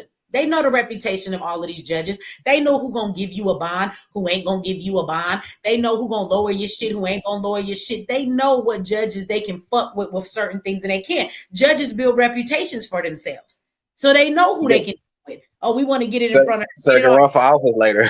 I know for 3 days. It's okay. We'll wait 3 days. We want it in front of her. They were throwing threats at the judge. The judge, yeah. They were throwing threats. That lady, she a judge. Do you know that these white people do not give a damn because all they see is a nigga when they see her? Because they don't even respect that she's a judge. That woman had to shut down her social media pages because they were going in there harassing her and threatening her. Is she a judge? They dox this woman and she's a judge. My question is this: if they do that to a judge, what make you think they won't do that to the average person out here? Like real deal, like they throwing threats. Like the other day, like maybe yesterday, dude sat there and said, "I'm gonna say this. We'll hang N-word. We'll hang you." You know what I'm saying? Like I posted. Well, I do think that that's crazy. I think there is something for us to see and make note of that. Like this woman is a judge, and it has not stopped any of these. It has not stopped any of these racist people. You know what I'm saying? From threatening her and doxing her. She's a whole judge, and y'all think this is okay to do that to her? I do want y'all to look at that and be like, damn, look at their mentality. They don't even respect the authority that she's a judge. They don't care at all. They'll go to a certain extent. Now you let a bunch of niggas start threatening a white judge. And what you think finna happen to every last one of them niggas in their inbox? They about to go down. Okay. Dude that jumped over, everybody was laughing about it. Remember, dude jumped over the daggone thing. Like the dude was crazy. He jumped over the bench to go get the judge. Yeah. Superman died. Yo, I'm saying though, how much time did he get again? Oh, nigga, they gave him life. They said that was attempted murder. Attempted murder. Yeah, like well, how much time do you expect them to give him? Like he like no. But look, he jumped over that. The judge was not hurt. The bailiff did have stitches in his head, but based on crime, that was nothing more than an assault charge. But because she's a judge, they said that was attempted murder. How the fuck he gonna murder somebody by knocking y'all to the ground and jumping over the bench? He didn't have no weapon. He didn't blood. No weapon or nothing. His hands was handcuffed. Like, get the fuck out of here. That was some crazy ass shit. That man jumped over the bench. And this is the thing. He jumped over the bench while he is steady talking to you about his mental disorder. So he knows he's schizophrenic. Y'all know he's schizophrenic. And you took a man with a mental disorder. He is mentally unstable. He jumps over the bench at your ass. It's what you would call an assault charge. And you give this man fucking life and call it attempted murder. That's crazy to me. That was very unjust and it was not fair at all. Okay, can I switch this whole conversation real quick? Hey, go ahead. Back to work next day. Sean, you got something you wanted to say? Greetings, Goddess Michi. I was trying to look at this from the reverse side of the lens, but it's coming out the same. When I look at he got the bond and everything. Can you hear me? Yep. Yeah, I can hear you. Okay, so I try to just see the simple. I'm looking at this video like you talking and you not. Let me stop this video. Sorry. So I'm looking at it in such a way whereas they gave the Melaninite brother a bond, right? Mm-hmm. But we still and I hope he has the best defense, but we potentially witnessing the public mention of our Melaninite child. And I'm not trying to sound too extreme, but I feel, especially after seeing that video that you showed, that it's going to escalate to an extreme, to the point where it's going to catapult into laws and stuff being changed. Who knows what type of climate they're going to cultivate out of this. I feel that their conviction in his guilt, as far as I'm concerned, it escalated when they put the monitor on. Because, like you say, if it was just a simple case of, we see what we saw, it'll be simple than that. But the fact that they didn't let him out, and that they let him out under these terms, I interpret that as they looking at him as guilty. So therefore, his bail to me is just a ransom to recover a tax should he breach his agreement. But the verdict behind that closed doors still stand, and in our face and behind our back. I feel that they are simply now in the eyes of the public. Oh, he's going through the process. He's this and he's that. But on their side of the fence, they just simply negotiating the terms of his sentencing based on how much of a rash or irrational decision that he made, according to how it's defined and interpreted through their laws. And from there, they will negotiate that decision. Meanwhile, they will determine if they can use, I believe, based on the video you show me, you show us, and I appreciate that. I believe, let me see, that they're gonna use that situation possibly as a form of Hegelian dialectic to call the public into some type of political agenda, which will lead to the institution of moral policies and restrictive laws. Spell work. That's how I look at it. And I just feel that it's important that we start thinking, that parents start looking toward an alternative way of educating the children. Shout out to, is it Zayek's Institute? Yeah, shout out to them, because they saw the problem a long time ago.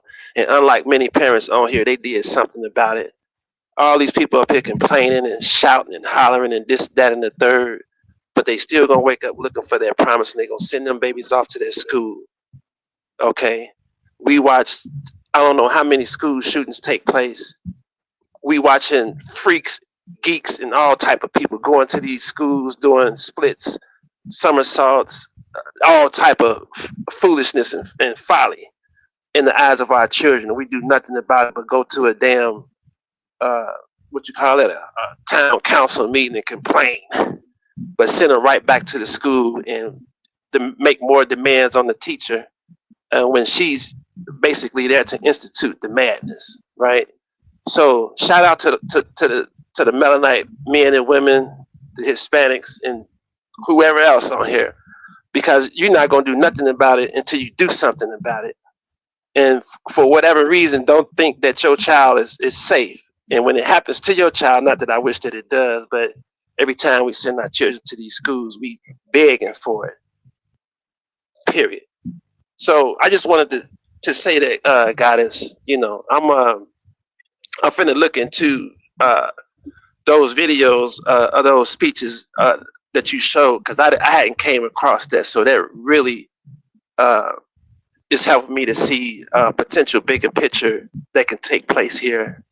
And considering the things that the Orange Man is doing, and with the school systems from top to bottom, and with all of the things that they have, just think about it for a second. Let me. Do I got a few seconds, Goddess? Let me. This when they put fluoride in the water, that was enough right there, right? And then when they made it mandatory that our kids get these inoculations, that still wasn't enough for us, and they know that. We fought, practically jumped off a building to get into these institutions, and they see us ignoring our children. This is why they felt confident enough to put certain things into the laws, like this term they use called in loco parentis, which is just a setup law to me. And although we wake up to fight each day for the safety of our children, we forsake them simply just by sending them to a school, because we believe that these people can educate our kids more than we can. Now, I don't remember a time as an ancestor walking on this land before we became prisoners of wars on our own land, where we sent our kids off to any other school to be educated. And if it was, and if we did, our society was intact. Why are we going to continue to do this? Why parents need to ask themselves this tomorrow when they wake up. Why am I sending my kids to this school? What do these schools, as of right now in the current climate and environment, socio-political, economic climate that we're in, what does it value, and what are we looking for our kids to get out these schools other than a job to be a indentured servant? I agree with you. I think when I was, when I was having kids younger, I just thought that this was life. Like I grew up, I went to school. I thought that's what you do is put your kids in school.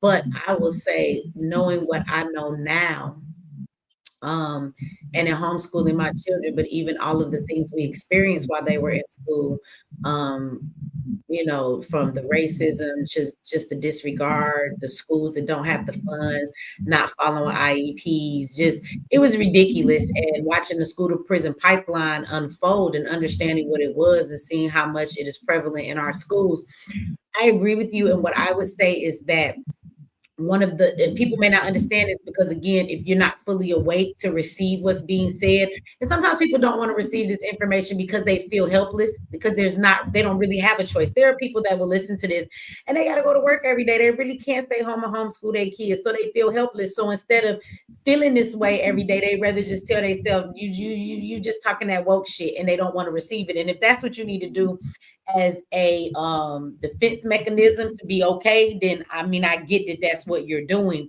but I'm not being extreme when I say to you, knowing what I know and what maybe other people don't always see, is that sending your children to public school is one of the worst things you could ever do to them, especially this day and age. School does not prepare our children for the world. It prepares our children for prison, or to be workers if they do not end up in the prison system. Remember that prisons are built based on third and fourth grade reading levels. So when they know your children cannot read at that level, they're already building schools preparing to where they're going to send them. Everything from the uniforms, just like in prison, the student ID numbers, just like the prison inmate numbers, the food that they feed them on the trays in the cafeteria, the way that the buses look. I mean, the prison buses are just white and have words on them, but same thing. Like there's a correlation with everything you see in the school to a prison, and mentally they are preparing your children of where they're going to be going, even down to where you can't have certain hairstyles, or you can't have colors in your hair. That's the most ridiculous shit I ever heard. When we were growing up, if a motherfucker wanted to dye their hair green, you could. We didn't have all these rules. Being a child is actually when you start to socialize and find your identity.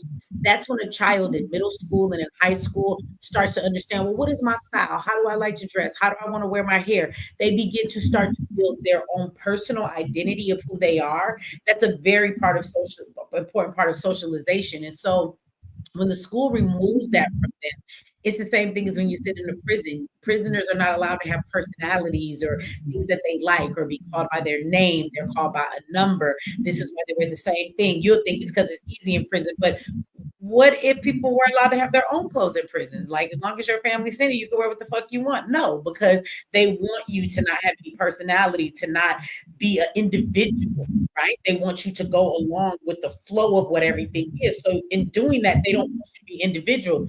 I really lost it when I started going into inner city schools some years back. My kids were still much younger. They're all grown up now. My youngest is 16, about to leave me and go to college. And I went into one of the schools, so I know they have them even more now. But in the inner city schools, in the bathrooms, they had metal mirrors. I was like, "Are you fucking serious? They ain't even gonna give y'all glass mirrors no more."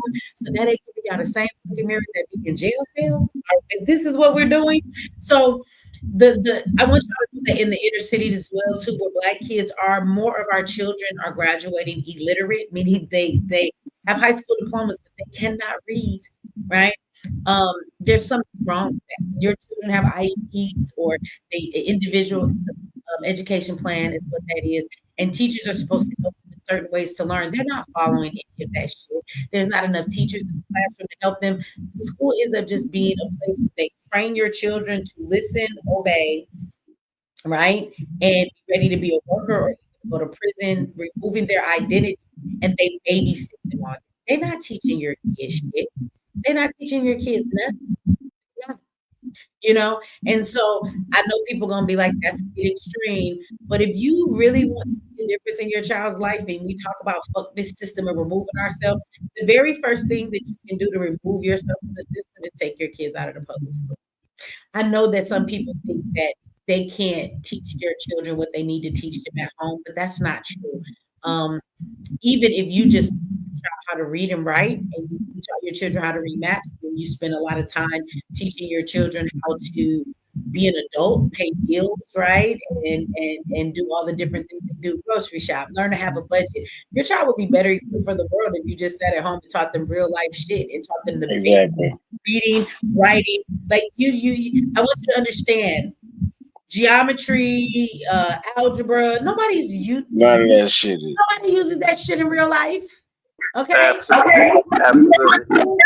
I cook, and I got measuring cups for that. And at this point now, I've been cooking so long, I can eyeball the shit. I'm just saying, like at the end of the day, they teach your children a lot of bullshit they don't need to learn. Out of everything they're taught in school, probably 10-20% of that is what they actually need to know. It's all that they actually will use in their real fucking lives, especially with AI now. They not your kids don't need to learn how to write long ass papers. Whether they grammar right, it's all right because AI gonna check it for them. Their grammar gonna always be right. They don't even Overloaded bullshit. Your children will never sign anything. We're in the generation of electronic signatures. They stopped teaching cursive a long time ago. So again, school is the worst possible place you can ever send your kids. And I know people ain't gonna see it that way, but I'm telling you, I have children that went to public school, and then I have children that I homeschooled. And there is a major difference between my children who went to public school and my children who are homeschooled. I agree with you guys 100%. I hope that everybody is listening, or to the ones that need to hear your message actually hear your message. And that I also feel that whatever we see in the nearest future, as early as tomorrow or today, as those groups, those extremist groups out there, and the politicians that back them, and the backdoor people that help to facilitate these rallies and stuff like that. I feel as though when you got over 200 school shootings, for me, it's a direct attempt to test the public's reaction in an effort to gauge the public's resistance level when they attempt to enact martial law. You know what I'm saying? And it's one thing I feel sometimes, like you, Michi, when you see the writing on the wall, you say to yourself, damn, and you want to light up the whole cave so everybody can see what you see, but everybody can't see. So that's a humble acknowledgement that I make, because I'm becoming more aware of what's taking place around us. So I value the opportunity to get up here, Mitch. I value the shows that you do, because if it don't do anything else, it engages the people, and it's also introducing a new algorithm into a lot of our people's minds that wasn't even thinking on this level, or wasn't aware of what's going on. So for sure that. Well, And I'm glad. Yeah, I don't know the rest of y'all feel that way. Somebody said facts. Good. I would say that when I started doing these, I do a lot of talking myself, and most of the time, y'all would click on my show and y'all would watch me. But I really wanted to know the audience that I have, how you guys felt about things. I also feel that it's important for y'all to be able to speak. I think when people have stuff on their chest and they feel a certain way, just to allow people to get it off and discuss how they feel. I don't know about y'all, but I kind of look at our panels. We've had quite a few of them that I actually get off and feel like I think some motherfuckers got it. We talked about some deep shit. Some folks shared some stuff. We had it out, but at the end of the day, we do somehow end up on a really difficult conversations. We will agree and disagree and all of that good stuff. But we've actually had some people talk about some deep stuff, and I think we eventually get into the issues we have in our community. And I think people coming together and discussing those issues ultimately sometimes will lead to the changes. And if nothing else, I hate when people are like, well, what's the solution? Sometimes people just don't want to feel like they're alone in what they're going through. So it's nice to just talk to other people, get some shit off your chest, talk about how you feel and what the fuck is going on around you. And we've also had people come on these panels and need some help and get. We've had other people chime in and do that. So I've enjoyed these panels. And I'm glad that you said that because I just be wondering, you know, if y'all get as much out of it as I do. I just want to hear the voice of what you guys have to say. I don't always want it to be about me. I talk a lot, but I don't like to always talk a lot. You want to know what the fuck y'all think. I don't want to have to carry every show, you know. And so yeah, I enjoy my time getting to know my people. I've seen y'all name in the chat quite a bit, and it's nice to put, you know, thought and conversation and faces sometimes when you turn on y'all camera with y'all names. And I do enjoy that. All right, I got one question for you, Michi. Considering that video that you showed of the white supremacist group, But that protest they had today. yeah, the guy that was when he was on the phone talking to the dad. Mm-hmm. So considering that's the climate they creating, what would you recommend to the family to sort of be cautious of? You know what I mean? What thoughts should they consider that they probably haven't considered with the climate possibly increasing with the madness? You ain't gotta deal with it. I'm sorry. No, Say it again. What you mean? Like you mean what we haven't considered and watching what he said? Well, what I mean is this here. So tensions may rise, and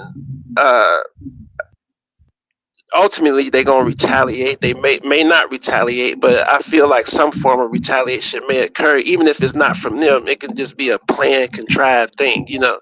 What I So think. Yeah. Well, I was gonna say that I get what you're saying now. I think that we should pay attention to what the man said. Like I thought it was entertaining to watch Metcalf's dad cuss him out. But the real thing that I wanted us to pay attention to in that video was what that white man had to say at the beginning. Like there is this movement for a White Lives Matter. There are these groups of people who are turning this narrative to say that Black people are racist and that we're out here killing white people and taking their lives, and now they're in danger of all of the violence that we do to them. I think that we got not say what, wait, please, and just this narrative. I actually think that is a growing narrative in society among white people. So I do believe at some point, if that narrative spread, it's a lot easier to paint Black people as the thugs and all of the things that they say that we are. And if we think that oppression is bad for us in the way stuff is now with racism, wait until they find a way to convince everybody that we're the racist now. That ain't nothing but an excuse to treat us because we're the racist. So I think things are going to get worse. And I think that we should watch the narrative that's being spilled because he's not the only white person saying that. And so this is the narrative a lot of white people shared online. And so I think that we should watch that because, again, we already get treated a certain way. If you can make us racist, then you just justify your actions even more. And then they become more. That makes sense. So, you know, like the young lady said up here earlier, I think everybody should be ready. I think society done lost its goddamn mind and things are going to get worse before they ever get better. And so, you know, I think there may be folks might justify the shit that they do to us and violent, stating that they fear them. You know, imagine if all the white people ran around with that same narrative. I feared for my life. The same narrative that police officers get to use when they kill us. How many of us you think they would get away with using that damn narrative? You know, and so right. I just somebody mic on, Michi. You, huh? Oh, somebody mic on is making you echo in the background, maybe. Okay. So anyway, I would just say that everybody needs to, I mean, we can laugh if we want to, but don't take what's being said as a joke because he's not the only one saying it. So I just think that you should just all be prepared. Go ahead. What you gonna say? Think or die? Go ahead, because you wanted to say something. You wanted to chime in on that? Go ahead. I'll let you go ahead and get the last word. No, I would say like well, you know, you need to understand, like the the racist white people they are obsessed with us. Like they spend most of their time thinking about us. But I was gonna say earlier, like in my lifetime, I'm 47 years old. I've been fired twice in my life, and it was by black men. One was a Freemason, and one was a part of a fraternity. The first one he got fired, and the second one he was reprimanded. Cause I'm a good worker. You know what I'm saying? I think I've been pulled over by cops. I had a white cop. I ain't trying to put out my business out there. Like, you know, I used to do a lot of dumb stuff. I was selling weed and he took all my sacks. I had 520 sacks on me. He took my sacks and threw them on top of a building, a white guy, and you know, she let me go. He threw him I had on black. the building. He make you pour him out on the ground and he's giving. He threw that nigga. No, he told me. He told me I bet I catch you coming back trying to get it, you know. But I'm just saying. I'm just, this is what I've been going through in my life. And you know, I've had black cops like treat me like I'm the scum of earth, like I've killed 5 people. Like I'm like, dude, like I just got a bird, like, you know. But I mean, I understand the racial aspect of it, but people who hate you, they will show that to you. Mm-hmm. People who are against you, they will show that to you. Yeah. Go ahead. You shake your head. I'm from the north where they sit there and smile in your face and stab you in the back. Like they sit there and act like they your best friend in the world and they do so much for you, and that's the same motherfucker who's making sure you ain't nowhere. Like in the South, at least they like, nigga, fuck you. I like that. Because it's like now I know you my enemy, but the ones that they will sit there, smile in your face, act like they your best friends. Oh, this is for the best for everybody, and they just But I'm saying this white cop could have took me to jail and charged me with distribution, like, you know what I'm saying, he didn't. But like I said, I would say that I think it depends on the cop. I think this Well, is yeah, the thing. that's what I'm saying. That's what I'm saying. Like, I'm not going to say that every cop is power driven or they're not fair or they're racist. I'm not going to say that because some cops are, right. I think that police have a culture where it's very easy for those that are racist. I'm gonna just mute your mic a little bit because I got that noise in the background, but you can unmute when you talk.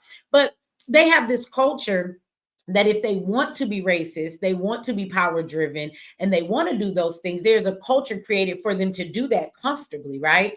Just like all white people ain't necessarily racist, but in white America, there's this culture that has been cultivated that makes them feel comfortable that if they want to be a racist, they can absolutely be a racist. And it makes them feel comfortable and it makes the opportunity for them to be there and do it. They can absolutely do that, right? And so, you know, like I said, I don't think that every person is naturally that way. I hope that when most people talk about it, I think that's even the thing with the Karmelo case. It's like as soon as we see a white person and a black person, we like racism. Sometimes everything between races is not racism. Like, you know what I mean? So when I say that white people are racist, I absolutely say that in a general statement, you know, I mean, and when I talk about racism, 9 times out of 10, now, yes, sometimes you do have them crazy ass white people you got to look out for, okay? And don't be in those sundown towns.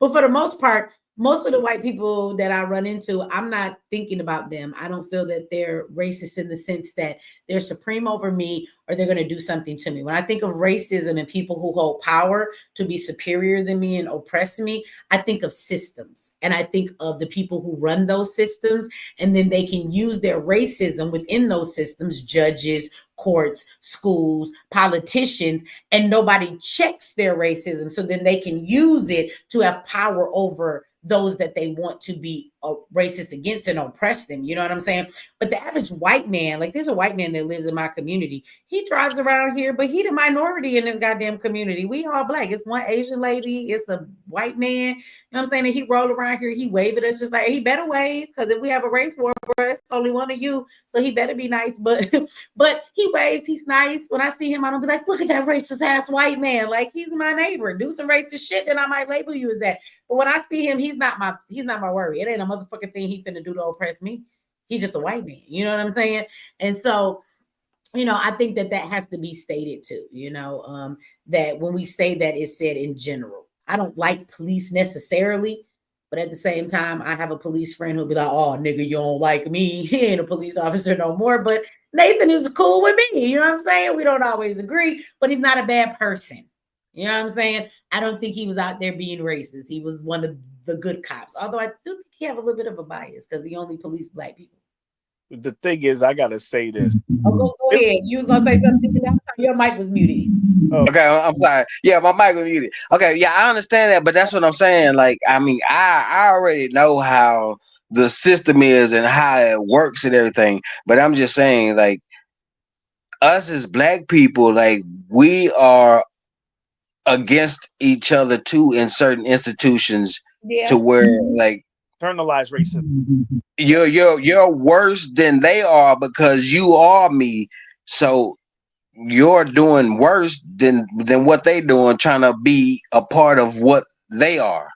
You know, I think those are black people who don't like to be black, and they feel like they can't get no power over white supremacy. So what they do is find themselves in a position of power, and they know they're not going to exert that power over a bunch of white people. So what they do is they do it to other black people, because at least they feel like they better than that black person, or they're above you. You know what I'm saying? So they do it.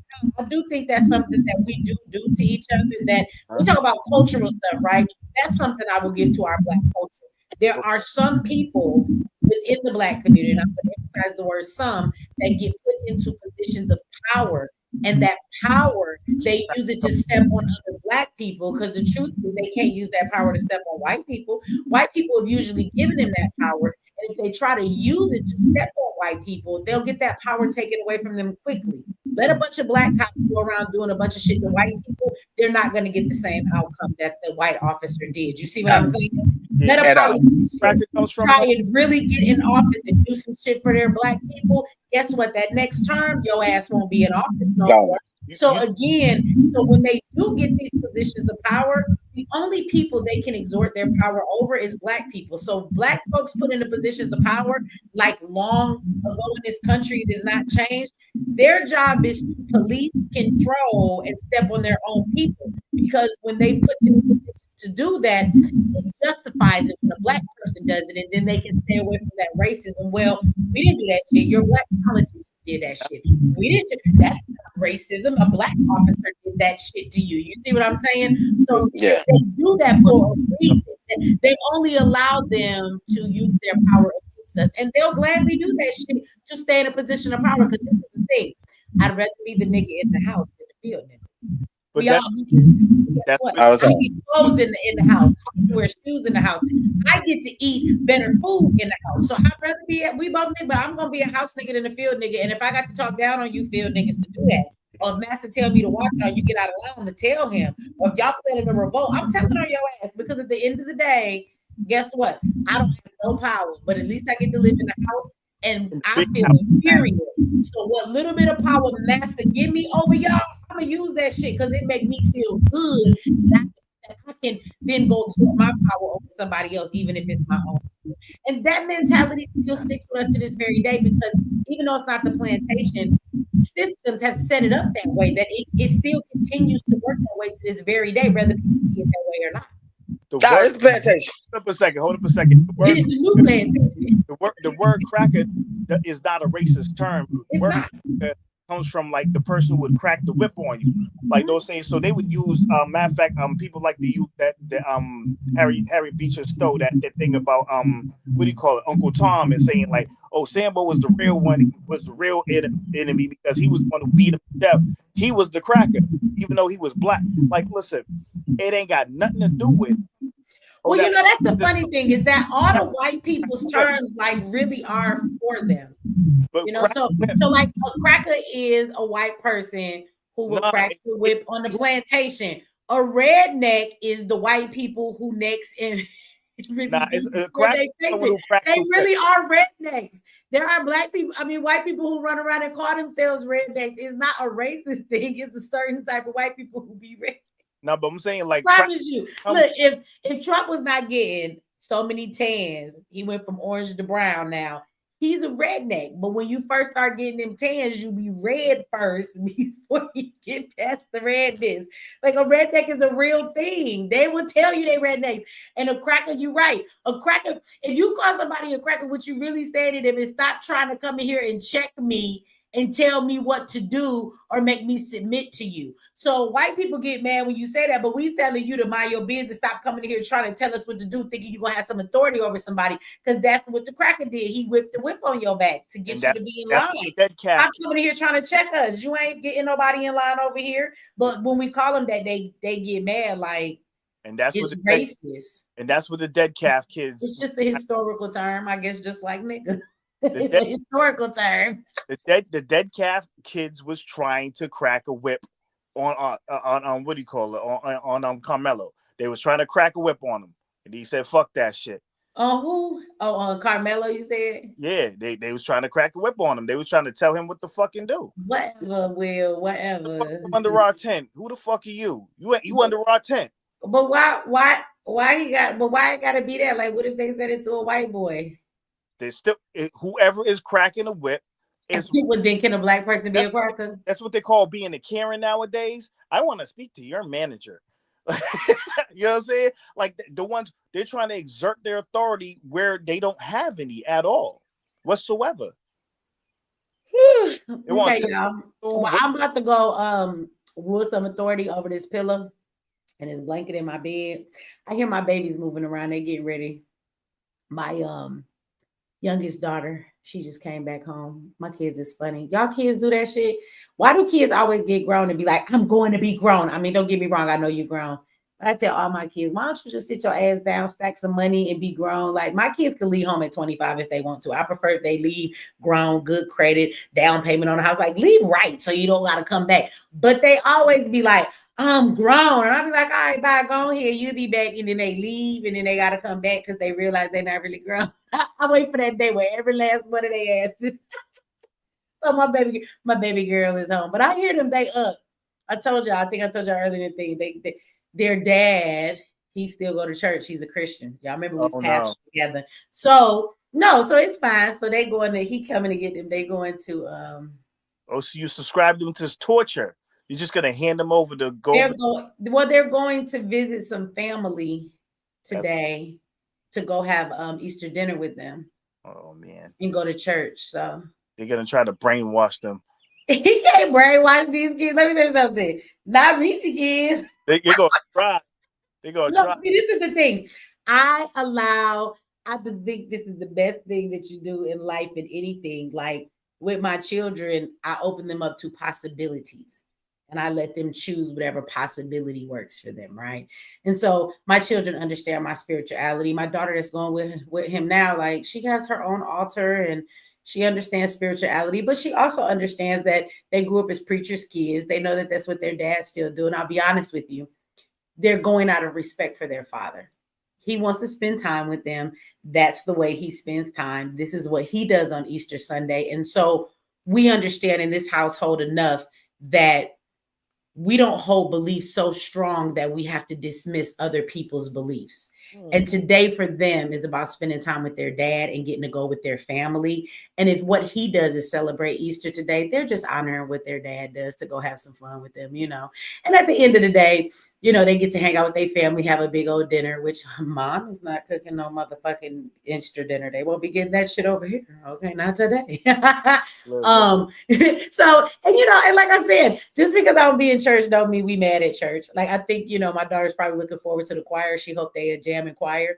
Like, it depending on who the person was. If somebody invited me to church, I would go. It ain't like that shit finna make me, oh my God, I got the Holy Ghost. I go in there and enjoy part of it. I know the scriptures, people are nice in church, even if they being fake sometimes.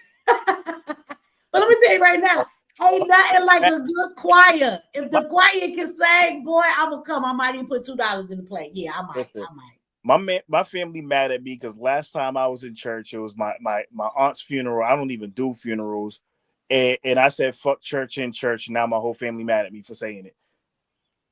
I mean, well, if you know your whole family like that, you can't say it that way. You know what I'm saying?